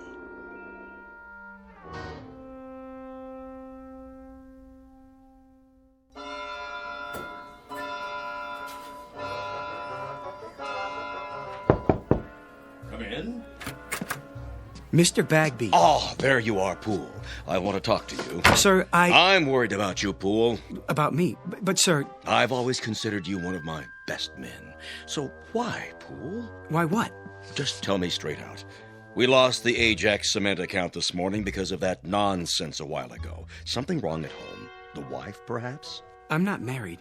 Oh, well, something's bothering you. Yes. Have a seat. I'd prefer to stand. Then out with it. Well, I don't know how to put this, Mr. Bagby. Speak up, Poole. I'm with you. You won't believe me. Of course I'll believe you. You're as honest as the day is long. Well, you've been like a son to me. Well, a son-in-law, at least. If you were, which you're not, legally speaking. But nonetheless... Mr. Bagby, Mr. Smithers is... Smithers? Well, what about him? He's planning to rob the bank. Say what? See, I told you. Would you mind repeating that? Smithers. Old Mr. Smithers? Old Mr. Smithers. He's sitting on his stool right now, planning it out. At precisely 4:30, he's going into the vault. He does that every day. Exactly. But this time he'll have his briefcase with him, and he'll fill it up with banknotes, as much as he can carry. And by tonight, he'll be on a boat to the Caribbean. How do you know? I heard him talking about it. But he's one of our oldest and most trusted employees. Well, he was here when I took over the bank. I absolutely refuse to believe. I swear it, sir. He has it all worked out. Wait a minute. I take your point. Who's the one who ends up stealing the company funds? Isn't it always the most trusted employee? The man you'd least suspect? The man who's completely reliable for years until that one moment when everybody relaxes their guard and... Gotcha! He strikes. Good work, Poole. I wish it weren't true. I sort of admire Mr. Smithers. He's always there, steady as a rock, going his own way. I wouldn't have believed it if I hadn't overheard it myself. Well, no time for sentiment. Quick now, tell me the details. Well... At 4:30 on the dot, it starts. Okay, and Mr. Smithers will finish counting out his drawer as he always does, by the numbers. Thank you, folks. Good night now. Don't work too hard. And as soon as we lock the doors... See you Wednesday. You take care now. Good night, Rich.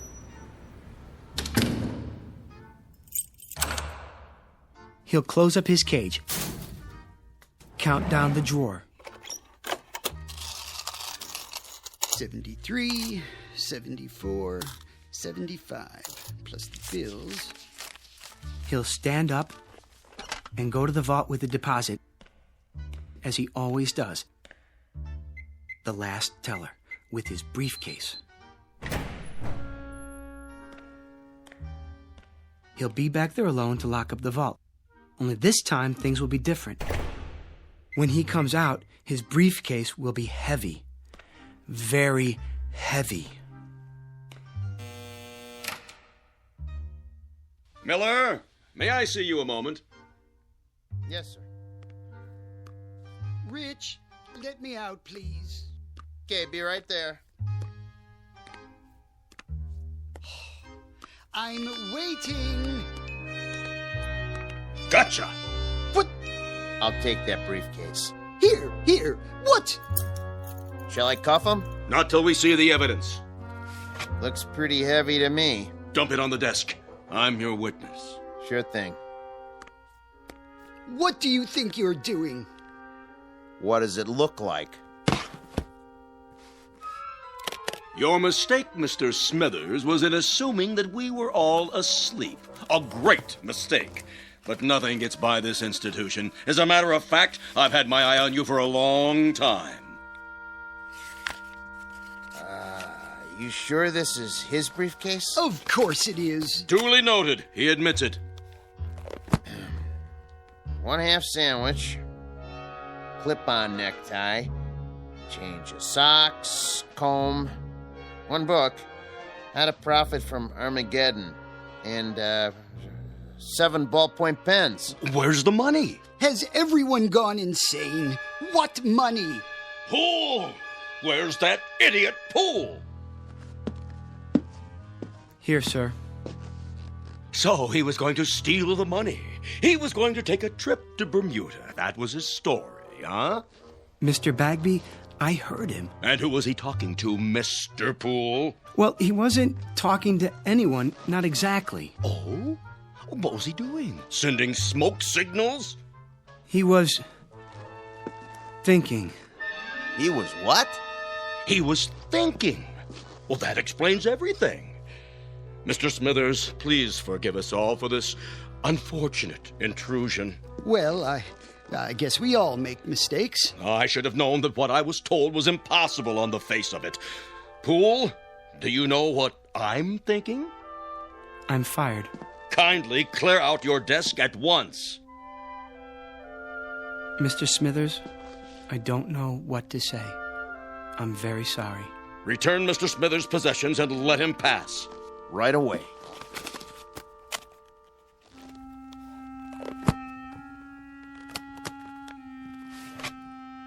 How did you know?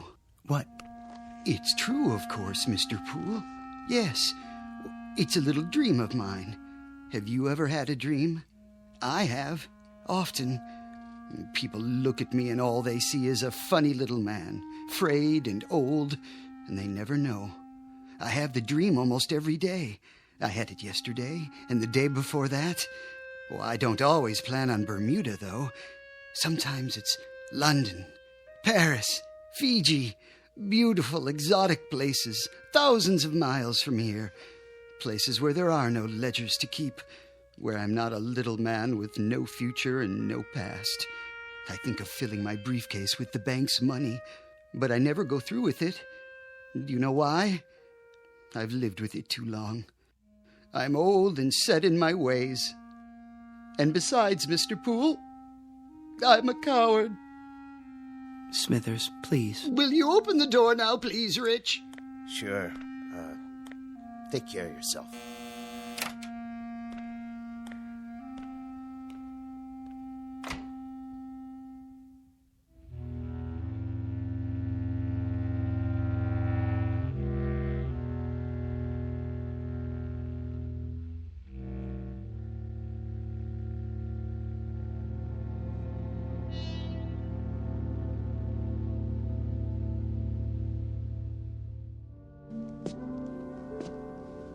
Can I help you with anything?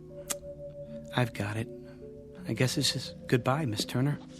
It may be a blessing in disguise for your career, a man with your abilities. much more than mind reading. Strange delusion. But with the proper medical care, it'll go away. It's not a delusion, Miss Turner. There, you see, I can read your thoughts. But how? Well, until this morning, everything was normal. I was happy. Well, at least I wasn't unhappy. I had my friends, my job, and now this. I thought it was a gift. Well, it's no gift. It's an embarrassment. It's been nothing but trouble to me. I never imagined people were the way they are. You know, we do things without thinking about them, and we think things without the slightest intention of doing them. I've learned one thing. People are not what we think they are. Poole! Oh, thank heaven I caught you. That was the Ajax Cement Company on the phone. Mr. Sykes has been arrested. I know, for gambling with the company money. I tried to tell you that earlier. $200,000 if that loan had gone through. Mr. Poole, about your job. It's still yours, if you're interested. Why, that windbag. Mr. Poole, if you can really hear me, you're wasted in that job. If you let him take you back on the same terms, you're crazy. Everybody knows you should be in charge of the accounts department. Well, what do you say? Well, everyone knows I should be in charge of the accounts department, Mr. Bagby. In charge? Good. That would mean he'd move into Mr. Jones's old office. That would mean I'd move into Mr. Jones's old office. Now, really, Poole. This is absurd. What am I standing here wasting time for? Don't let him bamboozle you. Felicia's waiting. Man, oh man, what a weekend this is going to be. Stand up for yourself. He needs you more than you need him. Would you excuse us, Miss Turner? We have some business to discuss. All right, if you're sure. I'm sure. Business? What business? The business of Felicia and your wife, Gladys. What? I know all about it. I know where you're meeting her and when. It's impossible. No one knows about the trip or the apartment on Riverside Drive. Riverside Drive, Mr. Bagby. Am I right? Oh, all right, you win. In charge of accounts in the office next to mine. You won't say anything to anyone, will you? Not a word, Mr. Bagby. Not a word. Oh, and I forgot, there's one more thing. At the bank's expense, I'd like you to buy a round-trip ticket to Bermuda. Have it made out in the name of J.L. Smithers. I think he'd like a vacation. Are you out of your mind? Mr. Bagby? Oh. One ticket to Bermuda. Shall we go, Miss Turner? If you like. I'd go anywhere with you, but I wish you'd call me Helen.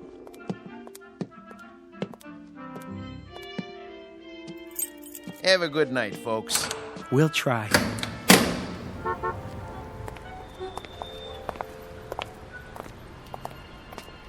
May I see you home, Helen? Well, I don't know. Of course you can, Hector. What do you think I've been waiting for?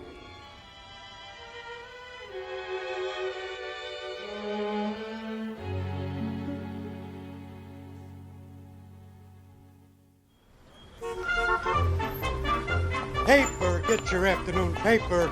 Latest stocks. Oh, just a second, do you mind? Not at all. Oh, hi, Mr. Poole. Well, was I right or was I right? Was it your lucky day? I'd say so.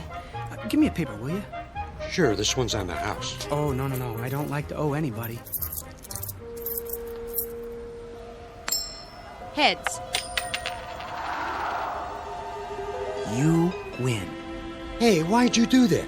I had that other quarter standing up all day, and nobody knocked it over till now. Well, I guess if you're the guy who stood it up, you're the guy who can knock it down. There goes your luck. Could be it's just beginning. Paper, get your late edition paper. What was that all about? Oh, nothing. Wait. What is it? Think something, Helen. Think anything. Oh, I am, believe me.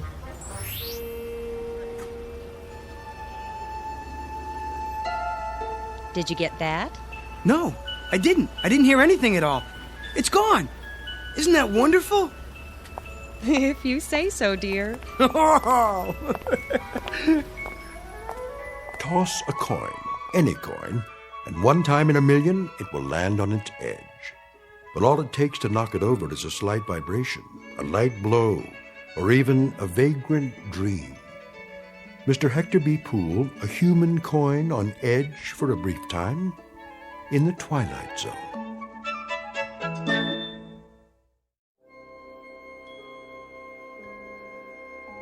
Hi, this is Carl Amari, producer of the Twilight Zone radio dramas. I'd like to take a moment to tell you about our official website at twilightzoneradio.com, where you'll get the latest news and information on these Twilight Zone radio dramas. Plus, at twilightzoneradio.com, you can digitally download 3 free episodes or any of our episodes for only $1.95 each. In this age of ever-changing technology, we've decided to make these episodes instantly available to you by making the Twilight Zone radio dramas a digital download-only series. This means that this series will no longer be offered on CD. The CD collections at our website are now being offered while supplies last at buy one, get one free. So be sure to get your favorites before they're sold out. Be sure to visit us often, and I'll see you in the zone.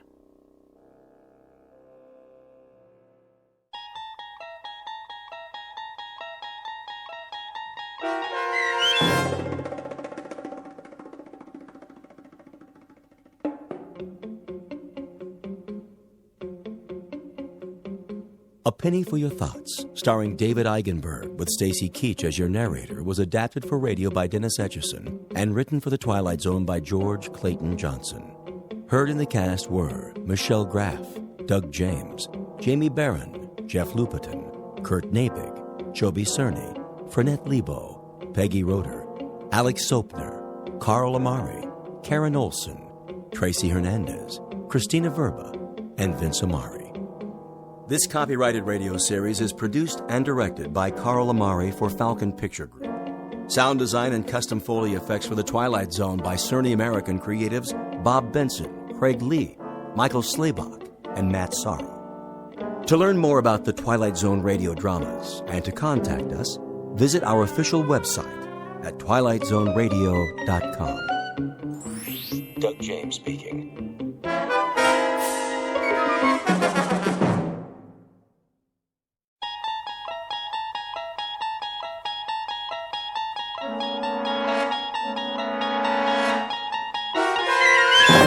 There is a fifth dimension beyond that which is known to man.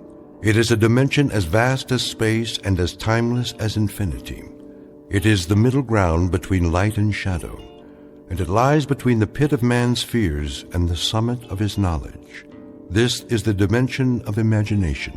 It is an area which we call the Twilight Zone.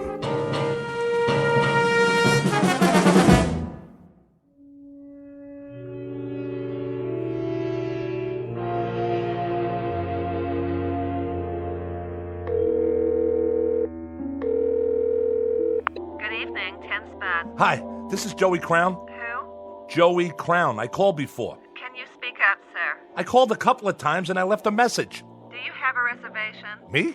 No, not exactly. I mean, this is Joey Crown, the trumpet player. I'm having trouble hearing you. Did Baron get my message? I don't know about any message. The band's on now. I can hear that. Boy, can I... And the second set is at 10:30. Do you want a table? I don't need a table. Tell Baron I'll fall by if I can. You know how it is. I got a gig all the way across town. How do you spell your name? Just tell Baron that Joey Crown's coming, okay, sweets? Man, oh man. Just wait till he sees me.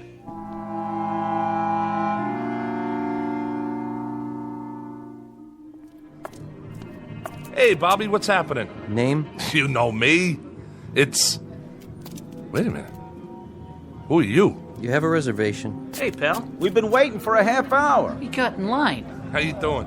Sorry, folks, but I'm supposed to be inside. Hold on. I gotta check the list. I'm not on the list. See, I got a gig here tonight. Oh, you're in the band. Well, not in it exactly. Baron knows I'm coming. He'll let me sit in, I'm sure of it. First show's sold out. If you want to put your name down for 10:30... Just tell Baron, all right? He'll comp me. Hey, fella. Hang on. There's been a little misunderstanding. No, I mean, I know you. You do? Didn't you used to be Joey Crown? Used to be? What do you mean, used to be? Crown. Sorry, man. You're not on the comp list. If you want to wait in line... Hey, hold on. See this? It's a trumpet case. I'm not some piker. I played with Baron lots of times. I used to work the page tree and the gate. What's the matter? Don't you believe me? Ask Artie. He owns the joint.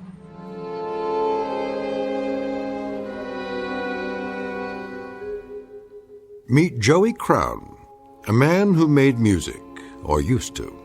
A little man with a funny rubber face whose life is a quest for decent billing and other impossible things, like flowers in concrete or trying to pluck a note of music out of the air and put it under glass to treasure.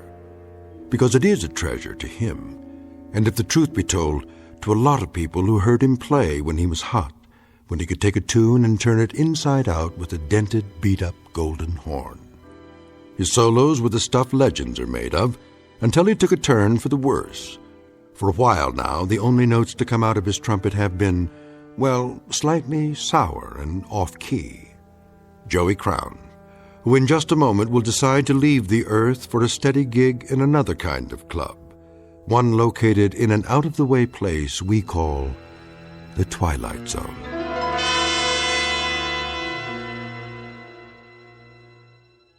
And now, The Twilight Zone, and our story, A Passage for Trumpet, starring Mike Starr, with Stacy Keach as your narrator.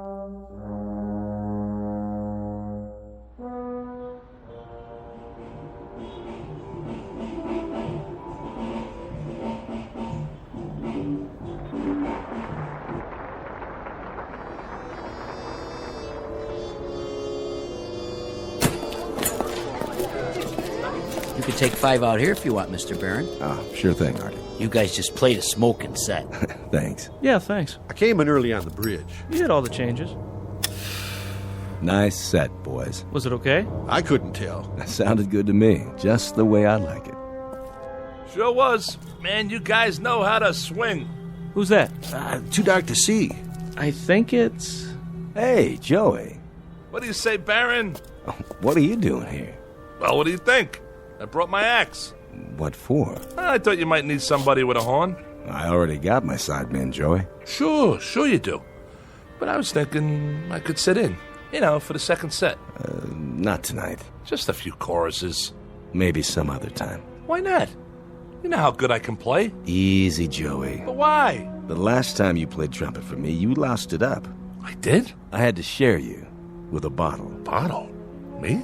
Oh, you got the wrong guy. You and that horn don't belong together on the same stage anymore. You mean 6, 7 months ago? That was just a bad night. I forgot what it tastes like. I'm on the wagon now. Way up. That right, Joey. Who's your brass section? Right here. Meet my new trumpet player. Yeah? That was him? Yeah, that was me. Don't get me wrong. He sounded great in there. Really cooking. But what do you think I am, some kind of a lush? Listen, Baron, I know what that stuff does to me. I ain't an old man yet. Me and my horn got a lot of years left. I could be a #1 boy again. Club dates, sessions, the whole bit. Hey, take it easy. What do you think I'm gonna do? Chuck it all away in some bum habit? Be serious. Listen, man, this is one mellow horn, and I got sweet music in me. A whole lot of it. You know yourself, when I open the case and pick that thing up and blow, I can make 'em cry. That you can, Joey. I remember. So what's the big deal? I can come in behind your man on the bridge. Then I sit out while he takes his solo. Then we trade choruses and I... You dropped something, Joey? That's not mine, honest. I never saw it before. It was in your coat pocket. I saw it the minute you walked up. Come on, boys. Let's go back in. No, you come on, Baron. What are you trying to do to me? All I need's a chance. Okay, it's showtime. Go on. I'll be right there. All I need's a chance. One shot. That's what you need, all right. A shot. Better make it a double. That's not what I mean. Oh, don't worry about the mess, Joey. Somebody will clean it up for you. They always do. I'm sorry, Baron, but if you knew what it's been like to... One thing I don't know. When a guy has so many friends, why would he hang out with his worst enemy? All right, I get it. I shouldn't have come here. We've been doing all right at the club. Sold out most every night. So let me lay some green on you. Your share. For old time's sake. Keep your money. Hey, for old times. Come on, man, when you had the magic. Remember? Harry James, Max Kaminsky, and Berrigan, and Butterfield, and Diz, and Miles. Man, you had a little bit of all of them. And you traded it for some bad booze. Well, you got took. That was no kind of a deal. You got the crummy end of the stick. I don't want your charity, okay? I got one question for you, Joey. Why'd you throw it all away? Maybe because I'm sad all the time. Because I'm nothing anymore, and I know it. Because from now on, I'll live and die in a crummy one-roomer with dirty walls and cracked pipes. I'll never have a girl because I'm an ugly little gnome. I'll never be anybody again because half of me is that horn. I can't even talk to people without it. That's my language. Go easy on yourself, Joey. Oh, but when I'm high, Baron, when I'm high, I can't see how dirty the walls are. I don't see the cracked pipes. I don't even know the clock's running, that the hours are going by. Then I'm Gabriel. I'm Gabriel with the golden horn. And when I put it to my mouth and blow, it comes out jewels. It comes out a symphony. It comes out the smell of flowers and summer nights. It comes out beauty. When I'm drunk, Baron. Only when I'm drunk. Take care of yourself, son. Oh, man. I got so much misery. I got so much sadness. I'm nothing. I'm just plain ordinary nothing. Oh, I'm so tired of hanging out.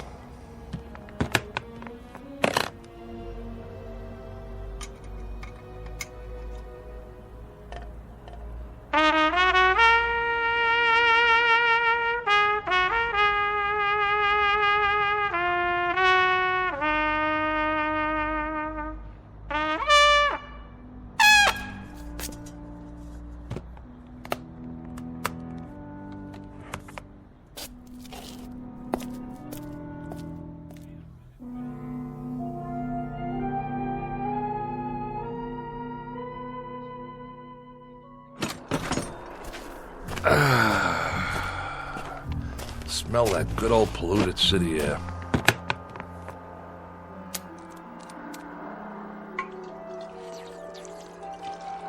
All right, Joey. It's showtime.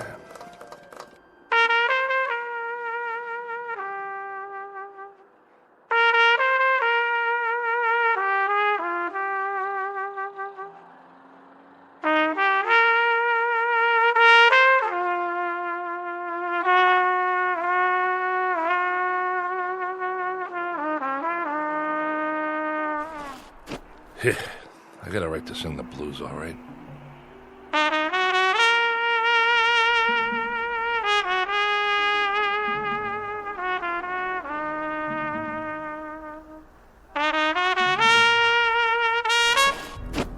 Don't stop.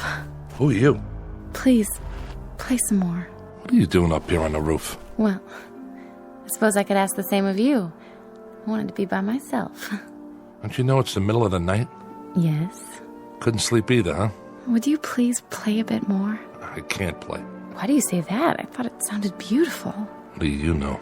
Well, I don't know much about music, I admit. But it had so much feeling. You have a gift. Once upon a time, maybe, but that was a long time ago. Use it or lose it, right? What? You wanna... Of course you don't. You look like a nice girl. A real nice girl. You haven't answered my question. What is this, a quiz show? Why can't you play? I just can't. Got it? Is it because that bottle's empty? Not yet, it's not. You want to know why? Okay. The reason I can't blow that horn anymore is that too much of me is in there. Too much of Joey Crown. Is that your name? It was. It's a nice name. I like the sound of it. You don't know who I am either, do you? You don't know anything. I'm sorry. I just like the way you play. Well, I had played my last note. Yes, ma'am. My very last note. No more. Well, I think that's what's sad. Then I'm sorry. I'll just have to disappoint you. It's been very nice making your acquaintance. You look like a nice person.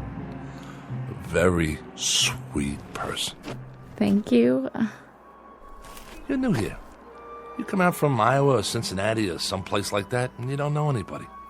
I could have shown you around. I could have taken you places where they play some nice jazz, you know? All we'd have to do is ride the subway down to the village, walk around. There's places everywhere. On every street almost. There was a time when you could have heard me play. Now, it's too late, so go home, lady. Go back to where you came from. 'Cause you'll never make it here. This town's too tough for people like you. Go on. It's been nice talking to you. Yeah, it's been a ball. Now do me a favor. Get lost. Way to go, Joey. Every time something nice happens, you go and wreck it. What's the matter with you? You're stupid, Joey. Stupid. You know something? This town's too tough for me, too. So wake up. Time for something else, Joey. Anything. Time to get out. Or die.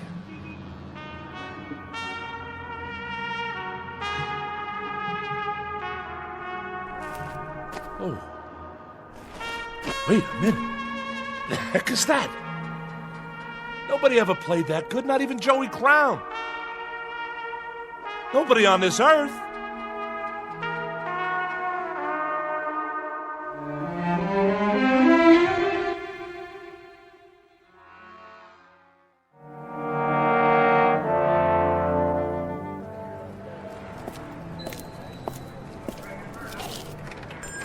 Hi, Ned. How's it going? Back again. I need some cash. You and me both. Look, Joey, I can't keep loaning you money on that beat-up old trumpet. What do you mean? You know this horn. It's got a tone you wouldn't believe. That's the trouble. They all sound great when somebody's playing them. Look around. I got enough instruments to equip Sousa's band. I need another bugle like I need my taxes raised. But this horn's been around. It's got character. I played it at Newport. I played it on so many sessions you couldn't count them all. Go over there and flip through those records in a box. I bet you got 20, 30 albums I'm on. You name it, this is the horn, the same one. Trumpet is a trumpet, Joey. It's the man who plays it. That's what counts. Otherwise, it's just a pile of brass. $20. What? You gave me 40 last time. Like you said, it's been around. The case has got dents in it. Listen, Ned, I'm serious. So am I. What I need is enough to get a bus ticket out of the Port Authority. Taking a little vacation, huh? Atlantic City? Not this time. I'm leaving for good. $20 won't get me out of Jersey. Then you're not coming back. Not in your life. This is the new Joey Crown. I'm turning over a new leaf. If you're selling, 25. That's my best offer. Take it or leave it. Okay. 25. All right. Sign here. Just think, Ned. After today, you won't have Joey Crown to kick around anymore. This is the last time you'll see my ugly mug in here. You can count on that. Now hurry up before I change my mind. You want to kiss it goodbye? I already did that. Changing jobs, huh? Yeah. I'm going to start a new career. Digging ditches. So you don't need it anymore? That's right. Like I don't need lungs. See you in the funny papers. Then if you're sure... I'm sure. I'll go ahead and put it in the window. Wait a minute. You put a sign on it. $75. Nothing personal, Joey. Business is business. A man's got to make a profit these days. Sure, but you only gave me a third of that. Guys like you just don't get it. I mean, what's money to somebody who plays jazz all night, sleep until noon? What kind of responsibilities you got? Nothing, right? Not a thing. Yeah, nothing. A big fat zero.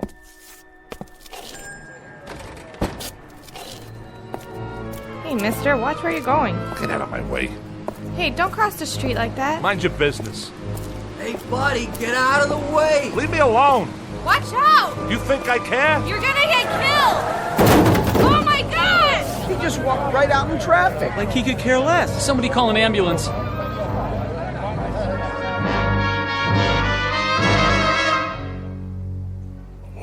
What? Stand back, folks. The paramedics are on their way. I'm sorry about that, officer. I don't know what happened, but I can assure you I'm not what you'd call drunk. He's not breathing. Give the policeman room. No rush on that ambulance. He's gone. What are you talking about? I'm not going anywhere. I'm right here. There was this big truck that went by, and man, let me tell you, it gave me a kiss. I don't see it now, but I'm not drunk. You can ask Officer Flaherty. This is his beat, and he'll vouch for me. I'm not the kind of guy who goes around walking on red lights. Okay, folks. Party's over. What is going on? I'm okay, I tell you. Something like that, it shakes a guy up. I need a smoke. Hey, man, you got a match? What's the matter? You can't hear me? I'm not a bum. I just want a light, that's all. Excuse me, buddy. You wouldn't happen to have a light, would you? Hey, fella, do you have a... Some town, all right. Real friendly. I gotta sit down someplace. Step right in, folks. First show starts in 10 minutes. Hey, Mac. Let's play at the Bijou today. Anything good? Tickets, please. I asked you a question. What's the movie? Everybody inside. Snack bar straight ahead, seating to the left and right. Okay, I'm buying a ticket, see? I'm no freeloader. You want to sell me a ticket, miss? I got money. Hey, where's the girl that always works here? I gotta tell Gracie what happened to me. I just tangled with a Mack truck, and the next thing I knew... Yeah, 2 tickets, please. Yes, sir. Here you are. What, am I invisible? You don't want to sell me a ticket? Why not? My money's as good as the next guy's. If you don't want to sell me one, then I'll just go see the manager. What do you think of that? Where's Vincent? He's an old friend of mine. Vince? Where are you? Anybody? That's what's wrong with this town. Nobody's got manners anymore. You'd think I was someplace that nobody ever heard of, like I'm some kind of untouchable. I mean, at least when you talk to people, they could say a couple of words when you ask them for a match or a ticket or something.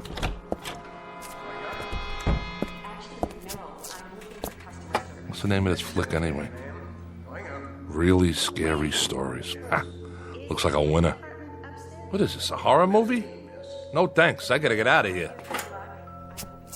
Excuse me, if you could move your feet a little. Sorry, I didn't mean to step right through your leg. Hey, what's going on? Where is everybody? You, behind the counter, can't you hear me? Are you deaf? Those people in there, they couldn't see me, feel me. I stepped right on one guy's toe. Pinch me, I'm real, ain't I? Wait a minute, is somebody pulling a gag? Vince trying to shake me up? Well, now look, miss, is somebody trying to... Look at me! Right behind you in the mirror. It's my reflection. I can't even see myself.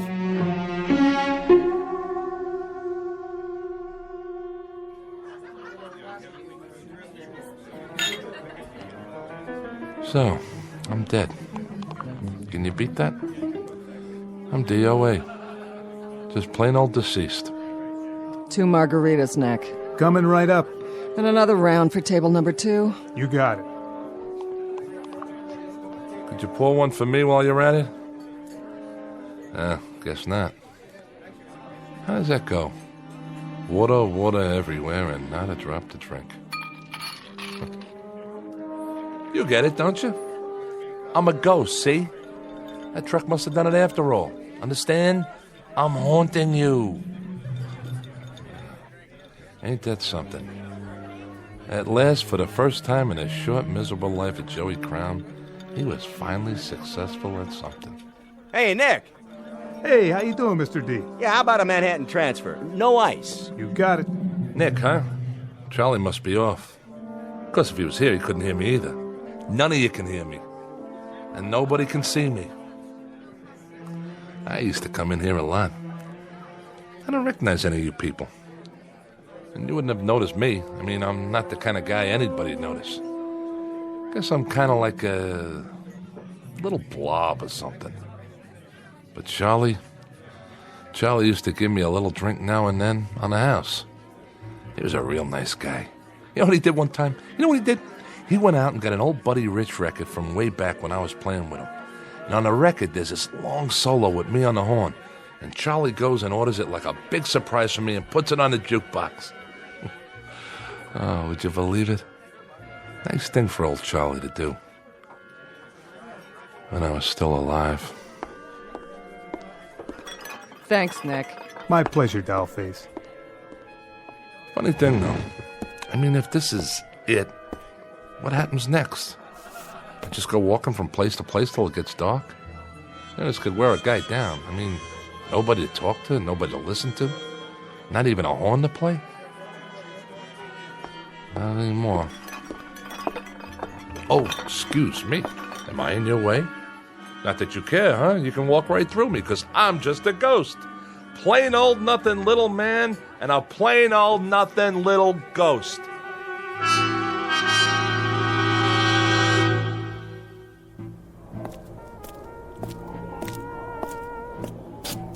Hey, it's that trumpet player I heard. The same one.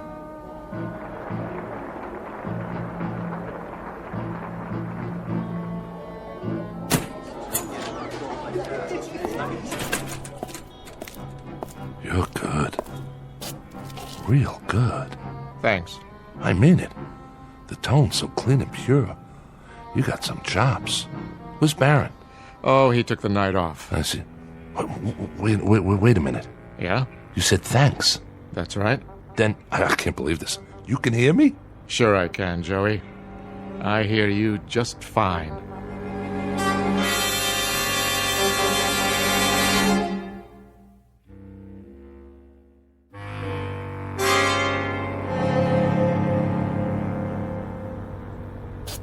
You really hear me? I hear you. You see me? Very clearly. Ah, I get it. Are you a ghost too? Not really. I am. I stepped in front of a large vehicle this morning. Is that right? It ain't good for the health, believe me. I'll bet it's not. Say, if you don't mind my asking, who have you played with before? Before what? Before now. What bands? Oh, I've played all over. Yeah, but with who? Dizzy? Miles? Those were great hornmen. They sure were. Did you study at Juilliard, Berkeley? I guess you might say I picked it up on the fly. Here and there. You sure got a great trumpet. The way it shines. Custom made, huh? You want to try it out, Joey? Yeah. Yeah, I'd like to. You mind? Whatever you like. Joey.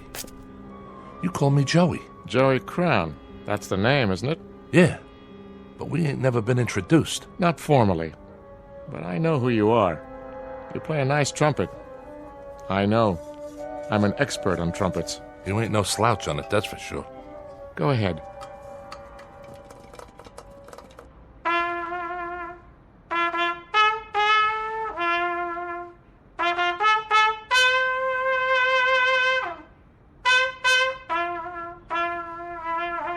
Not bad, Joey. Not bad at all. Yeah, ain't that something? I can play again. Now that it doesn't matter anymore. What do you mean by that? Now that I'm dead. How come you know who I am? You say you're not a ghost, you're not dead? Nope. And neither are you, Joey. I'm not? By no means. But what about that truck? What about it? And what about the people in the bar, in the movie theater, the girl in the ticket booth, the people in the street? Oh, them. Well, you see, they are dead. But that doesn't make sense. How? They're the ghosts, Joey. They just don't know it. Huh? You're losing me. Sometimes, to make it easier, we have to work it that way. We let them go on in a life that they're familiar with, and they never know for a long while. But that's why they can't hear you. You're the one that's alive. But like I said, I stepped off that curb. That you did. And right now, Joey, you're in a kind of limbo. You're neither here nor there. You're in the middle. You're on a break between sets, so to speak, waiting to go on in the real world or the shadow world. Which do you prefer, Joey? Which? Well, just what do you think? I want another chance. Think it over, now. I have thought it over. I used to think I was getting dealt from the bottom of the deck, but you know something? I just forgot how much I had already. I forgot about the music I could make on the horn and how nice it sounded. I'd have to agree with you there. And going to Charlie's and talking to people, real people, and maybe going to the movies now and then. Cutting a record once in a while, walking in the park, hitting the clubs late at night, even when it was rainy or snowing and I had to bundle up like an Eskimo. I miss that. I really do. I never won a beauty contest, but I had friends. I had good friends. What do you think happened to all that? Somewhere along the line, I forgot the good things. That's what happened. I just forgot. You've got a choice, you know. Choice? One way or the other. It's not too late. Well, in that case, if I've got a choice, then I want to go back, understand? I want to go back. All right. You go back. Just like that? But, Joey, no more stepping off curbs. That was some stunt back there. From now on, you take what you get and you live with it. Sometimes it'll be sweet frosting and nice gravy, and sometimes it'll be sour and go down hard. But you live with it, Joey. I think I got it. Guess I better take my trumpet back. Oh, yeah, sure, here. That's a nice talent you've got. You really think so? To make music, to move people, to make them laugh and make them cry, to make them tap their feet and want to dance. That's an exceptional talent, Joey. Don't waste it. See you around. Hey, mister. What is it, Joey? I didn't get your name. How's that? I didn't get your name. My name? Call me Gabe. Gabe? Gabe. Short for Gabriel. Goodbye, Joey. Gabriel. Hey, wait, I gotta ask you something.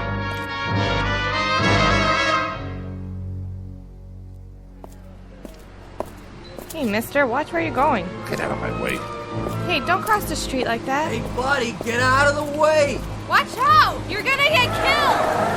Oh my god! He just walked right out in traffic. Like he could care less. Somebody call an ambulance. Wait, he's breathing. I'm all right. Just let me get up. You okay, pal? I think so. Let me help you up there. Oh, you know you shouldn't ought to do that. Stepping off the curb like that. It's lucky I just grazed you. Don't worry about it. No harm done. He's all right. Oh, thank God. He could have been killed. Well, look. I am 14 years without an accident. That right? I'd be obliged if, well, you know, no insurance companies, no doctors, nothing like that. So, how much do you want? For what? To keep this just between us. Name your price. My price? Oh, let's see now. You got, let me see, $75? That all? Sure, I got that much. I got more if you want. 75 will do. Okay, 50, 60, 75. Here you go, pal. Good luck to you. I gotta go now. Well, what do you know about that?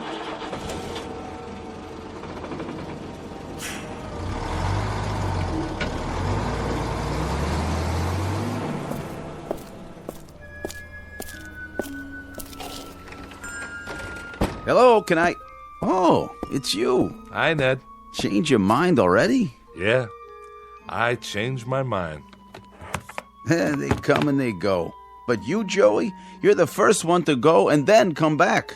I know. I don't want to hear your argument. No argument. I guess I can let you have it. How much? 75? No. 25. You'll talk me back down anyway. How long has it been? 5 minutes? Not even enough time to accrue interest. Go. The sign says 75, and 75 it is. A man has to make a living. You tempt me, Joey. Right is right. It's only business. What did you do out there? Win the lottery? Something like that. Goodbye, Ned. You won't be seeing me for a while. Hope business picks up. You too, Mr. Jazzman. But tell me something. Anything. What have I done to deserve such good fortune? Nothing much. You've been my friend is all. For quite a few years, and I'll never forget that. Get out of here. Go on.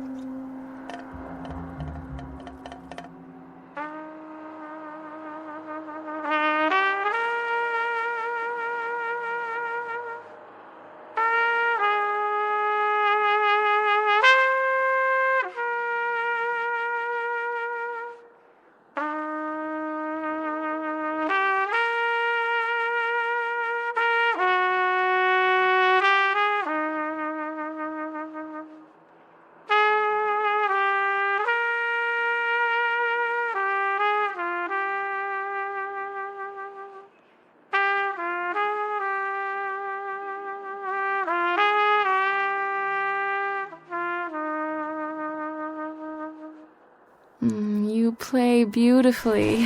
What? Oh, hi. Hi there. I mean it, you know. Thank you. I gave it up this morning. And I'm taking it back. Me and the bugle, till death do us part. I'm glad you changed your mind. So am I, you don't know. Still can't sleep, huh? I'm not used to the city. All the noise. I know. Like a regular symphony, isn't it? I guess so. I've never been to New York before. I just moved in. Yeah? You'll get used to it. It's an okay building. Better than the other ones I've lived in. Sometimes you have to bang on a radiator to get the heat going. Why do you do that? Why? Because the super hears you and then he fixes it. If he doesn't, just let me know. I'll talk to him for you. Name's Joey, by the way.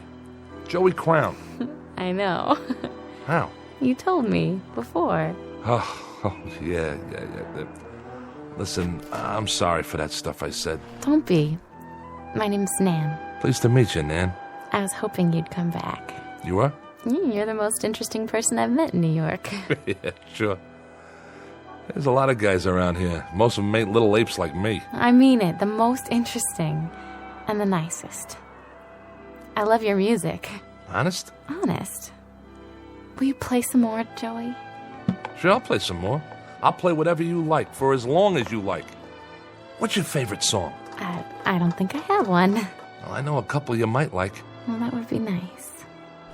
You know, you might get to like it here. It's not a bad town. I'm sure it isn't. Maybe you could show me some of it, Joey. If you have time. Me? Oh, I got time, all right. I got nothing but time from now on. I'll show you everything. The Battery, Central Park, the Village. I'll show you 52nd Street, and we'll hear some good jazz. I mean good. I'll take you to Charlie's. You'll like Charlie's. It's a great place. And you know what? You're not going to believe this, but he's got a record of mine when I was playing with one of the big bands. At least, I think he still has it. If he doesn't, there's a little pawn shop I know that has all kinds of records in back. And we can pick up a copy and bring it home and listen to it.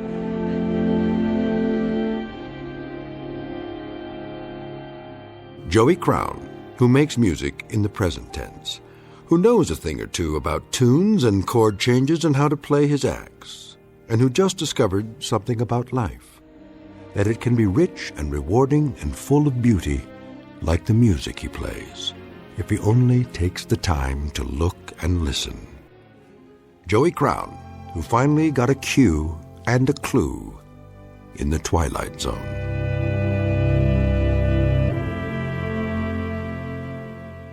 More from the Twilight Zone after this. Hi, this is Carl Amari, producer of the Twilight Zone radio dramas. I'd like to take a moment to tell you about our official website at twilightzoneradio.com, where you'll get the latest news and information on these Twilight Zone radio dramas. Plus, at twilightzoneradio.com, you can digitally download 3 free episodes or any of our episodes for only $1.95 each. In this age of ever-changing technology, we've decided to make these episodes instantly available to you by making the Twilight Zone radio dramas a digital download-only series. This means that this series will no longer be offered on CD. The CD collections at our website are now being offered while supplies last at buy one, get one free. So be sure to get your favorites before they're sold out. Be sure to visit us often, and I'll see you in the zone.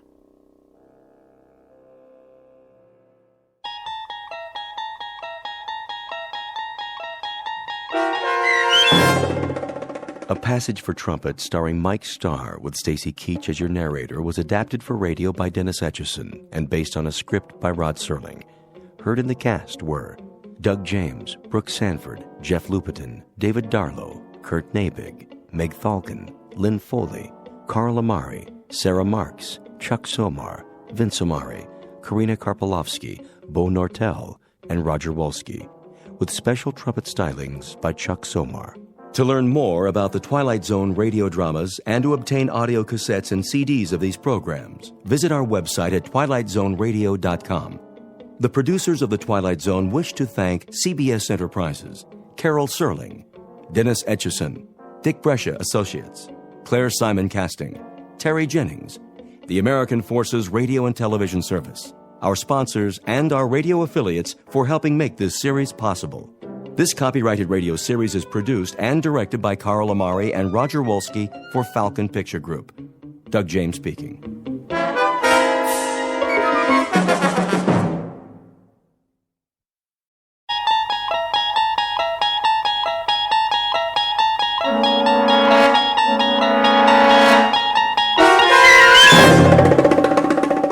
There is a fifth dimension beyond that which is known to man. It is a dimension as vast as space and as timeless as infinity. It is the middle ground between light and shadow, and it lies between the pit of man's fears and the summit of his knowledge. This is the dimension of imagination. It is an area which we call the Twilight Zone.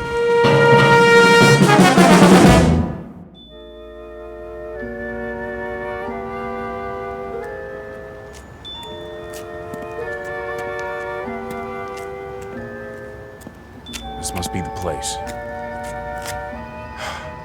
Okay, Rocky, quit stalling and do it. Yes. Hiya. Sorry, we're closed. Is this the Southside Loan Company? I said we're closed. Well, it don't look like it. Well, I was about to turn the sign around. This'll just take a minute. Come back tomorrow. Well, see, that's just it. I can't come back tomorrow. 9 to 6, Monday through Saturday. Say, you got a nice shop here. A little bit of everything, huh? Bring in the merchandise. No radios, typewriters, or fishing poles. I pay top dollar. You do, huh? I have to lock up now. Bet you got a lot of rings, jewelry, watches, stuff like that. All in the safe. Bye now. The safe, huh? What about this vase? Worth plenty, I bet. I told you. I'm closed for the night. What do you want, anyway? Just this.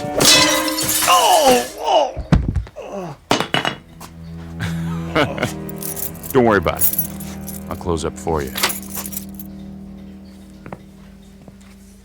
Now just point me at the safe and I'm out of here.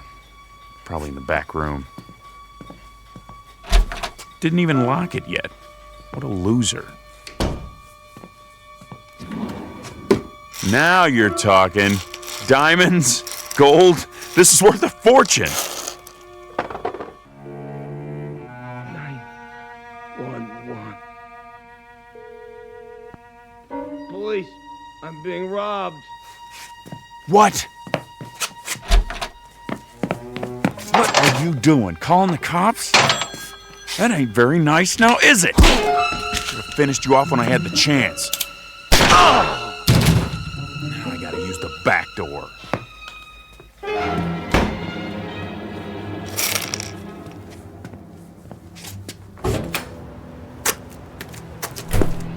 Hold it right there. Put your gun down and throw your hands over your head. Not this time, screw. I ain't going back in the joint. Stop! Stop or I'll shoot! Missed me! Eat lead, copper! The alley's a dead end. You ain't going anywhere. We'll see about that. Oh!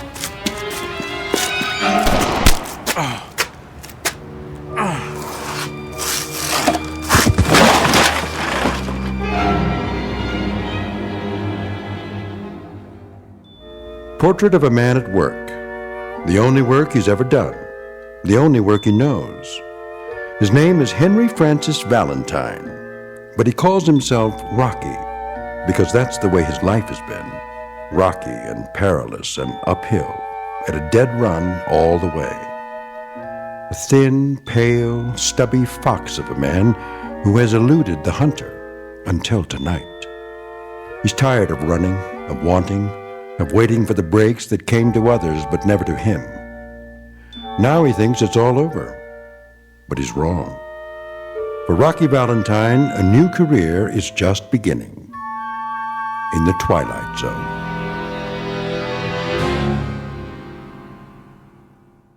And now, The Twilight Zone and our story, A Nice Place to Visit, starring Hal Sparks with Stacy Keach as your narrator. Mr. Valentine? What? Mr. Valentine. Who are you? I'm known as Mr. Pip. Can I help you? Get your hands off me. Didn't do it. How do you know my name? It's my job to know everything about you, Mr. Valentine. I hope you don't consider me presumptuous, but I see that you're in need of... You a cop? Oh, no. I guess not. White shoes, white suit, white hair, some outfit. Never saw a cop dressed like that. I'm your guide, as it were. Guide? What? Whatever you may desire. I'm at your service. That I need like a hole in my head. I'm dizzy. What happened? You had an accident. Lost your step, so to speak. Some accident? Must have fell flat on my face. Don't worry. Soon you'll be as fit as a fiddle. Come along now. I'm sure you'll want to get out of those rumpled clothes. Clean up a bit. I told you, keep your hands off the merchandise. If I've said anything to offend you... Answer the question. Question? I want to know how come you know my name. I believe I already told you. You told me nothing. Let me clue you, fatso. I don't like games. Oh, but that isn't true. You calling me a liar? Not at all, sir. But according to my notes, you like games very much. Roulette, blackjack, poker, craps. Let me see that. Between the ages of 7 and 10, you were quite fond of mumbledy-peg. Say, what do you want anyway? One thing and one thing only, Mr. Valentine. Your comfort. My job is to see to it that you get what you want, whatever it may be. Ha! Your heart's desire, as it were. It's a pretty big assignment, pal. I know, and I must say I'm rather looking forward to it. I'm sure it will entail a good deal of activity. Now, shall we go? What if I don't want to? What if I got other plans? Then of course you don't have to. It's entirely your decision. From now on, what you ask, you shall receive. Yeah? In exchange for what? How do you mean? What do you get out of it? Oh, nothing at all, Mr. Valentine. I assure you, the service is free. Don't put me on, fat boy. Nothing's free. Nothing. Anything I ever got in this lousy world I had to take. You know why? Because there wasn't nobody going around passing out favors. I'm sure there wasn't. So what's the pitch? You want me to pull a job for you? Is that it? I'm afraid you don't understand. No? We'll see about that. Guess what I got in my pocket? I'm sure I wouldn't know. A 38, that's what. Take my word for it. If you like. Oh, wise guy, huh? Well, here's a good look. Okay, Santa Claus, hand over your wallet. But I don't have a wallet. Sure. Tell me another one. Honestly. Wait, Mr. Valentine. It isn't really a wallet you want, is it? I do carry petty cash. Take it out. Real slow. Certainly. Here you are.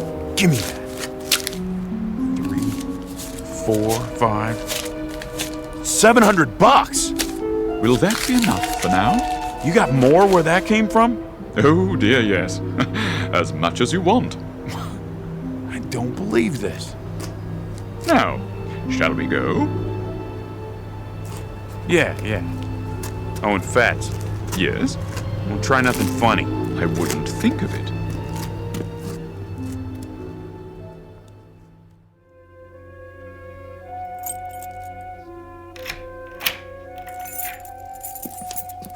Here we are. The penthouse. Hey now. You like it? Sure I do. Oh, I'm relieved.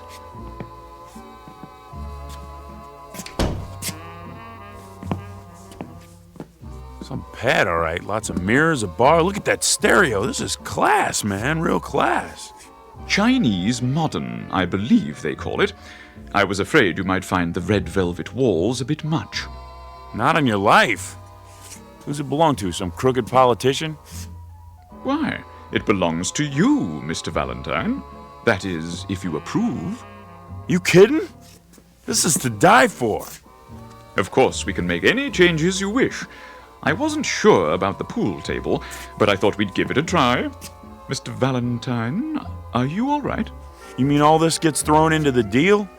There's no need to negotiate. It's already in the deal. Look here. What? Didn't you notice what it says outside the door? Read the nameplate. Henry Francis Valentine. You see? This is now your residence. No kidding. Now, if you'll please follow me. And this is the master bedroom. Wow! That's a real king-size bed, huh? Emperor size. I dig the mirrors in the ceiling. Bathroom in there. Now then, I'm sure you'd like a change of clothes, freshen up a bit. Yeah, sure, but first you gotta give me the pitch. I thought I explained. Come on! The gimmick, the angle, the catch! What do I gotta do for all this? Nothing. I can't tell you any more than I already have, honestly. All right, I get it. You're just a goon. I am? A messenger boy, servant. You work for somebody, right? Well, yes, in a way. When do I get to see him? See? Mr. Big, your boss. Oh, I really couldn't say. Okay, goon. That's fine by me. I can wait. So what's next? As I was saying, this is your wardrobe. I hope you'll find something that suits you. That's pretty funny. Suits. Regular comedian. How many you got in here? Oh, dozens, hundreds perhaps. I haven't counted them. Something for every occasion. Any particular color or style? Nah. I don't care. You pick it. Oh, I could hardly presume to do that, sir. However, keeping in mind your taste, let me see. Perhaps a nice pinstripe, if the lapel's at your liking. It'll do. And to go with the dark material, a nice tie. I believe your favorite color is yellow. Mm-hmm. Splendid. It should go well with, let me see, a new pair of brown shoes, like the ones you have on. Well, sir? Make up your mind. What's the matter? You got no taste? My taste doesn't matter. Perhaps these, a smart black and white pair with tassels and pointed toes. Fine. I'll just lay your selections on the bed. Shirts, socks, and underclothes in the drawer. Quite a large stock. And in this ebony case, a selection of jewelry and accessories. Jewelry, huh? Let me see. Cufflinks, tie-tacks, rings, watches, a little bit of everything. I'll draw your bath. Yeah, you do that. You do that.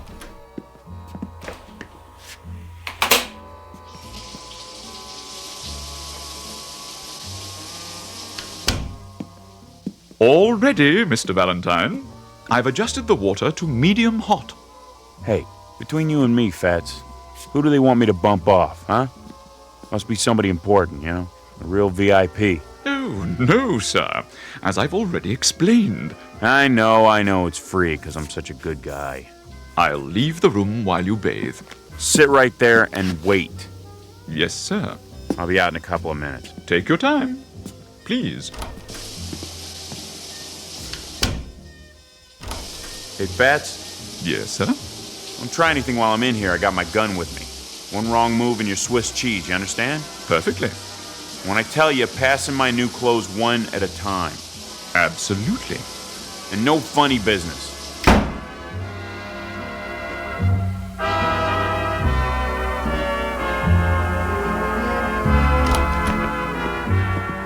Hey, check out the new duds. Very impressive, sir. Everything fits. Of course. I'll say this, your guy sure knows his threads. Now, Mr. Valentine, if you'll follow me to the living room. What's all this? I took the liberty of calling room service. I thought you must be getting hungry. So?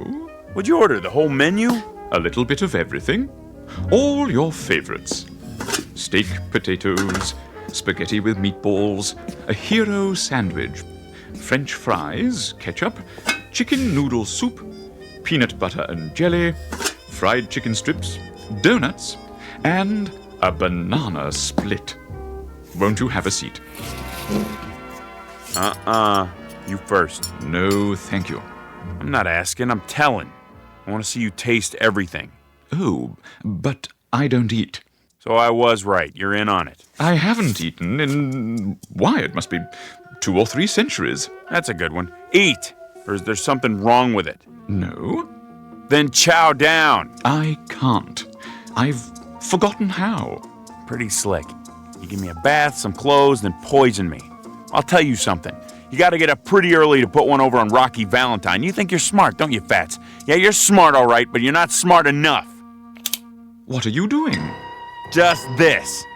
If you won't eat the food, you're gonna eat lead, big boy, because this here is the final course. Oh!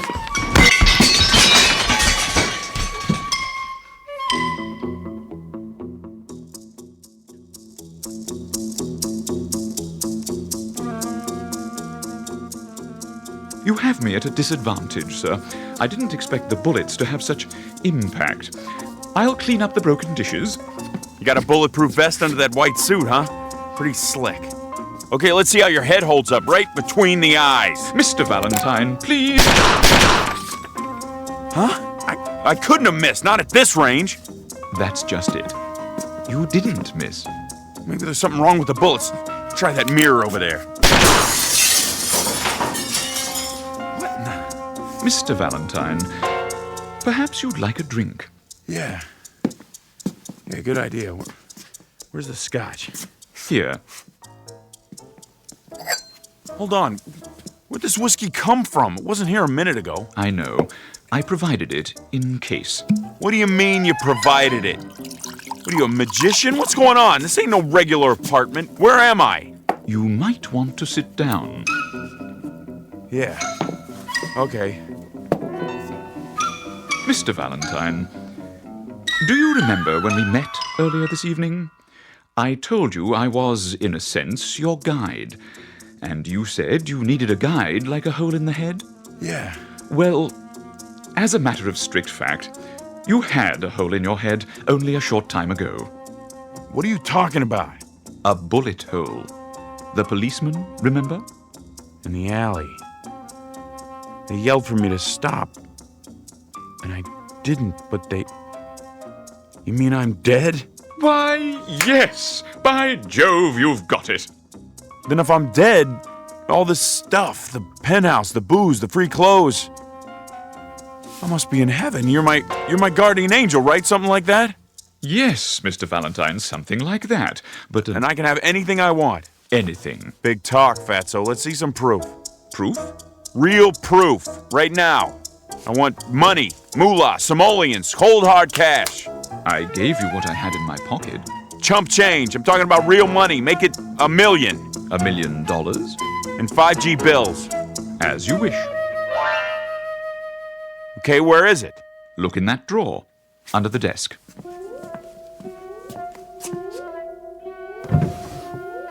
You're putting me on $1 million. But what am I supposed to do with it? I don't want to spend it all by my lonesome. No? That's no fun. I need a chick. I take it you're using a slang term. A broad, a dame, make sure she's stacked. Curves all over the place, you dig?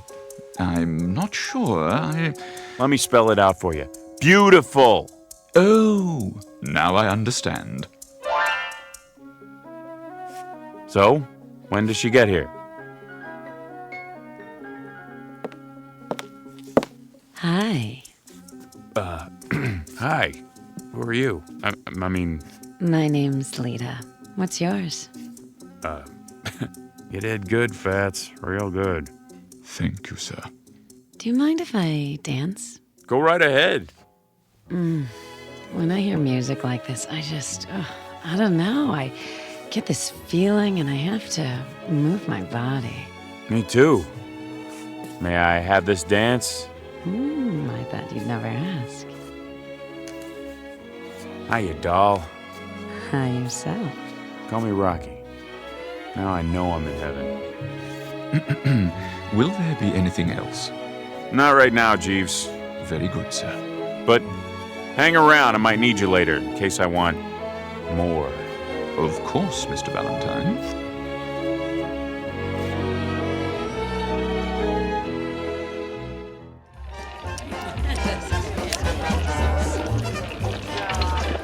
No more bets, please. No more bets. Hurry up, Rocky. Yeah, what are you gonna do? Are you all finished? Not on your life, sweetheart. How about 33 red?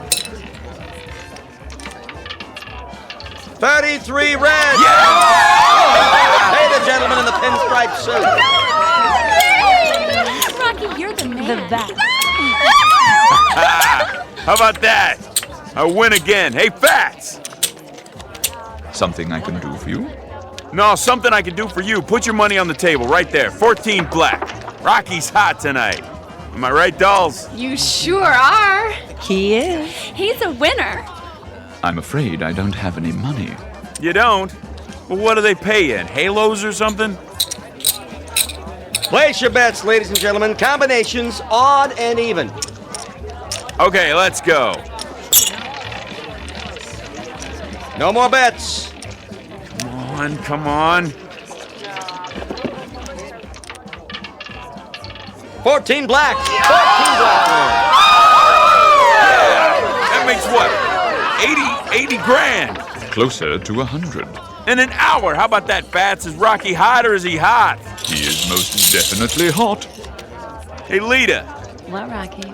Open your purse. Go cash these in for me, okay, babe?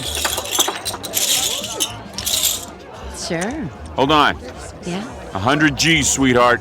I count real good. Get me? Don't worry, Rocky. Be right back. What now, sir? Come on, let's see what's shaking with the cubes. I got this table spooked. Very well. The dice table is this way. No more bets.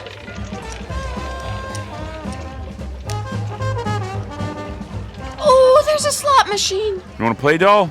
Can I? Sure. Here's a silver dollar. Wait a minute. I'll put it in for you. I got the magic.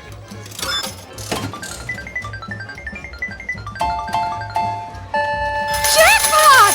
I told you. Would you like me to carry them for you? Yeah, sure. And give the ladies a tip. Very good, sir. 7 out, line away. Step aside. Let me show you how it's done. That, sir? Here's your money, Rocky. Put it on the line. All of it, sir? Why not? When you're hot, you're sizzling. Money talks. Get your bets down. Hard ways, horn bets, any craps. Breathe on them for me, doll. Sure, Rocky. New shooter coming out. Yo, 11. Frontline winner. Here you go, doll. Go get yourself a new dress or something. Something skimpy. Gee, thanks, Rocky. How much loot we got? Approximately 200,000. Bet, sir? Let me see. Give me a proposition. How much for another 11? 16 to 1. Put everything on 11. Maybe you should hold some back, Rocky. Don't make me laugh. I'm gonna buy and sell this joint. Same dice. Yes, sir. Guess them for me. If you say so. Same good shooter coming out, looking for a point. Yo, 11. Winner, frontline winner. I'll have to get you a briefcase for your winnings, sir. You do that, Fats. Get 2. Get a whole bunch of them. I ain't stopping now, not the way my luck is running. Never had a night like this. Place your bets. Okay, buddy, let's do it again. Same bit, same bet. Hey, I'm dry as a bone. Anybody get me a drink or what? I'll get it for you, Rocky. Me! Pressing 11, all bets down. Come on now. Like the song says, luck be a lady.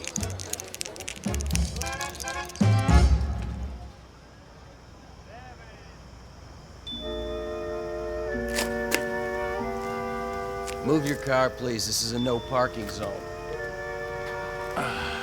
Whew. Making money really takes it out of you. Where's the loot? I have 2 briefcases, sir, and the ladies each have 1. Good, my arm's sore. They're heavy. I don't mind. Where are we going now? Get your car, sir?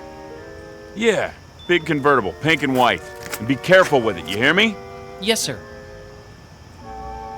Loading and unloading only. No parking. Huh. Something bothering you, Mr. Valentine? Yeah, him. The policeman? He's only doing his job, maintaining order. Lousy screws. Think they're the king of the hill just because they got a badge and a few lousy inches? How do you mean? Every cop I ever see is about 6.5 feet tall. Look at him. Lording it over everybody. Oh dear, that was indiscreet of me. I should have realized. Not your fault. Oh, but it is.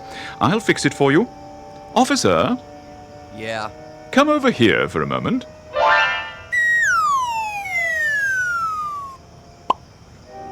Yeah, what do you want, mister? Better? Sure is. Hey, Screw! May I help you? Your hat's on, crooked trooper. Now get out of my sight. Your mother's calling you. Here's a kick in the pants to get you moving. I'm going. I'm going. Look at him running on those little legs. I sure showed him, didn't I?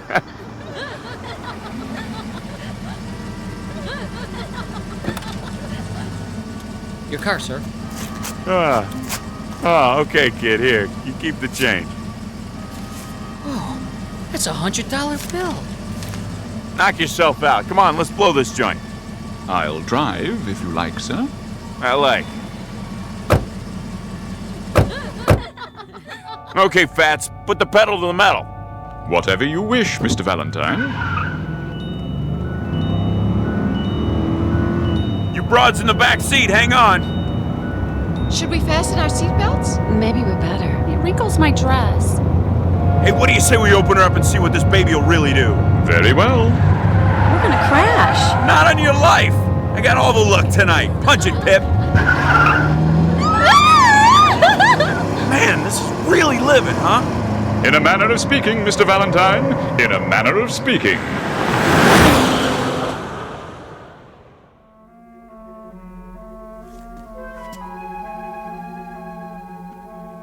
Where's my pad?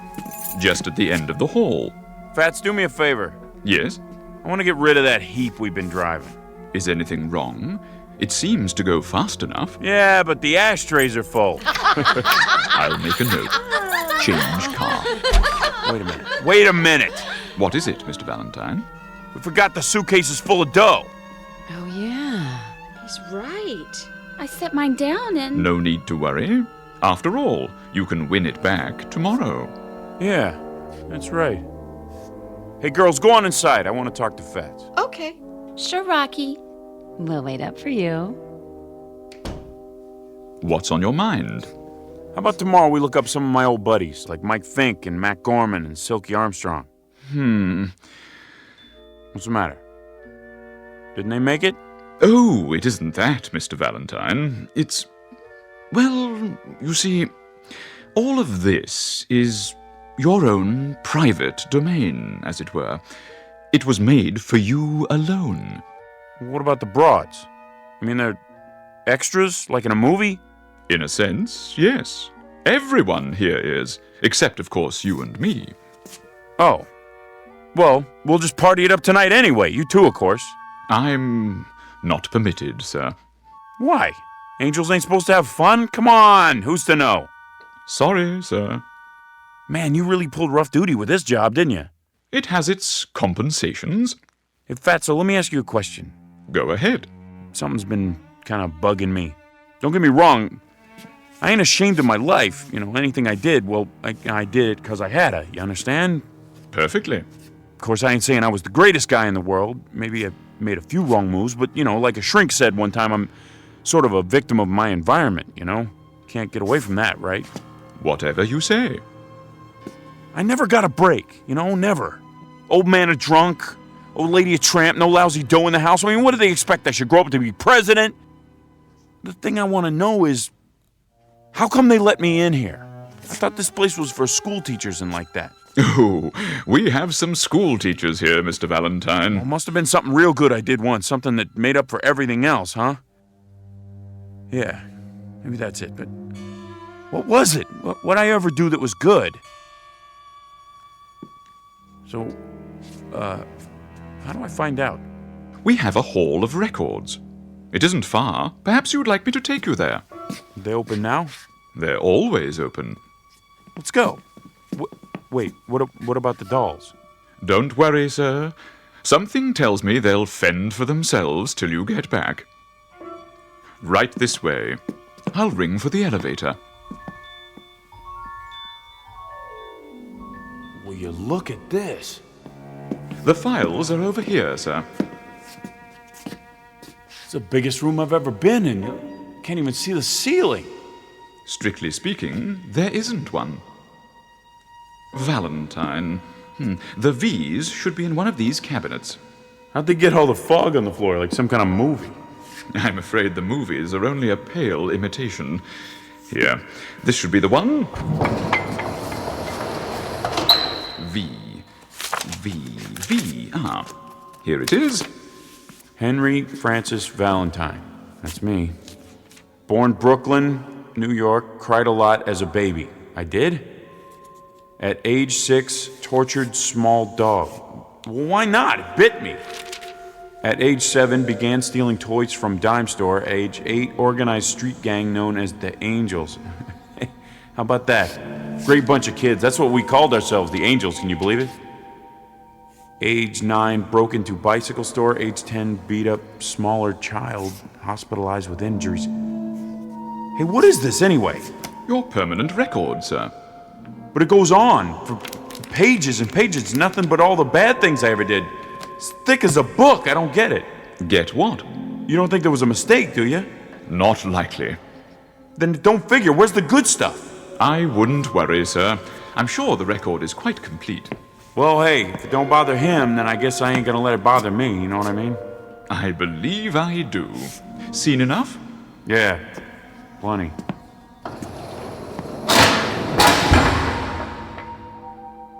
What now, Mr. Valentine? I don't know. Maybe fool around with the dolls, maybe go and shoot some craps first. I'll bring the car around. Nah, I can catch a cab. I got some thinking to do anyway. Very good. If you need me, just pick up any phone. Dial 1-800-PIP. Sure thing. I'll see you, Fats.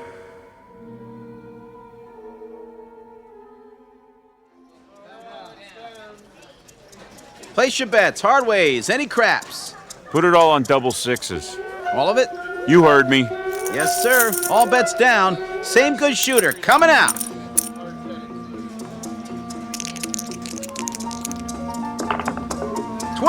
Midnight, winner 12. Say, you want to stay up all night? What? Double sixes, midnight. Let it ride, sir? No, forget it. Your chips. Yeah, sure.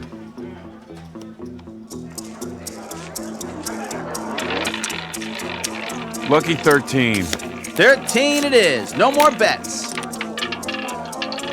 13 red. Pay the gentleman with the yellow tie. Don't you want your chips, sir? Mail them to me.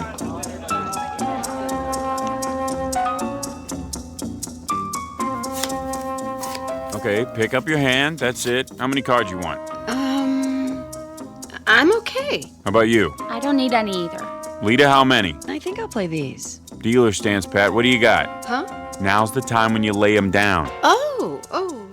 Let me see. I got a full house. Great. What do you got, doll? I'm not sure.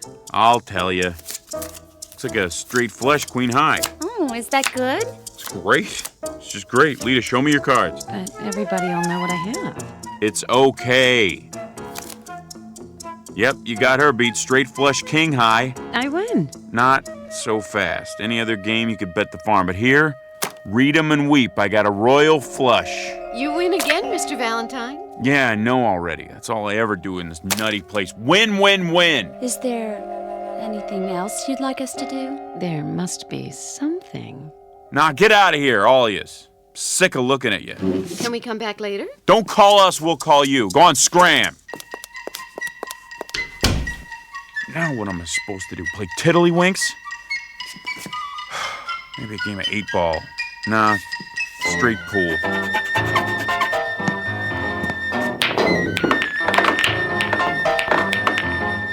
What's the good of that? One shot and I run the whole table. Where's the phone?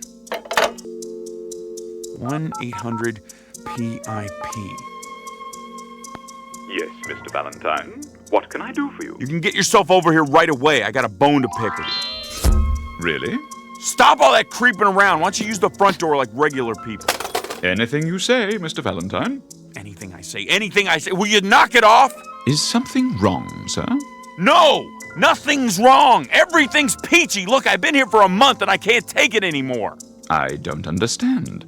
I'll spell it out. I'm bored, Fatso. I'm bored. There's no excitement around here, you dig? No kicks. But the gambling, I thought you enjoyed it. I do, but when you win every time, that ain't gambling, that's charity. I could arrange for you to lose occasionally. Would that help? Yeah, maybe. No good, I'd know. Perhaps you miss your old vocation. Now you're getting warm. There's a nice bank you could rob. It's on the corner. Or would you prefer a jewelry store? Bank's okay, I guess. Fine. Now, as to the getaway car, we have quite a wide selection. Something inconspicuous, I imagine. Any chance I'll get caught? Certainly, if that's what you'd like. Let me make a note of it. Look, don't bother. Look, Fatso, I don't know how to say this, but it just ain't the same thing. What's the kick in knocking off a bank if everybody's in on it, huh? Even the dames. I never thought I'd get bored with beautiful dames, but... See, I wouldn't expect an angel to understand this. Scoring with a chick doesn't mean anything if she's set up in advance. I mean, everything's great, really great. It's just the way I always imagined it. But, see, I tell you, Fats, I don't think I fit in here. Oh, nonsense. Of course you do. No, I'm serious. Somebody must have goofed. Look, I'm gonna go nuts if I have to stay here another day. I just don't belong in heaven. I want to go to the other place. Heaven? Whatever gave you the idea you were in heaven? Mr. Valentine, this is the other place.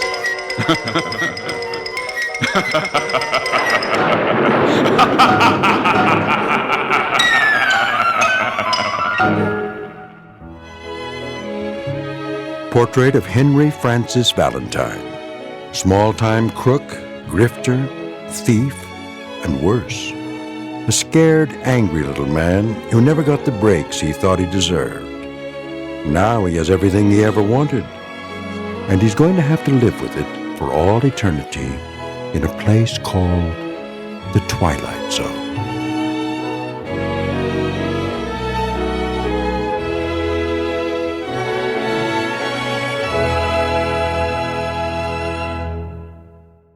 More from the Twilight Zone after this. Hi, this is Carl Amari, producer of the Twilight Zone radio dramas, and I'd like to take a moment to thank you for tuning into our show. We've been producing these radio versions of the classic Twilight Zone TV series since 2002, and if you're a regular listener, you know that our radio versions are based on the original TV shows we've all come to know and love. But I'm excited to announce that very soon you'll start to hear brand new stories that are not based on the original TV shows. We're commissioning writers to produce fresh, new story ideas that will star many of your favorite Hollywood stars, so be sure to stay tuned for them.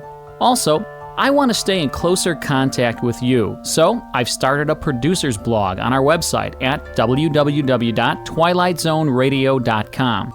On my blog, you'll get weekly updates and the latest news and information on our Twilight Zone radio dramas, the stars we've recently signed, the new story ideas you can look forward to hearing, when your favorite episode will be aired, and much, much more. Plus, at twilightzoneradio.com, you can download 3 free shows or any of our past shows for only $1.95 each. Plus, you can purchase CDs of all of our shows in our Twilight Zone store. Find a radio station in your area playing our broadcasts, ways to contact me, and much, much more. So be sure to log on to www.twilightzoneradio.com, and I'll see you in the zone.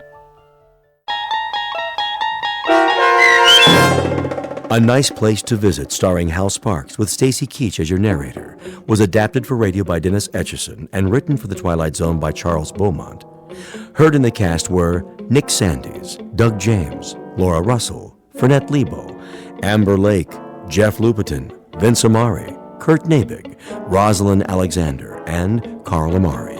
To learn more about the Twilight Zone radio dramas and to obtain audio cassettes and CDs of these programs, visit our website at twilightzoneradio.com. The producers of The Twilight Zone wish to thank CBS Enterprises, Carol Serling, Dennis Etchison, Dick Brescia Associates, Claire Simon Casting, Terry Jennings, XM Satellite Radio, Sirius Satellite Radio, our sponsors, and our radio affiliates for helping make this series possible. This copyrighted radio series is produced and directed by Carl Amari and Jason Mallow for Falcon Picture Group. Doug James speaking.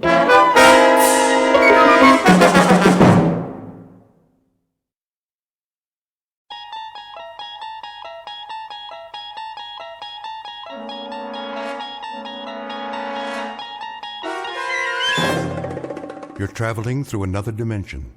A dimension not only of sight and sound, but of mind. A journey into a wondrous land whose boundaries are that of imagination. That's the signpost up ahead. Your next stop? The Twilight Zone.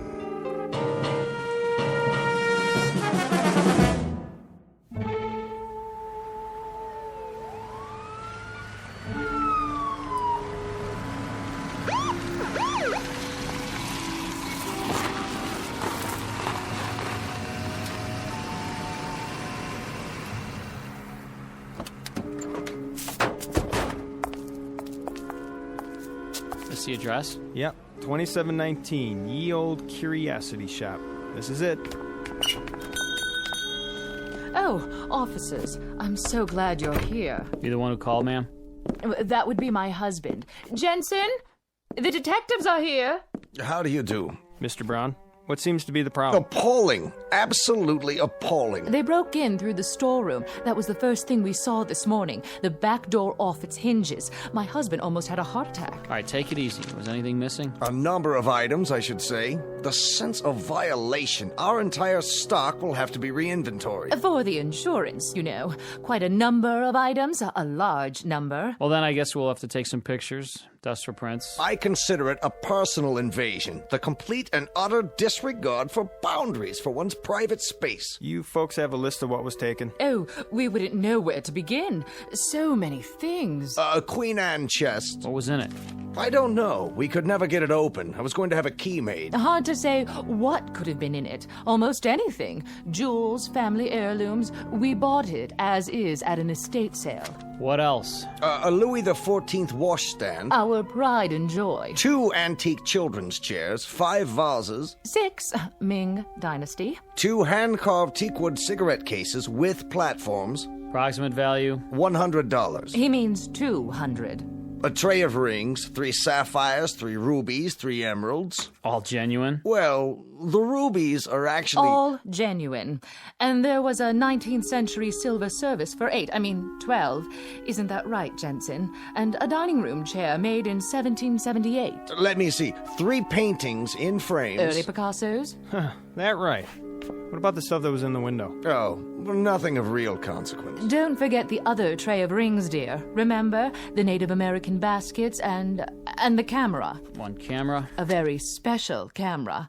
One of a kind. Make? Well, it didn't have a name on it. At least we never could make it out. Foreign lettering, indecipherable. Probably ancient. Never saw one like it before. It was here when we bought the shop. It was imported. Very rare. Very, very rare. At least 100 years old. Okay, let's see what we got here now.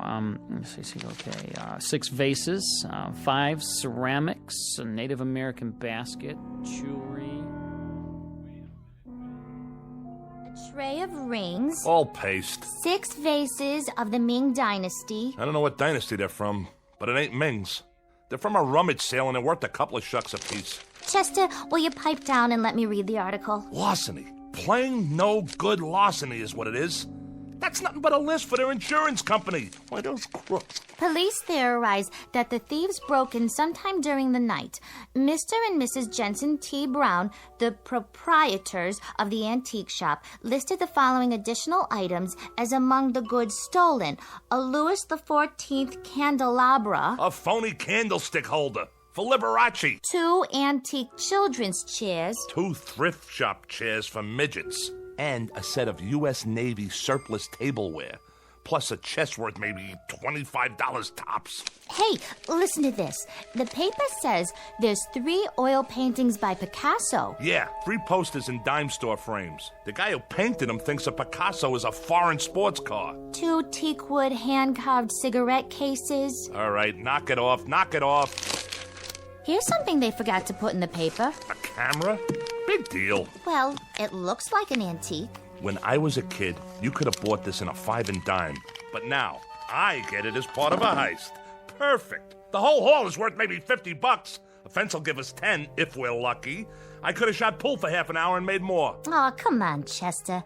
You want to take my picture? You think that thing works? Well, let's give it a try. Even if there's film in it, it'd be so old by now that... What do you gotta lose? Huh, Chester? Please. Please.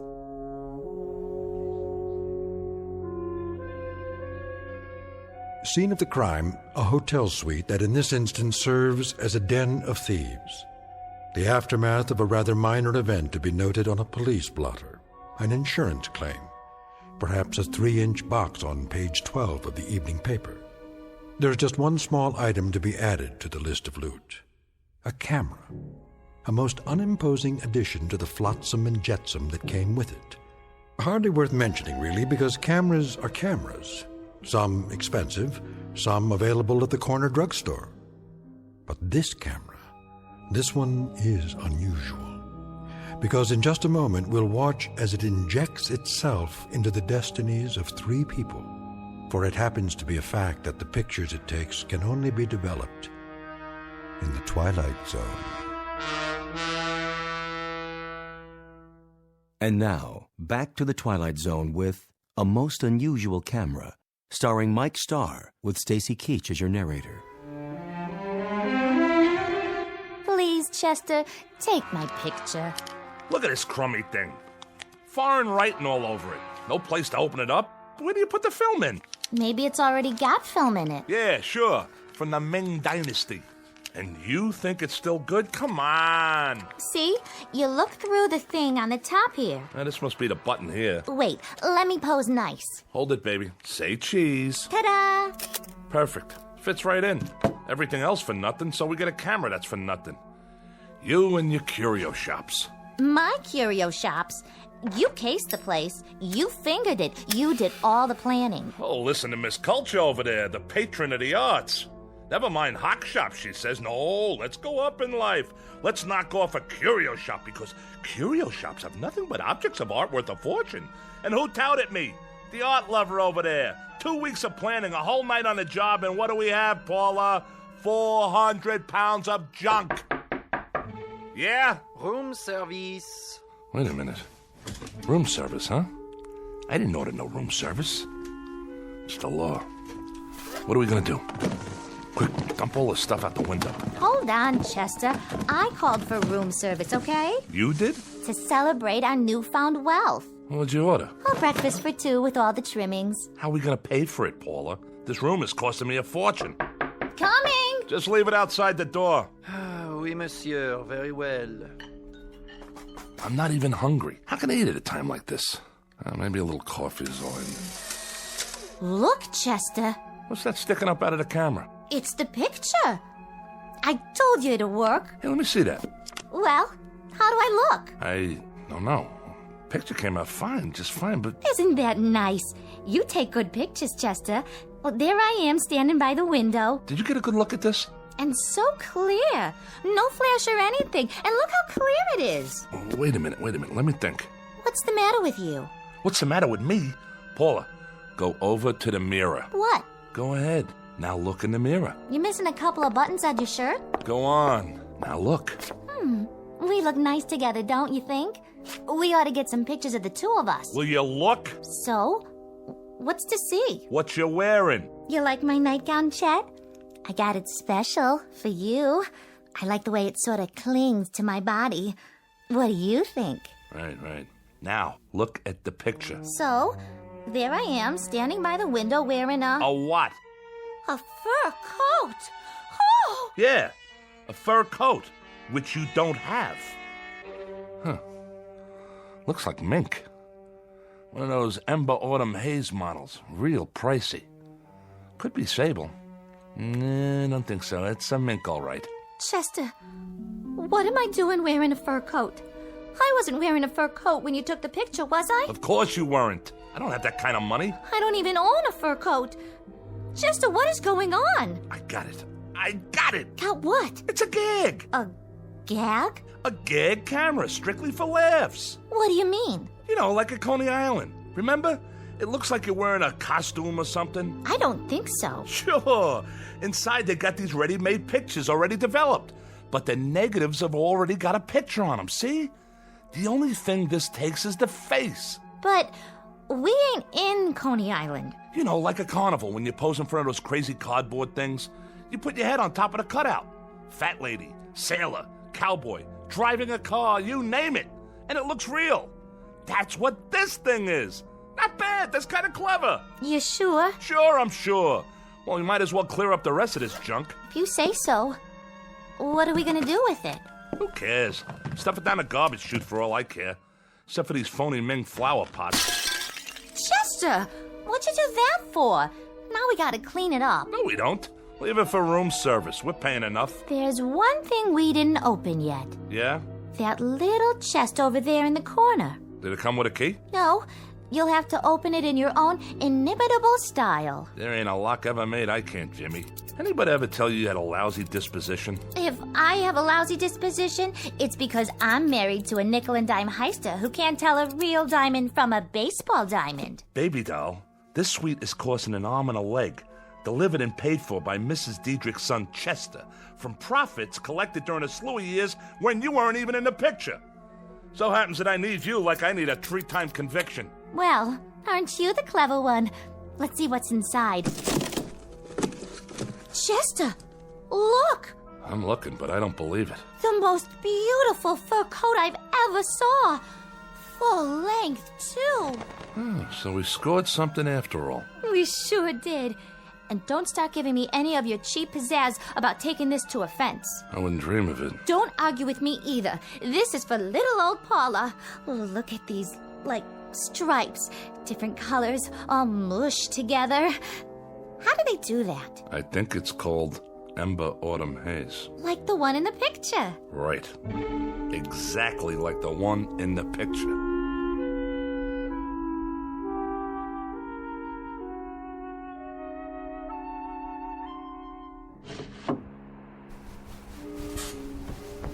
Come back to bed. In a minute. It's the middle of the night. Sure is, and I can't sleep.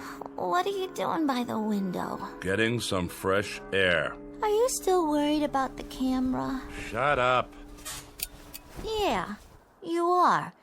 You're playing with it, aren't you? What do you care? Leave the light off. It's hot in here. It's not hot. We got air conditioning. What's it to you? You can't just let it go by, can you? You want me to forget about it? Is that it? So it's a crazy camera. So it takes dopey pictures of things that aren't really there. That's not the point. Oh, yeah? What is the point? Sure, it takes dopey pictures. Pictures like things that haven't happened yet, but do happen. That's the point. So what do we do, Chet? One lousy picture and you get insomnia? It's a camera, that's all. Here, I'll show you. Did you just take a picture? There. See any lightning? What did you take a picture of? It doesn't matter. The wall, the door. All right, now drop it, why don't you? Let it alone. Forget about it. How can I forget about it? This thing comes from witches, maybe, or sorcerers. Look at the writing on it. It could be loaded with black magic or something. And what are you loaded with? Do you see anything? Where is the man with the horns who comes in with a bargain for your soul? He's supposed to show up any time now, right? But he's not here, is he? Listen to me. It's a screwy camera. Period. Let's see how this one came out. Well? Here. You tell me. It's my brother Woodward, standing by the door. That's who it is. It's that cheap, no-good brother of yours. But that's crazy. He's in jail. 7 years for breaking and entering, and that was only a year ago. So it's impossible. So was the fur coat, right, Paula? Oh, no. No, Chester. It's throwing us a curve. Maybe it's somebody who looks like Woodward. Chester, I'm scared. Feel my heart. I'm palpitating. A little palpitating never hurt nobody, and what's to be scared about? The thing has obviously gone tilt or something. Are you sure? Sure, I'm sure. Woodward's not here. Woodward can't possibly be here. Woodward won't be here. Woodward is serving time. He's 900 miles away in a cell block, and I don't care what that crazy camera shows us. Who's ever in that picture ain't Woodward. What's that? Shh! Somebody's trying to jimmy the door. Go see. Please, Chester. But be careful.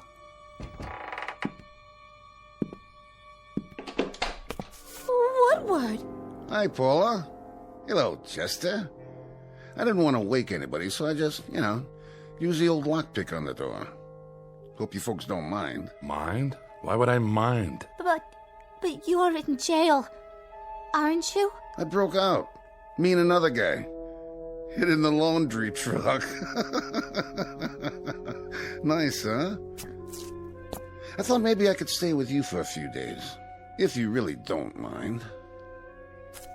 You don't, do you? I was thinking, maybe if I was around, you two wouldn't fight so much. You still all the time fighting? Hey, what you got in your hand there? A picture. Yeah? Let me see. Well, will you look at that? Yep, there I am, standing right by the door. Wearing just what I'm wearing now, too.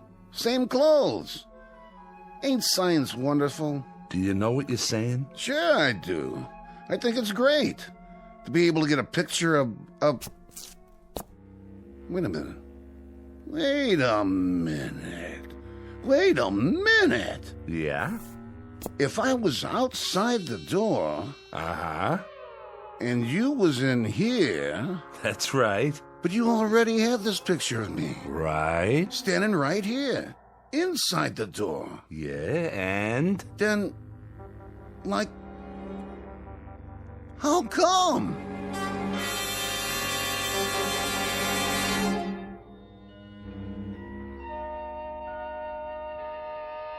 Sleep well, Woodward? Yeah.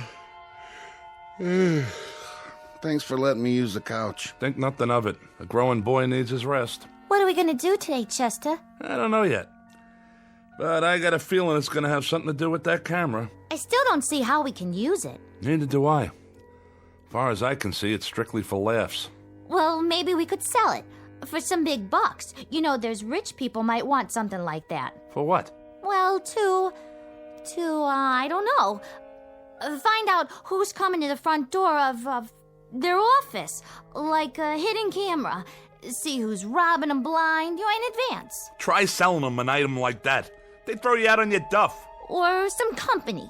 They could take it apart and see how it works and make new ones. No way, you'd never get in the door.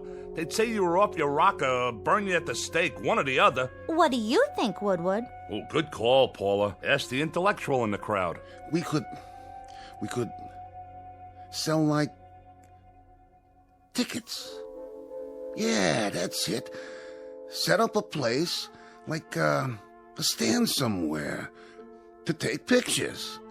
Like at a carny, right? Or maybe we could, like that. Thank you, Einstein. Now look, I'm gonna lay it on the line. What are we? What do you mean? I asked a question. What are we? What are we, Chet? You mean us? Well, we're people, I guess. Sure. But what kind of people? We're 3 minor league heisters, grifters, con artists. Am I right or am I wrong? Yeah, that's it. Well, now we finally got something here that maybe might do good for somebody else. Like who? Science. Science could use something like this. For what? For people, you lughead. We got something here for humanity. Who? Human beings. The world. I'm not so sure we shouldn't just give this to humanity and do something good for the first time in our rotten lives. You got a leak in your attic? What's humanity ever done for us? Sure, Paula, sure. That's what I mean. Just what you said. What'd I say? That's the way we are. Everything for us, not for anybody else. Yeah, we're family. Little, petty, selfish, mean. That's us. Well, I've risen above all that now. I say let's give this to the world. Here, world, a gift from Chester Diedrich. And his wife. And me too, Chet. Don't forget me. Yeah, and Woodward. So here's a gift for humanity. A gesture's all, maybe. Just a gesture. But it shows the heart of Chester Diedrich and his wife and his brother-in-law. How do we... Woodward, do me a favor. Breathe through your nose. Huh? Why don't you go watch TV? Isn't there something you want to watch to occupy that brain of yours? Oh, yeah. Sure. How do we know the things medical science could do with this? How do we know how valuable this'll be as a scientific discovery? They'll name a building after us. Throw big society balls and charity stuff for us. I can see it now. The Chester Diedrich Foundation for the eternal something or other. In the Los Tendros opener, Hotfoot has just won it. Jerry's Flash second, Easter Baby third. This was Hotfoot's second win in 3 days. He paid $24.90, $15.80, and $6.70. We now move into the second race. Shut that off. I'm making plans. Oh, sure, Chet. Anything you say. Oh, where was I? High society. I can wear my mink coat. Of course, I'll need a couple new dresses and some matching shoes. Hold on. Well, maybe just one dress to start with. You know, a real evening gown with... I got it. You sure do, Chester. I never would have thought of that. I got it. Got what? I got it. The TV set. Woodward, you're a genius. I am? This camera takes pictures of things that happen, but haven't happened yet. I guess. Read my lips. It took a picture of Paula with a fur coat. 5 minutes later, she had a fur coat. It took a picture of that door with nobody standing in front of it. And then you were standing in front of it. Follow me? No. All right, boys and girls. Now get this. We go to the racetrack, right? I'm starting to get it. We take a picture of the winner's board at the track before the race. I think I get it. The winner's board before the race. That's a great idea. But I don't get it. Hold on now. We take a picture of the winner's board, and then we look at it and... Oh! Chester! Woodward, are we getting through to you yet? We take a picture of the winner's board. It's empty, see? Because the race hasn't been run yet. But that camera, that little old bugger over there, it takes pictures of things that happen 5 minutes later. So the picture we get will have the winning numbers on the board. We know what horses come in and what they paid. Now I get it. Come on, everybody, get your coats. Woody, my boy, grab one of mine. And put on a tie so you can be in disguise. No, Chester, this is so exciting. That was the first race. We can get there in time for the last 4. How much dough has everybody got? I got a 20 and a 10. That's 30. I know it's 30. I got 2 10s and 3 20s. Come on. Okay, and the old insurance, my $100 bill. That makes 180 and 30. You got anything for the pot, Woodward? Yeah, I got 10. $220. Is that enough? There's bound to be at least one long shot. Why, we can parlay this into $1 million if we work on it long enough. We can't lose, Paula. We simply can't lose. Come on, everybody ready? Chester, what about humanity? Humanity? Like you said, baby, what did humanity ever do for us? Let's get going.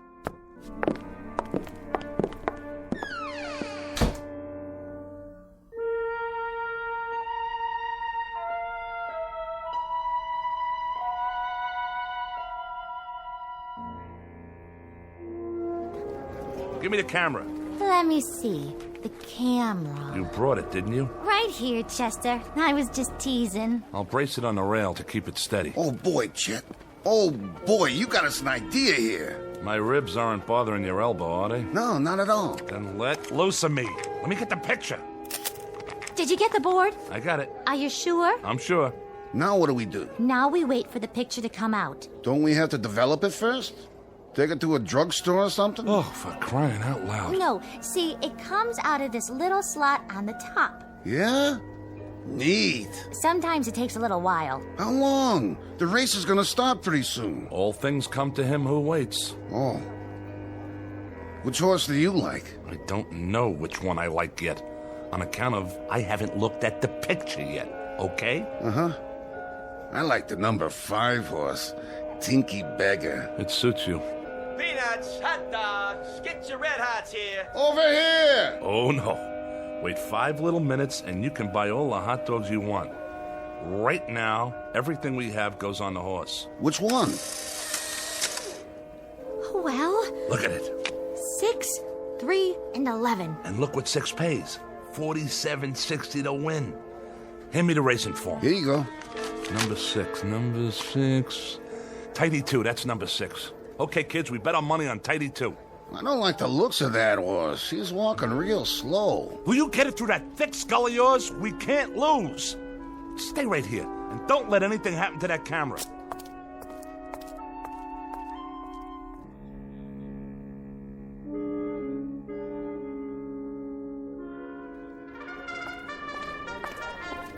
What's your bet, sir? Put it all on number 6. The works. Number 6 it is. Here's your ticket. Thanks. Psst. Hey, Jack. Get out of my way. Not number 6. That's Tidy 2. The last jockey that horse had was Paul Revere. But I mean the original Paul Revere. Now, if you really want to make some dough, I got some information in my pocket here. The goods on the last 2 races, and all I need from you is cash. You and me could go partners and really make ourselves a bundle on this. I got a tip for you. Bet anything but number 6 so you don't lower my odds. See you later, Jack.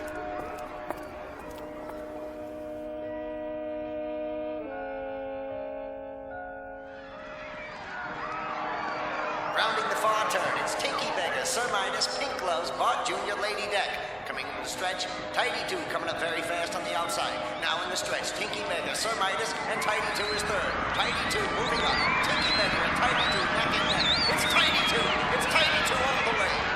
We did it! Now, just you feast your eyes on the numbers. 6, 3, and 11. Just like the picture said. Are we rich yet? We're getting there, Junior. We're getting there. Now let me set up the camera before the next race. Paula, you 2 go cash in. Here's the ticket. And don't drop it. Okay, Chester. I sure hope you got enough film for that camera of yours. Why, you know, Woodward? That's a very intelligent comment. Film. I wonder where you go to get film for a camera like this. Oh, but I wouldn't worry about it. Chester will figure it out, I'm sure.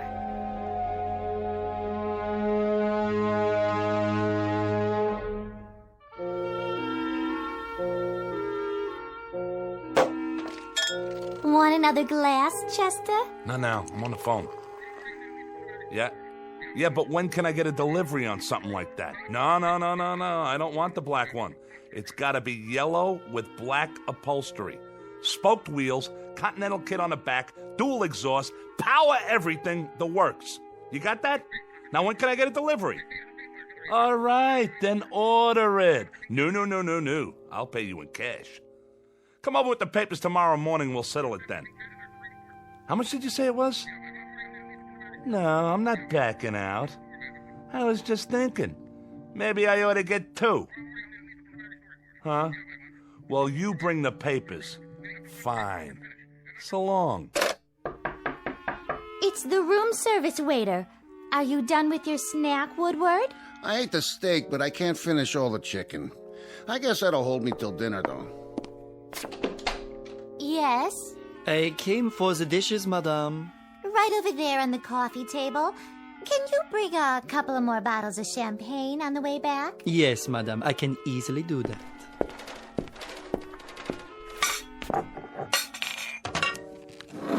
Hey, get your hands off the camera. Let him look at it.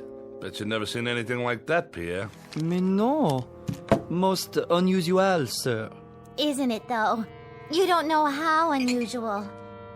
But what do you do after your 10 pictures? Is there any other way to get more film? Well, we've only had it for a little while and What did you say? Yeah, what did you say about 10 pictures? The inscription on the outside, it says, "These are le propriétaire." That means 10 to an owner. I presume that means you may only take 10. It's so odd. The lettering is definitely French, but I've never seen a French camera like that. As a matter of fact... Thanks. Bye. All right. How many pictures have we taken? There was one of Paula. Then one of Woodward. 6. We bet 6 races. That means we've taken... 8. We've taken 8 pictures. Chester, there's only 2 left. 10. But how do we know what that means? Some frog waiter tells us it means 10, so right away we think we only got 2 pictures left? How does he know what it means? I bet you we could take as many pictures as we want. But we don't know. Chester, we can't take any chances. No, we can't. You know what we should do? We should sell it. Who rattled your cage? This don't even belong to you. You're strictly for charity, buddy. Now what we should do with it is go back to the track and bet 2 more races with it. Are you both crazy? What you do with it is hang on to it. Save it for a rainy day. Careful. You stop it. You're going to break the camera. It took a picture. You dropped it and wasted a picture. I didn't drop it. You did. Oh, palpitations. You and your palpitations. Phony palpitations and a stupid brother. Hey, look. I don't have to take that kind of guff off of you. All right. Have a drink. Give me the camera. What's in the picture? It's me. It was pointing at me when it went off, and it looks like I'm... She's screaming. Let me see that. Get your hands off. Why is she screaming in the picture, Woodward? I'll tell you why she's screaming. She's screaming because somebody's trying to do something to her loving husband. Some stupid ex-con with an idiotic idea about selling a camera to the highest bidder. And who doesn't care what he has to do to get it? Well, we'll see about that. Put the knife away. If she's screaming in the picture, it's on account of what some guy must be doing to her loving brother. You better put that knife away, Chester. You put her away. I'll take it and peel your skin off. Try to take my camera. Try to cut me, will ya? Stay away from the window! Watch out!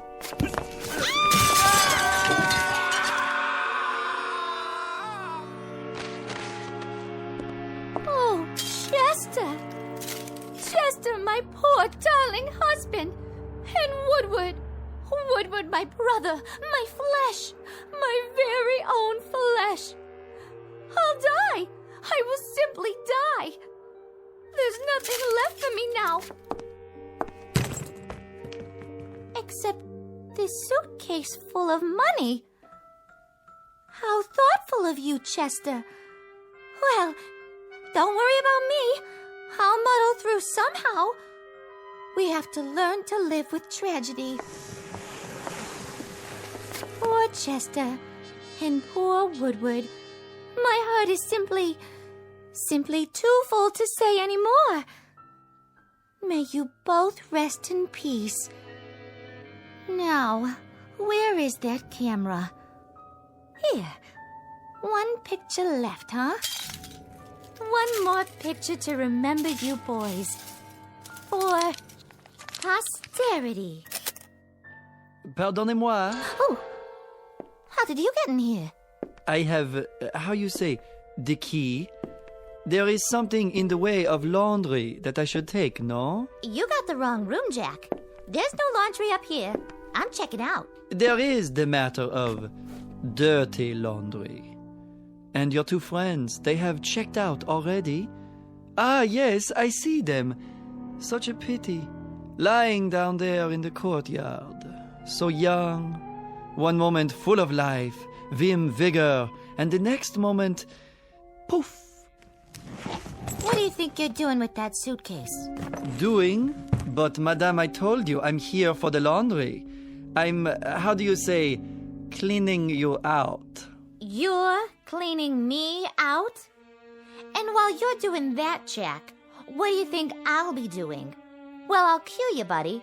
I'm gonna be calling the cops. Cops? You mean the gendarmes? You will forgive me, but if you call the police, Madame will get herself into, how do you say, one fantastic bind. Dear lady, I know all about you. I did some checking. You, your husband, your brother, you're wanted. So the money is up for grabs. Why, you little rat. And as for the police, I advise you to get out while you can. When they see what's in the courtyard down below, they shall be up here sans invitation. Translation, uninvited, if you catch my meaning.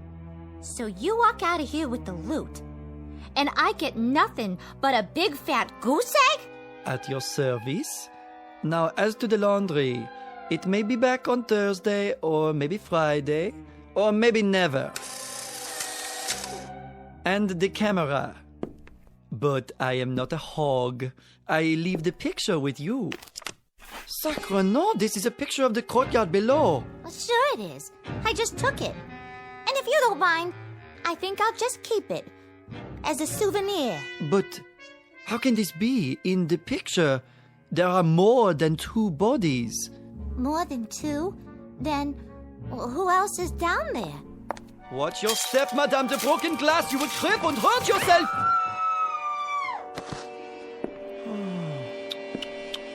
Yes, there are more than 2 bodies, just as the picture shows. 1, 2, 3, 4. That is impossible. Wait, let me see. Oh, the camera! There it is. I can see it from here. If I lean out a few.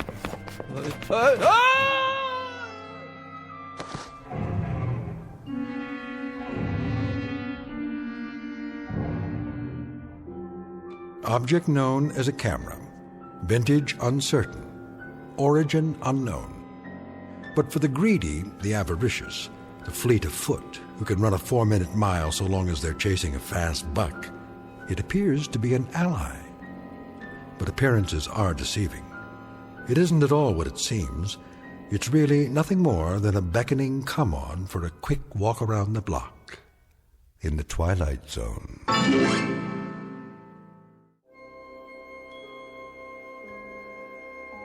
Hi, this is Carl Amari, producer of the Twilight Zone radio dramas. I'd like to take a moment to tell you about our official website at twilightzoneradio.com, where you'll get the latest news and information on these Twilight Zone radio dramas. Plus, at twilightzoneradio.com, you can digitally download 3 free episodes or any of our episodes for only $1.95 each. In this age of ever-changing technology, we've decided to make these episodes instantly available to you by making the Twilight Zone radio dramas a digital download-only series. This means that this series will no longer be offered on CD. The CD collections at our website are now being offered while supplies last at buy one, get one free. So be sure to get your favorites before they're sold out. Be sure to visit us often, and I'll see you in the zone.